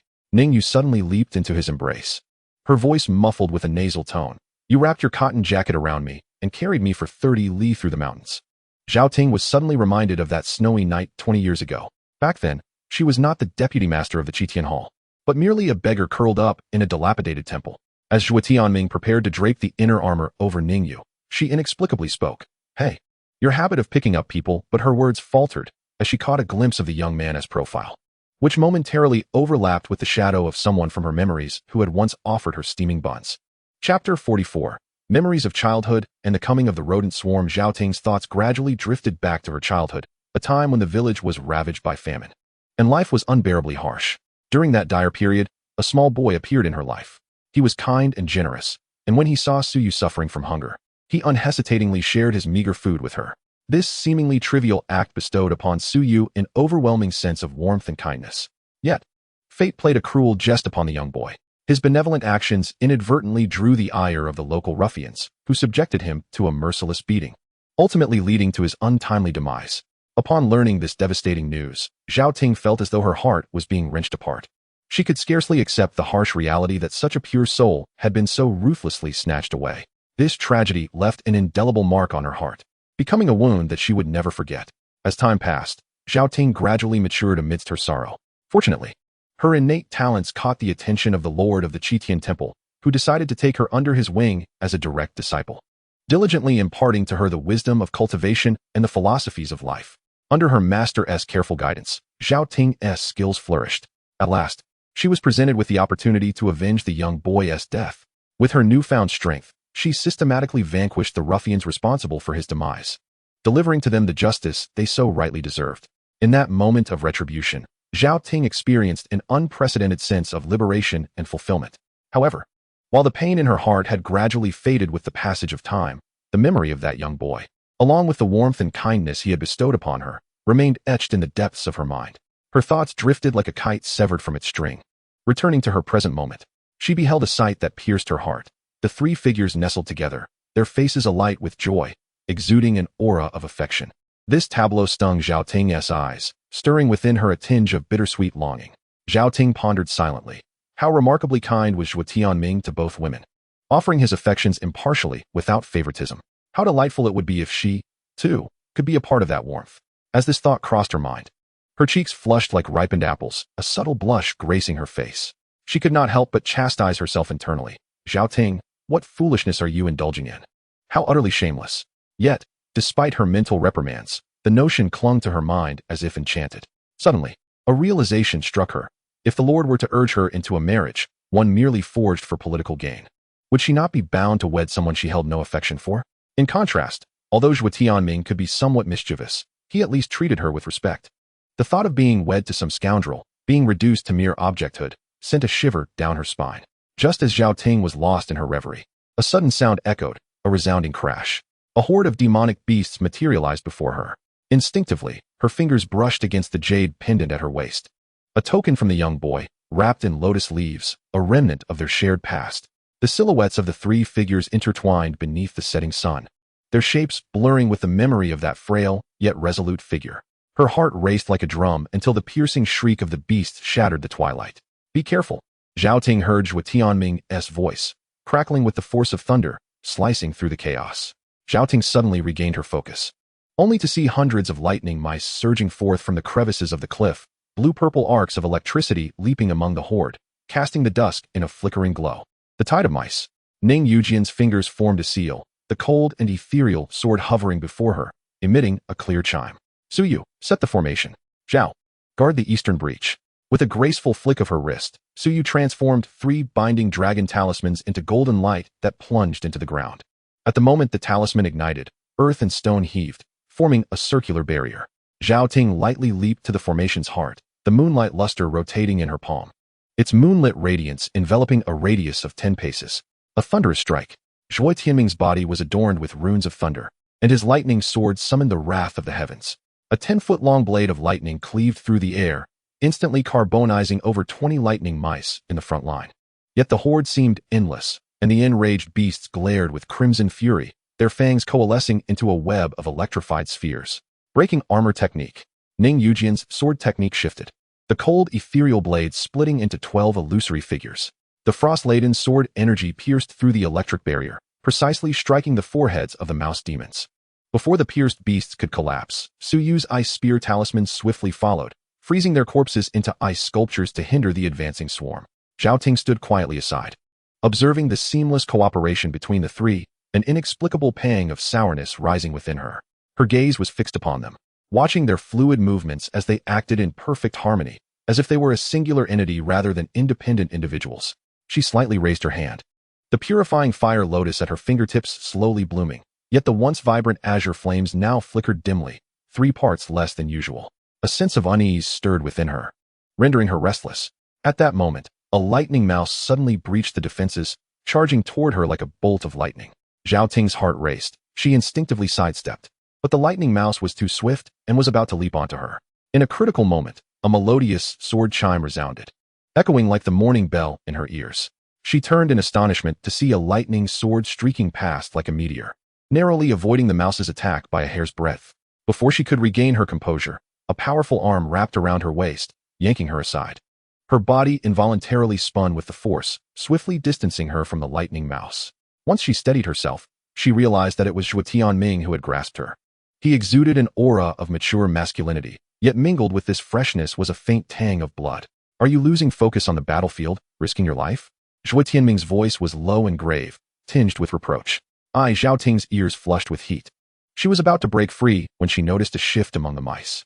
Hundreds of beasts abruptly halted their assault, their scarlet eyes simultaneously turning toward a specific direction. As the ground trembled, 3 silver-striped mouse kings, each the size of a calf, emerged from the pile of corpses. It's the spirit-eating mouse kings. Suyu exclaimed in shock. They can absorb the spiritual energy of cultivators. Zhuo Tianming's pupils constricted as he fully activated the soul spirit technique. Invisible waves of spiritual energy rippled outward, causing the front row of rats to freeze in their tracks. Ningyu seized the opportunity to unleash the frosty sky snow dance, enveloping the area in a flurry of ice crystals that immobilized half of the lightning rats. Zhao Ting bit her tongue, allowing her blood to drip into the moonlit glass, transforming the pure moonlight into a fiery whip. Endless hell. The lightning sword pierced the earth, its web-like electric patterns spreading across the ground. A towering column of lightning ensnared 3 rat kings within its grasp, while Zhuo Tianming's forehead bulged with veins, and blood trickled from the corner of his mouth. Upon witnessing this, Suyu promptly cast a healing talisman, the emerald light merging into his back. Now is the time. Zhao Ting's fiery whip coiled around the neck of a rat king, while Ningyu's myriad swords converged to penetrate its dantian. As the last rat king shrieked and turned to ashes, the group's spiritual energy was nearly depleted. However, the low growl of beasts emanating from the depths of the mountains caused the recently relaxed atmosphere to solidify once more. Zhuo Tianming wiped away the blood from his mouth, directing the lightning sword towards the shadowy forest. It seems we have stirred a hornet's nest. Moonlight glinted off the sword's edge, illuminating the battle intent flickering in his eyes. Zhao Ting gazed at his silhouette, suddenly reminded of a young boy from many years ago who had placed the last half of a bread roll into her hand. As the scent of blood dissipated with the wind, she realized she had unknowingly positioned herself by his side, the glass fire lotus silently blooming in her palm. Chapter 45. Zhao Ting's flushed heart. Challenging the thunder leopard in trial armor, Zhuo Tianming slowly turned around, his movements graceful and composed, as if the entire world paused for his turn. When his gaze met Zhao Ting's, he noticed her expression was somewhat dazed, her eyes fixed upon him as though lost in her own thoughts. A smirk played at the corners of Zhuo Tianming's lips, and with a teasing tone, he remarked, "I admit I am somewhat presentable, but surely not to the extent of captivating all living beings? Is my charm truly so overwhelming that you cannot help but stare?" Zhao Ting, upon hearing his words, snapped back to reality. Her face instantly flushed crimson, akin to a ripe apple. Shyly, she retorted, "Why, you're not handsome at all. Just a narcissist." Seeing her reaction, Zhuo Tianming only laughed more heartily, continuing to jest, "Oh? If I am not handsome, then why do you gaze at me so intently? Could it be that you harbor feelings for me?" Zhao Ting's face deepened in hue, her heart racing as if it might leap from her throat. Caught off guard by Zhuo Tianming's revelation of her feelings, she stumbled over her words, "Why you?" Observing her flustered demeanor, Zhuo Tianming found it amusing, playfully stating, "Oh dear, you seem quite flustered. It's as if words are escaping you." Ningyu, witnessing Zhao Ting's state, turned to Suyu and remarked, "It appears we may soon have another sister among us. What do you think of Zhao Ting?" As Ningyu twirled a strand of hair around her finger, she watched the two figures, chuckling lightly. Zhuo Tianming leaned closer to Zhao Ting's ear, causing her to stumble back in surprise. She heavily brushed the void pen. "You are quite carefree, taking the time to ponder such matters."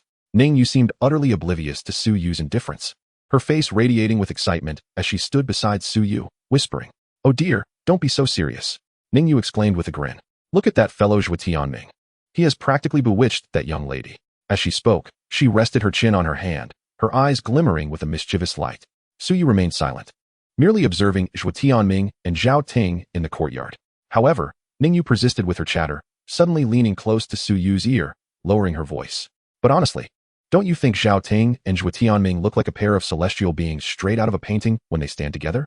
Suyu felt a slight warmth rise to her ears, shifting uncomfortably before swiftly picking up the void pen, feigning a strike at Ningyu, exclaiming, "You talk too much."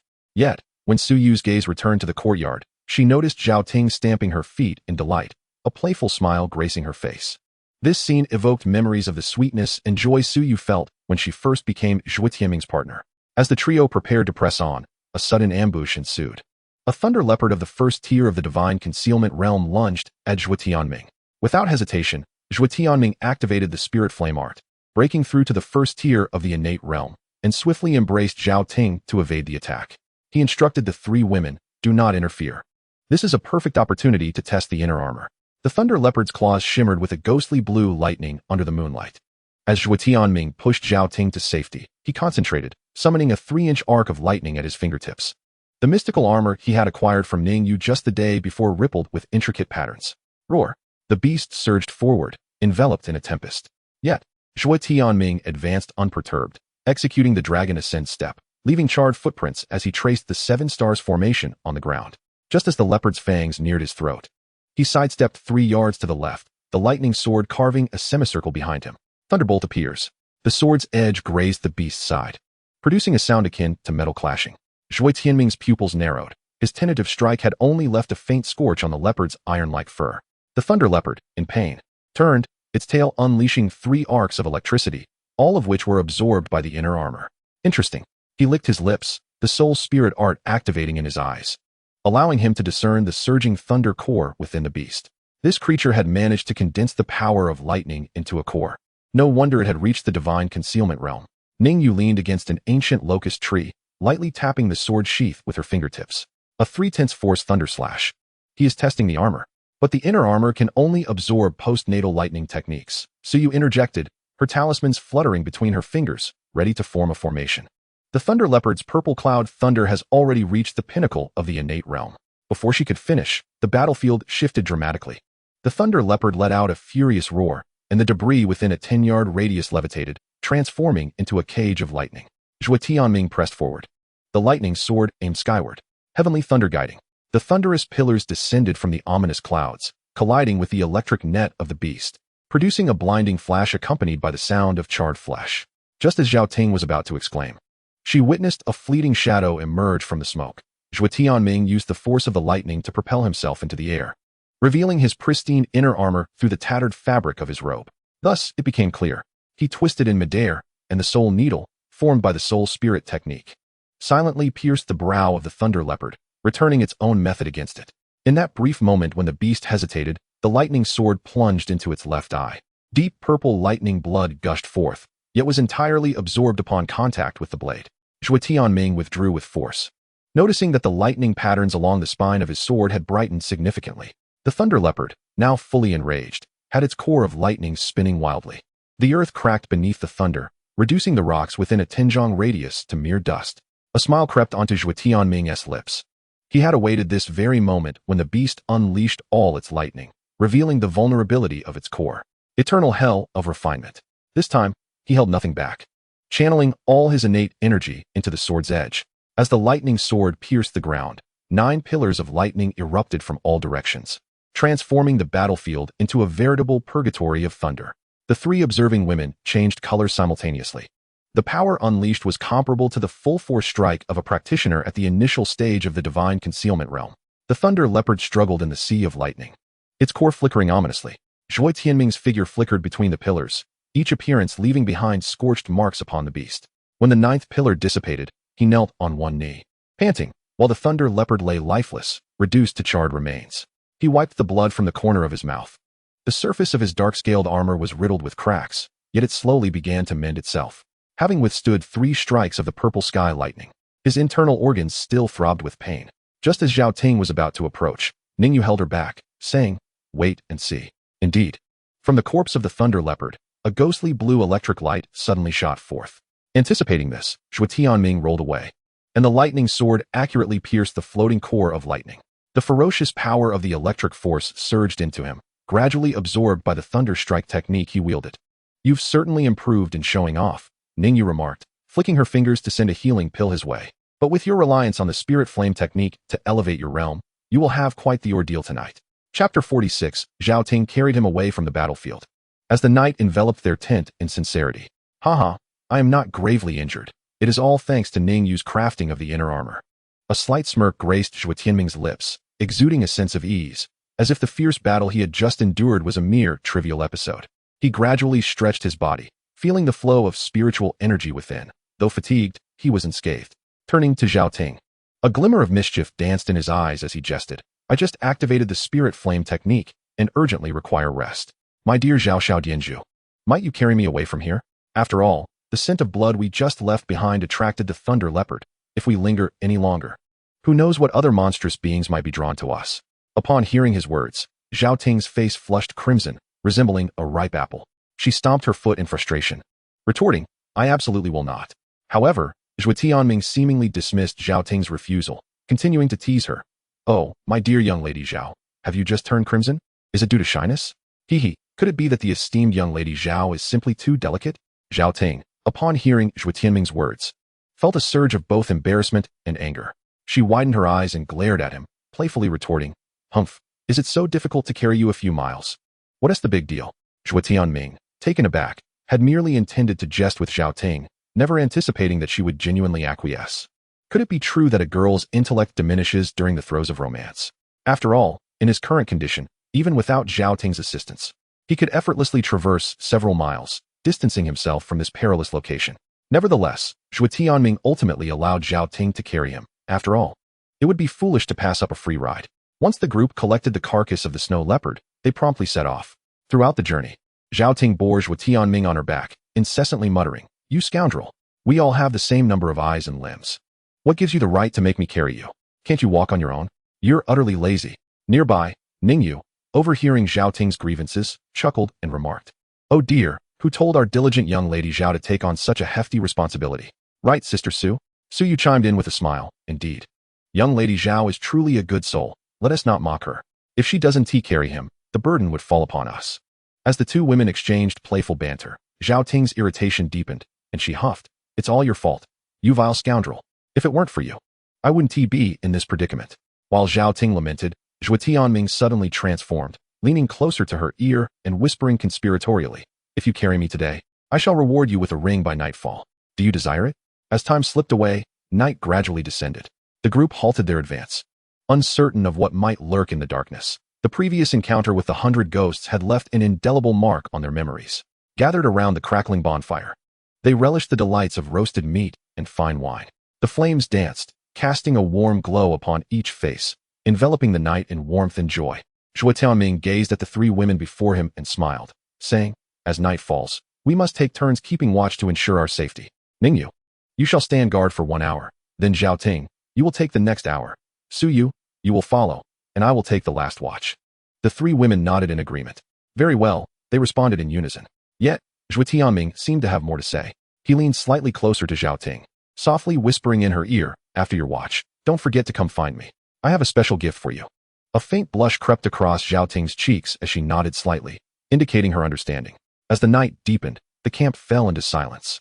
After Zhao Ting concluded her night watch, she cautiously lifted the curtain of Zhuo Tianming's tent. Inside, the flickering candlelight cast a warm glow, and Zhuo Tianming leaned against a soft cushion, gazing at her with tenderness, patting the empty space beside him.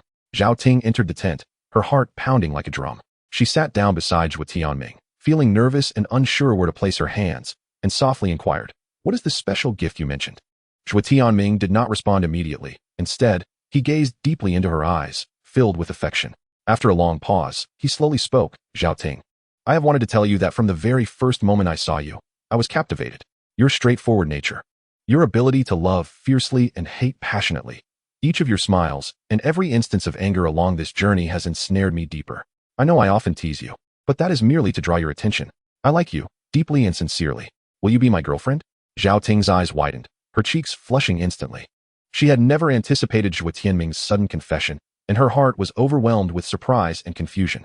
Lowering her head, she stammered, "Why are you saying this all of a sudden?" Zhuo Tianming gently took her hand, presenting her with a ring, and earnestly declared, "I cannot wait any longer. I fear missing out on you. I know I can be infuriating at times, but my feelings for you are genuine." Zhao Ting raised her head, meeting Zhuo Tianming's sincere gaze, and her defenses crumbled completely. She softly replied with a faint a smile of happiness blossoming on her lips as she accepted the ring. Zhuo Tianming was overjoyed, pulling her tightly into his embrace. Inside the tent, the candlelight gradually dimmed, yet the warmth of their affection grew ever stronger. As night gave way to dawn, time passed. Suyu, having finished her watch, was preparing to return to her tent for some rest. As she passed by Zhuo Tianming's tent, the sounds emanating from within caused her face to flush crimson. She hastened her pace, her heart racing like a startled fawn.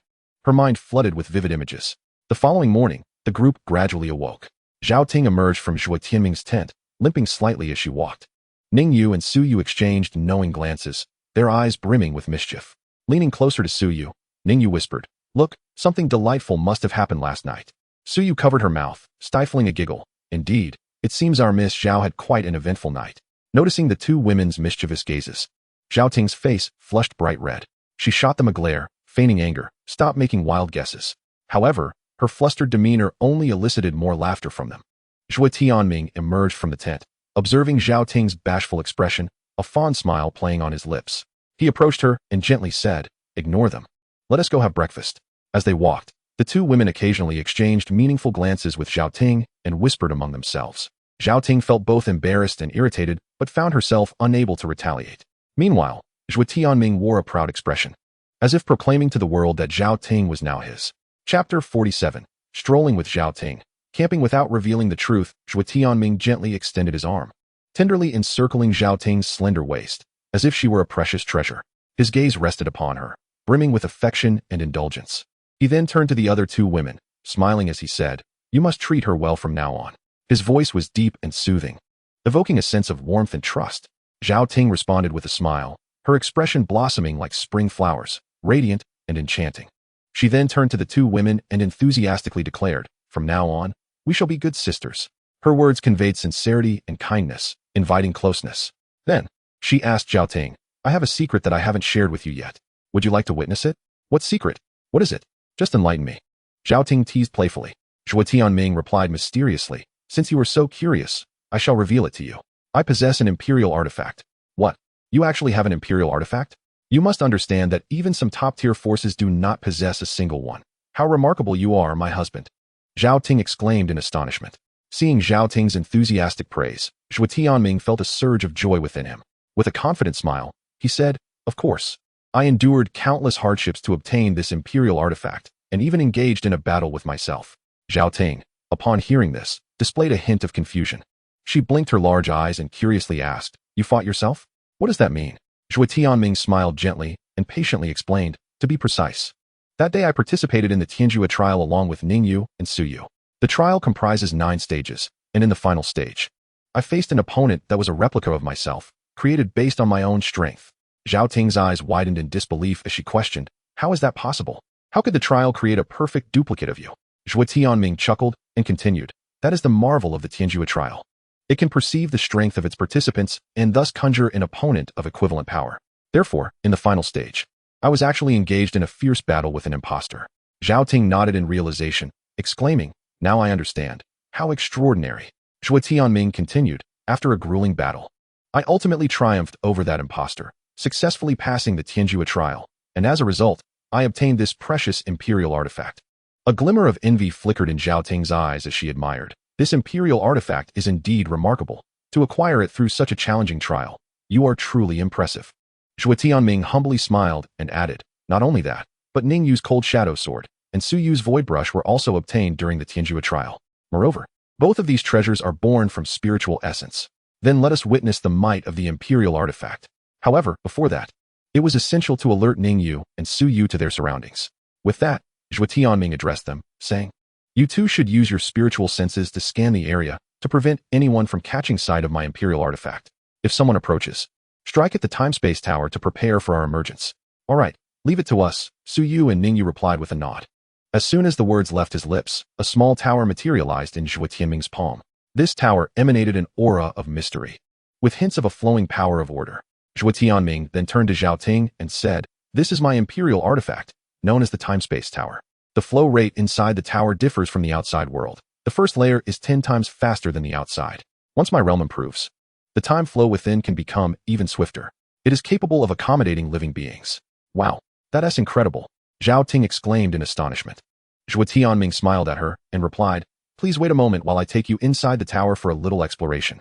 During the teleportation process, you will experience a force acting upon your body. At that moment, do not resist, but let it happen naturally." Zhao Ting obediently nodded, indicating her understanding. "I comprehend." Subsequently, Zhuo Tianming led Zhao Ting into the tower. Upon entering, Zhao Ting was utterly mesmerized by the breathtaking scenery before her. "Wow," she gasped, unable to contain her awe. It was truly a paradise, a realm beyond the mortal world. Her gaze was captivated by the enchanting beauty surrounding her, where exotic flowers and extraordinary plants vied for attention, as if she had stepped into a dreamlike realm. Noticing her reaction, Zhuo Tianming smiled faintly and explained, "When Suyu and the others first arrived, they had the same reaction as you. However, there is an old friend here whom I wish for you to meet." With that, Zhuo Tianming called out into the void, "Xian, Senior." His voice echoed in the air, lingering in the atmosphere. In an instant, an elder with an ethereal presence appeared before them, almost like a phantom. Upon seeing Zhuo Tianming, Xian glanced at Zhao Ting beside him and remarked, "You must learn to exercise restraint in the future." Zhuo Tianming offered a slightly awkward smile and softly replied, Your words are indeed wise, senior. Xian appraised Zhao Ting, standing next to Zhuo Tianming, and a glimmer of admiration flickered in his eyes as he nodded, saying, "This must be your new companion, correct?" "Indeed, she is exquisite in appearance and possesses remarkable talent." Upon hearing this, Zhao Ting felt a gentle blush rise to her cheeks, her lips curving into a smile as she responded, "Thank you for the compliment, senior. Your discerning eye is truly remarkable." Seemingly intrigued by the imperial artifact in Zhuo Tianming's hand, she curiously inquired, "Such a splendid item, why do you not use it?" Zhuo Tianming chuckled wryly as he explained, "The reason I refrain from using it is primarily due to concerns about it being seen by those with ulterior motives. If the news were to leak and reach the ears of powerful individuals, the consequences would be dire."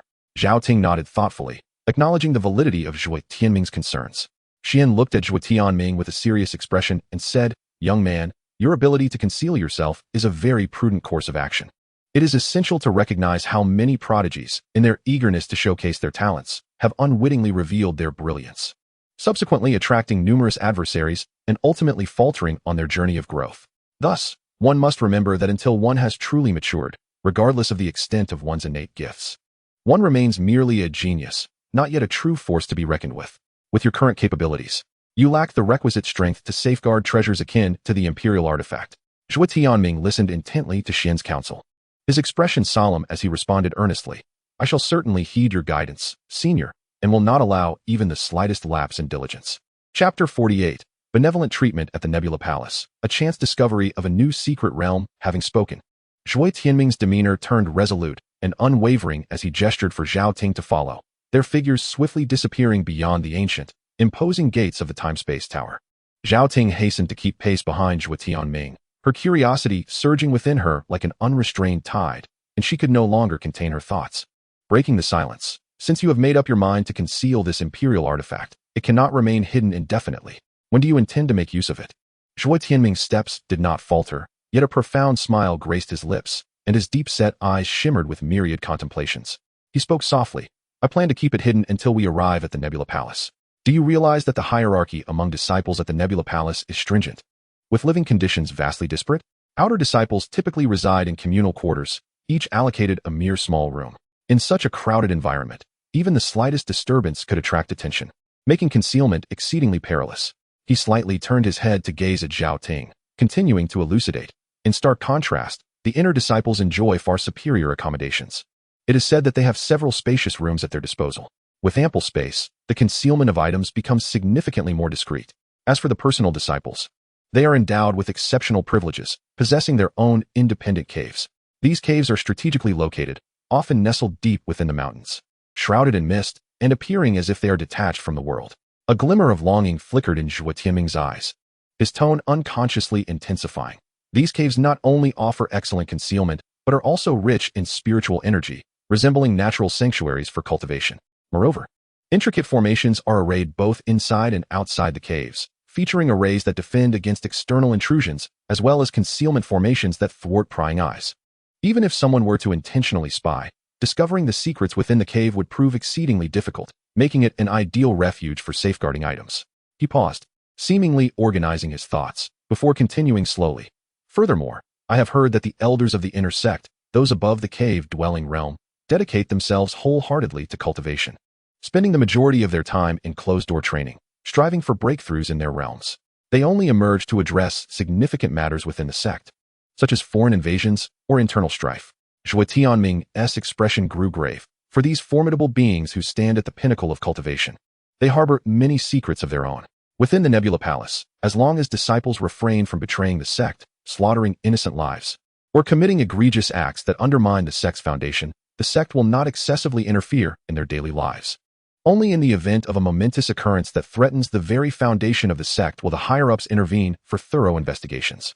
As we prepare to enter the Nebula Palace and secure a stable abode, particularly if we are fortunate enough to acquire the sanctum of a direct disciple, we shall then retrieve the imperial artifact, ensuring our success is beyond doubt. The figures of several individuals gradually receded into the stormy region. Yet the words of Zhuo Tianming lingered in the ears of the two women, filling their hearts with both anticipation and a tinge of unease regarding their future life in the Nebula Palace. The enigmatic imperial artifact lay dormant, akin to a seed buried deep, awaiting its moment to blossom with unforeseen brilliance upon the uncharted terrain of the Nebula Palace. Observing the glimmer of hope in Ningyu and her companion's eyes, Zhuo Tianming chuckled and waved his hand. All right, you two. Do not let your imaginations run wild.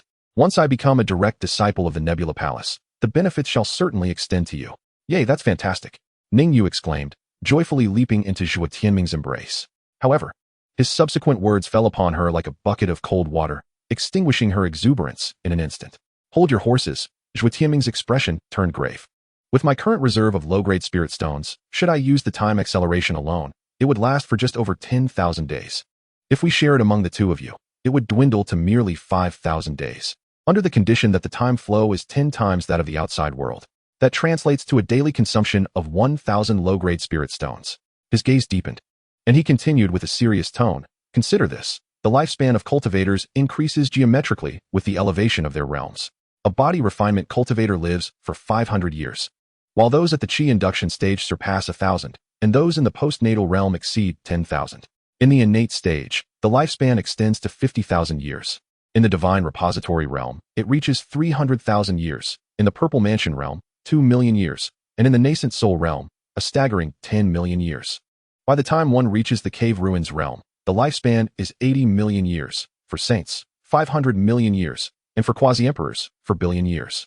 The true emperors, however, share their lifespan with the heavens themselves, not to mention among those of the same realm.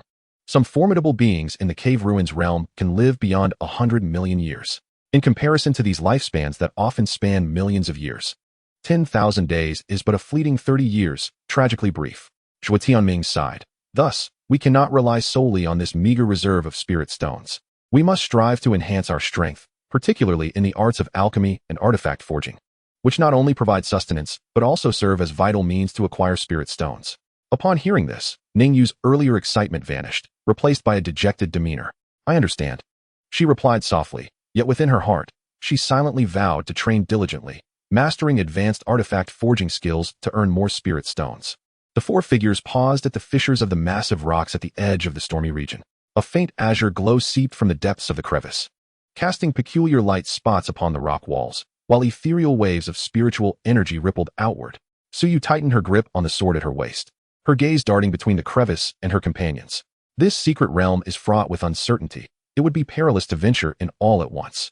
I propose we split into two groups. Two shall remain to provide support, while the other two delve into the exploration.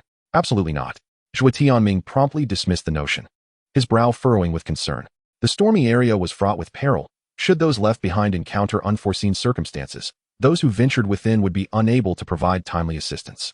Conversely, if the ones inside found themselves in danger, there would be no one outside to render aid, thus endangering their companions. He turned his gaze towards the jagged lightning dancing upon the rock face, the electric flashes seeming poised to rend the veil of night. Our strength is already tenuous. To act separately would only exacerbate the risks. Yet, what if the secret realm harbored formidable restrictions or awakened beasts? Suyu was about to argue further when Ningyu interjected. Ningyu, fixated on the swirling mist deep within the fissure, spoke up. Zhuo Tianming is correct. Last time, when we separated to search the misty forest, we encountered a horde of soul-eating ants. Had we not regrouped in time, we might have perished there. She pressed her hand against the storage pouch at her waist, her fingertips turning pale as she evidently recalled that harrowing experience. Another companion nodded in agreement. Moreover, this fissure exudes an unsettling aura. The fluctuations of spiritual energy are erratic and unpredictable. None can ascertain what awaits us outside. Rather than risk fragmenting our forces, it is wiser to advance together. Although his voice remained calm, the tension in his eyes was unmistakable. After a moment of silence, Suyu finally released her grip on the sword's hilt. Taking a deep breath, her gaze swept across her companions. Very well, let us enter together. However, we must remain vigilant and ready to respond to any sudden developments. With that, she stepped into the fissure first, her sword casting a cold arc of light through the darkness. Zhuo Tianming followed closely behind, gathering spiritual energy in his palm to guard against ambushes from the shadows. The four formed a line, their steps slow yet resolute. The moss on the rock walls glowed with an eerie purple hue under the dim light, while the gravel beneath their feet crunched softly with each step. As they ventured deeper, the air grew increasingly damp, and the fluctuations of spiritual energy became more chaotic, as if invisible hands were stirring the surrounding essence. Be cautious, Zhuo Tianming suddenly called out, conjuring a protective shield that enveloped the four of them. A dark shadow brushed against the edge of the shield, stirring a wave of fetid wind. The group focused intently, revealing a massive lizard covered in scales. Its eyes glowing with a ghostly fire. Corrosive slime dripped from its fangs, burning the ground and releasing wisps of white smoke. It is a corroding spirit lizard, Suyu exclaimed, her expression grave. This creature feeds on the spiritual energy of cultivators and is adept at concealment. It must have been drawn here by our energy fluctuations. Before she could finish her sentence, a series of roars emanated from the depths of the fissure, and countless ghostly green lights flickered to life, indicating that more than one corroding spirit lizard was present. A fierce glint flashed in Zhuo Tianming's eyes. Everyone, back to back. Do not disperse. We shall first deal with these beasts before exploring the secret realm. At his command, the four simultaneously summoned their magical artifacts, intertwining sword light with spiritual energy, igniting a dazzling explosion of brilliance in the darkness. Chapter 49. The four engage in battle with the corroding fire lizard. Spirits of the secret realm propose a deal. The crimson vertical pupils of the corroding spirit lizard locked onto the four, emitting a deep, resonant growl. In an instant, three colossal lizards lunged toward them like arrows released from a bow. Zhuo Tianming deftly pivoted, employing the dragon ascend technique to evade their assault, while his lightning sword flared to life, dazzling bolts of electricity coiling around the blade. He spun around, unleashing a thunderous strike. A lightning soared the width of a bowl hurtling toward the foremost corroding spirit lizard. The colossal lizard, driven to the side by a flash of lightning, clashed its scales against the electric surge, sending forth a myriad of sparks. Yet, its back, charred black, bore no fatal wound. Simultaneously, Ningyu waved her hand, causing the cold abyss sword to hover in midair, while thousands of azure sword energies surged forth like a swarm, targeting another corroding spirit lizard. Breaking armor style? She exclaimed coldly, as the sword energies precisely pierced the vulnerable scales at the lizard's joints, causing blood to spurt forth. However, the corroding spirit lizard let out a pained roar, disregarding its injury, and opened its gaping maw to bite at Ningyu. In a moment of peril, Suyu flung a wooden lightning thorn entangling talisman, causing thorny vines imbued with electric light to erupt from the ground, ensnaring the lizard's forelimbs tightly. Zhao Ting formed seals with her hands, conjuring a massive purifying fire lotus in her palm, its flames roaring with a purifying aura. She cast the fire lotus with all her strength, which erupted in midair, engulfing three corroding spirit lizards in a sea of flames. Amidst the inferno, the anguished cries of the lizards echoed as their scales sizzled under the scorching lotus fire, releasing a burnt scent. Yet, from the depths of the fissure, more and more eerie green lights emerged, at least 20 corroding spirit lizards crawling forth from the shadows. Zhuo Tianming's gaze sharpened, and he bellowed, "Eternal calamity, inferno." He infused his spiritual energy into the lightning sword, driving it forcefully into the ground. Instantly, the earth trembled violently within a 10-zhang radius around him, as countless bolts of lightning erupted from beneath, creating a stormy inferno. Nearby corroding spirit lizards were struck by the lightning, convulsing violently before collapsing. Yet, more lizards surged forward, one even circumventing the group's attacks to pounce upon Suyu. In a rush, Suyu tossed out a water shield talisman, raising a curtain of water, which was swiftly torn apart by the lizard's sharp claws. Just as its fangs were about to sink into Suyu's neck, Zhao Ting unleashed the purifying moonglaze, which transformed into a streak of light, striking the lizard's head and sending it flying. Zhuo Tianming, aware that this situation was untenable, let golden light glimmer in his eyes, channeling the power of the soul spirit formula, as an invisible wave of spiritual energy radiated outward. The frenzied corroding spirit lizards suddenly hesitated, their ferocity dimming momentarily. Seizing the opportunity, Ningyu swiftly formed seals with both hands, invoking Frost Sky Snow Dance. Countless ice swords descended from the heavens, sweeping down upon the horde of corroding spirit lizards like a blizzard. Suyu, not idle, hurled a series of thunderstrike and water thunder ice spike talismans, summoning flashes of lightning and thunder in the sky, as ice spikes mixed with electric currents struck the ground, complementing Ningyu's ice swords and freezing large swathes of lizards amid the electric and icy onslaught. Zhao Ting continued to conjure purifying fire lotuses, targeting wherever the corroding spirit lizards congregated, as the blazing lotus flames intertwined with the ice and thunder, plunging the battlefield into chaos. Amidst the fierce battle, a colossal leader, twice the size of the other corroding spirit lizards, emerged. Its eyes burned with an even fiercer eerie fire, and its scales shimmered with a sinister black light.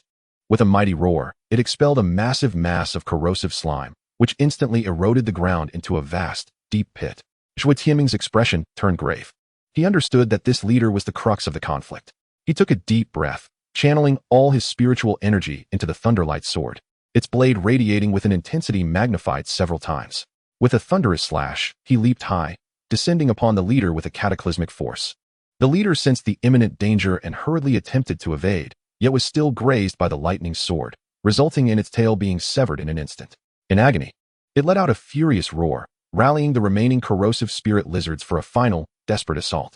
The group stood back to back, coordinating their efforts meticulously, as magical artifacts and talismans soared, intertwining light and flames. After a breathtaking battle, the last corrosive spirit lizard finally fell into a pool of its own blood, leaving the battlefield shrouded in smoke and chaos. Following the demise of the corrosive fire lizard, the four swiftly departed from the scene. After all, the lesson from the thunder leopard lingered, and they dared not linger in one place for too long. The damp, decaying leaves crunched beneath their boots as they navigated through the dense forest, when suddenly, Suyu raised her hand, signaling the others to halt. Her fingertips glimmered with faint azure runes as she cautiously scanned the surroundings. The spiritual energy fluctuation is amiss. The flora here seems to be deliberately concealing something. Before she finished her sentence, Ningyu's cold shadow sword emitted a clear chime, its blade shimmering with frost, a warning of anomalous energy fluctuations within a radius of 10 miles. Zhao Ting's pure world fire lotus pulsated with increasing intensity, its crimson flames illuminating her taut jawline. Everyone, be cautious. This forest appears to have come alive. No sooner had she spoken than the vines entwined around the ancient trees transformed into inky whips, striking towards Zhuo Tianming's face. The thunderlight sword was instantly unsheathed, violet lightning erupting from its edge, and in the moment the vines were cleaved into charred remnants, the entire forest descended into an eerie silence. As the group braced themselves against the unknown threat, a melodious voice, akin to the sound of gold and stone clashing, resonated from all directions. Esteemed guests, might I trouble you for assistance? Zhuo Tianming felt every hair on his body stand on end, the soul technique activating automatically, his spiritual force spreading like a web, yet failing to touch any tangible entity. Ningyu pointed her cold shadow sword towards the void, its ringing imbued with chilling murderous intent. Concealed figures, reveal yourselves. The space rippled like waves on water, and a man clad in a dark robe adorned with cloud patterns stepped forth from the void. His flowing sleeves were embroidered with silver threads depicting celestial orbits, his visage as gentle as jade, yet his eyes shimmered with an otherworldly azure glow. Zhuo Tianming held the thunderlight sword across his chest, a pressure formed from his spiritual force quietly emanating. Who might you be, esteemed sir? I am the spirit of this secret realm, also known as the spirit of the world, the man replied, standing with hands clasped behind his back, a meaningful smile gracing his lips. Given your cultivation levels, you must have traversed numerous ruins. Have you ever encountered a spirit capable of conversing with you? With a casual wave of his hand, the surrounding ancient trees shed their inky miasma, revealing their original verdant forms, and sunlight suddenly poured into the grove. Zhuo Tianming's pupils constricted as he recalled the rigid projection of the void during the Tianzhu trial. At that time, upon triggering the mechanism, the projection would merely repeat. Those who pass 3 trials shall obtain their fortunes, and no matter the inquiries, there would be no response. The being before him, however, exuded an air of composure that suggested an ability to command the very essence of the realm, incomparable to those mechanical replies. Why do other ruins lack the intelligence you possess? Suyu pinched the talisman between his fingers, the spiritual energy coursing through the runes. The spirit of the secret realm let out a soft chuckle as a jade token flew from its sleeve, adorned with flowing patterns of mountains and rivers. The essence of secret realms and ruins is that they are miniature worlds, capable of nurturing intelligence only after they have absorbed enough spiritual energy from the cosmos over the passage of time. As he pointed to the token, a vision emerged from the mist, depicting a sage wielding a sword to create a world. The sage, a formidable being, could conjure small worlds with his own hands, while we, the naturally born spirits, are mere manifestations of the world's will. Zhao Ting gazed intently at the shifting images within the token. The pure fire lotus trembled violently, as if resonating with some ancient force. The spirit of the secret realm retracted the token, its gaze sweeping over the diverse artifacts of the 4 individuals. I propose a trade. If you assist me in accomplishing a task, the treasures here shall be yours to claim as you wish. However, should you refuse, I suggest you leave. What are the terms? Speak them, Zhuo Tianming inquired. Help me unify this world, the spirit of the secret realm replied. Chapter 50. Even cattle and horses are classified, yet love knows no boundaries. What a jest. Ever since I arrived in this secret realm, I have not seen a single soul. What do you expect me to unify? The daily lives of the beings here? To have cattle and horses feast on the same fare as their oppressors? Cattle and horses are confined to coarse fodder, unfit for fine dishes. If they were to indulge in delicacies, what would be left for humans? When has the status of cattle ever equaled that of men? To think they would share the same sustenance. Should cattle consume fine food, they would grow fat, impeding their labor efficiency. Cattle are simply cattle.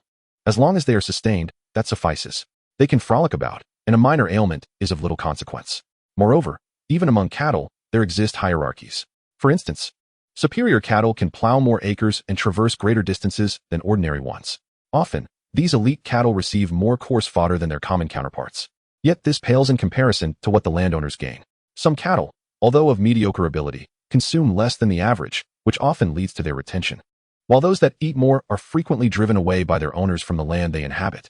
Twilight enveloped the forest like thick ink, the ancient giants whispering mournfully in the wind, with vines hanging between the treetops resembling countless twisted arms under the moonlight. Zhuo Tianming gripped his sword tightly, the blade stained with the blood from a recent battle with a demonic wolf, emitting an eerie luminescence. He raised his gaze to the hazy apparition of the spirit of the secret realm hovering in midair, his eyes filled with wariness and uncertainty. So, what exactly do you want me to unify? Zhuo Tianming's voice echoed through the stillness of the forest, laced with a hint of coldness. The crunch of dried leaves beneath his boots broke the silence, the only sound in this secret realm. The spirit of the secret realm swayed gently, as the light and shadow danced, revealing countless twinkling stars within. You are correct. However, there are indeed people here, but you will encounter them once you leave the forest. Its voice resonated with an ethereal quality, as if it emanated from a distant realm, yet it whispered softly in close proximity. Zhuo Tianming narrowed his eyes slightly, reflecting upon the myriad of extraordinary encounters since his entrance into this secret domain. The enigmatic runes, the sudden emergence of magical beasts, and those inexplicable trials. A sense of alarm surged within him. This so-called task of unification would undoubtedly prove far more intricate than it initially appeared. He caressed the hilt of his sword and, after a moment of contemplation, spoke slowly. I see. A prolonged wolf howl echoed from the depths of the forest, startling a flock of night owls into the sky. Observing their fluttering ascent, Zhuo Tianming suddenly asked, his tone laced with tentative curiosity, but how shall this unification be achieved? Is it to establish a comprehensive societal framework, or merely to intimidate through force, achieving a nominal semblance of unity? If it is the former, then perhaps it is best I leave this place. If it is the latter, then I shall comply. He understood that, given his current abilities and circumstances, the notion of constructing an entire societal system was akin to chasing phantoms, yet simple intimidation might afford him a fighting chance. The spirit of the secret realm paused for a moment, as if deliberating its words, before its ethereal form brightened slightly. Certainly, a nominal unification will suffice. There seemed to be a subtle hint of joy in its voice. In this land, various factions operate independently, embroiled in ceaseless conflict. As long as you can secure their acknowledgement of your status, bringing an end to their hostilities, your task will be accomplished. Zhuo Tianming remained silent for a considerable time, swiftly weighing the advantages and disadvantages in his mind. He recognized that this so-called nominal unification concealed countless hidden dangers. However, if he could seize this opportunity to escape the secret realm, he might uncover clues to return to the Thunderstorm District. With this thought, he took a deep breath, straightened his posture, and his gaze sharpened with resolution. Very well, I accept your terms. However, let it be known beforehand that I require more information about this land and its factions. Otherwise, this task cannot be completed. The spirit of the secret realm emitted a gentle hum, akin to laughter, a wise choice. From this moment forth, you shall embark on your journey to understand this mysterious world. Remember, while brute force is essential, oftentimes, cunning and the hearts of men are the true keys to victory. When you achieve unification, call upon my spirit, and I shall guide you out of this secret realm. As its words faded, the light of the spirit gradually dimmed, leaving Zhuo Tianming standing still, gazing into the depths of the dense forest. He knew he was about to embark on a journey fraught with uncertainty and challenges, and this so-called nominal unification might very well shape his destiny. The golden hues of the setting sun filtered through the mottled leaves, casting a shower of fragmented light upon the forest floor. Grasping the ancient scroll entrusted to him by the spirit, his fingertips traced the obscure runes inscribed upon it. And upon hearing the mission of unifying this continent, a fervent light ignited in his eyes. He seemed to envision himself adorned in a dragon robe, standing atop a magnificent palace, the resounding cheers of countless subjects echoing in his ears. An overwhelming surge of ambition and aspiration surged within him, and he found himself immersed in that splendid reverie. Unified here? Zhuo Tianming, do you aspire to be an emperor? A melodious voice, as clear as silver bells, suddenly pierced through his fantasy. Su Yiya, hands on her hips, her almond-shaped eyes wide with curiosity and mischief, approached him. Her long, ebony hair was casually gathered at the back of her head, with a few strands playfully framing her cheeks, swaying gently in the breeze, adding to her vivacity. Or perhaps, do you wish to take a concubine here? Before she finished speaking, Suye stepped forward swiftly and pinched the soft flesh at Zhuo Tianming's waist with her slender, pale fingers, applying just enough pressure. Zhuo Tianming winced in pain, his expression contorting dramatically. Ouch, that hurts. I promise not to take concubines, I promise, he exclaimed, raising his hands in a gesture of surrender. If I were to take concubines, it would be you three, and I wouldn't even glance at anyone else. His eyes brimmed with a desire to appease. At that moment, Ningyu approached with graceful steps, clad in a delicate lavender dress, intricately embroidered with butterfly patterns that fluttered gently with her movements, reminiscent of a dancing butterfly. Brother Tianming, if you were to appoint us as concubines, who would you choose as the empress? She inquired, her large, watery eyes brimming with curiosity. Her voice was soft and melodious, laced with an almost imperceptible hint of anticipation. Zhao Ting also drew near, her crisp white attire exuding a sharp elegance, her gaze fixed intently on Zhuo Tianming, equally curious about the question at hand. Zhuo Tianming surveyed the three women before him, their eyes sparkling with expectation yet tinged with a competitive edge, causing a flutter of anxiety within him. He scratched his head, hesitantly responding, I intend for you three to be divided into 3 factions of empresses. What do you think? The moment the words left his lips, he noticed the 3 women simultaneously furrow their brows, their expressions rife with discontent. No way, they exclaimed in unison, their voices harmonizing with unwavering determination. Suye even slightly pouted, a flicker of displeasure crossing her features. Beads of sweat formed on Zhuo Tianming's forehead as he inwardly lamented his predicament. After a moment of contemplation, he gritted his teeth and declared, well then, let us appoint Su Yu as the empress. Upon hearing this, disappointment washed over Ningyu and Zhao Ting's faces. Ningyu's expression dimmed, her lips gently biting down as she lowered her head. Zhao Ting turned her face away, crossing her arms defiantly, clearly vexed. Seeing their reactions, Zhuo Tianming hurriedly stepped forward, grasping Ningyu's hand with one of his own while reaching for Zhao Ting with the other, attempting to soothe them. Ningyu, consider this, to be an empress, one must possess strength and beauty. Sometimes, one even has to assist the emperor in governance, offering counsel on state affairs. He paused momentarily, gazing tenderly at Ningyu. Consider this, Su Yu has grown up in the Lord's manor, observing her elders manage various affairs daily, thus becoming well-versed in this realm. In contrast, we were raised in a small mountain village. While I have perused military texts and grasped some principles of strategy, you have always been playful. With little exposure to the intricacies of political maneuvering, managing such complex governmental matters is undoubtedly challenging for you, and perhaps not suitable. He then turned his attention to Zhao Ting, speaking gently. Moreover, Zhao Ting, your upbringing in the sect primarily focused on strengthening oneself and pursuing martial mastery, rather than the art of political intrigue. In comparison, Su Yu indeed seems more fitting for this role. However, Zhuo Tianming suddenly raised his voice, his gaze resolute as he looked at the 3 women. Regardless of who becomes empress, I will cherish you all for eternity. We shall never part, shall we? His voice rang with sincerity and determination, filled with profound affection. As the 3 women beheld his earnest demeanor, their discontent gradually dissipated. Su Yu's cheeks flushed slightly, while Ningyu and Zhao Ting exchanged smiles, their previous gloom lifting entirely. The atmosphere in the forest transformed once more into warmth, as if the earlier interlude had never occurred. Chapter 51. Entering the city and paying the head tax. News from the Fortune Guest Tavern as twilight draped like silk over the enigmatic forest. Zhuo Tianming, Su Yu, and the others trod upon the ground carpeted with leaves resembling scattered gold.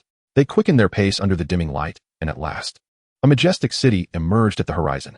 The gray-blue walls of Tongshan City loomed like a colossal dragon, rising imperiously, while the flags fluttered in the wind atop the battlements, exuding an air of mystery and grandeur in the sunset's glow. The 4 approached the city gates with hearts brimming with anticipation and curiosity. On either side of the gate stood guards clad in heavy armor, their postures erect and imposing, wielding long spears that glimmered with a chilling light, resembling statues of authority. As the gates swung open, it felt as though they were embracing the passers-by, while silently scrutinizing each individual wishing to enter. Upon nearing the gates, one stern-faced guard stepped forward, his voice deep and commanding. To enter the city, there is a head tax of 10 low-grade spirit stones per person. This unexpected demand left the 4 momentarily stunned, their faces reflecting astonishment. After paying the spirit stones to gain entry, Zhuo Tianming furrowed his brow. A look of confusion etched on his face as he broke the silence. Why is there a fee just to enter the city? His tone was rife with perplexity.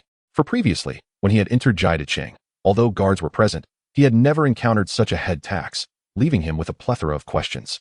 Suyu narrowed her eyes thoughtfully for a moment before responding. Perhaps the reason lies in the autonomy of each region, leading to varying regulations across the cities in this world. She paused, a glimmer of contemplation in her gaze, then added, "It is possible that some cities may even demand a head tax of 1,000 or even 10,000 low-grade spirit stones in the future." Her words sent a tremor through the crowd, awakening the realization that within this enigmatic realm, each city might possess its own unique survival rules. And the challenges and surprises they would encounter were perhaps only just beginning. The four of them conversed while surveying the bustling scenery of the city. The streets were alive with the ebb and flow of pedestrians, the mingling of shouts and laughter creating a vibrant atmosphere. Yet, their thoughts remained fixated on the unexpected head tax, harboring a mix of anticipation and subtle unease regarding the life that was about to unfold in Tangshan City. Suyu unconsciously rubbed the jade pendant at her waist, her gaze sweeping over the thronging streets and alleys. As they entered the unfamiliar city known as Tangshan, their knowledge of the surrounding environment was scant, and they found themselves in urgent need of a breakthrough to gather information. "Why don't we head to a tavern?" she suggested suddenly, turning around, her silver bells chiming softly with her movement.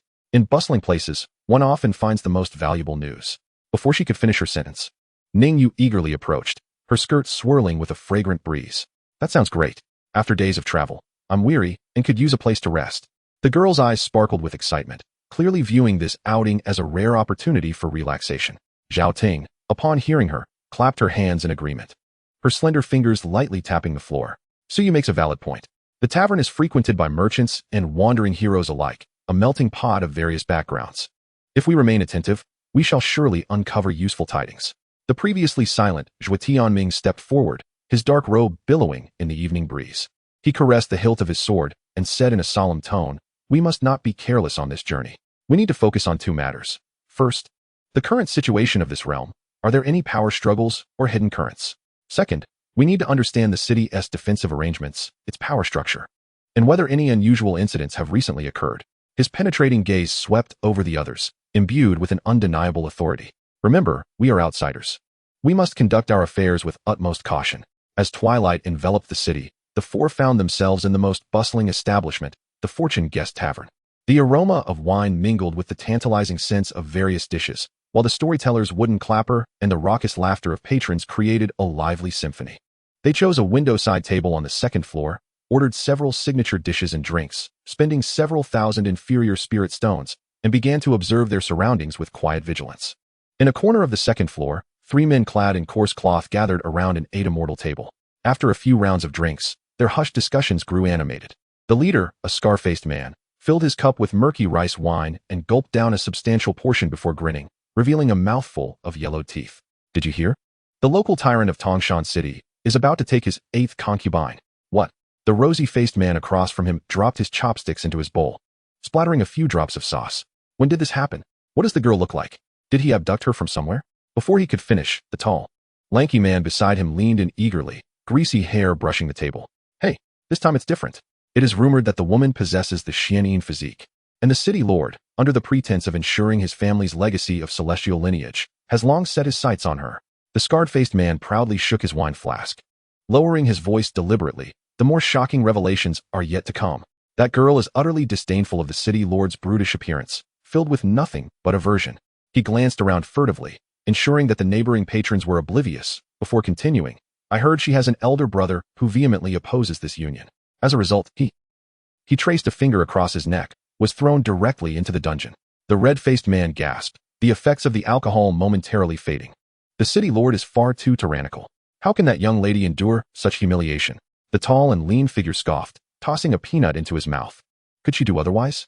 A frail woman against the overwhelming power of the city lord. What choice does she have? Rumor has it that every time she sees him, her gaze is filled with a desire to carve out a piece of flesh. And what of her brother now?" The red-faced man pressed. "Surely he hasn't succumbed to despair in the dungeon?" The scarred man let out a laugh, nearly choking on his drink. "You've watched too many dramas. There are even graver misfortunes ahead. Those wretched souls in the dungeon, upon discovering he is despised by the city lord, will they show him any mercy? I hear they torment him daily, leaving him so maimed that even his own mother wouldn't recognize him." The tall man shook his head with a sigh, the murky wine reflecting the flickering candlelight. TSK. I wonder how much longer that girl can endure. Once she becomes the city lord's concubine, it seems her life will be devoid of hope." Their discussions gradually faded into the cacophony of the establishment, while in a nearby private booth, for pairs of eyes discreetly withdrew. This seemingly trivial chatter stirred profound ripples within the hearts of the four. Chapter 52. Decaying City, Suffering Citizens. An innkeeper's discrimination of wealth in the refined seating area on the second floor of the Fortune guest house. The four individuals bore solemn expressions. Suyu cast her gaze downward, fiddling with her celadone teacup, as the tea leaves swirled upon the surface, mirroring the tumultuous thoughts swirling within her mind. She lifted her eyes to survey her companions. Her voice cold as shattered jade. Such frequent abductions of common women, disregarding human lives, cannot be without reason. There are two possibilities. First, this locale is far removed from the royal capital, where the law holds no sway, thus giving rise to a tyrant like the city lord. Second, she paused, her fingertips unconsciously caressing the rim of her cup. The very foundation of this nation is already crumbling. Oppressive governance is like a ravenous tiger. Taxes are burdensome, and officials conspire for personal gain, shrouding the court in chaos, rendering even the emperor a mere figurehead. Zhao Ting leaned on the intricately carved table, her pale fingers rhythmically tapping the surface, her gaze sharp as lightning. Regardless of the cause, this city lord is thoroughly corrupt. His audacity to act so wantonly must stem from some form of backing. Either he has powerful allies in the court, or possesses unfathomable strength that ordinary folk cannot contend with. If we act recklessly without sufficient assurance, we may meet the same fate, she cautioned. Before her words could settle, Ningyu abruptly rose, her pastel skirt sweeping across the table's edge, causing the cups to rattle. Her almond-shaped eyes widened, cheeks flushed crimson.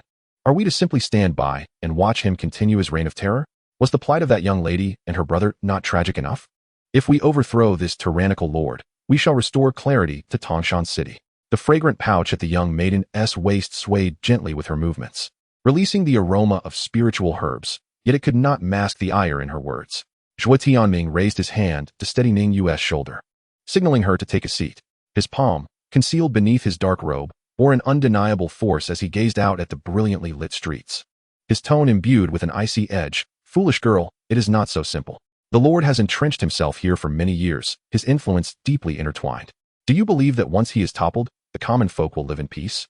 His gaze swept over the patrolling city guards, their armor glinting coldly in the night. Once the Lord falls, various factions will undoubtedly vie for power. Without deterrence, ruffians and scoundrels will run rampant, compelling the innocent into a life of despair. And the horrors of pillaging and violence will likely escalate. In that case, it is the ordinary citizens who will suffer. Ningyu bit her lip, her eyes glistening with unshed tears. But do we do nothing at all? Just stand by and watch the wicked go unpunished? Suyu sighed softly and moved to the window. Our purpose here is to assess the situation. Recklessly embroiling ourselves in conflict is unwise. She observed the bustling crowd below, the vendors selling sugar paintings, the hurried merchants, the playful children, each figure bearing the weight of life. Yet, we need not remain passive. We can discreetly gather evidence to uncover the forces behind the Lord. If my suspicions are correct, this nation is gravely ill. She clenched her fists, her nails almost biting into her palms. Perhaps we can do something to change the tide. Zhao Ting nodded slowly, a glimmer of determination in her eyes. You are right. Suyu, we must first lay low and observe, waiting for the opportune moment. However, before that, we must ensure our own safety. Each of the four harbored their own thoughts. As the night deepened outside, beneath the glamorous faade of Tangshan City, turbulent currents were silently stirring. They understood that a storm was perhaps on the horizon, and at this moment, all they could do was remain concealed in the shadows, awaiting the dawn's light. After leaving the tavern, Zhuo Tianming declared, "Let us find an inn to stay at, then you may convene in my room." "All right, no problem," the women replied in unison. They then arrived at the splendid Yunji Inn, preparing to take up residence. As dusk fell like ink, the lights of Tangshan City began to flicker to life. When Zhuo Tianming and his companions stepped into the Yunji Inn, the intricately carved wooden door creaked open. The warm yellow candlelight illuminated the lobby, and the innkeeper, glancing up from behind the sandalwood counter, instantly transformed his indifferent demeanor into a flattering smile upon noticing the distinguished guests. The leading man, clad in a sleek black outfit, with a jade pendant gracefully adorning his waist, was followed by three women of striking beauty. Suyu, as serene as the moon, Zhao Ting, exuding a commanding presence, and Ningyu, as lively as a butterfly. They radiated an ethereal aura, their garments free of any wrinkles or patches, unmistakably not of ordinary stock. "Oh, esteemed guests have arrived." The proprietor, with a robust figure, approached with a gait that seemed to blend steps into a single, purposeful stride. He rubbed his hefty palms against his apron, narrowing his small eyes into slits. observing the illustrious young gentlemen and the enchanting maidens, whose beauty could rival that of legendary beauties. He mused that they must surely be patrons seeking the finest accommodations. As he spoke, he produced a gilded ledger from his sleeve, proclaiming, "Our establishment boasts the finest rooms in the city. For a mere 10,000 low-grade spirit stones a day, one may enjoy a suite equipped with triple spirit gathering arrays, rich in spiritual energy akin to that of a spiritual vein. Furthermore, we offer a high-level defensive array to ward off any intrusive scrutiny of the soul, along with a healing array that can restore even the gravely injured after a night's rest." Before anyone could interject, the proprietor gestured at 2 additional categories in the ledger. Our medium rooms are priced at 1,000 spirit stones per day, featuring both a spirit gathering array and a defensive array. The basic rooms, available for 100 spirit stones, though only equipped with a rudimentary defensive array, are nonetheless clean and tidy. Before he could finish his sentence, Zhuo Tianming calmly interjected, "4 of the finest rooms for 3 nights. Excellent choice. Our esteemed guests possess remarkable discernment." The proprietor beamed, hastily retrieving 4 bronze tokens inscribed with the numbers 1022, 1023, 1024, and 1025. The reverse side adorned with the powerful characters Yunji. When Zhuo Tianming placed a heavy pouch of spirit stones down on the counter, the proprietor's hands trembled as he accepted the tokens, bowing deeply as he offered them, incessantly repeating, "Please, do not hesitate to ask for anything. Our establishment will spare no effort." However, as the quartet turned to ascend the stairs, the inn's door was suddenly flung open. A gust of foul air, laden with the scent of blood, swept in. Turning back, they beheld a ragged cultivator leaning against the doorframe. His aura was disordered, his robe tattered in multiple places, revealing skin wrapped in blood-soaked bandages. Though he appeared to have partially healed, grotesque scars were still visible, indicating he had just emerged from a fierce battle. He staggered forward a few steps, hoarsely requesting 1 basic room for a night. The proprietor's smile instantly vanished, replaced by a look of disdain as he scrutinized the newcomer from head to toe. His impatience was palpable as he coldly replied, "Is there something you need?" His voice was as frigid as ice, a stark contrast to his earlier affability. The cultivator, seemingly accustomed to such treatment, silently placed spirit stones upon the counter. The proprietor casually counted the stones before disdainfully tossing a token inscribed with 2017 onto the ground, not even bothering to meet the man's gaze. "Leave quickly, and be sure not to stain the floor with your blood." As the cultivator bent to retrieve the token, Suyu noticed the calluses that adorned his palms and the unhealed sword wound at the base of his thumb. She instinctively frowned, about to speak, but was halted by a subtle shake of Zhuo Tianming's head. Watching the hunched figure vanish around the staircase corner, Ningyu clenched her fists, exclaiming, "This is utterly outrageous. We are all cultivators. Why is there such a stark disparity?" Zhao Ting sighed softly, her gaze sweeping over the other patrons within the inn, engaged in lively conversation. The survival of the fittest is the fundamental law of the cultivation world. Zhuo Tianming's attention remained fixed on the staircase, his expression inscrutable. The flickering candlelight in his eyes reflected the unseen currents within the city, hinting at a deeper, hidden turmoil. He tightened his grip on the sword at his waist and spoke in a low voice. "Let us return to our rooms to rest. This cloud gathering in is likely not as simple as it appears." After saying this, he led the others up the stairs at a measured pace. Meanwhile, the innkeeper behind the counter was vigorously scrubbing the bloodstains left by a cultivator, muttering disapprovingly to himself. Chapter 53. The 4 rent a premium room. Gathering intelligence in the dark chamber as night enveloped Tangshan City like a thick ink wash, the atmosphere grew heavy with shadows. In Zhuo Tianming's room, the flickering candlelight cast dancing patterns upon the walls.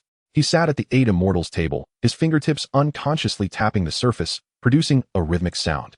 With 3 light knocks, Suyu, Zhao Ting, and Ningyu entered the room in succession, a subtle tension hanging in the air. Ningyu was the first to break the silence.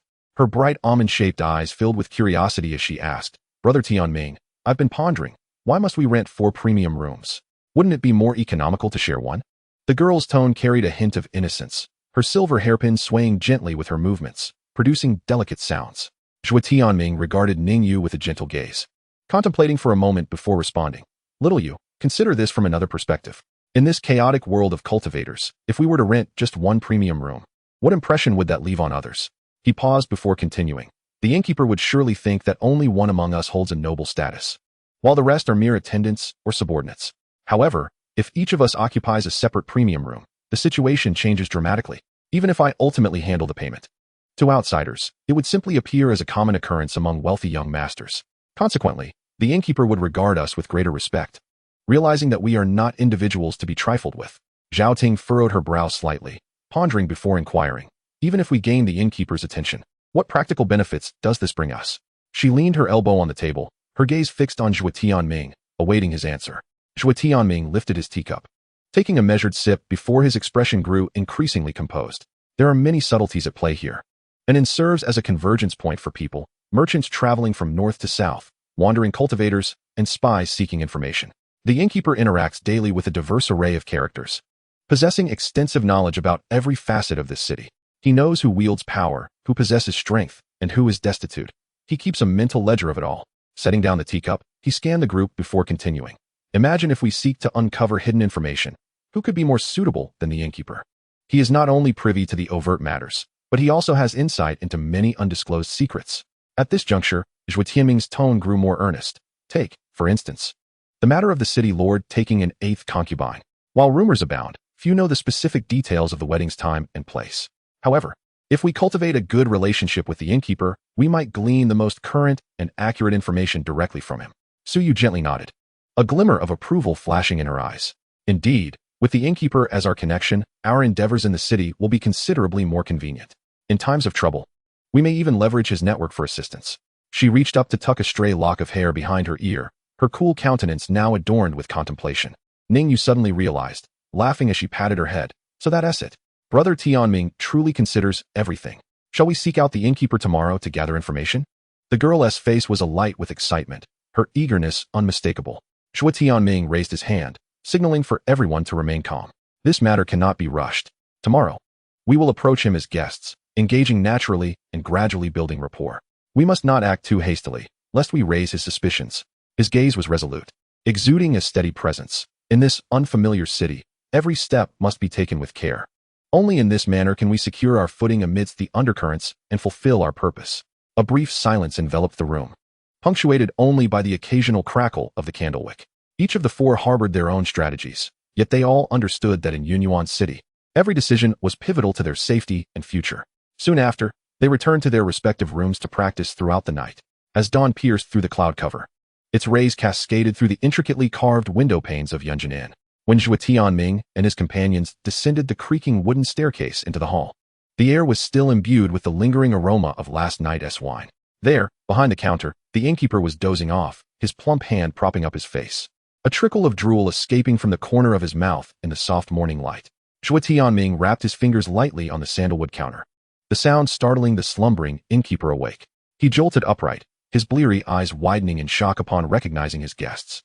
His drooping eyelids suddenly tautened, and his corpulent figure instinctively straightened, hurriedly adjusting the silk robe that had nearly slipped from his shoulders. "Ah, distinguished guests, good morning," he exclaimed, his smile brighter than the morning sun, his chubby cheeks nearly squishing his eyes into mere slits. "What may I do for you? This humble establishment is at your service." Zhuo Tianming inclined his head slightly, his gaze sweeping over the bronze plaque rack behind the counter. "May I inquire about your esteemed surname, good sir? It would be helpful to address you should we have any further needs." "Ah, you flatter me." The innkeeper chuckled, his grin revealing more gums than teeth, as his hefty hand rubbed against his apron. "My surname is Fu. You may call me Manager Fu. That is how everyone addresses me here in Tangshan City." As he spoke, he discreetly assessed the attire of the four guests. With a composed demeanor, Zhuo Tianming slid a mid-grade spirit stone across the counter, its surface gleaming softly in the morning light. "To be candid, I heard rumors yesterday at the tavern regarding the Lord's 8th consort, and my curiosity was piqued. Might Manager Fu have knowledge of the wedding date?" The innkeeper's small eyes sparkled with sudden brightness. His fingertips recoiled as though shocked upon touching the spirit stone, but he quickly donned a fawning smile and accepted it with both hands. "Ah, dear guest, you flatter me. Here, customers are akin to deities. Since you have asked, I have no reason to keep anything hidden." He cautiously glanced around and noticed only a few waiters dozing in the hall.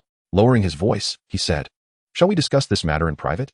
Zhuo Tianming turned to his three companions. Suyu slightly nodded. Zhao Ting subtly reached for the short blade at her waist, while Ningyu blinked her innocent large eyes, seemingly just curious. "You all return to your rooms. I will join you shortly," he whispered, and then followed Boss Fu around the counter. The two ascended the narrow wooden staircase, the air thick with the mingling scents of aged wood and incense. After turning 3 corners, Boss Fu halted before a dark door adorned with cloud patterns. His bony fingers knocked 7 times on the doorframe, and the hinges emitted a soft creak. Inside the dimly lit chamber, the only illumination came from a luminous pearl embedded in the dome. casting a faint blue glow upon the yellowed map hanging on the wall, densely marked with the strongholds of various factions in Tangshan City. Can we speak now? Zhuo Tianming stood with his hands clasped behind his back, his gaze sweeping over the city lord's mansion circled in red on the map. Chapter 54. The elite reside in special rooms, testing the limits of control. Indeed, esteemed guest, it is prudent to exercise discretion regarding this matter. Keep it to yourself. Of course, except for the 3 distinguished guests accompanying you.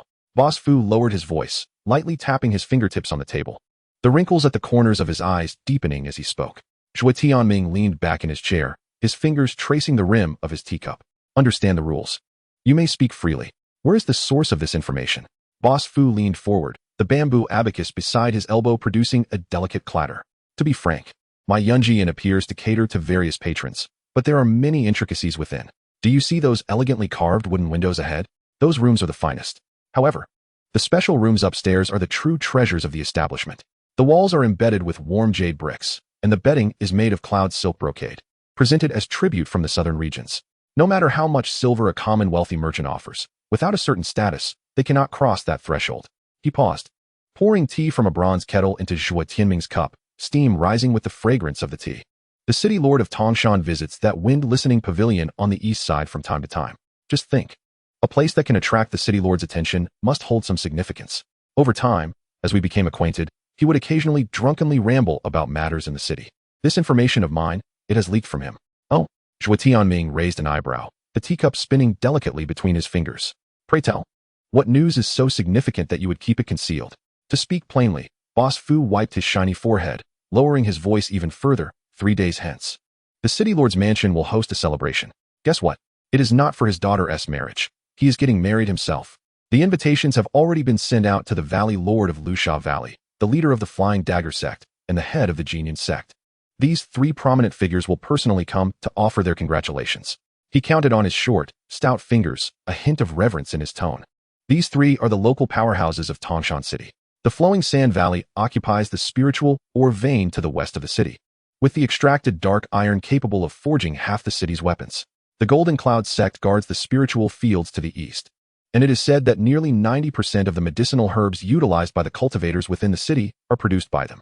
However, the most formidable of all is the Flying Knife Sect, which, while ostensibly a martial arts faction, secretly controls the trade routes between the north and south, inserting themselves into every transaction involving imported silks, spices, herbs, and minerals. At this juncture, Boss Fu's face momentarily revealed a complex expression as he leaned over the counter and remarked, to be frank, mine appears grand. Yet it essentially serves as a front for the Flying Knife Sect. Each year, 70% of the spirit stones we earn must be enclosed in red envelopes and delivered to their doorstep. They call it protection money, but in truth, it is no different from tribute. Have you noticed?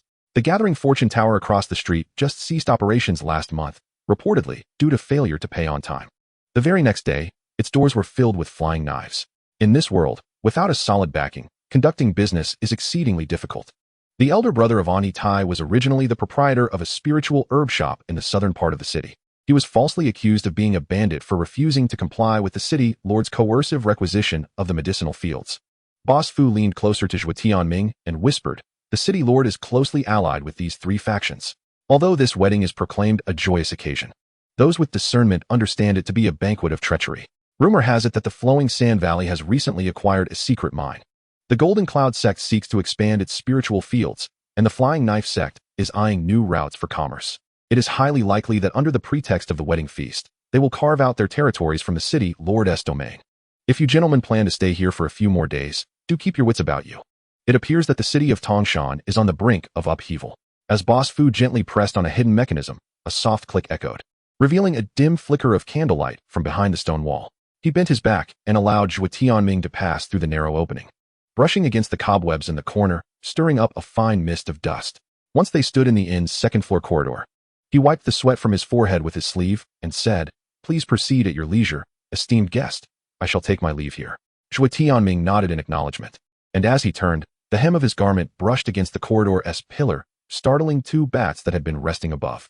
Upon returning to his guest room, he found Ningyu spread a yellowed map across the table, her fingers tracing the marked streets of Tangshan City. Zhao Ting leaned against the doorframe, peeling lotus seeds. Upon hearing footsteps, the shell of the seed cracked loudly, and the green lotus heart rolled onto the slate floor. "Back already?" Yu inquired.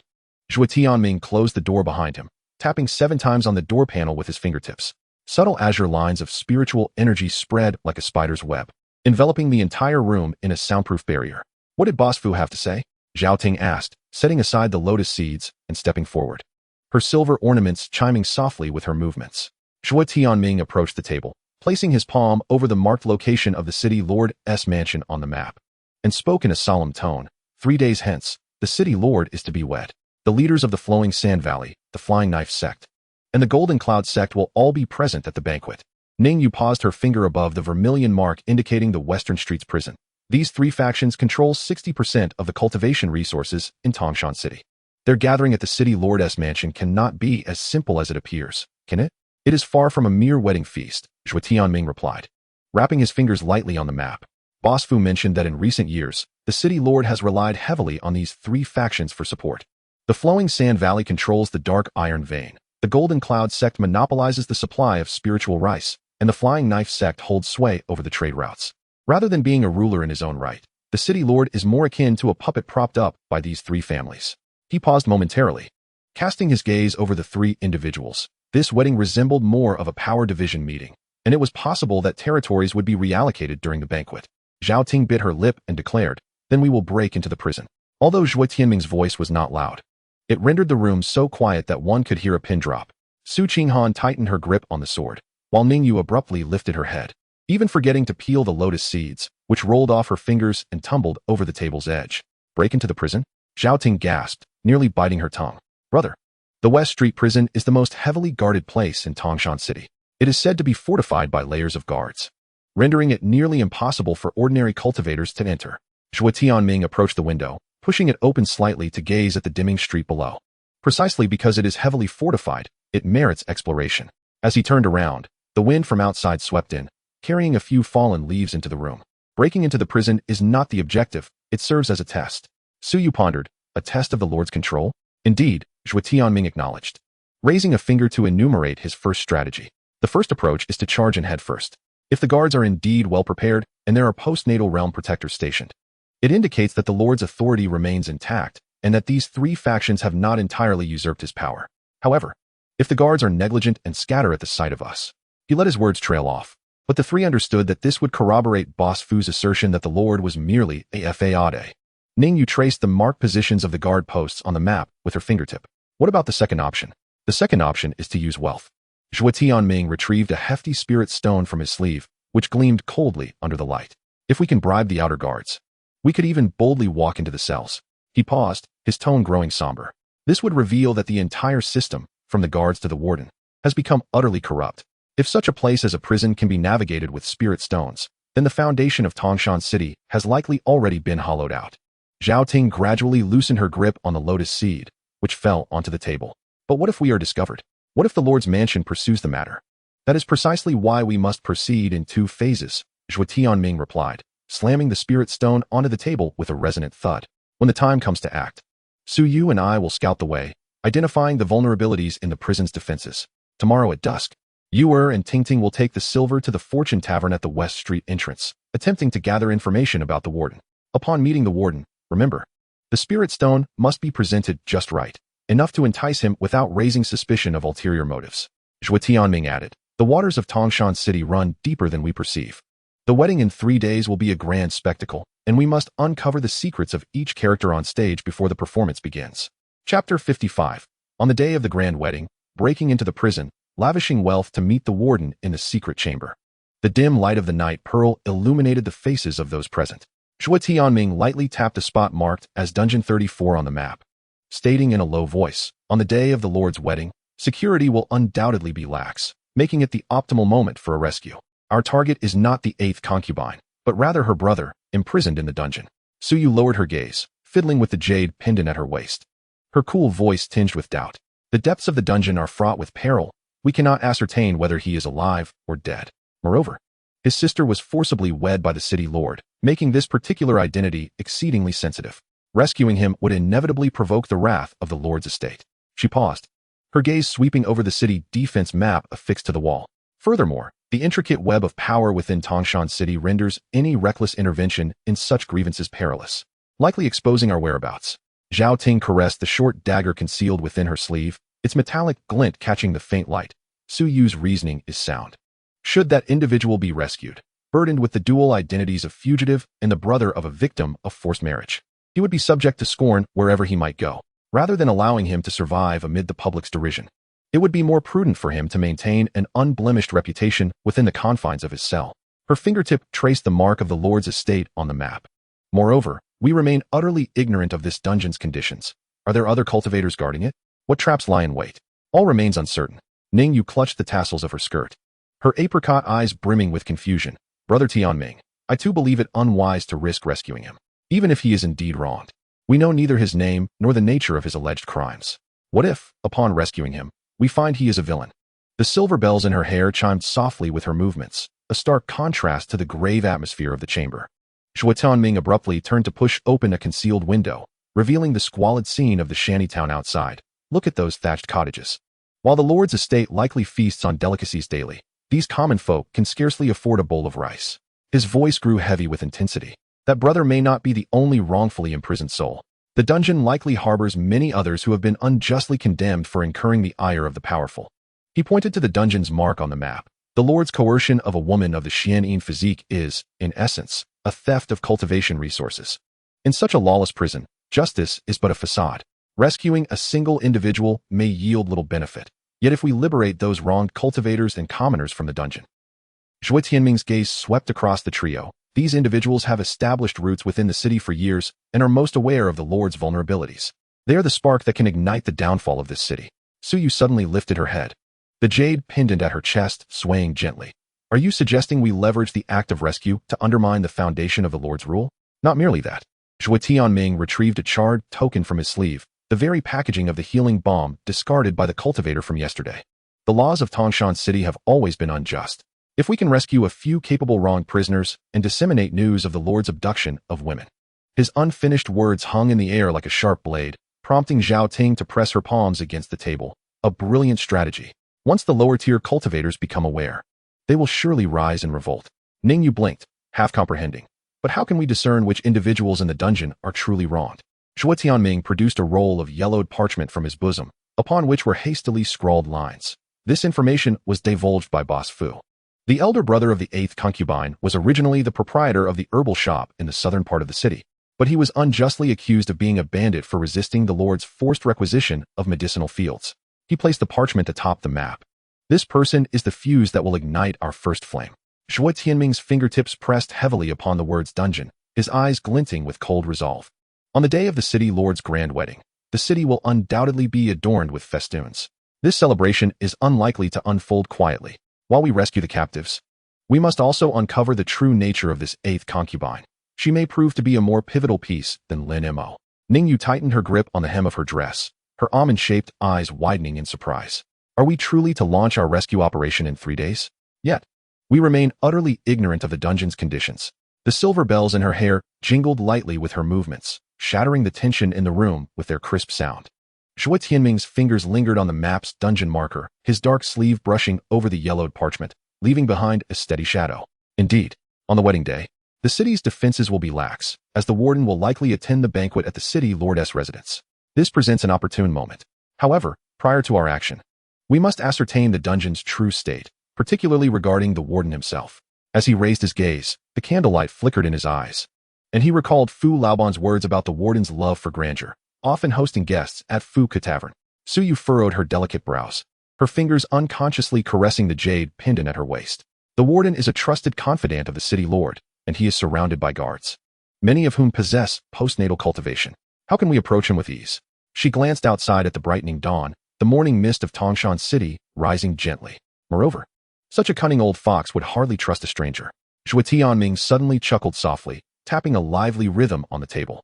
That is precisely why we must enlist Fu Laoban's assistance. He retrieved the mid-grade spirit stone from his sleeve, tossing it lightly in his palm. That rotund fellow is easily swayed by the prospect of profit. As long as he perceives a benefit, facilitating connections will be no trouble at all. Do you recall the map in his secret chamber? It clearly marked the connection between Fu Tavern and the dungeon's hidden passage. That old rascal has likely already colluded with the warden. Zhao Ting interjected. Are you suggesting we book Fu Tavern exclusively? Her eyebrows arched in intrigue, a knowing smile gracing her lips. using the lavish spending of a wealthy heir to bait the warden? Quite a bold strategy. Not merely reserving the venue, Zhuo Tianming declared, slapping the spirit stone down onto the table, producing a resonant sound. We must present ourselves as aspirants to the local elite, allowing Fu Laoban to believe we seek to ingratiate ourselves with the warden through him. He paused, casting his gaze over the three of them. The second floor of Fu Ku Tavern houses a banquet hall, typically reserved for the warden's gatherings with his peers. We shall reserve the entire tavern for 3 days, specifically requesting the banquet hall for our feast, and subtly let Fu Laoban inform the warden that a distinguished guest from afar wishes to meet him. Ningyu's eyes sparkled with excitement as she clapped her hands in delight. What a splendid idea. Just as the tales narrate, we shall pave our way with gold. Yet, the next moment, her expression fell. But it is exceedingly costly, 100,000 lower-grade spirit stones per day. Zhuo Tianming waved his hand dismissively, tracing the wood grain along the table's edge. Fear not. Those spirit stones will merely be temporarily stored with Fu Laoban. A glimmer of cunning flashed in his eyes. Such a shrewd character has likely already pocketed a portion as his own profit. Once our plan succeeds, he gestured as if counting money, he will be begging to return the spirit stones to us. Su Yu suddenly laughed gently, a hint of warmth gracing her previously cool demeanor. Brother Zhuo, your strategy of turning the tables is remarkably astute. With the intention of approaching the warden through the auspices of Boss Fu, she also aimed to discreetly investigate his background. She gazed out at the awakening cityscape, pondering that in order to perform this act convincingly, their attire must be more refined. Ningyu, replace your golden hairpin with one adorned with luminous pearls. Zhao Ting, tomorrow, venture to the marketplace to procure a piece of cloud-patterned silk for a new dress. We must also acquire new garments. Ningyu's eyes widened in surprise. Then excitement surged as she grasped Su Yu's sleeve. Can I wear the shimmering veil you mentioned last time? The one that can refract spiritual energy. Zhao Ting shook her head in resignation, but retrieved her coin pouch from her waist. Very well, to ensure the warden believes we are genuine prospects. This modest investment is trivial. She counted out several high-quality spirit stones and placed them on the table. However, Brother Zhuo, are you certain the warden will fall for this? What if he does not take the bait? Zhuo Tianming flicked a spirit stone with his fingertip, sending it soaring through the air in a brilliant arc. He will come, he asserted, glancing at the marked location of Fu Ku Tavern on the map, where a small character for money was circled in crimson ink. In Tongshan City, who among the influential is not driven by greed? As long as he perceives us to be patrons bearing spirit stones, not only will he agree to meet us, but he might even wish to forge a closer bond. The sound of the waiter cleaning outside the secret chamber signaled that it was already the early hour of the day. Zhuo Tianming meticulously rolled up the map and stated gravely, there is no time to waste. Zhao Ting, proceed to the marketplace for purchases. Su Yu, prepare the invitations. Ningyu, you are tasked with charming Boss Fu even further. He turned to the girl and instructed. Inform him that we wish to order an additional 10 jars of drunken flowing twilight. Money is no object. Ningyu immediately puffed out her chest. Rest assured, Brother Tianming, I promise to make Boss Fu beam with delight.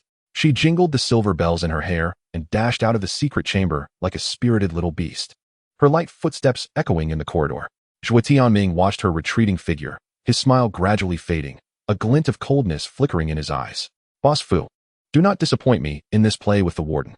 A day later, within the Fu Ku Tavern, a lavish banquet was underway. Zhuo Tianming and his companions mingled among the affluent merchants, awaiting the warden's arrival. Soon, a portly, gleaming-faced middle-aged man entered the tavern, surrounded by a throng of admirers. It was indeed the warden. Zhuo Tianming stepped forward, clasping his hands in a respectful greeting. Esteemed warden, I have long admired your reputation. Today, it is a privilege to make your acquaintance, and I have prepared a humble drink in your honor.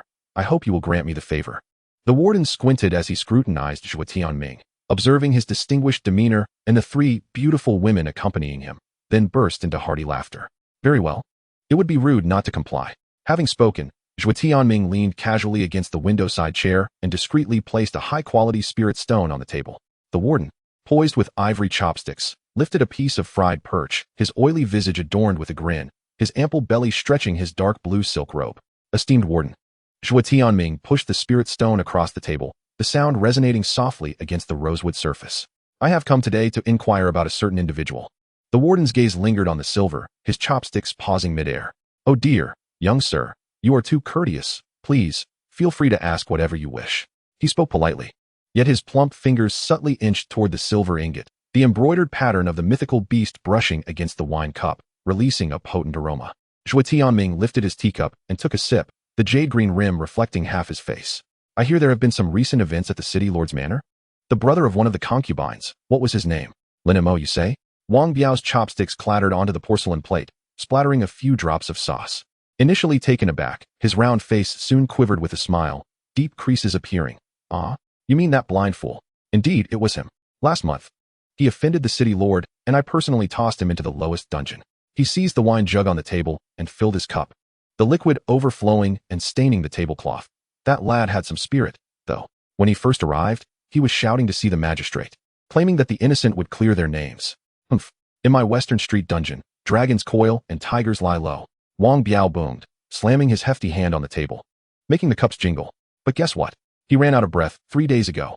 Zhuo Tianming's fingers tightened around his teacup, fine cracks appearing along its surface. Lowering his gaze to conceal the surging anger within, he lifted his head again, donning a mask of indifference. He died? Well, it's for the best. Those who offend the powerful are but as ants. Exactly, Wang Biao exclaimed, as if he had found a kindred spirit, taking a hearty swig of liquor, droplets splattering on his bushy beard. To be honest, before he breathed his last, his eyes bulged like copper bells, cursing me, saying we pests would eventually face retribution. He thumped his thigh, laughing heartily, his corpulent body causing the chair to creak under the strain. Retribution? I've been the warden of Tangshan City for a decade. Amassed enough spirit stones to purchase 10 drunken, immortal taverns. Where's the retribution? Perhaps he reported it to the king of hell while I'm still here enjoying my wine. Suddenly, a gust of wind swept past the window, causing the lanterns in the corridor to sway, casting flickering shadows across Wang Biao's face. Speaking of which, Wang Biao wiped the wine stains from the corner of his mouth and leaned closer to Zhuo Tianming, lowering his voice. That lad shouted something about the secret mine of the Sand Valley and the accounts of the Flying Knife sect before he died. I reckon he was just delirious from hunger. But if you wish to hear more, next time I'll have the jailer rummage through his tattered clothes. We might find some treasure. There's no need, Zhuo Tianming interrupted, his voice as cold as ice. The belongings of a dead man are unworthy of my hands. As he stood, his sleeves swept across the table, causing the spirit stone to slide into Wang Biao's plump grasp. The warden chuckled, his eyes squinting with delight. Entirely oblivious to the faint traces of blood seeping between Zhuo Tianming's fingers, remnants from the shattered teacup that had pierced his palm. Enjoy your drink, my lord warden. Zhuo Tianming paused at the door, his silhouette appearing particularly desolate beneath the lantern light. Yet there was a thought he was uncertain whether to voice. Speak, speak. The warden urged, weighing the spirit stone with growing enthusiasm. Zhuo Tianming slowly turned, the wind outside lifting his garments to reveal the hilt of a sword partially concealed at his waist. What Lin Mo uttered before his demise may not have been mere nonsense. His gaze pierced through the flickering candlelight, landing squarely upon Wang Biao's face. The skies over Tangshan City were on the verge of transformation.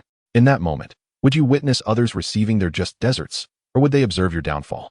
He left the thought unspoken, gently pushing the door open with a soft click, sealing Wang Biao's astonished expression within the confines of the room. He glanced down at the wound in his palm, crimson droplets cascading through his fingers onto the bluestone floor, blooming into a small, dark red flower. Zhao Ting gasped at the sight of his injury, only to be halted by his raised hand. Let us depart, Zhuo Tianming said, his gaze fixed on the brightly lit street below, his voice devoid of emotion. In 2 days, we shall stage a prison break. For now, we shall return to the Yunji Inn for further discussions. Along their journey, the group indulged in merriment as night gradually descended, gathering in Zhuo Tianming's room. The intricately carved window frames creaked in the night breeze, while the candlelight flickered within the protective aura formed by Zhuo Tianming's palm. He tossed a blood-stained handkerchief onto the table, the fabric landing with a dull thud, startling the swallows nesting above into flight. Su Qinghan silently offered him healing ointment. But as her fingertips grazed his wound, he instinctively recoiled. That warden is nothing short of a monster. Zhuo Tianming slammed his fist against the table's edge, splattering remnants of tea onto the map, leaving a deep brown mark over the label of the West Street prison. Lin Mo was tortured to death simply for opposing the Lord's marriage to his sister. Did you not see the warden's expression when he spoke of this? It was more grotesque than the demons lurking in the dungeons. Ningyu pressed a warm, calming talisman against his wrist, the faint glow of the paper illuminating her furrowed brow. Earlier, at the Fook Tavern, I overheard merchants at the next table discussing that the Lord's concubine is, in fact, the daughter of a cloth merchant from the south of the city. That cloth shop was raided last month by the Flying Daggers on charges of collusion with bandits. She paused, her voice barely a whisper, like a candle flickering in the wind. The skies over Tangshan City have long been gnawed away by them. Zhao Ting kicked aside a low stool, the silver ornaments in her hair clashing noisily.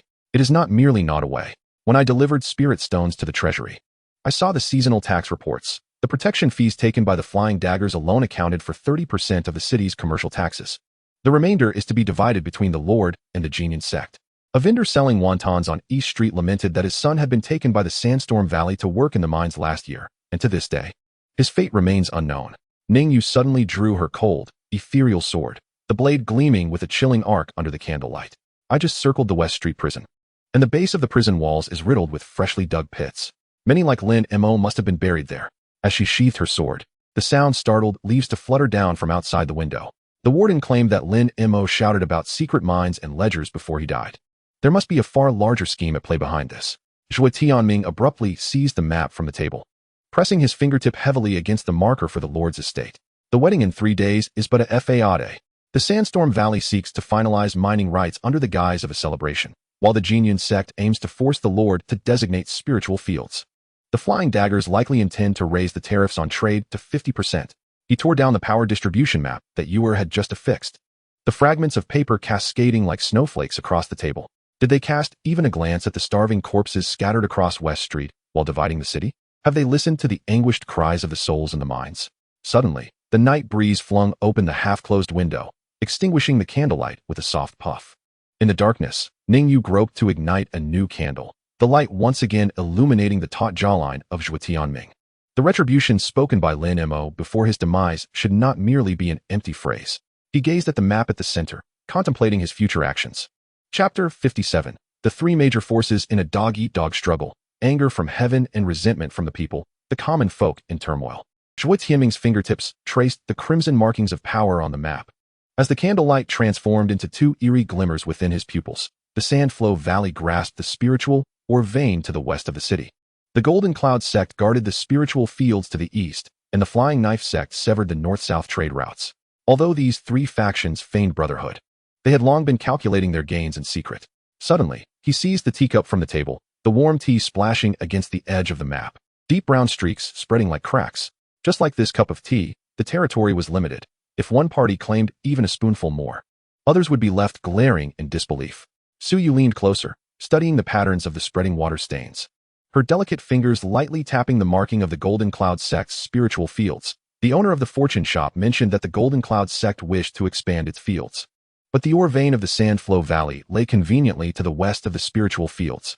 To extend their territory, they would inevitably need to obliterate the excavation entrance at the edge of the ore vein. When she raised her gaze, the candlelight cast shadows of her eyelashes upon her eyelids, gently quivering. The Flying Knife Sect controlled the trade routes, taking a cut from the transportation of both spiritual ores and herbs. The interests of the 3 factions were intertwined, each a potential trigger for conflict. Zhao Ting remarked, "The City Lord's wedding is akin to a banquet of treachery. This thought has awakened me. Normally, the 3 factions dare not confront each other due to the City Lord's pressure, but if someone were to incite discord during the feast," she continued, "why not hire a few disciples from the Sandflow Valley to set fire to the southern medicinal fields of the Golden Cloud Sect under the cover of night? That field is adjacent to the ore vein of Sandflow Valley, and once it burns, the lingering scent will lead the Golden Cloud Sect to suspect the disciples of Sandflow Valley. Who will they blame?" Zhuo Tianming's lips curled into a cold smirk as he brushed away the debris on the map. "That is insufficient." He lightly tapped the table with his knuckles. Lin Mo is the owner of a medicinal herb shop in the south of the city and was imprisoned for refusing the city lord's forced requisition of the medicinal fields. Coincidentally, the Golden Cloud Sect has a new spiritual field in the south of the city. If we bribe an elder within the sect who is at odds with the sect leader to forge a letter bearing the sect leader's private seal, the letter would state that the Golden Cloud Sect secretly supports Lin Mo's defiance, intending to use him to annex the southern medicinal fields. Suyu's eyes sparkled with insight. The Sandflow Valley already harbors resentment against the Golden Cloud Sect due to the ore vein. If we add the contention over the medicinal fields, old grievances will surely resurface alongside new ones. If the Flying Knife Sect learns that the Golden Cloud Sect intends to encroach upon the south, they will undoubtedly fear that their control over the trade routes and the transportation of spiritual herbs will be compromised, significantly reducing their profits. She circled the marking of the City Lord's residence. To rally support, the City Lord will inevitably favor the stronger faction. Once he intervenes, the flames of conflict among the 3 factions will ignite. Zhao Ting suddenly seized a charcoal pencil from the table and marked a blood-red cross over the ore vein of the Sandflow Valley on the map. "We can be even more ruthless. Hire a few rogue cultivators oppressed by the Sandflow Valley. Instruct them to stealthily infiltrate the mine at night and eliminate the most ruthless overseers." She paused, lowering her voice further, before they act, promise those rogue cultivators 3 times the spiritual stones upon completion, ensuring they can flee far away. As soon as they exited Tangshan City, Zhuo Tianming remarked, naturally, we cannot leave any survivors, as it would be too easy for word to leak out. He planned to send an anonymous letter about the miners' massacre in Liashago Valley, along with a confidential message stamped by the landlord, which would inadvertently fall into the hands of the patrol team from the Flying Knife Sect. The flickering candlelight danced in his eyes, accentuating his increasingly stern demeanor. The Flying Knife Sect values commercial stability above all. They will surely interpret Liashago Valley's violent actions against the mines as an attempt to intimidate them. 3 letters. A single fire and a few lies will suffice to incite a fierce rivalry among these factions. Suyu nodded softly, her previously serene visage sharpening with newfound intensity. In this way, the Zelian sect will believe that Liashago Valley has scorched their medicinal fields, while Liashago Valley will suspect that the Zelian sect covets their mining resources. And the Flying Knife sect will assume that the 2 factions are conspiring to monopolize commerce. When the city lord attempts to mediate during the wedding banquet, we shall present these pieces of evidence. Her unfinished words hung in the air like a sharp blade, while the tea stains on the map sprawled into a web-like pattern, reminiscent of impending conflict. Ningyu listened intently, unable to restrain herself from grasping Zhuo Tianming's sleeve. So when shall we take action? Shall we wait for them to clash first? The luminous pearl in her hair swayed gently, reflecting the anticipation in her eyes. Rather than waiting for them to engage in battle, we shall stoke the flames of discord when public grievances reach their peak, Zhuo Tianming replied. Moving to the window and parting the curtains slightly. Outside, the dim lights of the shantytown flickered, and faint cries of children could be heard. Boss Fu mentioned that the Flying Knife sect extorts protection fees that amount to 70% of the inn's profits. And Liashago Valley has driven 3 mine owners to their demise during their mining operations. Furthermore, the Zelian sect has inflated drug prices, causing countless cultivators to suffer. These accumulated resentments will serve as excellent tinder. Suddenly, he turned, his gaze sharp as a sword, sweeping across the 3 of them.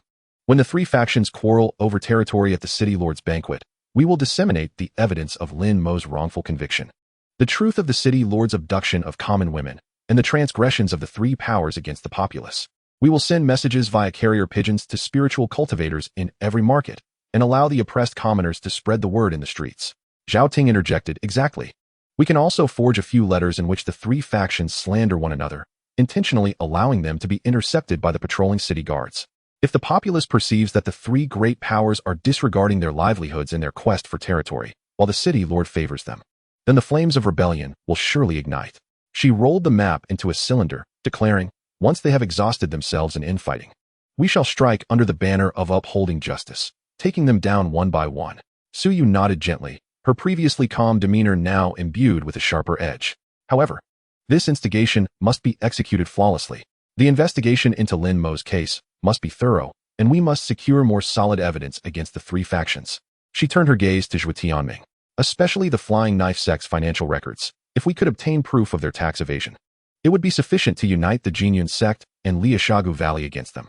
Zhuo Tianming produced a crumpled piece of paper from his pocket, on which were inscribed the drunken revelations of Boss Fu. In the coming days, we shall pay a visit to the Flying Knife sect to ascertain the location of their accounts. He placed the parchment over the candle flame, watching as the characters curled into ash within the flickering light. 3 days hence, the lord of the city would wed, and the Flying Knife sect would undoubtedly send representatives to express their congratulations, thereby weakening the sect's overall strength. Zhao Ting, can I entrust you with the matter of the stolen account book? Absolutely, Zhao Ting declared, rising with fervor, her short blade poised eagerly within her sleeve. I promise to retrieve the account book without fail. Ningyu also raised her fist, exclaiming, I will spread the word. I shall compose ballads detailing the misdeeds of those scoundrels, ensuring the children of the streets chant them. The excitement gleamed in the young girl's eyes, as if she could already envision the collapse of the 3 great powers. Zhuo Tianming observed the spirited resolve of the trio, a genuine smile finally gracing his lips. Outside, the night deepened, and the undercurrents of Tangshan City surged amidst the struggle of the 3 factions. Their stone, cast into the game board, was poised to unleash a tempest capable of upending the established order. He approached the map, pressing his fingertip firmly at the intersection of the 3 powers marks, and spoke solemnly. Remember, our aim is not to usurp, but to bring about the complete disintegration of this decayed order. Chapter 58, Stranded in the Mire. How can one seek change on the path of cultivation? Zhuo Tianming tapped the edge of the map lightly, the candlelight flickering in his gaze. It is far easier to strategize in theory than to root those strategies in reality. What I previously mentioned were merely formations drawn upon the sand. Should we stir this murky water, every action requires meticulous consideration. Suddenly, he rose and pushed open the window, the night breeze billowing his dark robes. The dim lights of the shantytown beyond filtered through the mist. How many spirit stones should we offer to the wandering cultivators for burning medicinal fields? If the sum is insufficient, they may deem the risk too great to accept. If excessive, they might take the stones and vanish, leaving us with naught but a fruitless endeavor. Suyu tucked a loose strand of hair behind her ear, her delicate fingers caressing a smooth jade pendant. The more challenging aspect lies in gauging the grievances of the wandering cultivators. Though the Sandflow Valley exploits the miners, as long as lives are not buried beneath the earth, those cultivators may not be willing to act recklessly. She gazed out into the thickening darkness, reflecting. Even the lowly ants cling to life. How much more so humans? Most individuals, even when oppressed, merely endure, waiting for the storm to pass. Zhao Ting leaned against the corridor pillar, the short blade in her palm glinting coldly. I have witnessed countless such individuals. The blacksmiths in the marketplace, who, despite the flying knife sect siphoning off 70% of their profits, always say, once I save enough spirit stones, I will leave. The old shopkeeper of the apothecary, forced by the Golden Cloud sect to raise prices and run out of stock, still murmurs, I cannot allow my ancestral business to perish in my hands. She paused, a hint of unnoticeable melancholy in her voice. They do not fear hardship, they fear change. They fear that leaving the familiar suffering may lead to even greater unknowns. Ningyu clutched the tassels of her skirt, her almond eyes wide with astonishment. How can anyone prefer to remain in a life of suffering? If it were me, I would have fled long ago.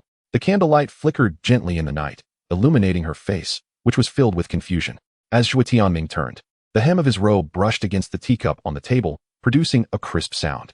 Because the pain of familiarity is, in itself, a form of safe zone. He pointed to the markers of the three major forces on the map, akin to the miners in the Quicksand Valley, who endured daily scolding and hardship from their overseers, yet at least possessed knowledge of their working hours and the amount of spirit stones they would earn. Were they to rebel, however, no one could foresee whether they would gain access to the mines the next day or meet a gruesome end. His gaze swept over the three individuals. This fear of the unknown binds people more tightly than the immediate suffering, Suyu remarked. Yet there are always those unwilling to remain stagnant. Take Lin Mo, for instance, merely a shopkeeper of spiritual herbs. He understood that opposing the city lord would lead to imprisonment, yet he still refused to submit to forced conscription. She paused, her cool voice imbued with a hint of warmth. And what of the cultivator we encountered at the inn yesterday? Despite being gravely wounded, he insisted on waiting for a room rather than succumbing to the wilderness and becoming prey to beasts. He refused to bow to life's adversities. Thus, the world is divided into two types of individuals, Zhuo Tianming said as he approached the candlestick, observing the flame flickering against the wick. Most people revolve in familiar quagmires, too fearful to shift their position, even amidst pain, while a select few dare to dance upon the edges of danger, transforming crises into stepping stones. Suddenly, he extended his hand and extinguished the flickering wick with his fingertip, plunging the room into darkness, save for the faint light filtering through the window, which outlined his austere silhouette. Reflecting on the past, he mused that had he not been weak in cultivation, facing the constant threat of being devoured by beasts while hunting, he would never have summoned the courage to leave his small village for Giant City, nor would he have acquired the time-space tower within the ruins. His deep voice resonated in the darkness, imbued with undeniable authority, for I understand that destiny, if not seized, will only trample you into the mire. As he reignited the candle, the light illuminated his eyes, which glimmered with fierce determination. Do you truly believe I care about who the city lord of Tangshan is? Or which of the three great forces prevails? Zhao Ting clenched her fists. You intend to leverage this chaos to test the swiftness of our blades. Indeed. That is not all. Zhuo Tianming's gaze fixated on the city lord's mark at the center of the map. I aim to show you what can transpire when the majority cowers in fear of change, while a minority stirs the very fabric of society. He paused and suddenly retrieved a storage ring from his robes, slamming it onto the table. Ningyu, within this ring lies 100,000 mid-grade spirit stones. Tomorrow, go to the most ostentatious auction house in the marketplace and exchange this bag of spirit stones for alchemical formulas. Ensure that everyone is aware of the extravagant foreigner willing to spend lavishly. Ningyu's eyes brightened, ready to respond. But then Zhuo Tianming tossed a charred token towards Zhao Ting. Zhao Ting, venture to the slums in the west of the city and find 3 old miners. Inform them that for every act of sabotage against the Quicksand Valley mines, I shall reward each with 10 high-grade spirit stones. Turning his attention to Suyu, he produced a blank jade tablet engraved with cloud patterns from his sleeve, infusing it with spiritual energy. The surface of the tablet revealed the ethereal imprint of the sect leader of the Golden Cloud sect. You are to go to Golden Cloud Valley and recruit a high-ranking individual who is at odds with the sect leader. Zhuo Tianming slid the jade tablet across the table. Its smooth texture belied a chilling aura. He informed them that if they could replicate the sect master's private seal and forge a letter discussing the division of the mineral veins with Liushagu, not only would they secure the spirit stones needed to bribe the elders, but they would also assist him in ascending to the position of sect master. Suddenly, a flame flickered, intensifying the fervor in Zhuo Tianming's eyes. He intoned, "Remember, it is not fate that has cast us into this tumultuous Tangshan city. We have willingly plunged into this murky water." His voice, though low, resonated with a penetrating force through the night. When the Liushagu mine collapsed with a thunderous roar, and the secret missive of Jinyun's sect lay before the leader of the Flying Dagger sect, when the oppressed old miner stood up with spirit stones in hand, Zhao Ting abruptly slammed her fist against the table's edge, splintering the wood. At that moment, the hounds of the three great forces shall turn upon one another. Her concealed dagger quivered with anticipation, its metallic glint intertwining with the candlelight. Ningyu gripped her pouch of spirit stones tightly, the silk fabric leaving red marks on her palm. Yet she smiled like a mischievous creature that had pilfered a morsel. "Tomorrow, I shall visit the auction house to procure the pill formula. I shall ensure the entire market knows we are the fools." Suyu tucked the jade tablet into her sleeve, its coolness against her skin sharpening her senses. She raised her gaze to Zhuo Tianming, the candlelight casting a large shadow behind him, his garments billowing in the night breeze like a sword poised to be unsheathed. "If the elders inquire about the purpose of the missive," she gently probed, her fingertips brushing the jade tablet's cloud pattern, "simply say." Zhuo Tianming suddenly smiled, the candlelight illuminating the interplay of madness and calm in his gaze, "that this is a declaration of intent to overthrow the sect master. As for how the letter reaches the Flying Dagger sect," he concluded with a chilling smile, "I have my own clever stratagem." In the room, the shadows of the four intertwined on the wall. Ningyu's exuberance, Zhao Ting's fierceness, and Suyu's cool demeanor coalesced into a formidable force under Zhuo Tianming's fiery gaze. As he turned his back to examine the map, the candlelight sculpted his silhouette into that of a war god, while the night over Tangshan City remained deep and inscrutable. No one was aware of the silent gears of fate turning within the room, propelling the three great forces and the entire city's denizens toward an impending upheaval. Chapter 59. In the morning, money earns hearts, expanding financial power to seek information the following morning. As dawn broke, golden rays of light streamed through the window, casting dappled shadows on the floor. Zhuo Tianming had already risen, clad meticulously in dark attire, with silver-threaded cloud patterns subtly embroidered at the cuffs, enhancing the gravity of his demeanor. He paced the room for a moment, lightly drumming his fingers on the table's edge, as the three women arrived. The air still imbued with the faint moisture of morning dew. "Are we all prepared?" Zhuo Tianming's voice bore the crispness characteristic of the morning, sweeping over Suyu, Ningyu, and Zhao Ting. He approached the window and pushed it open halfway, allowing the chorus of birdsong from outside to flood in. The primary task for the day was to inquire with Master Fu about the largest auction house in Tangshan City. Ningyu stepped forward, the hem of her plain dress brushing against the floor. She tucked a stray lock of hair behind her ear and focused intently. "Tianming Ge, what specific details should we pay attention to regarding the procurement of the pill formulas you mentioned earlier?" She unconsciously caressed the fragrance pouch at her waist, which served as her usual repository for low-tier elixirs. The crux lay in the demeanor. Zhuo Tianming turned around, his fingers gently tapping on the tabletop, producing a rhythmic sound. "Ningyu, remember, once we enter the auction house, you must direct your gaze towards the high-tier elixir recipes. When browsing, maintain a composed demeanor. If you come across earth or profound tier recipes, allow your brows to furrow slightly, yet do not display any surprise. Should you encounter yellow tier recipes, casually discard them aside, muttering under your breath that such wares dare to be presented." He paused, his gaze sweeping over Ningyu's slightly anxious face. "We must convey to others that we are procuring for a major sect. Ordinary items are beneath our notice.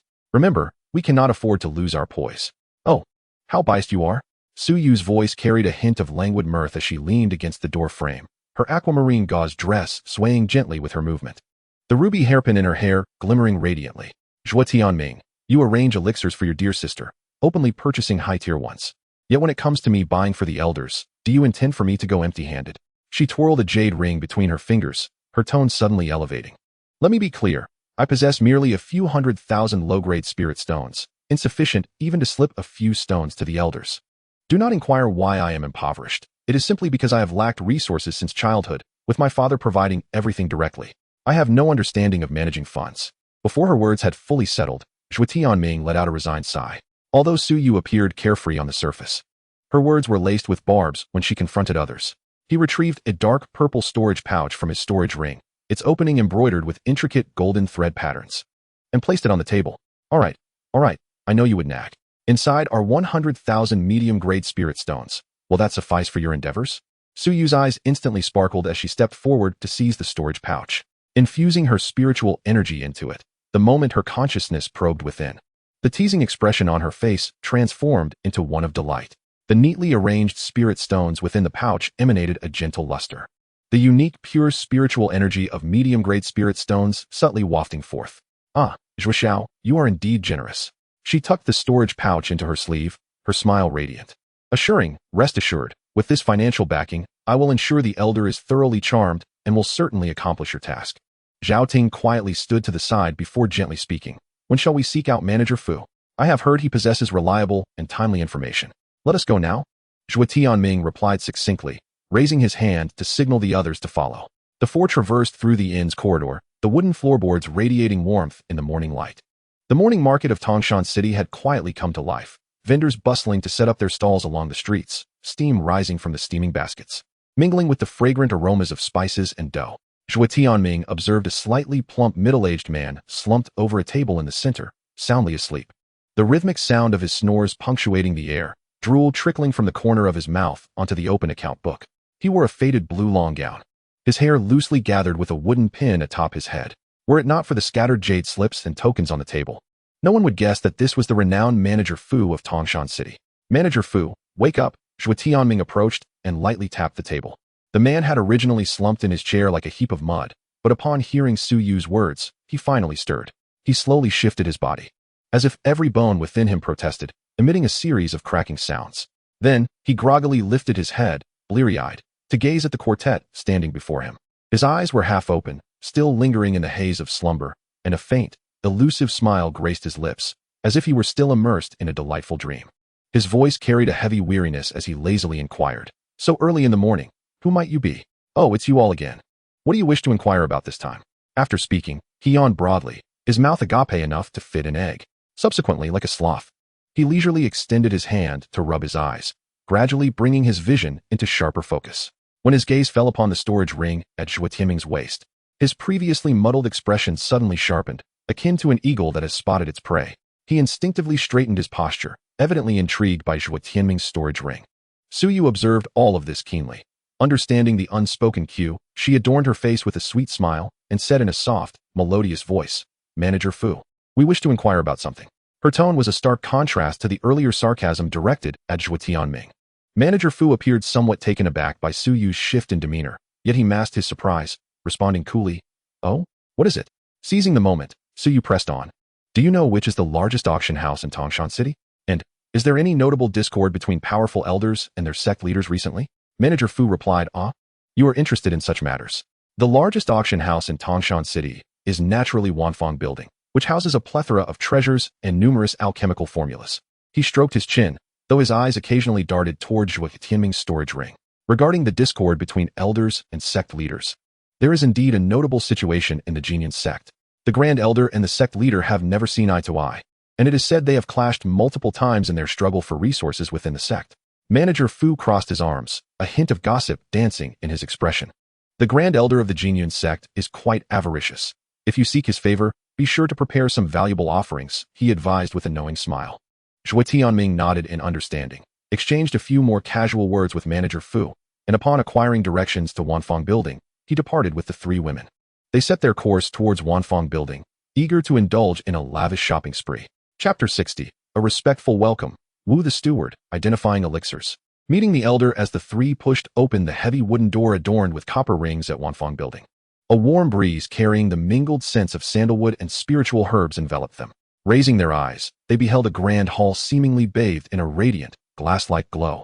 Nearly 100 waist-high rosewood display cabinets stood in orderly rows, their surfaces polished to a mirror-like sheen, reflecting the slightly apprehensive figures of the trio. Above each display cabinet rests a transparent glass cover, 3 inches thick, under which various samples glow with ethereal radiance, akin to sealed stars. In the cabinet nearest to the entrance, a condensation pill, the size of a dove's egg, emits a soft azure halo, its surface adorned with 9 delicate patterns. while a white jade plaque below indicates that this yellow-tier mid-grade condensation pill is priced at 500 low-grade spirit stones.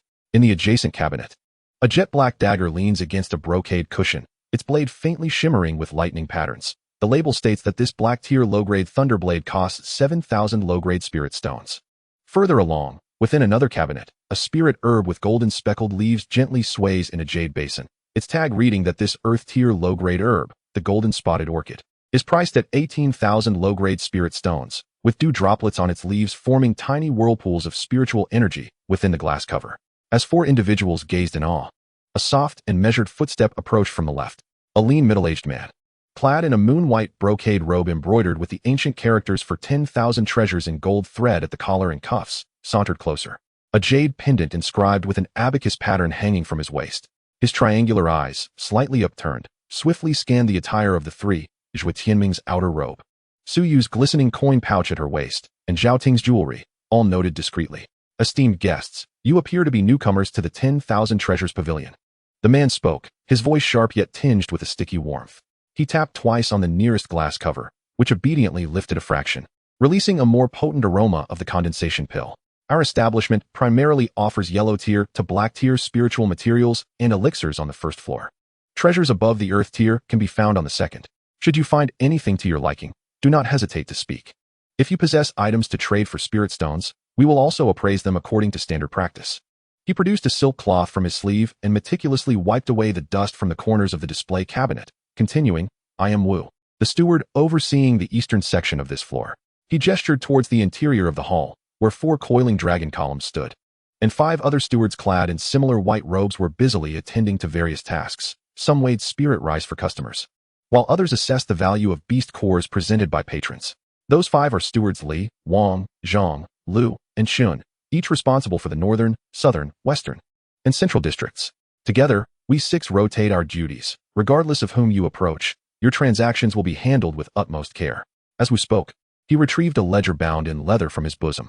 If any of you possess rare items, I would be delighted to take a look. Should you have treasures above the earth tier, I can even arrange for the elders upstairs to personally verify them, he suggested, his fingers rhythmically tapping on the ledger's cover, hinting at a desire for prompt transactions. Zhuo Tianming lightly tapped his storage ring at his waist, his dark robe glinting softly in the candlelight. Steward Wu, I must confess that I have a business proposition to discuss. Before he could finish, Wu's fingers, which had rested on the ledger, abruptly stilled, his triangular eyes circling Zhuo's face twice, the smile at the corners of his mouth deepening. Oh, pray tell, what treasure does this young friend wish to sell? I possess several earth-tier elixirs. As soon as Zhuo Tianming's words fell, the air in the first floor of the Wanbao building seemed to freeze. Not far away, Manager Li, who was weighing spirit rice, trembled, causing the copper weight to clatter against the wooden tray. Manager Chun, who was admiring the beast cores, froze with his hand raised. The sound of the watchman's clapper outside the building seemingly fading into the distance. The smile on Manager Wu's face instantly vanished, replaced by a merchant's characteristic scrutinizing gaze. Earth-grade elixir? Young friend, do you realize that we only acquire 1 earth-grade pill every 3 months in our establishment? That is precisely why I wish to request your recommendation to the elder, Zhuo Tianming replied calmly, though he was discreetly gathering spirit energy in his palm within his sleeve. He could sense several veiled gazes directed at him. Those who had been selecting items had seemingly shifted their focus to this side, and the radiance of the qi condensing pills in the display cases appeared to dim slightly. Manager Wu rubbed his fingertips together, the golden threads of Wanbao on his brocade robe flickering in the candlelight. It is not that I am overly suspicious. Rather, earth-grade elixirs are extraordinary. How about this? Please allow me to see one for appraisal. If it is genuine, I would not only recommend you to the elder, but I could even summon the master of the building. After speaking, he deliberately took out a white jade tray from his sleeve, placing it carefully on the display case. The edges of the tray intricately carved with patterns that exuded subtle spirit energy. Zhuo Tianming ceased his words, flicking his finger to release an ancient blue porcelain pill bottle from his storage ring, which flew towards Manager Wu with a whisper of air. A chorus of gasps arose around them as the pill bottle, untouched by dust, revealed swirling cloud patterns etched upon its surface, clearly a high-quality pill bottle crafted from spirit-infused porcelain. Manager Wu's pupils constricted sharply, his right hand darting out like lightning, his middle and ring fingers forming a sword-like gesture. As the pill bottle was about to touch the ground, he traced an arc in the air, allowing the bottle to land steadily on the white jade tray. Impressive technique, exclaimed a nearby cultivator who was examining talisman paper. However, Manager Wu paid no heed. inhaling deeply as he concentrated faint azure spirit energy to gently uncork the bottle. In an instant, a refreshing aroma, reminiscent of pure spring water, burst forth, causing the golden-spotted orchid leaves swaying in the display case to turn toward the pill bottle, their golden spots gleaming astonishingly bright. Even more intriguingly, the medicinal fragrance was laced with a faint hint of dragon's saliva, a spiritual essence exclusive to earth-grade elixirs. Hiss! Manager Wu drew a sharp breath, cautiously tilting the pill bottle, allowing a pill the size of a pigeon's egg to roll gracefully onto the white jade tray. The elixir shimmered amber, its surface radiating a gentle luster, with 3 delicate horizontal lines and 1 vertical line intertwining to form the character Wang. Each line appeared to pulse as if alive, and the escaping spirit energy coalesced into a miniature spirit cloud above the tray. 3 horizontal lines and 1 vertical line. This is an Earth-grade inferior spirit pill. Manager Wu's voice trembled slightly as he extended 2 fingers, gently brushing them 3 inches away from the pill, feeling the immense and pure medicinal power. Judging by the pattern of the pill, it is cohesive and not dispersed. The aroma is clear and not murky. Young friend, which alchemist crafted this pill? Zhuo Tianming silently nodded. Indeed, Manager Wu was a connoisseur. He maintained an expression of calmness. The name of the alchemist is not for me to disclose. It suffices for you to know that the elixir is genuine. Manager Wu nodded repeatedly, delicately cradling the Guiyuan Dan in its vial, as if it were an extraordinary treasure. He solemnly returned the vial to Zhuo Tianming, and, unfastening a bronze token inscribed with the character Yin from his waist, handed it to Zhuo Tianming, saying, "It seems I have failed to recognize greatness. Please take this token and follow me." He then raised his voice, addressing the other managers in the hall. "Manager Li, keep a close watch on the shop. I shall escort this esteemed guest to meet the elder." As his words fell, the previously busy managers from various areas gathered around, their gazes filled with shock and reverence towards Zhuo Tianming. Manager Wu led the way, the hem of his brocade robe sweeping the ground with a rustling sound. Zhuo Tianming noticed that as he walked, his toes were always pointed towards the staircase, where a plaque with golden characters on a black background hung. The words "Inner Hall" emanating a solemn and imposing aura under the corridor's light. Chapter 61. Tasting the elixir. Elder Chun, a robust middle-aged man, was immediately encountered by the 4 upon entering the inner cabinet. Morning light filtered through the intricately carved windows of the 2nd floor of Wanbao Tower, casting fragmented shadows upon the Zeton wood long table. Zhuo Tianming stood with his hands clasped behind his back, the dark fabric of his attire gently swaying with his movements. His gaze serene as it rested upon Elder Chun across the table. The elder, with hair and beard both white, donned a dark-patterned brocade robe. The cuffs embroidered with golden threads depicting 3 side-by-side alchemical furnaces, symbols of his status as an elder of Wanbao Tower. "Elder, how should I address you?" Zhuo Tianming's voice was clear and imbued with the perfect measure of respect. Elder Chun lightly tapped the table with his fingertips, his aged visage devoid of expression. "You may simply call me Elder Chun." After a pause, his murky eyes swept over the storage ring at Zhuo Tianming's waist. "I have heard that you wish to sell Earth-grade elixirs to our Wanbao Tower. Spare me the unnecessary chatter and present it for inspection." His tone bore a hint of arrogance, suggestive of his long-standing position, clearly not fully acknowledging the young cultivator before him. Zhuo Tianming remained unperturbed, retrieving a white jade elixir vial from his storage ring. The vial felt cool to the touch, adorned with intricate locking patterns inlaid with silver threads. He uncorked the vial, and a refreshing medicinal aroma instantly enveloped the room, its fragrance mingling the freshness of herbs with the sweetness of spiritual springs, even overshadowing the lingering scent of sandalwood within. Elder Chun instinctively inhaled, his brow barely twitching. This fragrance was extraordinarily pure, far beyond what an ordinary alchemist could achieve. A pill the size of a longan was cradled in his palm. The Guiyuan Dan glowed amber, its surface shimmering with a faint halo. The intricate patterns resembling a spider's web, subtly reflecting a spectrum of colors under the light. "This is the Guiyuan Dan." Zhuo Tianming presented the elixir before Elder Chun, his voice steady. "It can enhance the spiritual power of practitioners at the acquired stage, and if taken during a bottleneck period, it has a 70% chance of assisting in breaking through." However, he continued with a shift in tone, "This elixir cannot facilitate the breakthrough from the acquired stage to the innate stage, as it is a limitation of the formula itself." Elder Chin's gaze was irresistibly drawn to the Guiyuan pill. He extended his slender, withered fingers, delicately pinching the elixir, bringing it to his nose for a brief inhalation, then channeling his spiritual energy to probe the medicinal potency within. Moments later, an expression of astonishment flickered in his eyes. "A low-grade earth-tier pill? No. This pill's inscriptions exhibit a tendency towards a higher grade." Having lived for more than half a century and witnessed countless elixirs, He had never encountered such pure medicinal power and nearly flawless inscriptions. Esteemed guest, Elder Chen suddenly raised his head, determination gleaming in his eyes. Might you allow me to consume a Guiyuan pill to personally experience its potency? Zhuo Tianming pondered for a moment before nodding in agreement, aware that only through a personal experience could he command a truly high price. Without further hesitation, Elder Chen tossed the Guiyuan pill into his mouth. The pill dissolved instantly, unleashing a surge of magnificent and gentle medicinal energy that erupted within his dantian, akin to a long-dormant volcano suddenly erupting. The power was so pure that not a trace of impurity lingered, rushing through his meridians, transforming the previously sluggish spiritual pathways as if cleansed by pristine waters, rendering them extraordinarily smooth. His spiritual energy, which had previously plateaued at the pinnacle of the postnatal realm's 7th level, now surged forth like a flood unleashed from a dam, violently battering against his bottleneck.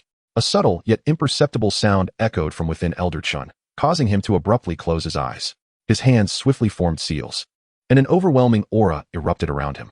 His once robust physique was enveloped in a faint golden light, beads of sweat emerging on his forehead, not from pain, but from an exquisite sensation of comfort. He could distinctly sense the spiritual energy within his dantian ascending at a visibly noticeable rate, and the once steadfast bottleneck, akin to solid rock, now displayed signs of loosening. Zhuo Tianming stood calmly by, observing this spectacle.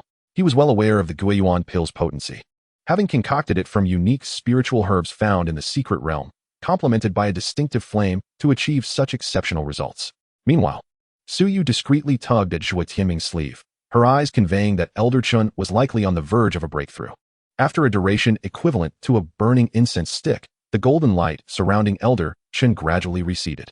He suddenly opened his eyes, bloodshot yet unable to conceal the overwhelming joy within. What an extraordinary pill!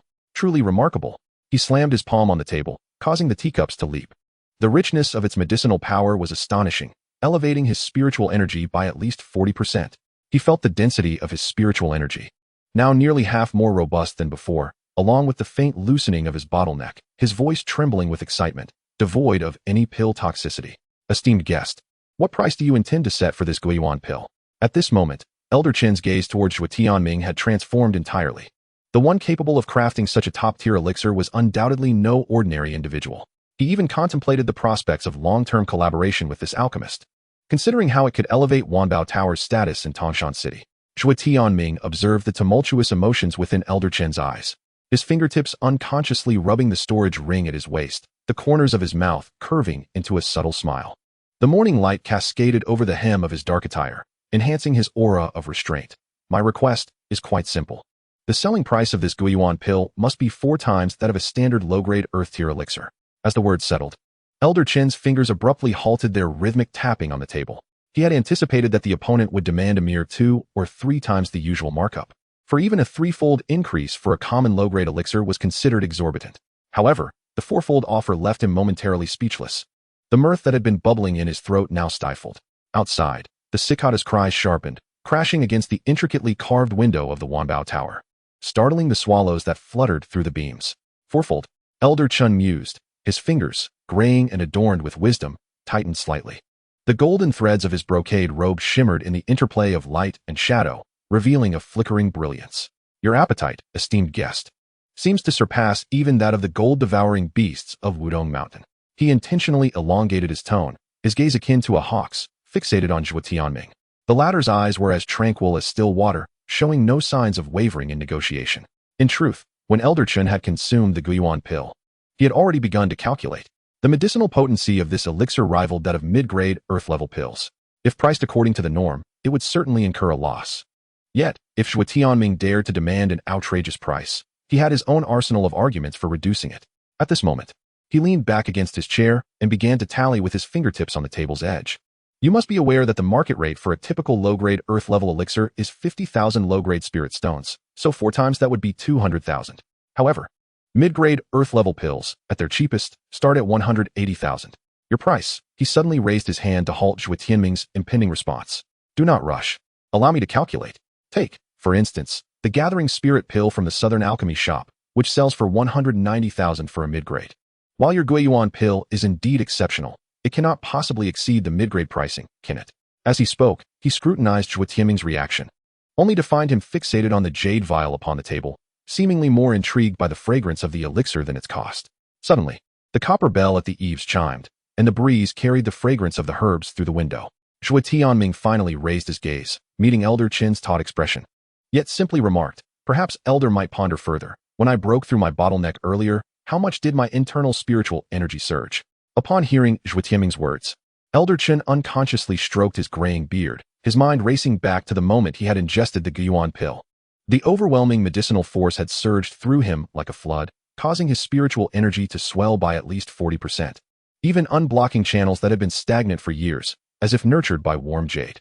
Such effects were beyond the reach of ordinary low-grade elixirs. His throat faltered.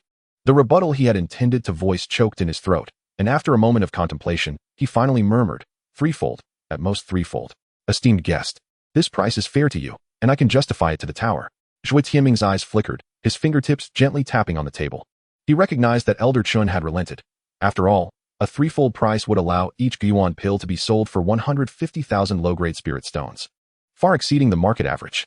He glanced at Suyu beside him, who was stifling a giggle behind her handkerchief, evidently finding the price quite agreeable. "Very well. Threefold it is." Zhuo Tianming chose not to linger on the matter further and raised his hand to retrieve 10 white jade pill vials from his storage ring, containing 30 Guiyuan pills. "Elder, please inspect them." As the vial was opened, the rich fragrance of the elixir wafted through the air once more. Elder Qin's gaze sharpened as he cautiously withdrew an amber-hued elixir, its surface radiating a kaleidoscope of colors, with intricate patterns pulsating as if alive. It was the Guiyuan pill that had recently enabled his breakthrough. He meticulously counted and confirmed that all 30 pills were flawless, nodding in satisfaction before storing the vial within his spatial ring. Subsequently, he removed a dark jade storage ring from his finger, channeling his spiritual power into it and presenting it before Zhuo Tianming. "Inside, you will find 4 million low-grade spirit stones. Please verify." Zhuo Tianming accepted the storage ring. Probing within with his consciousness, he discovered it neatly filled with dozens of jade boxes, each containing low-grade spirit stones that glimmered faintly, precisely as expected. After securing the storage ring, he shifted the conversation. "Elder Qin, our primary objective in coming here is not merely to sell pills." He stepped aside, revealing Ningyu behind him. "Ningyu wishes to procure some high-tier alchemical formulas, and we hope you might assist her." Ningyu stepped forward, the hem of her simple gown brushing the ground, her eyes bright and focused. "Elder Qin, please quote me any high-tier formulas you have. If they are suitable, I will certainly purchase them." She raised her hand to smooth a few stray strands of hair, her fingertips trembling slightly. For an alchemist, formulas were akin to a practitioner's techniques. The higher the tier, the more precious they became. Elder Qin scrutinized Ningyu, though she appeared nervous. Her eyes reflected a profound dedication to the art of alchemy. With a gentle sigh, he spoke with a hint of resignation. "To be candid, I can only offer superior yellow-tier formulas." He retrieved several yellow jade slips from his sleeve, each encapsulating the wisdom of predecessors, truly invaluable. As for formulas above the mysterious tier, he paused, his gaze sweeping over Zhuo Tianming and the others. "There are indeed a few at tonight's Wanbao building auction. 3 low-tier mysterious formulas and 1 superior mysterious formula, all rare finds." "The auction?" Suyu interjected, her eyes sparkling with interest. "Elder Chun, may we attend this auction?" Elder Qin smiled, producing a gilded card from his robes. Intricately inscribed with a complex array pattern in vermilion, the esteemed VIP card of Wanbao Building. "This is a VIP card," he said, handing it to Ningyu. "With this card, you may participate in tonight's auction.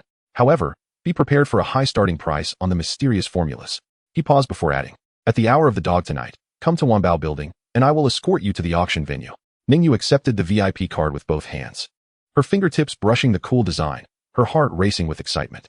She bowed respectfully, saying, "Thank you, Elder Chun, for your assistance. If I can secure the right formulas, I shall express my gratitude handsomely." Elder Chun waved his hand dismissively. "It was but a small effort. You should prepare, the auction's rules are stringent, and you must not disclose your identities carelessly." He observed the retreating figures of Zhuo Tianming and the others, a complex glimmer in his eyes. These seemingly ordinary youths possessed such exceptional low-tier pills, they were likely far more than they appeared. As they exited Wanbao Building, Zhuo Tianming turned to Ningyu and said, "Tonight, it all rests on you. At the auction, feel free to bid without concern for the spirit stones." Ningyu nodded, clutching the VIP card tightly, her eyes brimming with anticipation. As the hour of the dog arrived, Zhuo Tianming and his companions duly made their way to the Wanbao Building. Elder Qin had long been awaiting their arrival at the side entrance. Without uttering a word, he guided the group through the winding corridors, where the cool stone slabs beneath their feet gradually gave way to the frigid black iron. Upon reaching a stone wall, Elder Chun infused his spiritual energy into it, causing the wall to thunderously part, revealing a spiral staircase that descended into the depths. The sides of the staircase were adorned with luminous pearls, casting a faint, eerie glow upon the ancient runes carved into the stone walls, while a fragrant blend of spiritual energy and sandalwood wafted towards them. Stay close.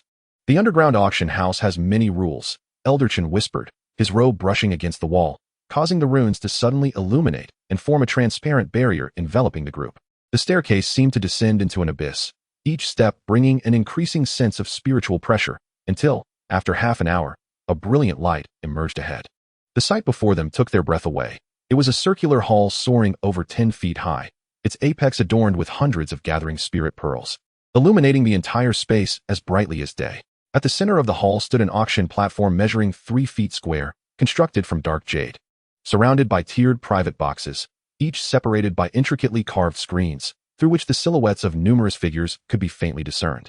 The lower seating area was filled with cultivators, their spiritual pressures varying. The lower-tiered practitioners were brimming with excitement, while the higher-tiered ones meditated, clearly confident in the upcoming auction. You are in Box 7 of Section B. Should you wish to leave the auction house, there is only one way out. Return the way you came. So, do not let any prominent figures set their sights on you. They may seek to obtain your information quite easily. Even I cannot assist you much in that regard. Elder Chin cautioned as he led the four to a private box on the left side of the second floor. Upon opening the door, a warm fragrance enveloped them. The box was elegantly furnished, with a Zetan wood table laden with spiritual fruits and tea. The glass screen directly in front offered a clear view of the auction platform while shielding them from external spiritual probing. The auction will commence shortly, with the being the grand finale. Remember to act within your means, he advised before bowing and stepping back. Suyu immediately rushed to the glass screen, pointing excitedly at the lower seating area. Look, ISNT that manager Liu from the Southern City Alchemy Workshop, and their S-boss Fu from the Yunjike. Zhuo Tianming gestured for her to be silent, his gaze drawn to the red-clad woman gracefully emerging from behind the auction platform. She was veiled in a light gauze, her figure enchanting. Indeed, it was Hong Yunyun, the chief auctioneer of the Wanbao building. Esteemed guests, welcome to the Wanbao building auction tonight. Her voice rang out clear as a bell, resonating with spiritual energy that enveloped the entire venue. Our first item for auction is the high-grade yellow-tier refining material. Red copper essence, starting at 5,000 low-grade spirit stones. The bidding commenced with fervor. Although Zhuo Tianming and his companions found little interest in the initial lots, they keenly observed the dynamics within the hall. Ningyu gripped her VIP card tightly, her palms damp with sweat, aware that the true competition lay ahead. Sure enough, when Hong Yun announced the 30th item for auction, the low-grade consolidation pill, the atmosphere in the hall surged. The consolidation pill recipe can enhance the spiritual energy of practitioners at the Qi gathering stage. Starting bid at 80,000 middle-grade spirit stones. 85,000. A voice from the left box swiftly raised the bid. 90,000. A shout erupted from the lower seating area. Ningyu took a deep breath and pressed the bidding button on the edge of the table. 95,000. Her voice resonated throughout the venue, instantly capturing numerous gazes. Zhuo Tianming patted the back of her hand, signaling her to remain composed. Ultimately, the formula for the consolidation pill was secured for 120,000 mid-grade spirit stones, and Ningyu claimed it as her own. Following that, the second item, the low-grade mysterious tier formula barrier-breaking pill, incited even more fervent competition, starting at 100,000 mid-grade spirit stones and concluding at 155,000. The third formula, rejuvenation pill, was acquired by Ningyu for 90,000 mid-grade spirit stones due to its slight imperfections. As Hong Xiu presented a jade box, the entire auction hall fell into a hushed silence. The first featured item was the high-grade mysterious tier formula Xianhuang pill. This formula could enhance the probability of breaking through from the Qi gathering realm to the innate realm by 30%. With a starting bid of 500,000 mid-grade spirit stones, and each increment must not be less than 10,000, 500,000, 550,000, 600,000. The bidding surged like a tidal wave, with several high-ranking cultivators in their private boxes frequently raising the stakes. Ningyu's complexion paled slightly. 500,000 mid-grade spirit stones was an astronomical sum, equivalent to 50 million low-grade spirit stones. Yet, Zhuo Tianming nodded at her encouragingly. 650,000. Ningyu gritted her teeth and pressed the button. 700,000. A cold laugh emanated from the box opposite, belonging to a man in a purple robe. 750,000. Ningyu's voice trembled but remained resolute. The hall fell silent for a moment. The purple-robed man seemed taken aback by her persistence and ultimately withdrew from the bidding.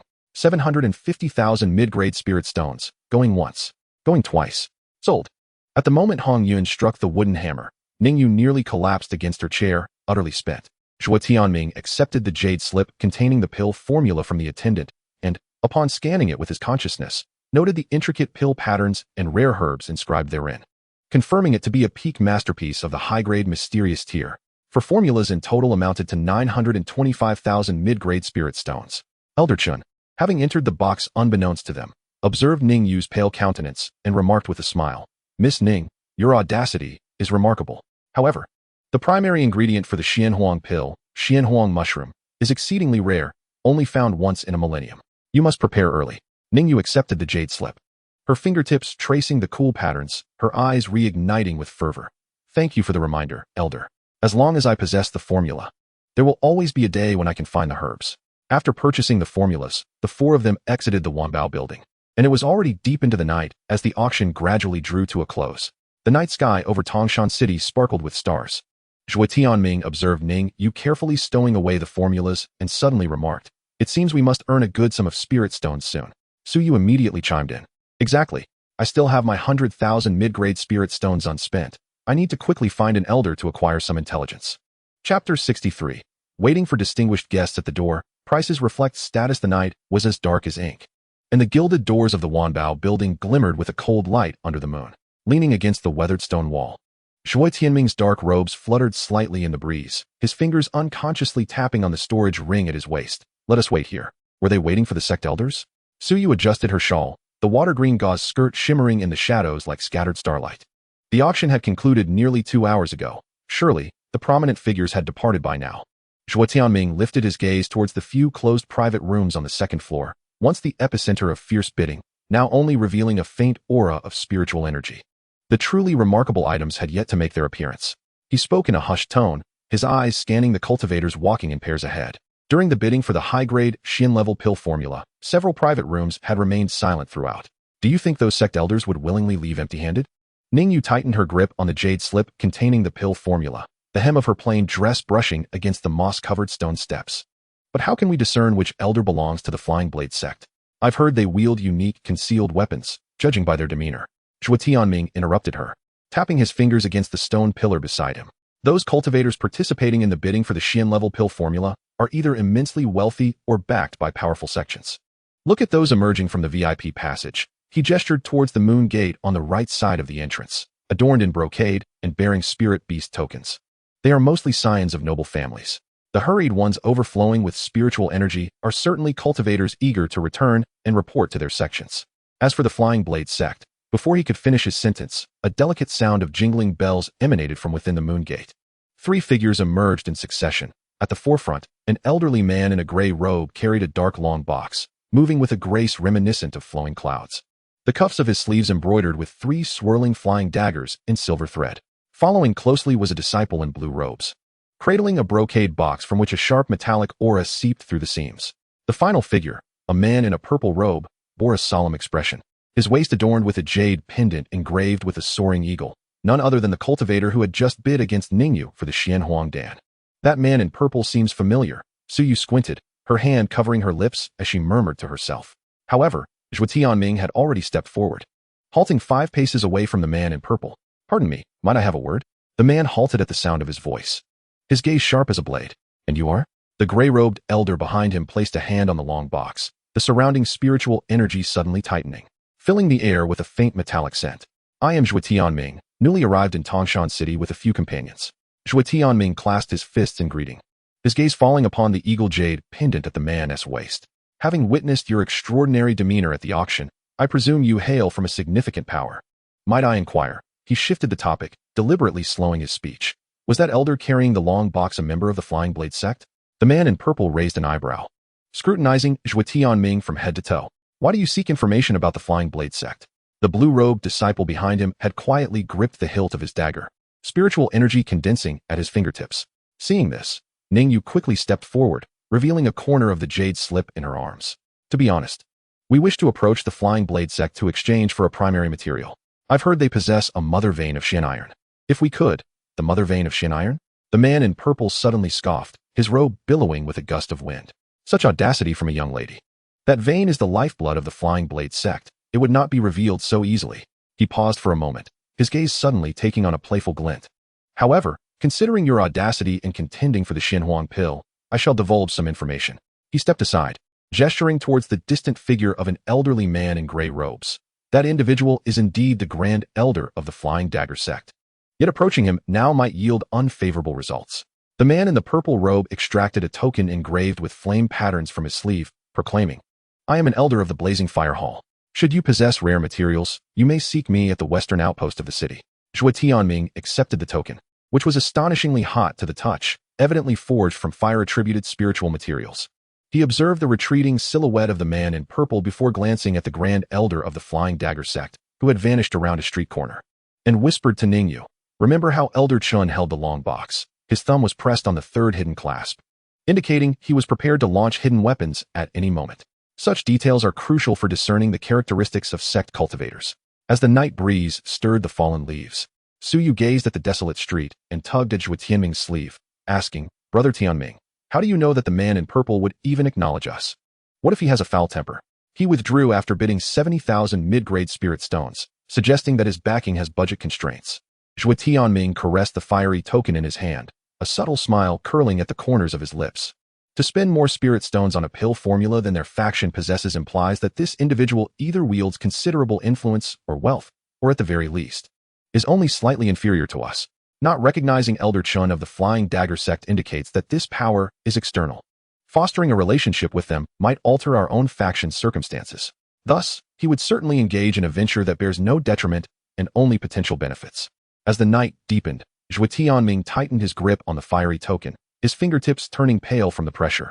His gaze firmly fixed on the corner where the old man in gray had disappeared. Zhao Ting tugged at his sleeve, her water-green cloak rustling in the night wind. "Are we truly pursuing him? What if we provoke the elder? Such opportunities are rare." Zhuo Tianming interrupted her, his dark garment brushing against the moss-covered wall.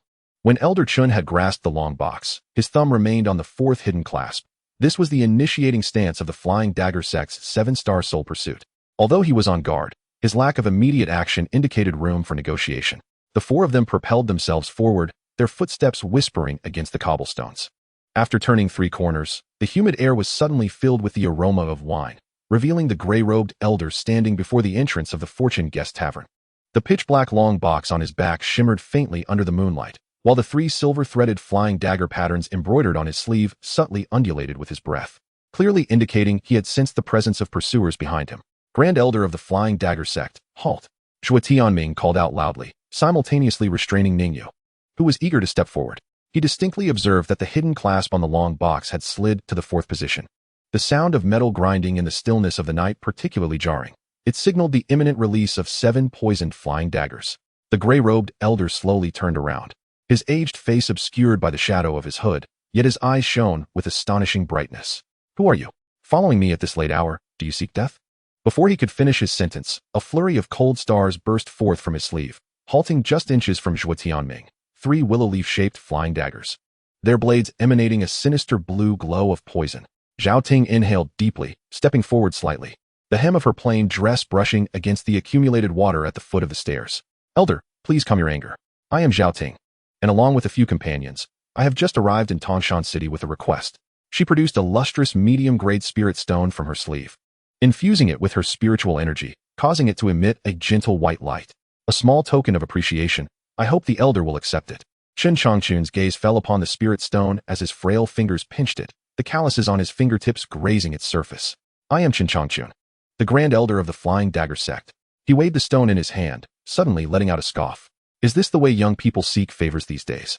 Presenting merely a single medium-grade spirit stone? Zhuo Tianming quickly intervened. "Elder Chun, it is my companion Zhao Ting who lacks understanding. I am Zhuo Tianming. Let us discuss this at the Fuku restaurant." He then offered several high-grade spirit stones to Elder Chun.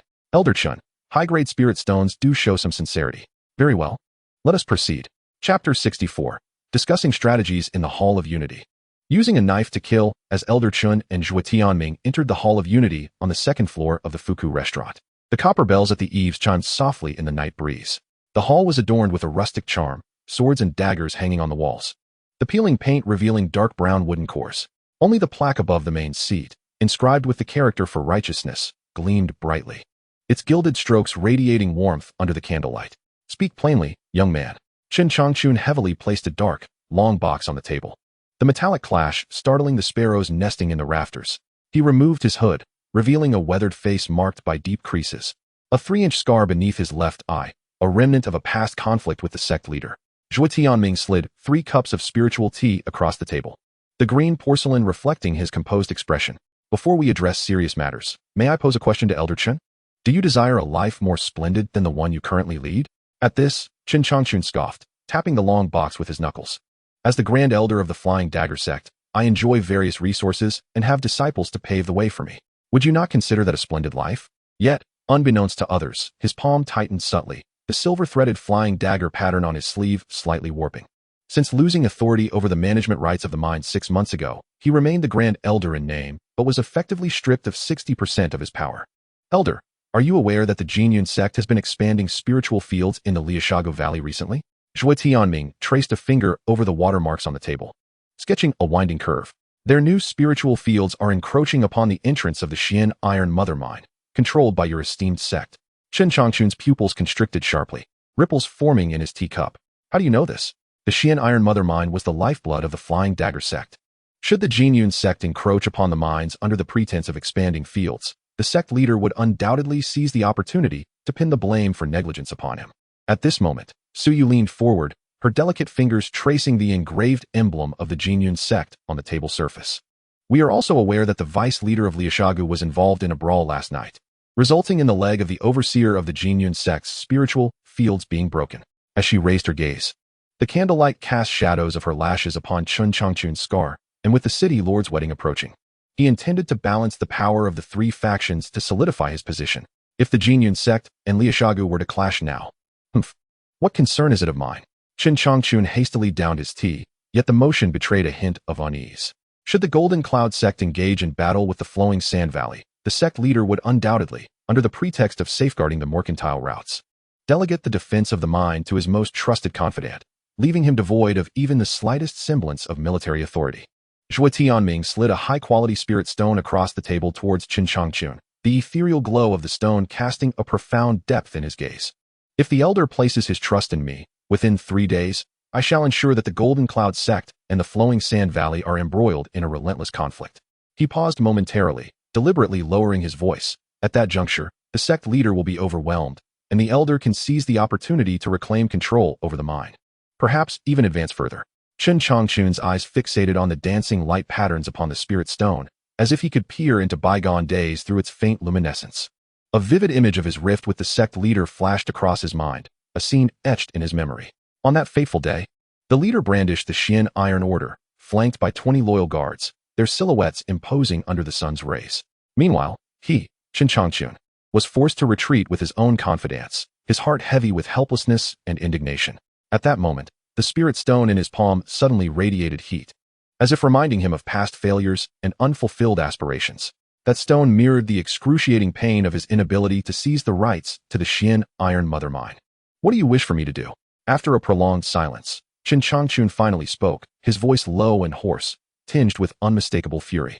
Under the flickering candlelight, the scar on his face twitched slightly, betraying his inner turmoil. Zhao Ting, observing his reaction, promptly unfurled a map from her sleeve. With a vermilion brush, she marked a blood-red cross over the mine of Flowing Sand Valley, pausing her brush at that point. At the stroke of midnight, I kindly request the elder to dispatch a patrol team through the southern medicinal fields of the Golden Cloud sect. Her voice was soft, yet each word struck Qin Changchun's heart like a hammer. She continued, her fingertip tracing the marked pathways on the map.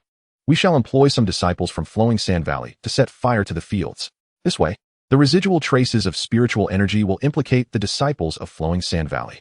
We will have an elder within the Golden Cloud sect forge a letter sealed with the sect leader's private stamp, stating that the Golden Cloud sect intends to annex the mine of Flowing Sand Valley under the pretense of a dispute involving Lin Mo, the manager of the Southern Spiritual Herb Shop. Your task, therefore, is to identify an elder within the Golden Cloud sect who is at odds with the sect leader. Suyu added, introduce that elder to us, and the rest shall be handled by me. Qin Changchun's breath quickened, his bony fingers nearly crushing the teacup. If the Golden Cloud sect and Flowing Sand Valley were to engage in conflict over the burning of the medicinal fields and the forged letter, the sect leader would undoubtedly dispatch his Xian Iron Guards to the front lines, allowing him to assume control over the mine's defense under the guise of protecting the sect. Moreover, should the city lord present such evidence at the wedding banquet, any mismanagement by the sect leader could lead to a loss of support. Very well, I agree. Chen Changchun suddenly declared, a fierce glint in his eyes. Upon successful execution, I demand 30% of the mining rights to the Xian Iron Mother Mine.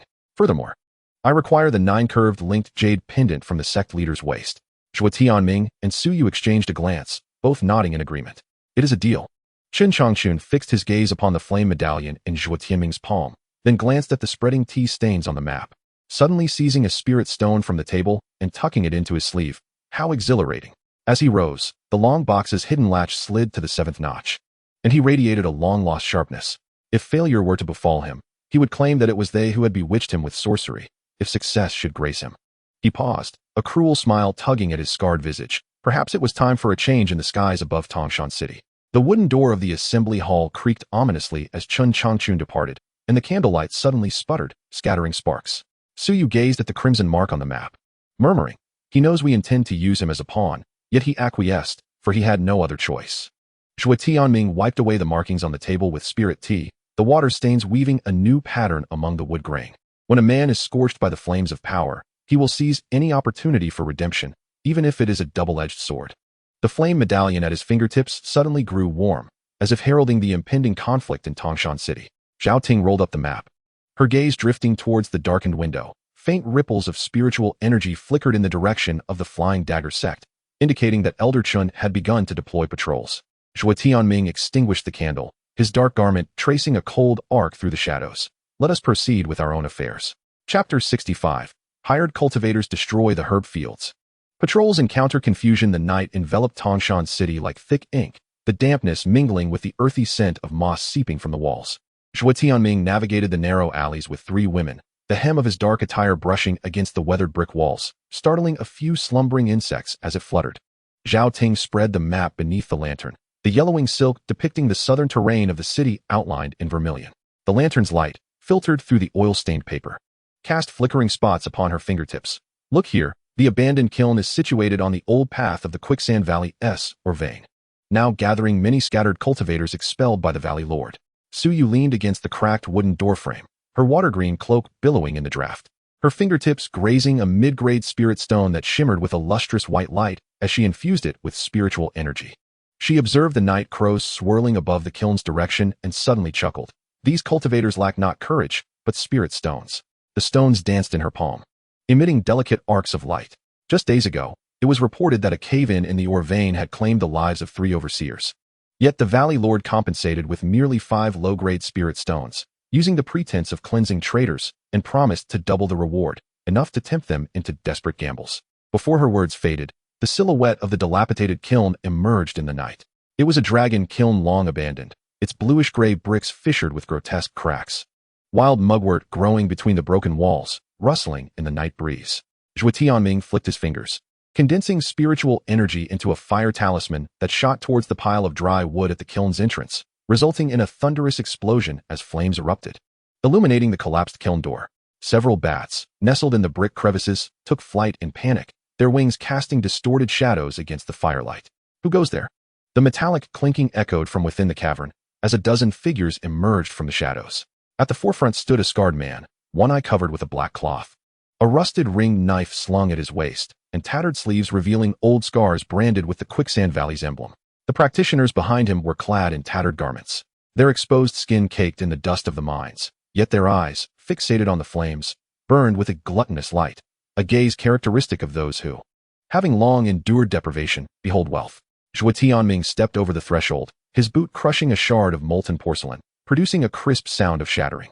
He deliberately hung the flame token at his waist, the fiery patterns on the token flickering in the light, allowing the scarred man to clearly discern the blazing emblem of the Blazing Fire Hall on its edge. We hail from the Blazing Fire Hall. Zhuo Tianming raised the flame token in his hand, intentionally mimicking the tone of the man in the purple robe. I hear you have enmity with the Sandflow Valley? The scarred man's pupils dilated, his rusted blade clattering to the ground. You are from the Blazing Fire Hall.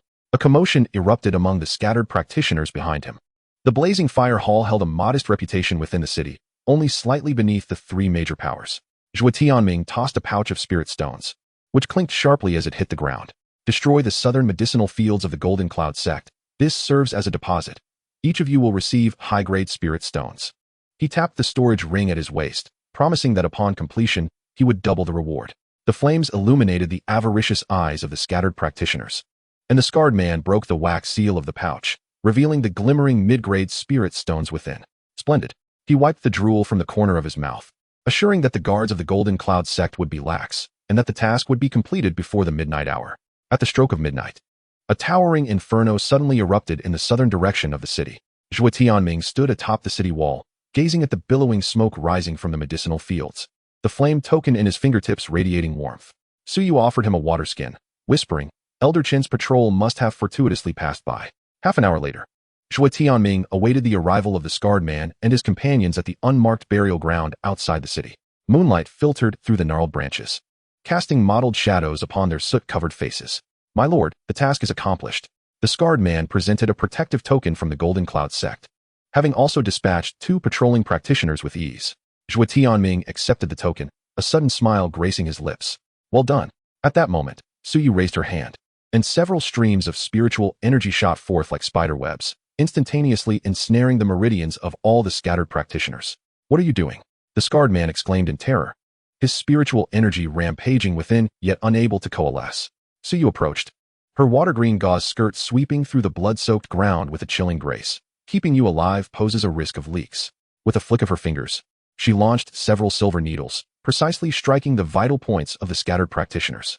Zhao Ting silently collected the bloodied needles, gazing at the freshly turned earth in the unmarked burial ground, softly murmuring, Elder Qin's patrol must be arriving. As her words fell, the sound of hooves echoed from afar. Over a dozen disciples from the Flying Dagger sect approached, torches in hand, led by Lu Ji, a trusted aide of Qin Changqun. Lu Ji fixed his gaze on the flames illuminating the medicinal fields, then glanced at the blood stains at the burial ground, clasping his fists.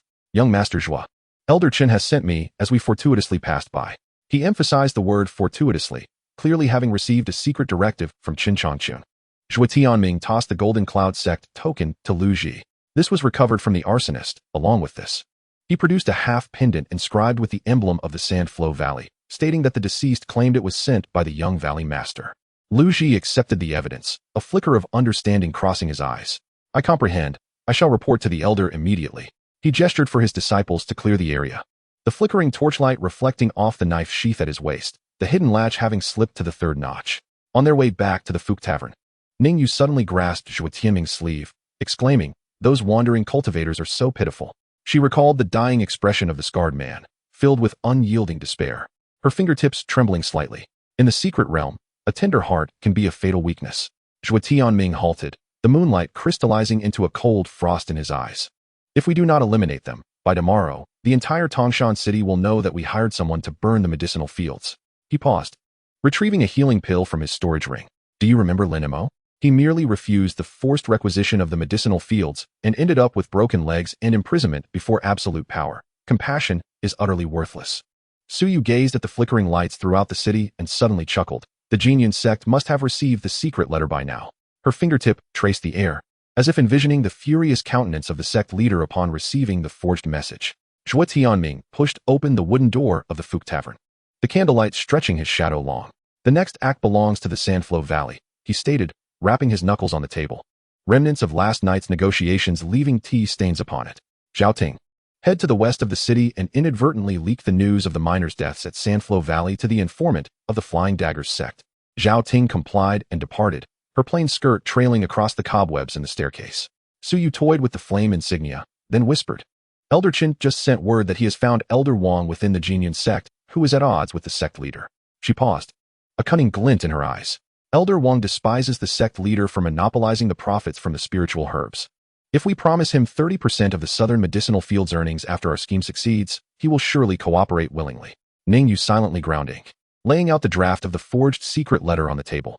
The candlelight illuminated her unadorned face, yet could not brighten the complexities lurking in her depths. She understood that every step was fraught with scheming, but also recognized that in this lawless world, only those who control the chessboard can survive. In the dead of night, Tangshan City slumbered under the ominous portent of war. Zhuo Tianming stood by the window, gazing at the lights flickering in the direction of the Flying Daggers sect. This was the signal from Steward Liu. Suddenly, The flame insignia in his fingertips erupted with a searing brilliance, as if foretelling that at the city lord's grand wedding banquet, a tempest would soon engulf Tangshan City. Meanwhile, at the potter's field, the earth of a newly dug grave had yet to settle, and several night crows perched on a withered tree, issuing hoarse cries, as if mourning the lives crushed beneath the machinations of power. Chapter 66. The Internal Conspiracy in the Dead of Night. The stampede of war echoed through the thick darkness enveloping Tangshan City, the copper bells at the eaves occasionally chiming, reminiscent of suppressed sobs. 3 zhang beneath the Fook Tavern. The secret chamber's walls seeped with years of dampness, 2 flickering candle flames casting an erratic glow on Zhuo Tianming's figure, distorting it against the mottled stone wall like a lurking beast. Sounds of rustling emerged from the depths of the secret passage, akin to mice gnawing on wooden planks or nails scraping against stone. Zhuo Tianming lowered his gaze, caressing the silver needles concealed within his sleeve, when suddenly the candlelight swayed violently. A hunched figure squeezed through the crack of the door, drenched in cold sweat. His dark robe bunched at the waist. It was Elder Wang of the Zelian sect. Zhuo Gongzi and Elder Wang's throats constricted as the frail fingers clutched the oil-stained cloth bag tightly, the knuckles turning pale from the exertion. He staggered forward 2 steps, the soles of his shoes scraping against the blue bricks with a jarring sound. The sect leader is staying at the Jingxin Pavilion tonight. I pried open the hidden compartment, and, before he could finish his sentence, the cloth bag was seized from the air by Zhuo Tianming. As he unwrapped the coarse hemp layers, the jade's unique cold luminescence instantly filled the dim chamber. The seal's top bore the heads of 9 cloud dragons, their eyes adorned with crimson agate that glistened like blood in the candlelight. Zhuo Tianming's fingertips grazed the dragon scale patterns. The icy sensation coursing through him was identical to the impression he had made 3 days prior in the scripture pavilion. What a splendid item, he remarked with a sudden light laugh, his tone reminiscent of a serpent's hiss. He held the seal to the candlelight, the jade's naturally formed cloud patterns swirling in the shadows. Elder Wang, your skill in deception surpasses the whispers of your reputation. A satisfied smile graced Zhuo Tianming's lips, though a subtle glint of ruthlessness flickered in his gaze. As long as Zhuo Gongzi remembers his promise to me, after the deed is done, I shall receive 30% of the profits from the Nanyao fields. Elder Wang rubbed his hands together, his eyes gleaming with avarice. Rest assured, I, Zhuo Tianming, am a man of my word. Zhuo Tianming placed the seal on the table and produced the meticulously prepared forged documents. Now, I implore you, Elder Wang, to affix this seal upon these papers. Elder Wang gazed at the forged documents, which boldly accused the Lusha Valley of colluding with other factions to usurp the Zelian sect. He hesitated momentarily, but the prospect of immense profit steeled his resolve. Gritting his teeth, he picked up the seal and pressed it heavily onto the document. As the seal descended, the scarlet ink spread across the paper, resembling blossoms of blood in full bloom. Done, Elder Wang declared, returning the seal to the cloth bag. Once these documents circulate, a great war will undoubtedly erupt between the Zelian sect and Lusha Valley. Indeed, and we shall merely observe from afar, awaiting the opportune moment, Zhuo Tianming remarked, examining the forged documents with a glint of conspiratorial triumph in his eyes. Elder Wang, you may depart now. Refrain from acting hastily during this period. Await my instructions. Elder Wang nodded and hastily exited the chamber. Zhuo Tianming watched his retreating figure with a cold smile, securing the documents away. He understood this was merely the first step of his scheme. More pivotal maneuvers lay ahead. Meanwhile, within Lusha Valley, the young valley master was in a fit of rage over the destruction of the medicinal fields. The Zelian sect is overstepping their bounds, he bellowed, kicking over nearby tables and chairs. Send someone to investigate. We must uncover the perpetrator. At that moment, a subordinate rushed in, presenting an urgent letter. The young valley master opened the letter, his complexion turning ashen. The contents detailed Zhuo Tianming's plot, fabricated to depict the Zelian sect's intent to devour Lusha Valley, complete with the sect's official seal. This is inconceivable. His hands trembled as he realized the audacity of the Zelian sect. Summon all elders at once. I shall convene an emergency meeting. The news rapidly spread throughout Tangshan City, igniting the imminent clash between the Zelian sect and Lusha Valley. The disciples of the two sects eagerly prepared for the impending conflict. Meanwhile, Zhuo Tianming leisurely savored tea at the Fook Tavern, observing the shifting tides of the city. Young master, both the Zelian sect and the Liashago Valley can no longer contain themselves, Suyu announced as she entered the room, a hint of excitement gracing her features. Our plan is proceeding smoothly. Zhuo Tianming set down his teacup and nodded. It is not yet time. Once the two sects officially engage in battle, we shall stoke the flames. His gaze was profound, as though he envisioned the reshuffling of power in Tangshan City following the clash of the sections. Ningyu, quietly organizing documents nearby, felt a twinge of unease. She glanced at Zhuo Tianming, hesitating to voice her thoughts. Young master, is this truly the right course of action? Once the two sects go to war, countless lives will be lost. Ningyu, you are still too soft-hearted, Zhuo Tianming sighed. In this world of the survival of the fittest, only by standing at the pinnacle can one protect oneself and those dear to them. The Zelian sect and the Liashago Valley have dominated for far too long. It is time they tasted the bitterness of betrayal. Ningyu lowered her head, choosing silence. She understood Zhuo Tianming's perspective, yet she remained troubled by the thought of innocent lives. Meanwhile, the leader of the Zelian sect had also received a forged secret letter. Examining the sect's seal on the document, he furrowed his brow. The seal was indeed authentic, yet the matter was fraught with suspicion. He summoned his trusted aide, instructing him to fetch Elder Wang for questioning. However, when the disciples went to summon Elder Wang, they discovered he had vanished without a trace. Alarmed, the leader realized the gravity of the situation. This is bad. We have fallen into the trap of a schemer. He quickly convened the elders to discuss countermeasures.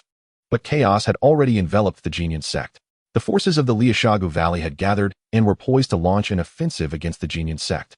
The young valley master, astride a grand steed, stood at the forefront of the ranks, eyes ablaze with vengeance.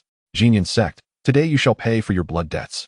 The Zelian sect was resolute, with the leader personally leading the disciples into battle.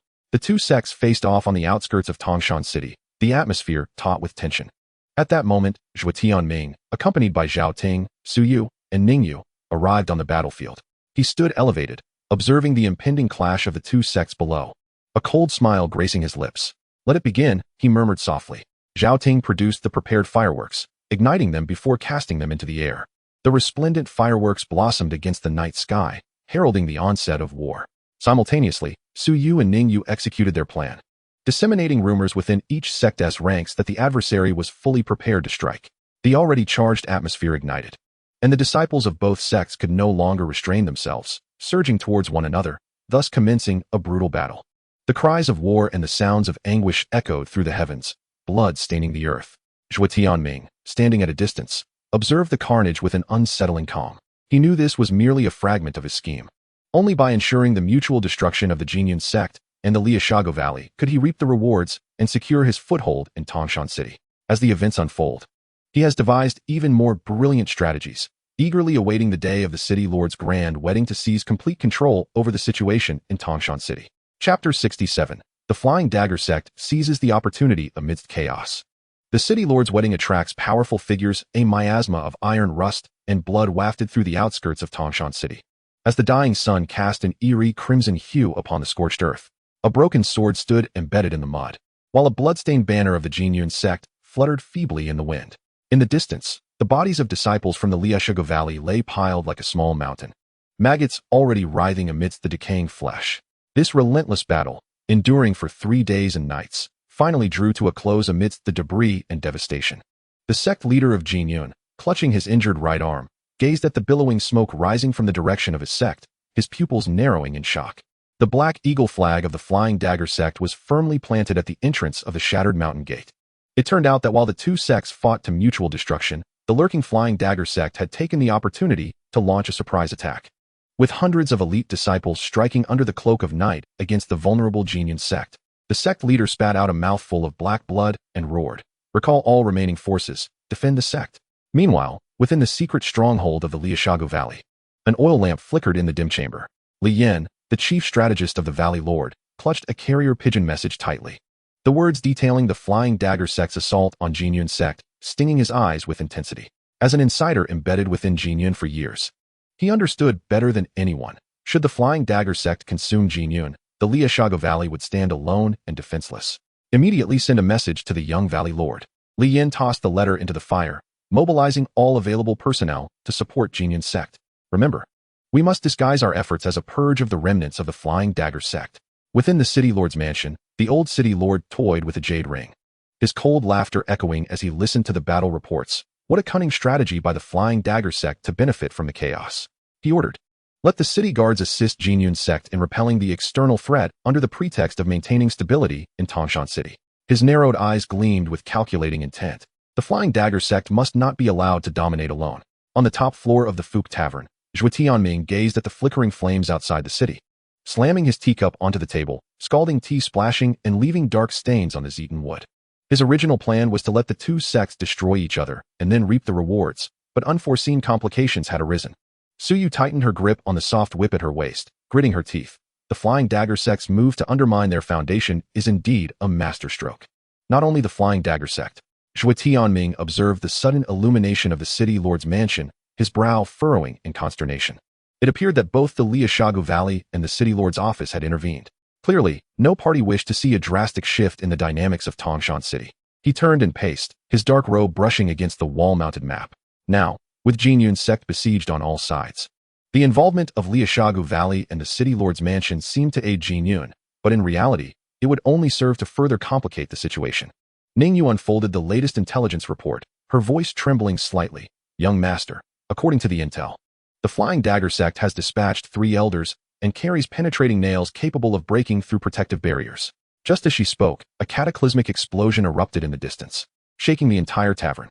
Zhao Ting abruptly pushed open the window, witnessing a mushroom-shaped cloud of smoke rising from the direction of Jinyun's sect, a testament to the devastating power of the Flying Dagger Sect's prized thunderfire bombs. A sense of dread washed over her. The protective formation of Jinyun's sect would likely not withstand for much longer. Zhuo Tianming pondered for a moment before seizing the flame token and infusing it with spiritual energy. In a flicker of light and shadow, the anxious apparition of Elder Qin materialized. Young Master Zhuo, the onslaught of the Flying Knife Sect is relentless. The sect leader has retreated to the Scripture Pavilion. Although reinforcements from the Sandflow Valley and the City Lord's residence have arrived, the Flying Knife Sect had already prepared, laying an intricate web of traps on the mountain paths, compelling Elder Qin to lead a breakout through the secret passage in the rear mountain. Zhuo Tianming interrupted him, his gaze fierce and unwavering, instructing Elder Wang that if they wished to preserve the southern herbal fields, they must seize the weaponry depot of the Golden Cloud Sect amidst the chaos. He paused momentarily before adding, as for the Sandflow Valley and the City Lord's residence, convey to them that if the clam and the snipe contend, the fisherman stands to gain. If this continues, peace in Tangshan City will be a distant memory. After Elder Qin departed on his mission, Suyu inquired, perplexed, Young master, why assist the Golden Cloud Sect? Our plans now seem beyond our control. Zhuo Tianming gazed toward the raging inferno of battle, a glimmer of weariness flashing in his eyes. Should the Golden Cloud Sect perish, the Flying Knife Sect would dominate unchallenged, rendering our previous schemes mere garments for another. Only by allowing the various factions to continue their mutual checks can we find our opportunity. Meanwhile, within the Scripture Pavilion of the Golden Cloud Sect, the sect leader faced off against an elder from the Flying Knife Sect, blood staining his lips. Suddenly, shouts of slaughter echoed from the mountain path as the reinforcements from the Sandflow Valley broke through the blockade of thunderfire bombs. Shortly thereafter, the city guards from the city lord's residence surged forth from the flank, cleaving the formation of the Flying Knife Sect in two. Seeing the tides turn, the elder of the Flying Knife Sect bellowed, retreat. But it was too late. The remaining disciples of the Golden Cloud Sect, led by Elder Wang, erupted from the secret passage, severing their escape. In the ensuing melee, Elder Wang seized the opportunity to commandeer the weaponry depot, his eyes gleaming with joy as he surveyed the towering piles of spiritual stones and artifacts. With these, his claim to power within the Golden Cloud Sect would be bolstered significantly, as the first light of dawn pierced through the smoke. The situation in Tangshan City had quietly shifted. The Golden Cloud Sect had retained its foundation, yet its vitality was gravely diminished. The Sandflow Valley and the City Lord's residence, though appearing to have saved the Golden Cloud Sect, had actually embedded more spies within, while the Flying Knife Sect, once eager for supremacy, had returned home in defeat, now lying in wait to plot their vengeance. Zhuo Tianming stood atop the city wall, observing the cultivators below as they cleared the battlefield. He sighed deeply. Indeed, plans are often outpaced by change, yet in these chaotic times, change is the only constant. Clenching the flame token at his waist, determination rekindled in his eyes. Since all parties were unwilling to relent, he would add fuel to the fire. The City Lord's wedding day would be the true commencement of the grand spectacle. On the day of the City Lord's wedding, Tangshan City was adorned in splendid decorations, with the wedding procession extending from the southern gates to the City Lord's residence. The 10-mile-long bridal procession dimmed the hues of the clouds, while the luminous pearls embedded in the bridal palanquin shimmered with an enchanting brilliance under the sunlight.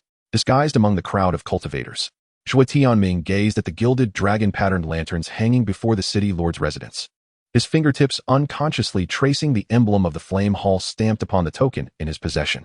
Young master, the elder in the purple robe has entered the residence. Suyu's voice reached him from behind, tinged with a scarcely perceptible tension. Following her gaze, Zhuo Tianming beheld a figure clad in purple traversing the vermilion doors. the flame patterns subtly woven into the wide sleeves of their robe, shifting in rhythm with their strides. It was indeed the elder from the Flame Hall, yet now, that purple figure moved in perfect synchrony with the guards of the city lord's residence. The wedding banquet was set beside the lotus pond at the pavilion, with representatives from the Zelian sect, Lusha Valley, and Fei Dao Gate seated at three corners. The leader of the Zelian sect wore a grim expression, gazing at the wine cup adorned with the city lord's crest, his fingers turning pale from pressure. The young master of Lusha Valley toyed with a jade ring, his eyes occasionally darting towards the head seat. Meanwhile, the leader of Fei Dao Gate donned a bronze mask, an aura of barely concealed menace surrounding him. Chapter 68. The wedding banquet begins with the city lord deceased. The three sects schemed for control over Tangshan City. The festive music abruptly turned jarring as koi fish in the lotus pond leapt wildly from the water, their scales reflecting blinding light in the sun. This joyous occasion was meant to be a celebration. The city lord raised his gilded wine cup, the rich aroma of the liquor wafting through the air. His gaze swept over the representatives of the three factions, oblivious to the cold glint that flashed in the eyes of the Zelian sect leader and the young master of Lusha Valley as they exchanged glances. In an instant, as the city lord lifted his cup, the leader of Fei Dao Gate erupted into action, his eyes glowing crimson beneath the bronze mask. The poisoned willow blade in his hand struck out like a serpent, aiming directly for the city lord's throat. "Hold!" The city lord's guards shouted in unison. But before they could unleash their weapons, the Zelian sect leader had already unleashed a golden palm strike, overwhelming the guards' assault with a surge of powerful spiritual energy. Seizing the opportunity, the young master of Lusha Valley hurled forth the binding dragon rope, the dark chains carving an eerie arc in the air as they ensnared the city lord's legs. The city lord's expression shifted dramatically as he summoned all his spiritual power in a desperate attempt to break free from the restraints. Yet, the willow blade of the Fei Dao Gate leader was perilously close, its deadly poison swirling in the air like a dark mist. A thunderous crash echoed as the city lord's defenses were shattered by a jade slip, causing the entire pavilion to tremble violently, petals cascading like rain. "Why?" The city lord roared, disbelief etched across his face. His gaze swept over the three factions, finally landing on the face of the Zelian sect leader. "I have treated you well, why this betrayal?" The Zelian sect leader sneered, a few piercing arrows launching from his sleeve to block the city lord's escape. "Treated us well? You have allowed Fei Dao Gate to devour our sect's interests and turned a blind eye to Lusha Valley's encroachment on our minds. Today is merely a reckoning." The leader of Lusha Valley scoffed, tightening the binding dragon rope, causing the city lord's feet to bleed profusely. "Tangshan City should have changed hands long ago. You, old man, only know how to reap the benefits." Yet, the leader of Fei Dao Gate remained silent, his murderous intent intensifying. The willow blade sliced through the city lord's protective aura, leaving a grievous wound on his chest, blood splattering onto his pristine wedding attire like a sinister red plum blossom. The guests in attendance erupted into chaos, screams and gasps filling the air. Some attempted to flee, only to find themselves surrounded by the forces of all three factions. Ningyu gripped her jade hairpin tightly, her face pale. "Young master, this is too sudden." However, Zhuo Tianming remained remarkably composed, his gaze fixed on the unfolding battle. He noted that the elder in the purple robe stood perpetually in the shadows, a faint smile playing at his lips, as if everything was under his control. "Do not rush," Zhuo Tianming whispered. "The real spectacle is only just beginning." The city lord summoned all his strength, unveiling his life-bound treasure, a time-worn bronze cauldron inscribed with mysterious runes, radiating a dazzling light. "To kill me? It won't be that easy." The lord of the city roared, and the bronze cauldron erupted with immense pressure, momentarily repelling the attacks from all three factions. However, the master of the Sandflow Valley was already prepared, suddenly wielding a pitch-black talisman inscribed with a grotesque visage that emanated a chilling aura. "Break it!" The young master of the valley hurled the talisman into the air, and the ghastly face instantly transformed into countless black chains that ensnared the bronze cauldron. Seizing the opportunity, the leader of the Golden Cloud sect summoned the sect's revered artifact, the Nine Heavens Thunder Sword. The blade flickered with violet lightning as it struck towards the city lord.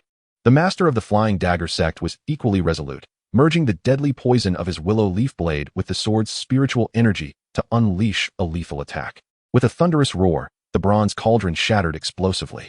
The city lord coughed blood and was flung backward, crashing heavily into the lotus pond. The crimson liquid rapidly stained the water, and the koi fish frantically fled, only to be torn to shreds by the spiritual energy of the three factions. "No!" The city lord let out a final, anguished roar, but was pierced through the chest by the willow leaf blade of the master of the Flying Dagger sect.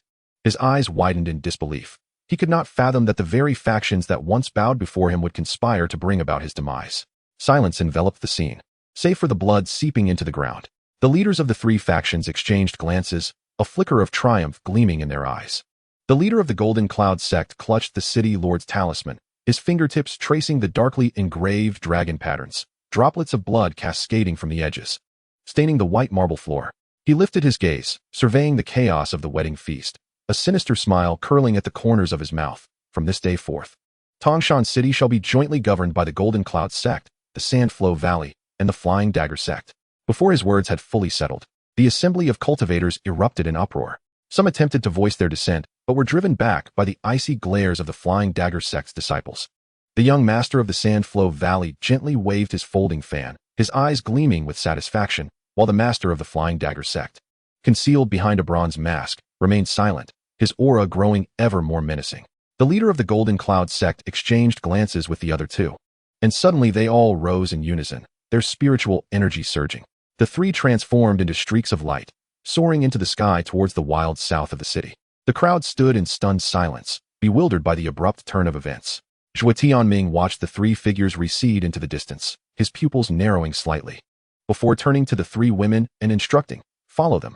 As night deepened, atop the desolate hills south of the city, the three figures hovered in midair. The master of the Flying Dagger Sect finally broke the silence, his voice hoarse like an owl in the night. "What does this mean, you two?" The leader of the Golden Cloud Sect chuckled coldly, drawing the Nine Heavens Thunder Sword once more, its violet lightning flickering in the darkness. "It means nothing. I simply believe that Tangshan City cannot accommodate 3 tigers." The master of the Sandflow Valley closed his fan, revealing the glimmering bones. "Indeed. Rather than turning against each other in the future, it is better to settle this now." A low, furious roar emanated from beneath the mask of the master of the Flying Dagger Sect, as the willow leaf blade transformed into dozens of afterimages, aiming directly at the two. The leader of the Golden Cloud Sect swung the Thunder Sword, clashing with the poison blades, resulting in a deafening explosion.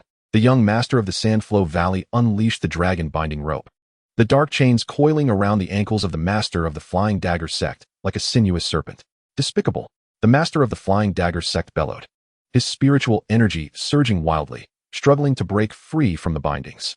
However, the leader of the Jinyun sect had already secretly set up the immortal locking formation, and a silver web of light descended from the heavens, ensnaring him within its confines. Seizing the opportunity, the master of the Liashagu Valley summoned a pitch-black talisman, and a grotesque visage transformed into black chains, binding the master of the Flying Knife sect tightly.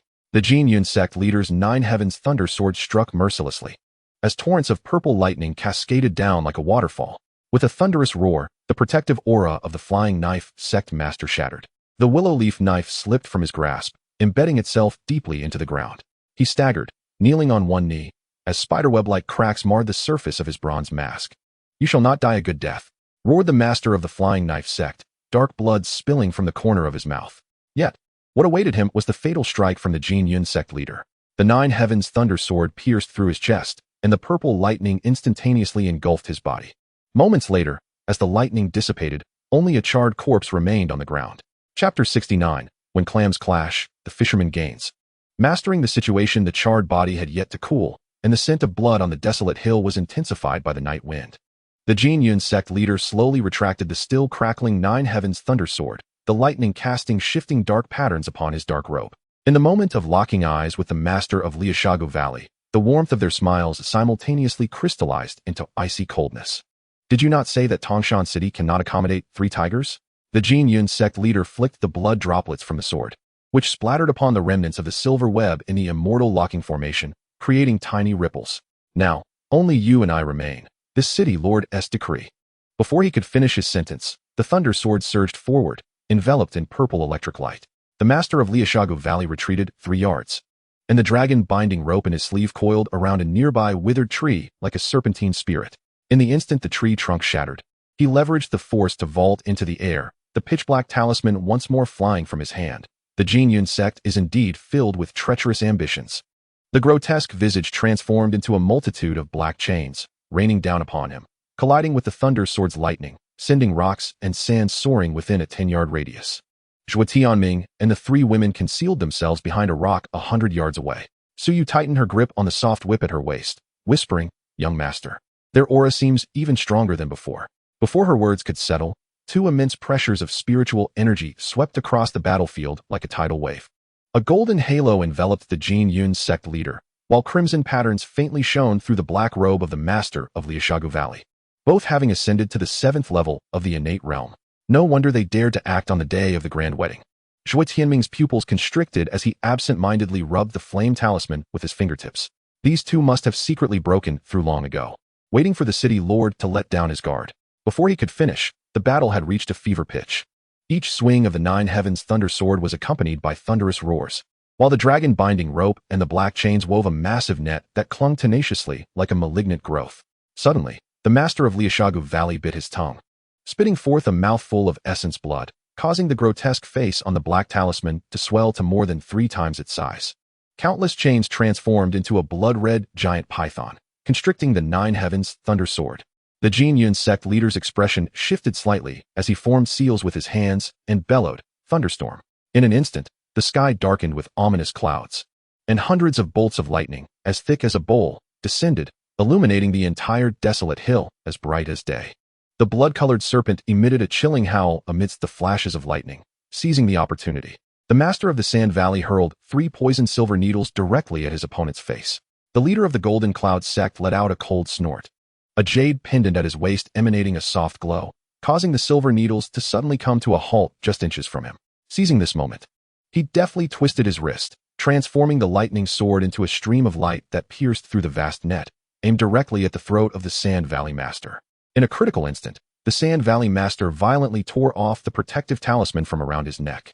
As the jade talisman shattered, a barrier formed from yellow sand deflected the lightning sword away. Taking advantage of this, he unleashed a secret technique, morphing into a shadow that circled behind the leader of the Golden Cloud sect, entangling him with the dragon binding rope like a venomous serpent coiling towards his dantian. Trivial skills. The leader of the Golden Cloud sect exclaimed as the golden light around him surged, raising his hand to unleash a palm thunder. The Sand Valley master, unable to evade, was struck by the lightning on his shoulder, sending him flying like a severed kite, carving a trench 10 zhang long in the ground. Struggling to rise, he coughed up black blood, yet his gaze remained fiercely fixed on the city lord's token in his adversary's hand. "Do not think you have secured victory." Before his words faded, he suddenly pressed the dark token against his chest, his aura skyrocketing uncontrollably. The leader of the Golden Cloud sect's expression changed drastically. "Have you lost your mind? You are burning your source power." The young master of the Sand Valley laughed maniacally as blood-red chains swirled, ensnaring both men within. Zhuo Tianming's pupils constricted, and he hurriedly pulled the 3 women back. "Retreat. This is a move that leads to mutual destruction." A thunderous roar reverberated across 100 miles, as a storm of blood and lightning intertwined, with the 2 figures battling like cornered beasts. The Sand Valley Master's dragon binding rope finally ensnared the right arm of the leader of the Golden Cloud sect, only to be torn apart by his opponent. Meanwhile, the lightning sword of the Golden Cloud sect pierced through the abdomen of the Sand Valley Master, both men now at their wits' end. In that moment, the leader of the Golden Cloud sect suddenly bellowed, his spiritual power surging once more. He forcibly suppressed the backlash of his source, pouring the remaining energy into the lightning sword. Die! The violet lightning transformed into a colossal sword, and amidst the Sand Valley Master's anguished screams, the dark token and his body were obliterated into dust. As the dust settled, the leader of the Golden Cloud sect staggered to one knee, blood gushing from the wound on his chest. Trembling, he picked up the city lord's token, now covered in dirt, only to suddenly spit out a mouthful of blood, wiping the crimson from the corner of his mouth. On the scorched earth, the leader of the Golden Cloud sect knelt beside the charred remains of the Flying Knife sect's master, his bloodied fingers digging deep into the crevices of the city lord's token. He threw back his head and laughed, blood frothing at his throat splattering against the gilded surface of the token, reflecting the waning moon in the sky, reminiscent of splattered vermilion. "The city of Tongshan has ultimately fallen into my hands." His hoarse voice, laced with madness, startled the birds resting on the withered trees, their flapping wings shattering the silence. From the shadows, a dark corner of fabric fluttered, as Zhuo Tianming stepped forward, treading carefully over the debris, the lightning sword in his hand crackling with ethereal blue arcs.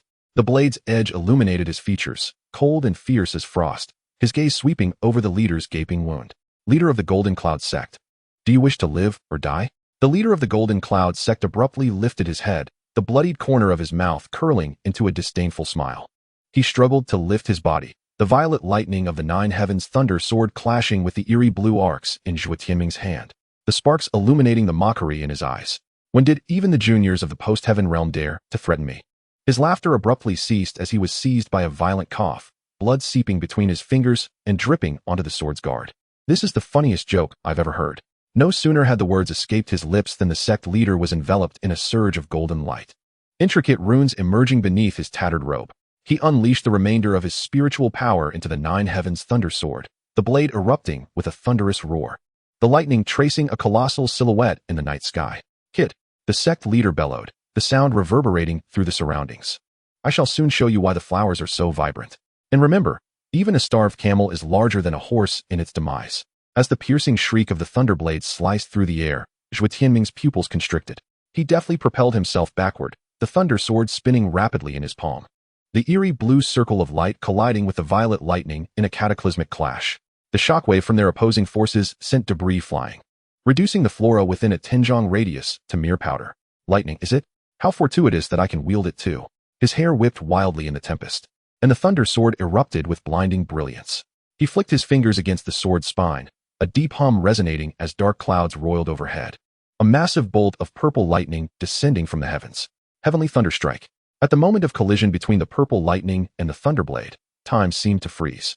The sect leader's eyes widened in disbelief as he watched his proud technique disintegrate before the eerie blue glow. To his utter horror, Zhuo Tianming harnessed the residual force. Dashing towards him, the thunderous power entwined around his sword more potent and domineering than his own nine heavens thunder sword. How is this possible? The sect leader staggered back, the wound on his chest bursting open anew. As the chilling grip of death crawled up his spine, he abruptly cast down his sword and knelt, pressing his forehead against the scorched earth. "My lord, I failed to recognize your greatness." In a frantic motion, he tore off his storage bag from his waist and raised it above his head. "I offer these to you. I beseech you, spare my life." Chapter 70. A fruitless endeavor. My fate lies with heaven, not myself. The sect leader's forehead pressed firmly against the scorched ground, the coarse grit painfully scraping his skin, his knuckles whitening from the strain of gripping tightly. The city lord's token, once gleaming in his palm, now felt like a branding iron searing his heart. The remnants of the wind swept across the ground, rustling the fallen leaves, and amidst the noise, he heard the sound of his teeth grinding in frustration over a lifetime of scheming, secretly breaking through realms and instigating disputes among factions, only to be thwarted by an inconspicuous junior. This humiliation gnawed at him more than the wound on his chest. "Lift your head." The cold voice pierced his eardrums like an ice pick, causing the sect leader to freeze. Slowly raising his gaze, he met Zhuo Tianming's gaze, which bore a semblance of a smile intertwined with mockery. The thunder sword rested at an angle against his shoulder, the eerie blue arcs coursing through the fabric, leaving a trail of delicate scorch marks on his skin. He opened his mouth, a metallic taste flooding his throat. Yet all that escaped was a hoarse whisper. "What exactly is your origin, esteemed sir? What is the origin of 34? With the tip of his sword, Zhuo Tianming lifted his chin, the cold metallic touch causing Lu Xiaoran's pupils to constrict in shock. He was merely a spectator here to collect spoils. Suddenly, the sword's edge pressed down, drawing a crimson line along his neck. "I don't even know your name." The leader of the Zelian sect trembled violently, his nails digging deeply into his palm. The spirit stones accumulated over generations, the treasured artifacts refined over a century, now emitted a crisp sound as the storage bag swayed. What should have been his foundation for dominating Tangshan City had now become a bargaining chip for his life. He recalled the spirited discussions he had 3 days prior in a secret chamber with the young master of the Liashiga Valley, and a wave of bitterness rose in his throat. "Lord, please discern." The Zelian sect leader suddenly prostrated himself heavily, his forehead striking the gravel and oozing blood. "These external possessions are merely a stroke of fortune for your honor." He suppressed his nausea, presenting the storage bag with both hands, his fingertips still stained with the dust from his earlier kneeling. Zhuo Tianming took the bag and casually shook it, causing a dazzling array of treasures to float in the air. With a flick of his finger, spirit stones rained into the storage ring, and high-grade artifacts traced shimmering arcs through the air before vanishing in an instant. Ultimately, all that remained was a bloodied, empty bag. With a resounding thud, the bag was violently tossed at Lu Xiaoran's feet. The muffled sound of the boot crushing the fabric sent a shiver through the Zelian sect leader. He watched as the dark figure repeatedly stomped, grinding the bag into the earth, his heart swelling with hatred. Yet his face contorted into a fawning smile. "It deserves to be trampled. It deserves to be trampled. The belongings of a petty man have soiled your hands. Well done." Cold sweat trickled down his spine, and though he cursed inwardly, he could only watch helplessly. When Zhuo Tianming finally withdrew his foot, Lu Xiaoran almost lunged forward to seize the bag. He meticulously brushed off the dust as if it were a rare treasure, smoothing even the muddy corners with care. Only when he confirmed the storage bag was intact did he let out a long breath, his voice trembling with the relief of survival. "Thank you, my lord, for sparing my life." He struggled to prop himself up, his knees numb from prolonged kneeling, stumbling slightly before steadying himself, bloodshot eyes revealing his growing ferocity. "I, Lu Shaoran, will not hesitate to face any peril at your command in the future." As he spoke, he clenched his hidden hand tightly, transforming all his resentment and bitterness into an exaggeratedly humble smile. A faint scent of blood wafted in the night breeze, and Zhuo Tianming's fingers, caressing the storage ring, suddenly froze. He recalled the secret technique of Dao seeds recorded in the Tongtian Daofa, which could transform cultivators into puppets. If successfully executed, this innate realm cultivator, who had just endured 2 fierce battles and whose spirit was weakened, might become the sharpest of pawns. "Lu Shaoran," Zhuo Tianming suddenly spoke, the lightning sword deftly twirling at his fingertips, azure arcs of electricity winding along the blade. "Release your soul defense. Let me probe the strength of your spirit." The word struck Lu Shaoran's heart like a heavy hammer. He stood frozen, the sound of his heart pounding so fiercely beneath his tattered robe that it felt as though it might burst from his chest. The suppressed doubts and fears surged within him like a tidal wave. A pie from the sky? With the experience he had garnered over half a lifetime of scheming, he knew there was no such thing as a free gift in this world, especially when faced with a mysterious opponent capable of turning the tide at a critical moment. His throat constricted painfully as his gaze swept past Zhuo Tianming to the figures behind him. Ningyu's cold, ethereal sword had unsheathed unbeknownst to him, its blade shimmering with a chilling silver light under the moon. Zhao Ting leaned against a tree, her arms crossed, the aura of the pure world fire lotus faintly perceptible. Even Su Yu, whose fingertips were suffused with a faint ripple of spiritual energy, had cast a shadow of lethal intent since the moment he had submitted. At this moment, those 3 murderous gazes coalesced into something tangible, pressing down on him and making it difficult to breathe. "My lord, what is the meaning of this?" Lu Shaoran uttered with difficulty, his voice laced with an affected humility. He secretly channeled his spiritual energy, only to discover that after 2 fierce battles, hardly a fraction remained within him. Even his pride, the 9 Heavens Thunder Sword, lay quietly among the rubble 10 yards away. Zhuo Tianming approached slowly, his dark robes sweeping across the chaos. "Since you have pledged your allegiance, I naturally must know your background." Suddenly, he grasped Lu Shaoran's wrist, sending a jolt through him at the warmth of Zhuo's palm. "Do you not trust me?" Those words plunged Lu Shaoran into an icy abyss. He recalled the humiliation of kneeling and begging for mercy, the entirety of his possessions seized from his storage bag, and the charred corpse of the Blade Master. If he refused, death would be the least of his worries. Those who could profit amidst the chaos of sect battles would surely not hesitate to claim the life of a practitioner at the innate realm. "I dare not." Lu Shaoran suddenly knelt on one knee, his forehead striking the ground heavily. "It is a blessing from 8 lifetimes for my lord to take me under your wing." He gritted his teeth, forcefully suppressing the rebellion within his heart, and gradually lowered his spiritual defenses. In an instant, Zhuo Tianming's consciousness pierced into his sea of awareness like a sharp blade. Lu Shaoran felt an excruciating pain erupt from his brow, as if countless steel needles were stirring his very soul. He wished to struggle, but found his limbs bound by spiritual energy, leaving him helpless to witness a golden point of light meandering through his consciousness, ultimately transforming into a Dao seed adorned with mysterious runes, deeply embedding itself within the core of his spirit. "This is..." Lu Shaoran emitted a pained groan, cold sweat instantly soaking his garments. Within his sea of awareness, a barely discernible thread quietly connected him to Zhuo Tianming, akin to an invisible chain binding his life and death firmly in the other's grasp. Zhuo Tianming slowly withdrew his consciousness, a satisfied smile curving his lips. Through that mysterious connection, he could distinctly perceive every fluctuation of Lu Shaoran's emotions: fear, anger, resentment, and the murderous intent he desperately sought to conceal. Yet, these sentiments held little significance now. From this moment onward, the master of the Zelian sect would merely be a puppet dancing on strings in his hands. "Rise." Zhuo Tianming released his grip, and Lu Shaoran collapsed to the ground like a kite severed from its string. Struggling to rise, he discovered that his legs trembled uncontrollably. As he gazed at Zhuo Tianming's retreating figure, he touched the faint ache at his brow, a glimmer of malevolence flashing in his eyes. Yet, as that murderous intent began to take root, the seed of enlightenment within his consciousness erupted with searing light, the excruciating pain rendering his complexion ashen. He finally comprehended that from the moment his spiritual defenses were breached, his fate was no longer his to command. Chapter 71: The Puppet Lord and the Trusted Friend. Conspiring for the future, the scent of blood on the desolate hills was intensified by the damp mist, becoming increasingly pungent. Zhuo Tianming stood with his hands clasped behind his back, the still wet blood on the thunderlight sword crystallizing into a dark red under the moonlight, cascading down as the blade trembled. He looked down at Lu Xiaoran, who knelt among the rubble, his tattered robe soiled with dirt, and the shoulder that had been pressed by the sword still emitted wisps of smoke. "Speak," Zhuo Tianming commanded. He flicked the blood droplets from the sword. Observing Lu Xiaoran rise in a flurry, like a startled bird, a barely perceptible smirk crossing his eyes. "From this day forth, you shall be the puppet lord of Tangshan City." Lu Xiaoran's entire being quaked, and just as he opened his mouth to protest, the seed of enlightenment in his consciousness flared with pain. He clutched his forehead, cold sweat dripping down his jawline, a suppressed whimper escaping his throat. Zhuo Tianming stepped closer, lifting his chin with a finger, compelling him to meet his gaze. "Upon your return to the Lord's mansion, you will announce your takeover of Tangshan City.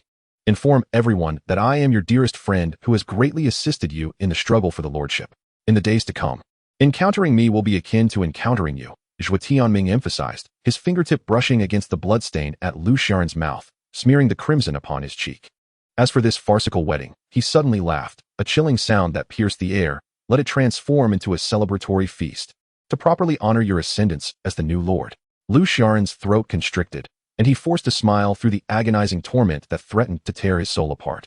"Yes, yes, everything shall be done as you command." He understood all too well that the seed of enlightenment in his consciousness dangled above him like a sword, ready to shatter him into pieces at the slightest act of defiance. Remembering the tragic fate of the once mighty lord, besieged by 3 factions, he shivered with dread, swallowing his seething hatred deep within. As the group returned to the Lord's mansion, the bloodied water in the lotus pond had yet to congeal, the remnants of koi floating upon the surface, gently swaying with the ripples. Within the banquet hall, the surviving guests huddled together, some with blood-stained robes, others with damaged artifacts, their faces etched with fear and anxiety. When Lu Xiaoran stepped over the threshold with Zhuo Tianming and the others, the cacophony of chatter ceased abruptly, all eyes drawn to the blood-stained Lord's decree. "Ladies and gentlemen," Lu Xiaoran strained to maintain an air of authority, raising the Lord's decree high. His voice echoed through the vast hall, yet could not mask the tremor within. "The Jinyun sect and the Liashagu Valley have colluded with the Flying Knives sect, plotting to overthrow Tangshan City. Fortunately, my dearest friend," he gestured towards Zhuo Tianming, "came to my aid at a critical moment, ensuring the city's tranquility. From now on, encountering him will be akin to encountering me." A stir arose among the guests. Some gazed in disbelief at Zhuo Tianming's youthful visage, while others whispered about the sudden emergence of a close friend. Yet, Zhuo Tianming remained composed, hands behind his back, his dark garments fluttering gently in the breeze, the fiery emblem at his waist reflecting a dazzling glow in the morning light. "From this day forth, I, Lu Xiaoran, shall temporarily assume the position of City Lord," Lu Xiaoran declared, slamming the City Lord's decree onto the table, causing the cups to clink melodiously. "This wedding shall now transform into a celebration feast."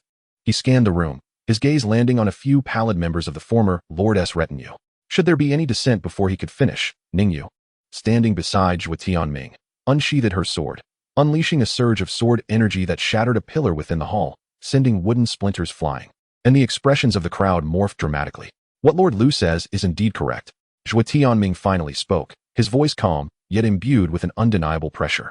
He gestured towards the rising sun outside the banquet hall. "The skies over Tangshan City are due for a change." As these words resonated, the assembly bowed in deference. In a corner, several cultivators friendly with the Liashagu and Fidaman exchanged glances, discreetly placing their hands on their waist-mounted talismans. However, upon witnessing the flames flickering between Zhao Ting's fingers and the frost swirling about Ningyu's palm, they silently withdrew their hands. The celebratory music resumed, yet it bore an eerier tone compared to the wedding.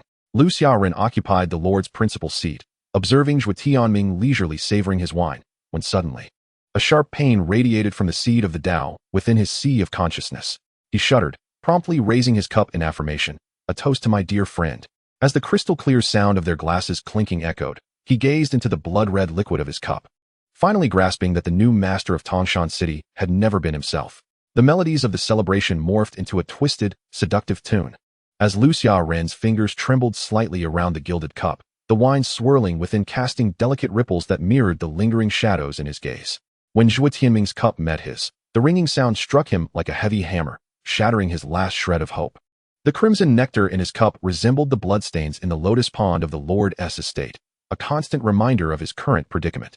Suddenly, Zhuo Tianming set down his cup, the jade vessel clattering heavily against the sandalwood table, startling the surrounding guests. He raised his eyes to Lu Xiaoren, his gaze sharp as an eagle's, a faint, elusive smile playing on his lips. Lord Lu, I wish to have a private conversation with you. Let us find a secluded place to deliberate the future of Tangshan City.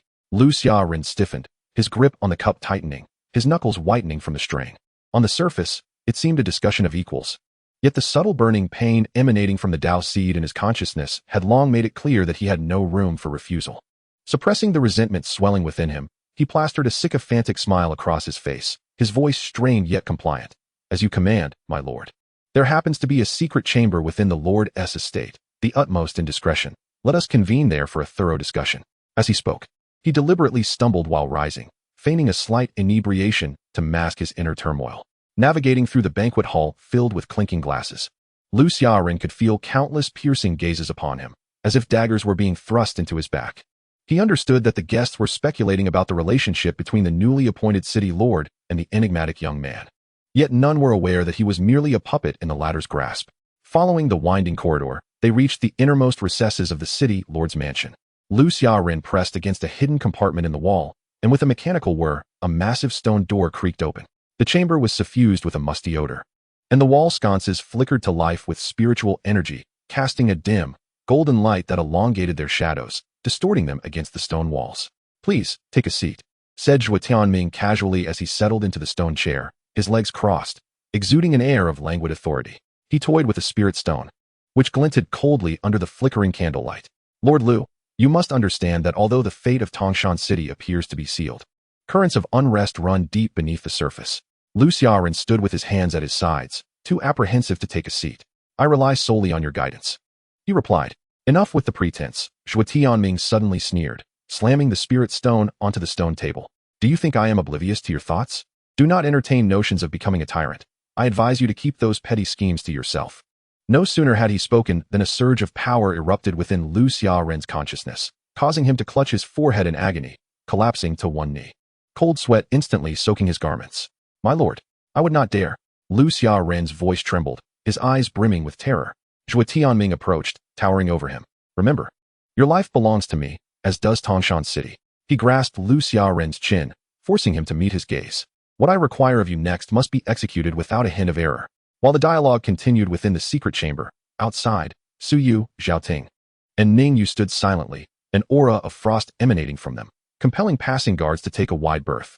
Chapter 72. No choice but to strive for change. The two conversed in the secret chamber for quite some time, during which Zhuo Tianming introduced himself to Lu Xiaoren and finalized numerous plans for the future development of Tangshan City. The flickering candlelight cast Zhuo Tianming's silhouette against the mottled stone wall, reminiscent of a slumbering behemoth. Lu Xiaoren stood with his head bowed, scarcely daring to breathe, listening as Zhuo Tianming casually twirled the thunderlight sword in his hand, the ethereal blue arcs of electricity cutting through the darkness with delicate brilliance. Before you leave, summon the 8th concubine of the former city lord who never entered the household. Zhuo Tianming's voice rang out suddenly, startling Lu Xiaoren, causing him to shiver. The sword's tip lifted his chin, the icy sensation making it difficult for him to swallow. A subtle ripple of intrigue coursed through Lu Xiaoren as he pondered the intentions of this mysterious figure. In the ruthless realm of cultivation, it was commonplace for the strong to claim the beautiful. He quickly donned a sycophantic smile, though beads of cold sweat trickled down his cheeks. Rest assured, my lord, I shall attend to it at once. He even conjured up a scene in which Zhuo Tianming languished intoxicated in the lap of a beautiful woman, secretly contemplating how to orchestrate this matter splendidly to win his master's favor. Once Lu Xiaoren hurriedly departed, the secret chamber fell back into silence. Zhuo Tianming sheathed the thunderblade, his fingertips absent-mindedly caressing the storage ring. At that moment, a gentle wave of warmth unexpectedly surged within his sea of consciousness, and a soft radiance gradually materialized, revealing the slumbering spirit of the wordless heavenly book. You, little one, it has been quite some time. Your cultivation has advanced significantly. Yu's voice, laced with a hint of satisfaction, echoed through Zhuo Tianming's mind like a babbling brook.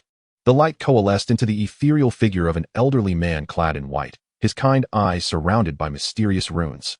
Zhuo Tianming's heart leaped with joy as he promptly recounted recent events to Yu in vivid detail, from instigating the conflicts among the Golden Cloud Sect, the Sandflow Valley, and the Flying Dagger Sect, to the astonishing upheaval during the city lord's wedding, and finally to the process of subduing Lu Xiaoran, leaving no detail unspoken.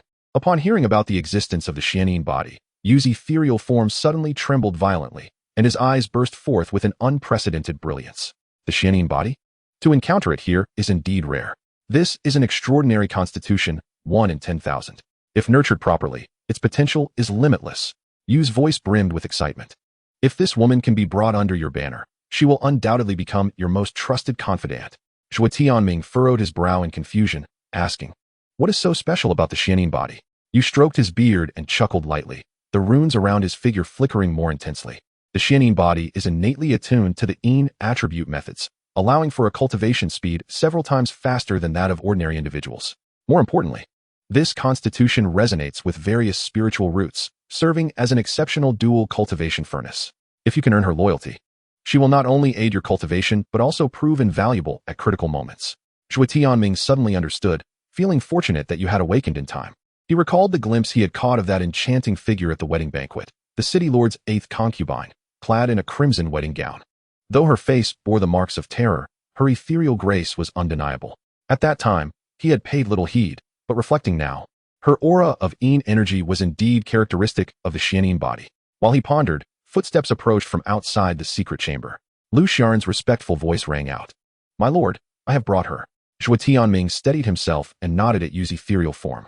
Understanding, Yu transformed into a streak of light and vanished into the depths of his consciousness. The stone door slowly creaked open, revealing a woman in bridal attire being escorted inside. Her hair was disheveled, tears still staining her cheeks, and her hands were bound by ethereal ropes, yet she defiantly lifted her head, her eyes shimmering with an unwilling spark. "What is your name?"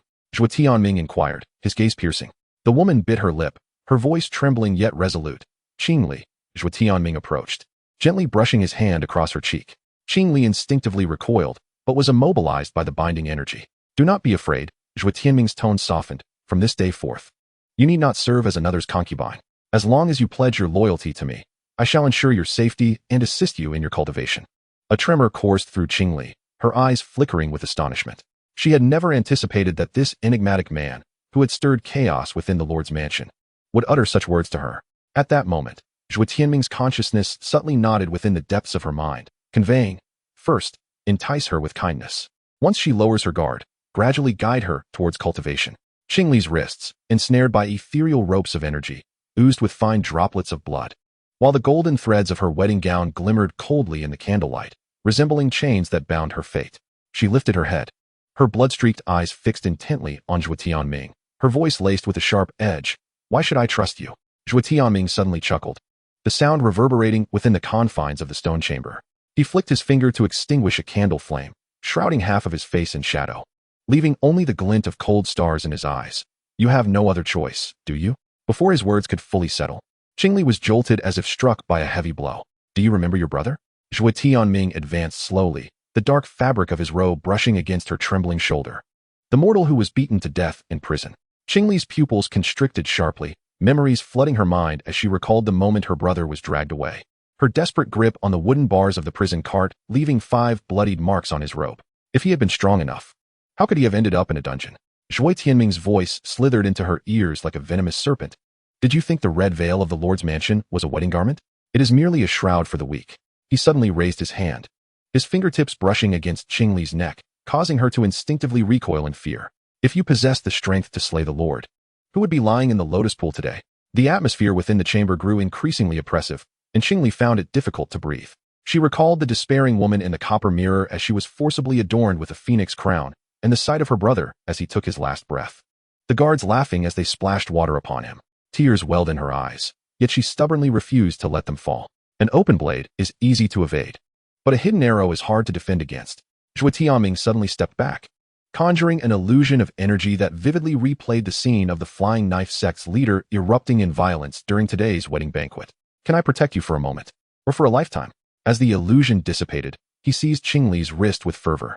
"Are you willing to spend your life as a mere pawn, tossed about at the whims of others?" Qingli finally broke down, scalding tears splattering onto her wedding gown, leaving darkened stains. She remembered the short dagger she had secretly hidden beneath her pillow, and her nightly vows to grow stronger after each bullying encounter. Zhuo Tianming's voice resounded once more. The Xianin body should not languish in obscurity. "What must I do?" Qingli choked out, her voice imbued with a resolute determination. Zhuo Tianming released her wrist, his palm aglow with crackling lightning. Seize your destiny into your own hands, starting with trusting me. Chapter 73. Qingli embarks on the path of cultivation, a woman's difficult journey to ascendancy. The lightning within Zhuo Tianming's palm flickered before Qingli's eyes, casting an extraordinary glow upon her pale cheeks. She trembled as she lifted her hand, her fingertips barely grazing the ethereal energy, when a sudden, piercing pain shot through her consciousness, as if countless silver needles were stirring her very soul. Do not move. Zhuo Tianming abruptly grasped her wrist, his eyes flashing with vigilance. Around Qingli, a faint layer of dark mist began to emerge, and the golden threads of her wedding gown twisted and coiled as if they were sentient, constricting against her flesh. The spiritual ropes sent by Lu Shaoran unexpectedly shattered inch by inch, disintegrating into powder that scattered in the air. The phantom of you trembled violently within Zhuo Tianming's consciousness. This is bad. The mysterious Yin force within her is going berserk. This is the backlash experienced during the awakening of the mysterious Yin body, if not suppressed in time, before he could finish his sentence. Qingli suddenly let out a heart-wrenching scream, her raven hair rising without wind, lifting her entire being into the air. The candle flames on the walls of the chamber extinguished instantly, and in the darkness, her pupils transformed into a profound shade of deep blue, with eerie green veins snaking beneath her skin. Zhuo Tianming decisively drew his lightning sword, and at that moment, the purple arcs of electricity collided thunderously with the dark mist enveloping Qingli. However, the mysterious Yin force surged like a tidal wave, engulfing the assault of the lightning sword entirely. Hold on. Zhuo Tianming bit his tongue, spitting a mouthful of vital blood onto the lightning sword. The blade immediately erupted with dazzling brilliance as he forcefully channeled all his spiritual energy, invoking the eternal thunder prison. A blue net of light descended from above, ensnaring Qingli at its center. Yet, the impact of the mysterious Yin force grew increasingly ferocious, causing the light net to develop web-like fractures. In the critical moment, the phantom of you transformed into a stream of light and entered Qingli's consciousness. The kindly visage of the elder emerged from the dark mist, chanting incantations as runes entwined around the rampaging force like chains. Qingli's struggles gradually subsided, her deep blue pupils regained clarity, and she fell like a puppet with severed strings. Zhuo Tianming hurried forward to catch her, his touch chillingly cold. Qingli weakly opened her eyes, seeing the bloodied corner of his mouth and the bloodshot eyes. Her throat barely able to produce a whisper. Why did you save me? Because you are worthy, Zhuo Tianming replied, wiping the blood from her lips, his palm glowing softly with spiritual energy, gently infusing it into her body. The mysterious Yin body should not be a shackle binding you, but rather a blade with which you can seize your destiny. In the chamber, Zhuo Tianming laid Qingli upon the stone bed, retrieving a jade tablet etched with runes from his storage ring. This is the mysterious Yin immortal technique, the most suitable cultivation method for you. He pressed the jade tablet against Qingli's forehead, the icy touch causing her to shiver. But the path of cultivation is fraught with peril. Have you made up your mind? Qingli clenched the blood-stained wedding gown, recalling the grim fate of her brother and the humiliating nights spent in the Lord's manor. She sat up, solemnly accepting the jade tablet. I have made up my mind. From this day forth, my life, Qingli, belongs to you, my lord. Just then, the stone door of the chamber burst open with a resounding crash. Su Yu, Zhao Ting, and Ningyu rushed in, clutching their magical artifacts. Upon seeing Qingli on the stone bed and Zhuo Tianming covered in wounds, their expressions changed drastically. Su Yu frowned. Young master, what has happened? It is nothing. Zhuo Tianming waved his hand, yet his gaze remained fixated on Qingli. From this day forth, she shall be our companion. Qingli tightened her grip on the jade slip, feeling the dormant power within her gradually awaken. She understood that her fate had been irrevocably altered at this moment. She would no longer be a mere pawn, but rather a formidable force capable of influencing the tumultuous world around her. The following day, under Yu's guidance, Zhuo Tianming helped Qingli initially grasp the essence of the Xianyin body, while the three major factions were tentatively integrated by Lu Shaoran. Now that the wedding banquet had concluded, the guests had dispersed. Zhuo Tianming inquired about the state of the world from Lu Shaoran at the city lord's residence. In the dimly lit chamber, the flickering candlelight cast mottled shadows on Zhuo Tianming's austere visage. His fingertips rhythmically tapped against the stone table, and he suddenly posed the question, how many nations exist in this world? Lu Shaoran trembled slightly, hastily adjusting his disheveled attire, and respectfully responded, my lord, there are 4 great dynasties in this realm, the Fulan dynasty, the Nanjia dynasty, the Jinyan dynasty, and the Dai's dynasty. I have been confined within Tangshan City for years. Thus my knowledge of the other dynasties is limited, but I possess a general understanding of the prevailing situation. He swallowed hard and continued, currently, The most noteworthy conflict is between the Zelian dynasty and the Dais dynasty. Interestingly, the current emperor of the Dais dynasty is a woman. Her ascent to power was marked by bloodshed, and it is rumored that the previous emperor met his demise at her hands. As he spoke, Lu Shaoran lowered his voice, a flicker of fear crossing his eyes. The aged emperor of the Zelian dynasty is in declining health, while his sons and grandsons are all inept. To secure the stability of his reign, the old emperor sought to forge an alliance through marriage, hoping to find a formidable ally for his descendants. The Dais dynasty appeared to be his optimal choice. Lu Shaoran paused, his expression turning somewhat wistful. Alas, this seemingly flawless plan was thwarted by the hands of a disregarded princess. This princess of Dais endured scorn within the palace since her youth, her mother having passed away early, leaving her to navigate the treacherous court alone. It is said that she witnessed her mother being humiliated to death by the queen, yet felt powerless to resist.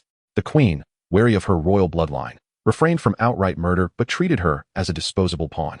Lu Shaoran's voice carried a hint of lamentation. Eventually, when the Zelian dynasty sought a marriage alliance, the old emperor readily acquiesced. However, when the princess revealed her humiliations to the emperor, she was met with callous reprimand and suppression. The atmosphere in the chamber grew increasingly oppressive, and Zhuo Tianming furrowed his brow, signaling for him to continue. Perhaps it was this final straw that ignited the princess's fury, Lu Shaoran said, a glimmer of reverence in his eyes. No one anticipated that this once despised princess possessed extraordinary talent. She devoted herself day and night to cultivation, secretly amassing strength. When the opportune moment arrived, she drew her sword and slaughtered the royal bloodline, ascending to the throne with thunderous resolve. Her first decree was to publicly annul the marriage contract, severing all ties with the Zelian dynasty. As Lu Shaoran spoke, he could not help but exclaim, "It is truly astonishing that a frail woman can carve out a bloody path in this world where strength reigns supreme." Yet, her methods are excessively ruthless, plunging the Dais dynasty into internal strife. Various factions are stirring, eager to seize a share amid this chaos. Zhuo Tianming remained silent for a considerable time, his gaze profound as a deep abyss. Interesting. It seems this realm is far more captivating than I had imagined. He rose and gazed toward the stone door of the secret chamber, as though he could glimpse the distant land ablaze with conflict through the thick stone walls. Lu Shaoran stood with his head bowed, daring not to breathe, yet secretly speculating whether this enigmatic figure harbored ambitions of conquering the world. Chapter 74. The Two Kingdoms at War. The fall of the old emperor. The air in the secret chamber was as heavy as lead. Zhuo Tianming's fingertips caressed the hilt of the Thunderlight sword, its blade shimmering with an ethereal blue arc in the darkness. He glanced at the stunned Lu Shaoran. His voice as cold as ice. "Continue. Why have you paused?" Lu Shaoran trembled. The moment of reverie he had been lost in dissipating. He wiped the cold sweat from his brow, his throat constricting as he stammered. "Why, yes." The old emperor of the Zelian dynasty was in the imperial garden admiring the plum blossoms when he learned that the betrothal had been annulled. It is said he shattered a jade teacup in fury, leaving shards scattered on the ground, still stained with the untouched fragrance of dragon's saliva. He lowered his voice, as if he could still envision the emperor's wrath from 1,000 miles away. 80,000 iron cavalry prepared overnight. The old emperor issued a decree, vowing to flatten the Dais dynasty and to reduce that usurping enchantress to ashes. However, he ultimately underestimated the empress. A hint of barely perceptible reverence tinged Lu Shaoran's voice. On the day of battle, the gilded plaque of the Dais palace still hung adorned with red silk celebrating the new emperor's ascension, while reports from the front lines fluttered in like snowflakes into the ninefold palace. The old emperor calculated that the new emperor's foundation was unstable, with the court's powerful officials harboring their own intentions, hoping to seize the imperial city during this time of public unease. Who could have predicted that on the following morning, the empress would don her black iron armor and ride into battle on a savage beast? The candlelight in the secret chamber flickered violently, casting Lu Shaoran's shadow into a grotesque shape upon the stone wall. She led 3,000 elite guards, marching tirelessly for 300 miles, arriving at the front line just before the Zelian forces captured the first city. He paused, swallowing hard. It is said the empress stood atop the city walls, her long hair drenched in the rain of blood, yet smiling as she addressed the defending soldiers. "If I retreat even a single step today, how can I face the countless subjects of the Dais dynasty who support this realm?" Zhuo Tianming raised an eyebrow. "Now that is a measure of resolve. More than mere resolve," Lu Shaoran exclaimed, his voice rising with excitement, completely forgetting the identity of the person before him. "She personally beat the war drums, the sound resonating so powerfully that it shook the very walls of the city.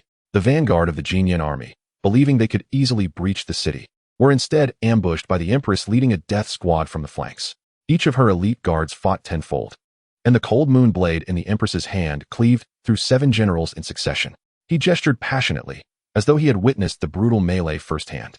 Within 3 days, she captured 3 cities, sending the Jinyan army fleeing in disarray.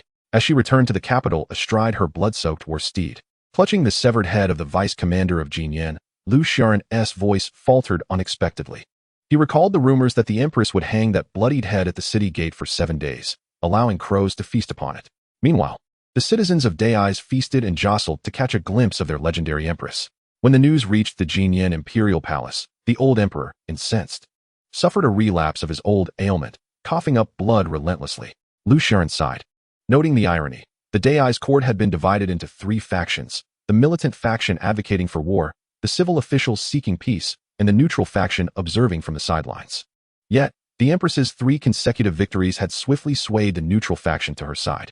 It was said that an incorruptible elder censor immediately penned a lengthy memorial extolling the Empress as a ruler of unprecedented brilliance in a millennium. Zhuo Tianming suddenly chuckled, his laughter echoing in the chamber. This war has inadvertently become her opportunity to establish her authority. His gaze was profound, as if penetrating through the stone walls of the chamber to witness the strategic clash of the 2 emperors miles away. The old emperor sought to exploit the chaos to consume Dai's, unaware that he was inadvertently elevating his rival to divine status. Lu Xiaoran swallowed hard, unconsciously rubbing the tattered cuff of his sleeve, and continued. On the day the news of defeat reached the Jinyan imperial city, the old emperor shredded the official paper in the imperial study to pieces. Leaning on his dragon-headed cane, he paced back and forth before the coiling dragon pillar, every step causing the dragon patterns on the floor to tremble slightly. The next morning, when the aged emperor appeared in court clad in rusted bronze battle armor, the entire assembly of civil and military officials knelt in submission. This was the very armor he had worn 30 years prior to quell a rebellion, now draped upon his gaunt frame, rendering it eerily empty. Zhuo Tianming leaned against the stone chair, the blade of his sword casting a cold arc at his fingertips. A dying man still possesses such spirit. Spirit, indeed. Lu Xiaoran's voice suddenly rose. The old emperor, accompanied by the imperial guard, embarked on a night journey towards the battlefield. He coughed blood on horseback, yet clutched the military talisman tightly, unwilling to relinquish it. Upon reaching the front lines, soldiers witnessed the dragon carriage splattered with dark crimson blood, but when the old emperor lifted the curtain, the fierce glint in his eyes terrified the soldiers to their core. The candlelight in the chamber flickered violently, casting Lu Xiaoran's shadow upon the stone wall, reminiscent of a vengeful spirit on the battlefield. At the hour of the hare the next day, the Jinyan army surged towards the Dai's defenses like a tidal wave. The old emperor stood atop a 100-foot siege tower, personally striking the thunderous war drum. The sound pierced through the morning mist, startling the warhorses at the front to rear up. The Empress, mounted on a fearsome beast, wielded the cold moon blade, its edge still glistening with the blood of the vice-commander of Jinyan slain the previous day. Is this the first direct confrontation between the 2 emperors? Zhuo Tianming remarked, flicking a spark from his sword. Not merely a confrontation. Lu Xiaoran's brow glistened with cold sweat as the clash of siege tower and warhorse echoed with a thunderous roar. The old emperor's palm strike, imbued with the might of a dragon, kicked up clouds of yellow dust, while the Empress's cold moon blade cleaved a bloody path straight into the heart of the enemy forces. The residual energy from their clash shattered stone for miles around. It was said that a lowly soldier, standing 3 miles away, was lifted by the shockwave and embedded into the stone wall, half a foot deep. He suddenly lowered his voice, as if recounting some forbidden secret. Initially, the Empress did indeed hold the upper hand. The chilling aura of the cold moon blade froze the old emperor's armor, and her arcane techniques countered the emperor's yang energy. However, after 100 exchanges, the old emperor suddenly tore open his robe, revealing 36 golden needles embedded in his chest. Lu Xiaoran's tone was laden with fear and reverence. This was a forbidden technique that required the sacrifice of a living being, each activation draining a decade of life. The old emperor laughed maniacally, his aura surging threefold, and the dragon-shaped phantom he conjured shattered the Empress's protective barrier. The cold moon blade was knocked from her grasp, and a gaping wound appeared on her abdomen, exposing her ribs. The concealed chamber fell into a profound silence, punctuated only by the sound of candle wax dripping to the ground. After a long pause, Zhuo Tianming spoke. Yet, in the end, it was the Empress who survived. Indeed, Lu Xiaoran exclaimed, his gaze igniting with fervor. Just as the old emperor prepared for his final strike, an immense black mist surged around the Empress. Her pupils turned white, her nails transformed into wicked claws, and she seemed to morph into a vengeful spirit from the depths of the underworld. The cold moon blade returned to her hand, enveloped in swirling darkness. And with one decisive slash, he suddenly coughed violently, blood seeping between his fingers. That strike cleaved through the old emperor's protective aura, shattering his lifelong cultivation. The Golden Swallow army watched in horror as their sovereign turned into a mist of blood, causing them to collapse in disarray. Lu Shaoran slumped to the ground, gasping for breath. Yet the empress paid a grievous price. The backlash from that secret technique was immense. Even today, 7 days later, the Daizé Palace remains under strict guard. It is likely the empress requires time to recuperate. Chapter 75, Legendary Figures, the Old Emperor. The empress, injured and suspected, Lu Shaoran propped himself up against the stone table and slowly rose, the tattered hem of his robe sweeping across the ground. Gathering remnants of dried blood, he gazed at the flickering shadows cast by the candlelight, his throat tightening as he continued. When the old emperor's blood mist dissipated in the winds of the Daizé wilderness, the whirlpool of power in the Golden Swallow dynasty began to spin wildly. The crown prince hurriedly sealed the news, and on the morning of the third day, he entered the court bearing an edict inscribed on a bright yellow scroll adorned with dragon patterns. Zhuo Tianming twirled the thunderlight sword in his hand, the blade's shimmering azure radiance reflecting on Lu Shaoran's face, splitting his expression into stark contrasts. A forged imperial decree? This tactic is hardly novel. Yet he executed it flawlessly, Lu Shaoran replied with a bitter smile, unconsciously rubbing the frayed hem of his sleeve. The edges of the decree bore the complete impression of the imperial jade seal, and the characters were imitated to perfection, indistinguishable from those of the late emperor. Despite the doubts of elder statesmen in the court, they met untimely deaths that very night. The crown prince, clutching the decree, wept profusely, declaring, "Father cherished his eldest son most dearly in life and hid the will within a secret chamber. Now that the late emperor has passed, when else should the eldest son ascend to the throne?" The air in the secret chamber seemed to thicken. Lu Shaoran's voice grew solemn.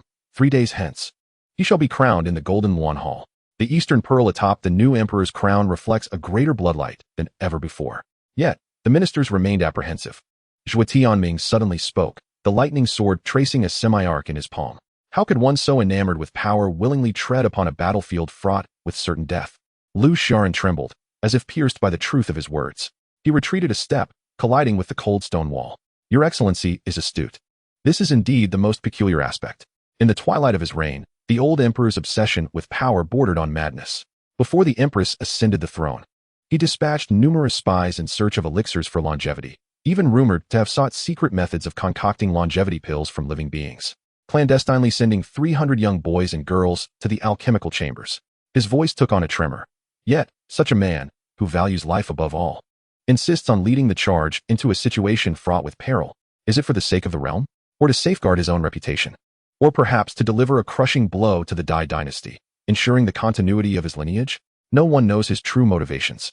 The candlelight flickered violently, casting Lu Shaoran's shadow upon the stone wall in grotesque forms. In his youth, the old emperor possessed undeniable pride. He swallowed hard, as if recounting a forbidden tale. At 8, he cultivated his inner energy. At 12, he vanquished practitioners of the acquired realm. And at 16, he contended with his cousin for the imperial legacy. He stood atop the corpses of his peers, unifying the Zelian dynasty over the course of 3 decades. The boast, "All heroes of the world fall within my grasp," was once his favorite declaration. Yet, no matter how sharp a blade, it too will eventually dull. Zhuo Tianming scoffed, the sword's edge grazing the stone table, sending sparks flying. Power, akin to an aphrodisiac, drives one increasingly mad as they age. Indeed, Lu Shaoran exclaimed. His gaze ignited with fervor. He was reluctant to admit his own aging, unwilling to acknowledge that the empress's rise posed a threat to his dominion. When the Dai forces breached 3 cities in quick succession, the old emperor, upon receiving the battle reports, smashed the jade vial on his desk, within which remained the last few longevity pills.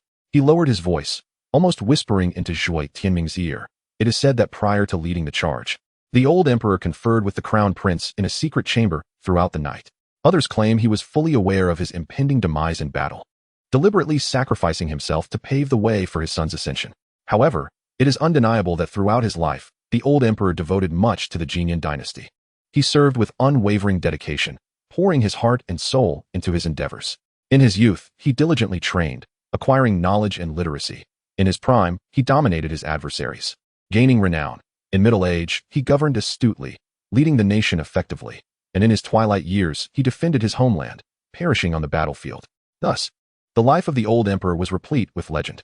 Although he ultimately fell in battle without leading his troops to victory, it is likely that his name will forever be etched in history. Regrettably, Once this great tree, which once sheltered the Jinyan dynasty from storms, fell. A struggle for imperial power erupted. The four great princes clashed violently for supremacy, vying for their lives. Were it not for the external threats that still loomed, the Jinyan dynasty might have already splintered into four. To this day, the emperor of the Jinyan dynasty, in an effort to placate the three other princes, has conferred titles upon them as lords, thereby stabilizing the situation. Lu Xiaoran wiped the cold sweat from his brow, his throat constricting as he continued. The news of the empress's grave injuries has struck the court of the Daizhe dynasty like a boulder cast into a deep pool, stirring up tumultuous waves. What once appeared to be a solid political landscape is now fracturing at a visibly alarming rate. He paused, his gaze inadvertently drawn to the flickering candlelight in the corner of the secret chamber, as if the dancing shadows could unveil the shifting winds of fate from afar. At the forefront of this turmoil are those who once stood neutral. He lowered his voice, a grave expression upon his face. These individuals are notoriously opportunistic. Now that the Empress is incapacitated, they sway like reeds in the wind. During the morning assembly, the atmosphere in the council chamber was tense. With the factions of support and opposition clashing vehemently, their heated words nearly spattering the lofty plaque inscribed Withing, De Guangming. The opposition's arguments seemed irrefutable. Lu Xiaoran extended his frail fingers, counting off the points. They assert that given the Empress's formidable prowess, she should have recovered from mere injuries within 3 or 4 days, relying on her vast reservoir of spiritual energy. Even in the absence of healing elixirs, her constitution should have shown improvement within a week. Yet, 7 days have passed, and the palace remains under strict guard, with the Empress never having made an appearance. He suddenly lowered his voice, a hint of mystery lacing his tone. It has even been overheard outside the palace walls that the imperial physicians claimed the Empress coughs blood daily and struggles to rise from her bed. The opposition took this opportunity to stoke the flames of discord, his voice tinged with sarcasm. They assert with fervor in court that the Empress is no longer capable of safeguarding the Daizhe dynasty. Some have even dredged up events from before her ascension, questioning the legitimacy of her claim to the throne. Such rhetoric spreads like a plague, and many who once maintained neutrality have begun covertly engaging with the opposition. Yet, the supporters are not to be underestimated. Lu Xiaoran shifted his tone, a glimmer of respect in his eyes. They remain steadfast by the Empress's side, ardently defending her in the court.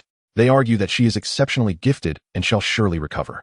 Some even cite examples of ancient cultivators, stating that severe injuries often require months or even years to heal. They firmly believe that the Empress is simply recuperating in silence, and when she regains her strength, she will once again lead Daizhe to glory. Bolder speculations have also emerged. Lu Xiaoran leaned closer to Zhuo Tianming, lowering his voice further. There are those who suspect that the Empress's condition is not merely due to unhealed injuries, but rather the result of a peculiar poison. After all, in the realm of cultivation, certain deadly toxins are incurable, requiring one's own spiritual energy to gradually suppress them. If this is the case, the Empress's predicament may be far more perilous than we imagine. The debate between the two factions intensified. Lu Xiaoran sighed, his expression laden with concern. The current court of Daizhe resembles a barrel filled with gunpowder, awaiting only a spark to ignite a cataclysmic explosion. And the Empress, once a legendary figure capable of reversing dire circumstances, now finds herself ensnared in the depths of the palace, battling against injuries and treachery. In this invisible war, perhaps more perilous than any direct confrontation, the situation unfolds. Chapter 76 reveals the schemes of the Empress as the South Jia dynasty decays. Zhuo Tianming expresses his lament. Indeed, one can only hope that the Empress swiftly recovers from her injuries and steps forth to stabilize the realm.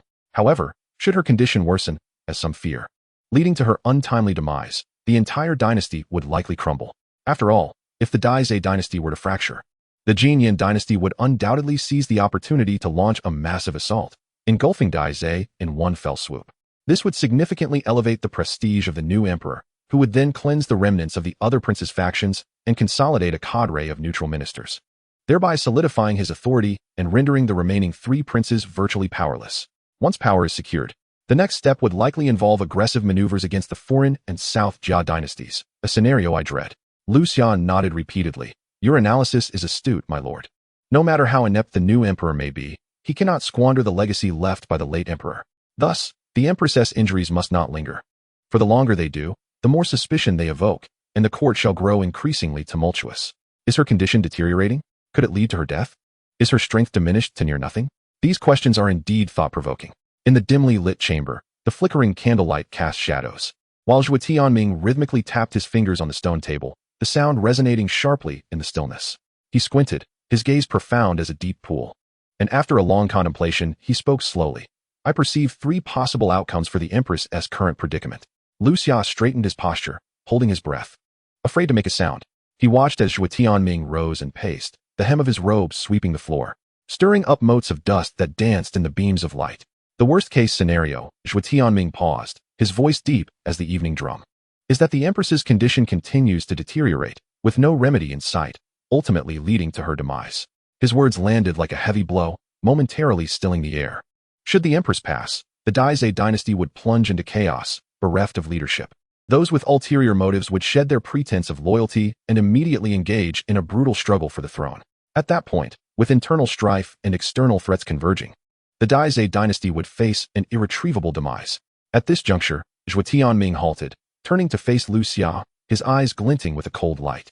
Lu Xia instinctively shivered, lowering his gaze, unwilling to meet that penetrating stare.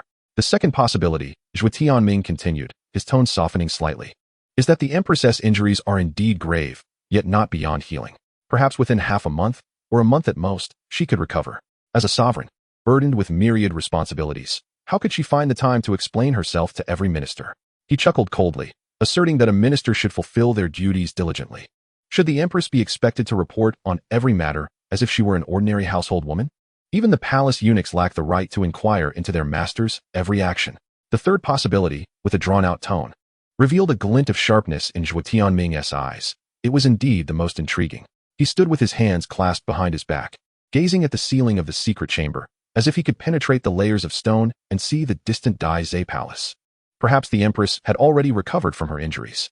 Her seclusion might merely be a means of discerning who among her subjects was genuinely loyal and who harbored treachery. Should she seize upon any incriminating evidence, a sinister smile curled at the corners of Zhuo Tianming's mouth.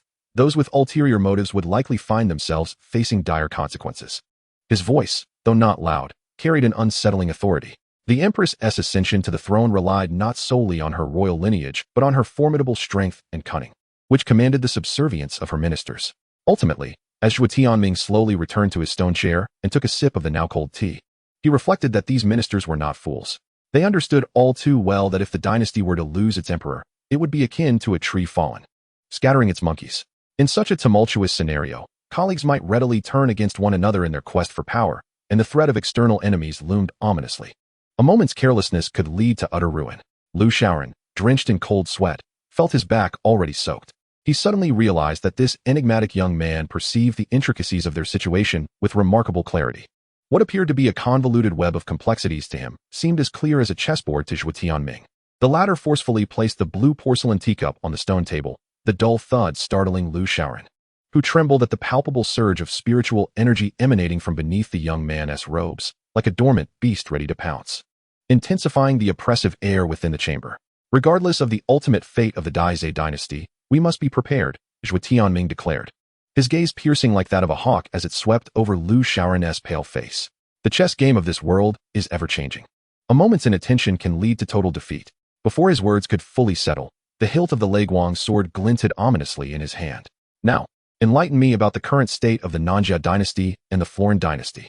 With a resounding thud, Lu Xiaoran fell to his knees, his forehead nearly touching the blue bricks. Yes, my lord. He swallowed hard, suppressing his fear. Let me first address the land beneath your feet, the Ningyu dynasty, which is now riddled with wounds. Suddenly, the candlelight flickered violently, casting his distorted shadow against the stone wall, reminiscent of a struggling beast. The emperor remained sequestered within the lofty palace, preoccupied with alchemists crafting elixirs of immortality, while treachery flourishes unchecked in the court. Lu Xiaoran's voice trembled. Officials collude with powerful families, and the inversion of right and wrong has become commonplace. Just last month, a blacksmith in the eastern part of the city was executed in public, with his entire family of 17 accused of banditry for refusing to bribe the tax collectors. Zhuo Tianming's fingers tightened around the hilt of the Leguang sword, the blade humming ominously. Lu Xiaoran, in a panic, bowed repeatedly, his forehead striking the blue bricks with a dull thud. What's even more terrifying is the military. Soldiers, who ought to protect the homeland, now see half of their pay siphoned into the pockets of the regional commanders. For a decade, the border defense of Danshin has been neglected, leaving soldiers clad in armor thinner than paper, wielding rusted weapons. He recalled the battle reports from the previous day, a bitter taste rising in his throat. Just half a month prior, the northern garrison had clashed with marauders, where 300 cavalrymen were relentlessly pursued and hacked down by a mere 50 bandits. With only 7 wounded soldiers returning, the chamber fell into an oppressive silence, punctuated solely by the dripping of wax from the candles. When Lu Xiaoran lifted his head, his face was streaked with tears. In Nanjia, mortals are deemed lesser than ants. The noble families treat their bonded laborers as livestock, openly trading women in the markets. His voice suddenly rose, laden with repressed fury. Those in power fear the rise of rogue cultivators that could threaten their status. Whenever they discover promising talents among these wanderers, they either resort to heavy bribery or resort to assassination. The notorious meteor incident from 5 years ago saw 72 newly inducted disciples vanish without a trace overnight. Investigations revealed they had been turned into puppets by a coalition of noble families. Zhuo Tianming's gaze grew increasingly frigid. As if capable of freezing the entire chamber, all resources are funneled to those worthless gluttons? Indeed. Lu Xiaoran prostrated deeply, blood seeping from his forehead. Even a useless royal offspring can obtain the finest spiritual herbs, while geniuses from the slums cannot even acquire the most basic cultivation manuals. Today's younger generation of Nanjia, among cultivators of their rank, are akin to children. At last year's Four Nations debate conference, the 10 seed candidates sent by Nanjia failed to survive the first round. Furthermore, the emperor currently shows little interest in who the city lord is. His sole concern lies in the tax revenues of a city.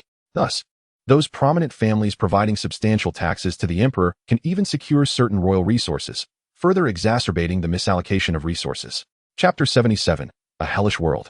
A dynasty with many issues. Consequently, the Nanjia dynasty is presently the weakest among the foreign nations. It has not been obliterated solely because the foreign dynasty is preoccupied with its own troubles.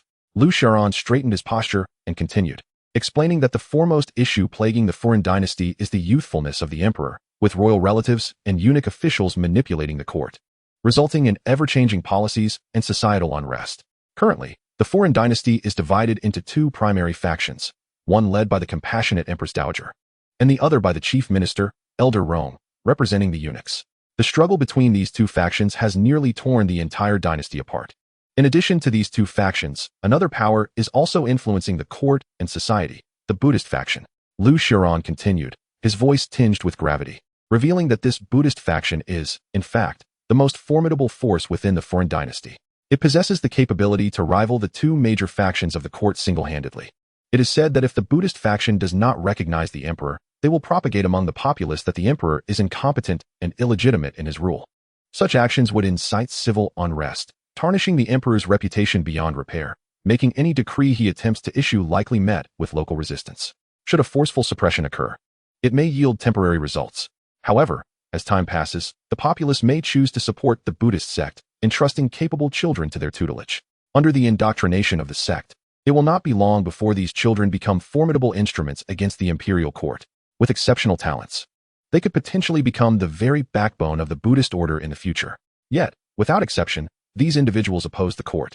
Consequently, the power of the court would diminish, while the strength of the Buddhist sect would burgeon. In this ebb and flow, any ambition to ascend to the throne would merely hinge upon the whims of the sect. Thus, the court would entirely become a puppet. Whichever emperor issues decrees that favor the Buddhist order would be installed as ruler. This outcome is certainly not what the court desires. Hence, despite the fierce rivalry between its 2 factions, they unite in suppressing the Buddhist sect. Zhuo Tianming, however, scoffed disdainfully, deeming them nothing more than a group of hypocrites, a congregation of bald monks, masquerading as great benefactors. Lu Xiaoran closed his eyes, reminiscing, and sighed, lamenting, alas. What is even more outrageous is their indifference towards the lives of the common folk.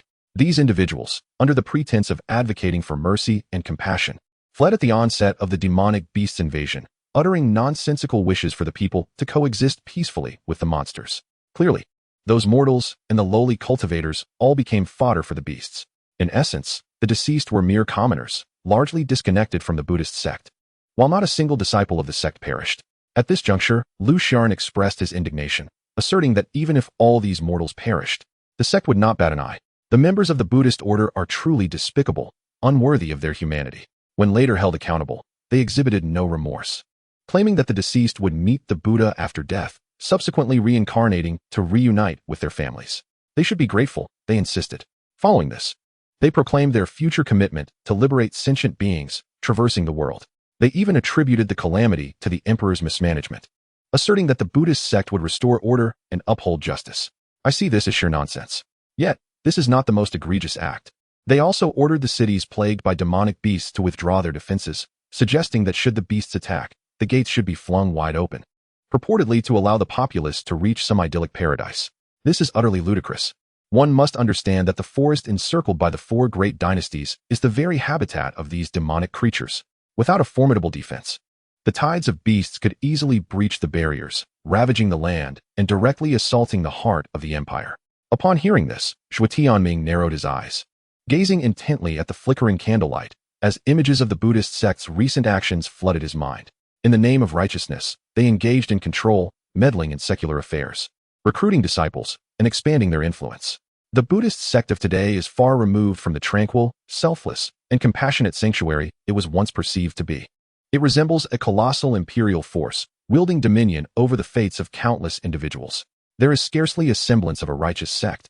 It is nothing short of malevolent. Zhuo Tianming gritted his teeth, his voice laced with loathing.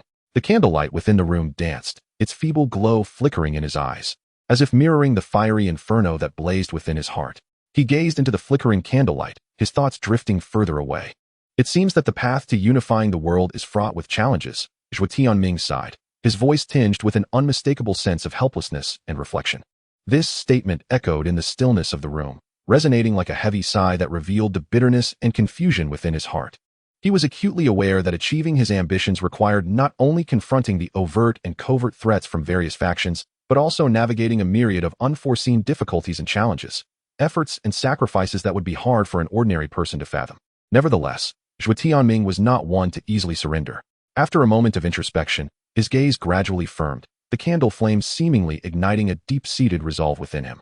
He recalled the myriad trials he had faced along his journey. Those hardships had not defeated him, but rather fortified his spirit. Clenching his fists, he silently vowed, no matter how treacherous the road ahead, I shall not yield.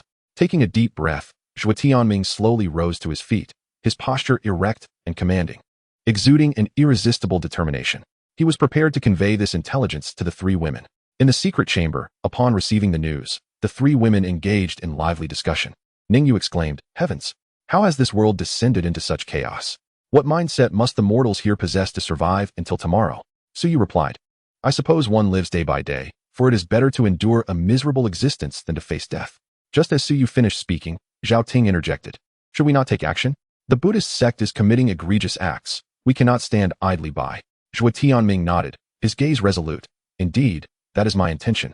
The current situation among the four nations is intricate, and the Buddhist sect is the source of turmoil. If we are to unify the world, this malignant tumor must be excised. Ningyu furrowed her brow, expressing her concerns. But the Buddhist sect wields immense power. If we act rashly, we may find ourselves in peril. Zhuo Tianming smiled with confidence. I have a plan in mind. Once we overthrow the Ningyu dynasty, we will discreetly investigate the Buddhist sect's strongholds and distribution of influence, and then ally with the fallen dynasty's court to leverage their strength, gradually diminishing the power of the Buddhist sect. Suyu's eyes sparkled with approval. This plan is splendid. Collaborating with them will surely yield greater results with less effort. Chapter 78. Strategizing for the Realm. Zhuo Tianming, mastering Ningyu with deception. The newly added oil in the bronze candlestick sizzled as the flames licked at it, with sparks bursting forth and falling onto the blue brick floor, fleeting in their existence. Leaning against the Zeton chair, Zhuo Tianming held a celadone teacup that reflected the dancing candlelight, intricate patterns subtly revealing themselves beneath his fingertips. Suddenly, he set down the teacup, the gentle clink against the table resonating like thunder in the stillness of the room. Ladies and gentlemen, although the foundation of the Ningyu dynasty has begun to waver, a starving camel is still larger than a horse, Zhuo Tianming stated, rising to pace the room, the hem of his dark robe sweeping the ground. How shall we ultimately overthrow it? And under what pretext shall we achieve the unification of this land? As his words fell, an oppressive silence enveloped the room. Only the faint crackling of the candle wick pierced through the quietude, becoming increasingly pronounced. After a prolonged pause, Suyu cleared her throat, breaking the stalemate. She gently caressed the pearl hairpin at her temple, the gold-red sleeves cascading down to reveal an exquisite silver bracelet adorning her wrist. Master Zhuo, our strategy to support the puppet lord of Tangshan City has met with resounding success. Now, both military and political control of Tangshan City lies firmly in our grasp. With the lessons of the past laid bare before us, why not employ a similar approach and install a compliant emperor within the court of the Ningyu dynasty? Such words roll off the tongue with ease. Ningyu exclaimed, slapping the bamboo scroll onto the table, causing the candlelight to flicker violently, casting shadows that danced across her brow, where a red resided. The court differs vastly from the city. The emperor is surrounded by shrewd and calculating ministers, while the harem is entangled with formidable familial powers. It is not so easily manipulated. With her eyebrows arched defiantly, her gaze pierced through Zhuo Tianming like a sharpened blade. If you propose such an idea, surely you must have a plan? Zhuo Tianming's lips curled into a slight smile, a glint of coldness flickering in his eyes. He strode purposefully towards the expansive map hanging on the wall, his slender fingers pressing firmly upon the location of the capital of the Ningyu dynasty. The map, densely annotated, appeared under the candlelight like an immense spider's web. The affair of Tangshan City indeed offers valuable insights, yet governing a nation is a world apart from managing a city. His voice resonated with a somber chill. To support a city lord, one merely needs to control military power and taxation. However, the emperor resides at the very vortex of power, where every action influences myriad interests. Suddenly, he pivoted, the hem of his dark robe swirling like ink in water. The gust it stirred causing the parchment on the table to rustle. The densely marked cities and passes twisted into strange totems under the candlelight. His finger traced the vermilion mark indicating the imperial city, his voice icy as though forged from ice. The first step is to secure control over the emperor's life. At this proclamation, the atmosphere in the room froze. Suyu tightened her grip on the soft whip at her waist, her fingertips turning pale beneath the golden threaded sleeves. Zhao Ting instinctively reached for the hidden weapon in her sleeve, its cold gleam barely perceptible. Ningyu furrowed her brow, torn between speaking and remaining silent. Zhuo Tianming raised a hand to quell their questions. This matter need not trouble you. I have my own methods. But the palace guards are formidable, and the emperor is surrounded by. Suyu could not restrain herself from interjecting. Even the most rigorous defenses have their vulnerabilities. Zhuo Tianming suddenly chuckled. His laughter laced with a chilling certainty. Even a tiger may doze off, would it not? Moreover, this is merely a paper tiger. Before his words had fully settled, he had picked up the wolf hair brush from the table, dipping its tip into vermilion ink, and boldly inscribed the words claim kinship in the blank space of the map. The strokes penetrated the paper, the ink spreading like congealed blood upon the rice paper. The second step is to have the emperor declare to the world that I am his long-lost illegitimate son. Zhuo Tianming's voice remained steady, the brush dancing freely across the map. With the legitimacy of royal blood, I shall rightfully step into the court. At last, Zhao Ting could contain herself no longer, the hidden weapon in her sleeve glinting faintly. But the emperor may not be willing to acknowledge this. He will, Zhuo Tianming interrupted, his finger gliding across his throat. A fierce glimmer in his eyes.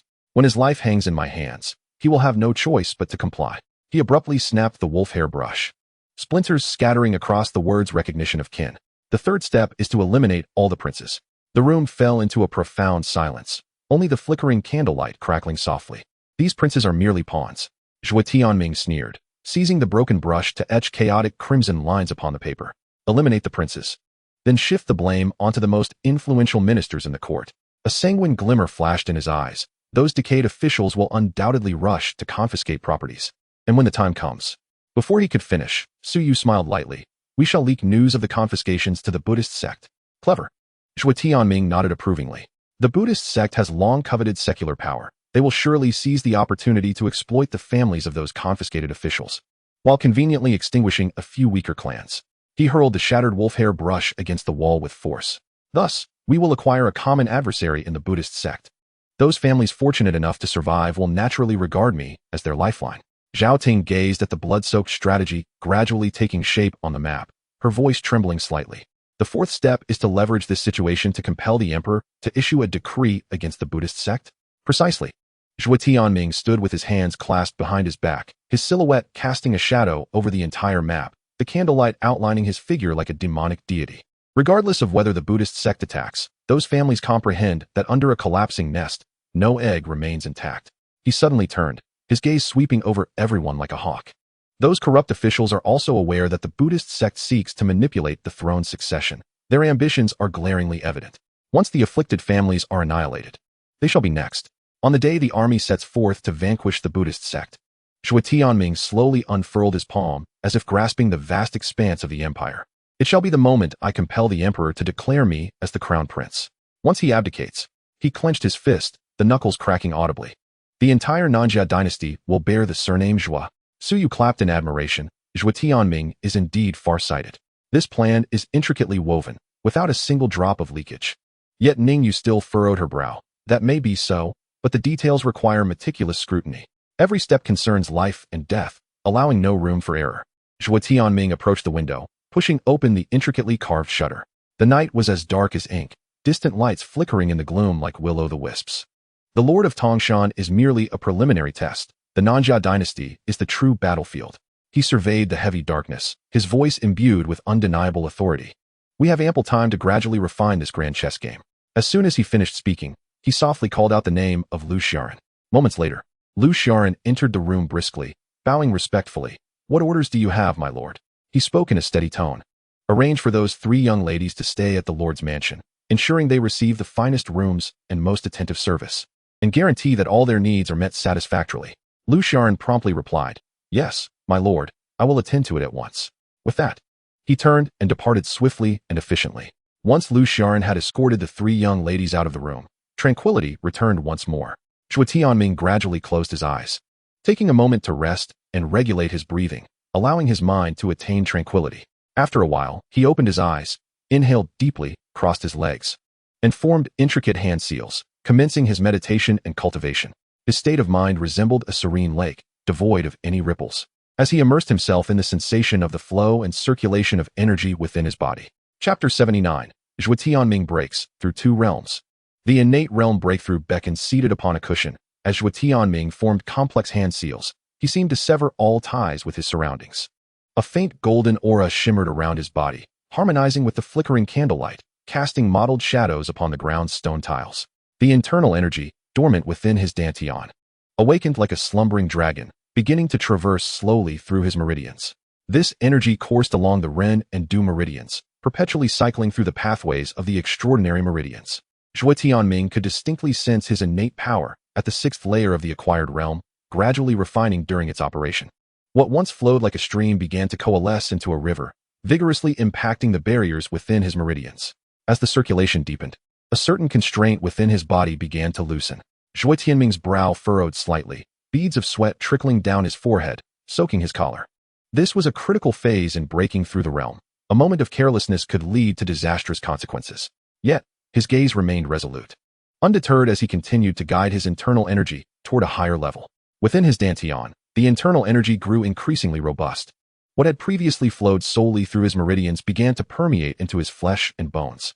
Zhuo Tianming felt his body becoming lighter, every inch of his skin breathing, every bone vibrating. This transformation was a result of elevating his realm, a profound reshaping of his physical form. Suddenly, a powerful suction emanated from deep within his dantian, voraciously drawing in the spiritual energy of the surrounding environment. The candlelight within the room flickered ominously, and the night wind howled as it rushed in through the windows, sending papers fluttering from the table. The energy surrounding Zhuo Tianming became chaotic, as a tremendous force surged through his body, seeking an escape. He gritted his teeth, forcing his mind to coalesce, redirecting the scattered internal energy back onto its rightful path. With a deep, muffled sound, a barrier within his body shattered. The once tumultuous internal energy surged forth like a flood breaking its dam, instantly elevating to a new level. Zhuo Tianming opened his eyes, 2 beams of brilliance flashing through them. At that moment, he had indeed stepped into the 7th layer of the acquired realm. However, he was not yet satisfied. After a brief adjustment, he closed his eyes once more, concentrating to continue guiding the flow of internal energy. This time, the challenge of breaking through was even greater. With the elevation of his realm, every step forward demanded multiple times the effort. The internal energy within his dantian continued to compress, becoming increasingly viscous. His meridians ached under the onslaught of the powerful energy, yet Zhuo Tianming remained undeterred, persisting in his circulation. As time passed, the candlelight dimmed gradually, surrounding Zhuo Tianming's body. Intricate golden patterns began to emerge, reminiscent of ancient runes, emanating an air of mystery. These patterns flowed along his meridians, where they traversed, alleviating pain and augmenting strength. As the internal energy flowed to the 72nd meridian, Zhuo Tianming felt an unprecedented pressure. The bottleneck of the 7th level of the acquired realm loomed before him like a towering mountain. Yet, he did not flinch. Instead, he summoned all his internal strength for one final surge. The temperature in the room plummeted, and moisture condensed on the walls, forming frost. Zhuo Tianming's hair danced without wind, and the golden halo surrounding his body grew increasingly radiant. His breath became labored, each exhale accompanied by a powerful surge of energy. Break! A low shout erupted from Zhuo Tianming, and a tremendous wave of energy radiated outward from him. The teacups on the table shattered into fragments. and the maps on the walls were blown to the ground. With that explosive shout, the shackles within him shattered completely, and a formidable force erupted like a volcanic explosion. Zhuo Tianming felt as if a great burden had been lifted from him. The internal energy within his dantian surged like a boundless ocean, inexhaustible and limitless. Slowly, he opened his eyes, sparkling with excitement and joy. At this moment, he had successfully broken through to the 8th level of the acquired realm. Rising to stretch his limbs, Zhuo Tianming felt an entirely new strength coursing through him. Every movement contained an immense vigor, filling him with delight. After breaking through to the 8th level of the acquired realm, the internal energy within him surged like a mighty river. Yet he understood that elevating one's realm required steady and methodical progress. He recalled the key materials stored in the city lord's treasury for refining the return to origin pill: 300-year-old purple ganoderma, cold iron essence, and star pattern grass. Once he obtained these materials, they glimmered faintly under the candlelight. The patterns on the purple ganoderma resembled flowing clouds. The cold iron essence exuded a chilling luster, and the leaves of the star pattern grass were adorned with fine silver specks, as if they contained fragments of stars. He placed the alchemical furnace before the meditation mat, its surface engraved with ancient flame runes, emanating warmth. According to the alchemical formula, he needed to first invoke the alchemical fire with the profound fire technique and measure the temperature with the illusory stone. He concentrated, conjuring a wisp of pale golden flame at his fingertips and cautiously sending it into the furnace. The illusory stone at the base of the furnace slowly illuminated the first blue light, indicating the temperature had reached the first level. The first step was to melt the materials. He placed the star pattern grass into the furnace, and the blue flames enveloped the leaves, instantly transforming them into a verdant liquid, while impurities escaped as black smoke from the furnace's mouth. When the liquid condensed into a bead-sized orb, he removed the illusory stone, noting that the blue light had settled at the 3rd level, and immediately added the cold iron essence. The cold iron essence melted into a silvery liquid under the high temperature, and the moment it came into contact with the verdant liquid, sparks erupted within the furnace, and the liquid churned violently. He held his breath and focused, using his consciousness to weave around the swirling mass, forcing the two substances to rotate and merge in a clockwise direction. This process resembled taming a wild stallion. A moment of distraction could lead to an explosive reaction due to repulsion. When the blue light of the illusory stone jumped to the 5th level, he swiftly introduced the purple ganoderma. As the purple ganoderma met the fire, it transformed into a purplish-red mist, intertwining with the silver-green liquid to form a vortex. At that moment, the temperature in the furnace surged, and the 6th level of the illusory stone flickered erratically, its edges darkening ominously. "This is not good," he exclaimed, channeling his spiritual energy into the furnace to forcibly suppress the flames, while simultaneously untangling the chaotic flow of energy with his consciousness. The roaring within the furnace gradually diminished, and the 3 materials finally coalesced into a paste the size of a pigeon's egg, though its surface was covered with fine cracks, resembling fragile glass on the brink of shattering. The essence lies in the harmonious integration of sequence and temperature control. He recalled the Dan formulation. The Guiyuan Dan requires the star pattern herb and cold iron essence to first establish a foundation, followed by the harmonious infusion of purple mushroom spiritual energy. When the purple mushroom was previously added, the temperature was excessively high, resulting in an imbalance in the foundation. Taking a deep breath, he reignited the fire, this time meticulously regulating the temperature of the enchanted stone to the 4th level. Once the star pattern herb melted into a liquid, he introduced the cold iron essence in 3 separate increments, allowing 3 breaths between each addition, ensuring that each strand of iron liquid fully merged with the herbal essence before the next was added. As the 3rd strand of iron liquid integrated, the foundation exhibited a gentle azure silver hue, ceasing its tumultuous movement. At this moment, he added the purple mushroom, which enveloped the foundation in a silken, purple mist, while the blue light of the enchanted stone stabilized at the 5th level, devoid of any dark intent. The final phase involved solidifying the Dan core with his spiritual awareness. His hands formed seals, and golden patterns emerged above the Dan furnace, causing the viscous substance to swirl into a sphere under the pattern's guidance, its surface fissures gradually healing, emanating a delicate aroma of the Dan. When the blue light of the enchanted stone leapt to the 7th level, he struck the Dan furnace sharply. The lid sprang open, and 12 Dan pills, each the size of a longan, soared out, adorned with extraordinary patterns. These were the Guiyuan Dan. Upon consuming the Guiyuan Dan, his internal energy settled within the dantian like earth nourished by spring rain, swiftly stabilizing. The previously somewhat ephemeral realm, due to the breakthrough, now felt firmly rooted like a rock. As he circulated the energy through his meridians, he sensed a subtle enhancement in their resilience. He felt the power of the 8th layer of the postnatal realm fully within his grasp, even brushing against the barrier of the 9th layer. With the Guiyuan Dan solidifying his realm, he devoted his days to circulating internal energy and studying ancient texts regarding the innate realm, simultaneously experimenting with remaining materials to concoct more advanced Dan.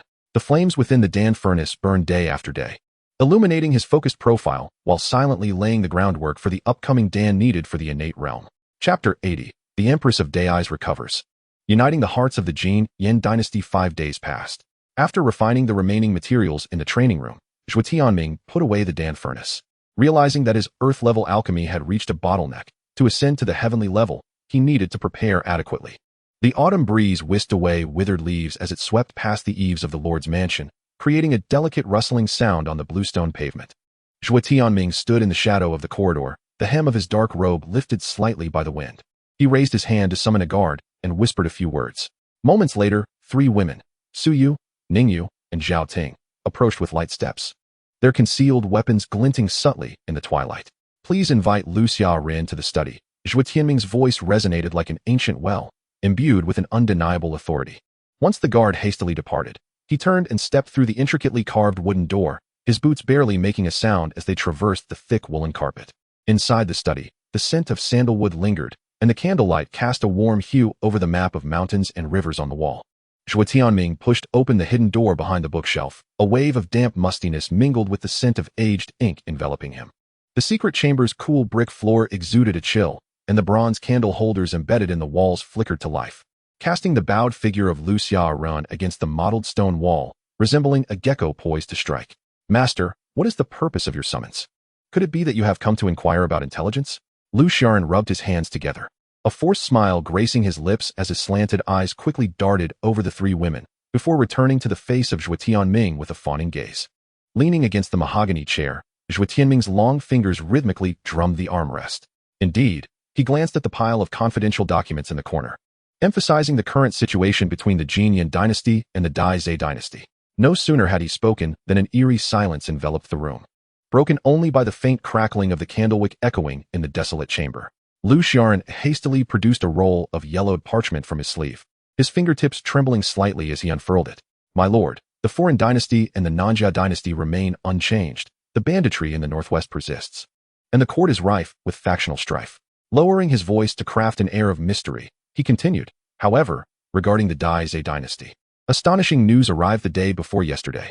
Zhuo Tianming's brows knitted slightly, the candlelight casting a cold glint in his eyes. Lu Xiaoran swallowed hard and pressed on. That legendary empress, after enduring serious injuries and lying low for some time, suddenly rang the bell to summon all officials. In the Golden Luan Hall, before the entire court of civil and military officials, she crushed the national seal with her bare hands. The parchment rustled in his trembling grip, the shards of jade flew, landing precisely where the 4 ministers who instigated the coup stood. Suyu gasped softly, her hand unconsciously tightening around the empty space beneath her wide sleeves. Lu Xiaoran grew even more animated, spittle flying onto the parchment as he exclaimed, even more ruthless. The empress ordered the beheading of the 4 ministers right then and there, hanging their heads from the city walls of the imperial capital. Those officials who had covertly communicated with enemy states were labeled remnants of treachery, their properties confiscated and executed by those loyal to the empress, even their grandchildren. He suddenly fell silent, casting a furtive glance at Zhuo Tianming's darkening expression. What was the reaction of the Jin Yin dynasty? Zhuo Tianming interrupted, his fingers drumming on the table quickening with intensity. Lu Xiaoran eagerly unrolled another map, densely marked with vermilion annotations of troop movements. The Jin Yin emperor convened the princes overnight. It is said that several princes, usually at odds with one another, unexpectedly brought their private armies to the capital for protection upon receiving the news. Ningyu suddenly spoke, her voice as cold as ice. It is merely the sorrow of the rabbit upon the death of the fox. She brushed aside a stray lock of hair, revealing a dark red scar behind her ear. If the Dai Zhe empress secures her position, the next to be dealt with will be the princes of Jin Yin. In order to dismantle the Jin Yin dynasty's power piece by piece, gradually eroding it. Precisely, Lu Xiaoran eagerly echoed. Currently, the Jin Yin court appears harmonious on the surface. Yet beneath, currents are swirling. The second prince is secretly mobilizing the navy, while the third prince's merchant convoy has abruptly shifted to transport weapons. Most intriguingly, he leaned in closer, lowering his voice. It is rumored that the Jin Yin emperor is practicing dark arts, as there have been frequent reports of disappearances in the imperial city of late. The air in the chamber seemed to solidify. Zhuo Tianming rose and began to pace, the hem of his dark robe sweeping the ground and stirring up a few motes of dust. As his shadow fell over the boundary between the Dai Zhe and Jinyan territories, he suddenly let out a cold laugh, as the clam and the snipe vie. It has certainly spared us considerable effort. As the conversation unfolded, Zhuo Tianming abruptly interrupted Su Yu's words, his gaze fixed on the intricate map before him, where the meandering borderlines suggested a sense of cunning akin to that of a wolf. Whether they join forces or not, he stated, it is merely the struggle of a cornered beast. Lu Shaoran, this information is of great significance. You may withdraw. Understood. Lu Shaoran, feeling as though a great weight had been lifted, bowed and, in his haste, accidentally knocked over a candle holder at the corner of the room before exiting. Zhuo Tianming watched Lu Shaoran's retreating figure, suddenly recalling something, and called out, Su Yu, Zhao Ting, Ningyu, please do not leave yet. I have important matters to discuss with you. At his words, the three women paused in surprise. Su Yu spoke first, her expression one of curiosity. Zhuo Tianming, what is it that requires our consultation? With a delicate gesture, she tucked a stray strand of hair behind her ear, her lavender dress swaying gently, exuding a sense of grace. Zhuo Tianming's demeanor grew serious as he replied slowly, this pertains to the task of controlling the Canaan dynasty. It is a matter of great importance that necessitates our careful planning. Task arrangement? Zhao Ting's brows furrowed slightly. Confusion etched upon her exquisite features as she exchanged a glance with Ningyu, who stood quietly beside her, hands folded in front, patiently awaiting further elaboration. Zhuo Tianming nodded, casting his gaze over the three women. Indeed, it is precisely this matter. Su Yu, I propose that you take charge of communicating with the Buddhist sect. Your proficiency in crafting concealment talismans will prove invaluable in critical moments. When the sect takes action, you can use the recording stone to document everything. With this irrefutable evidence, I will be able to convince the ministers in court, laying a solid foundation for our subsequent control over the situation. Unable to restrain her curiosity, Zhao Ting interjected. What about Ningyu and me? What should we do? Her tone carried a hint of urgency. After a moment of contemplation, Zhuo Tianming replied methodically, Ningyu, Zhao Ting, the two of you shall accompany me into the palace as my attendants. You must exercise caution in your words and actions while discreetly observing the movements within the palace. Once Su Yu has handed over the recording stone to you, and I have subdued the emperor, we will publicly display it in the court. At that moment, the ministers will comprehend who has truly jeopardized their interests. Although this may raise suspicions regarding your identities, it will also make it clear that you are not ordinary women to be underestimated. At this juncture, Zhuo Tianming paused, his gaze resolute as he looked at the three women. This task is fraught with peril, yet if we unite in purpose, we shall surely succeed. The Canaan dynasty will inevitably fall into our hands. Upon hearing this, the three women felt a surge of determination. Su Yu was the first to declare, rest assured. Zhuo Tianming, I will not fail in my responsibilities. Zhao Ting echoed her sentiment. Indeed, we shall give it our all. While Ningyu spoke little, the spark in her eyes unmistakably conveyed her unwavering resolve.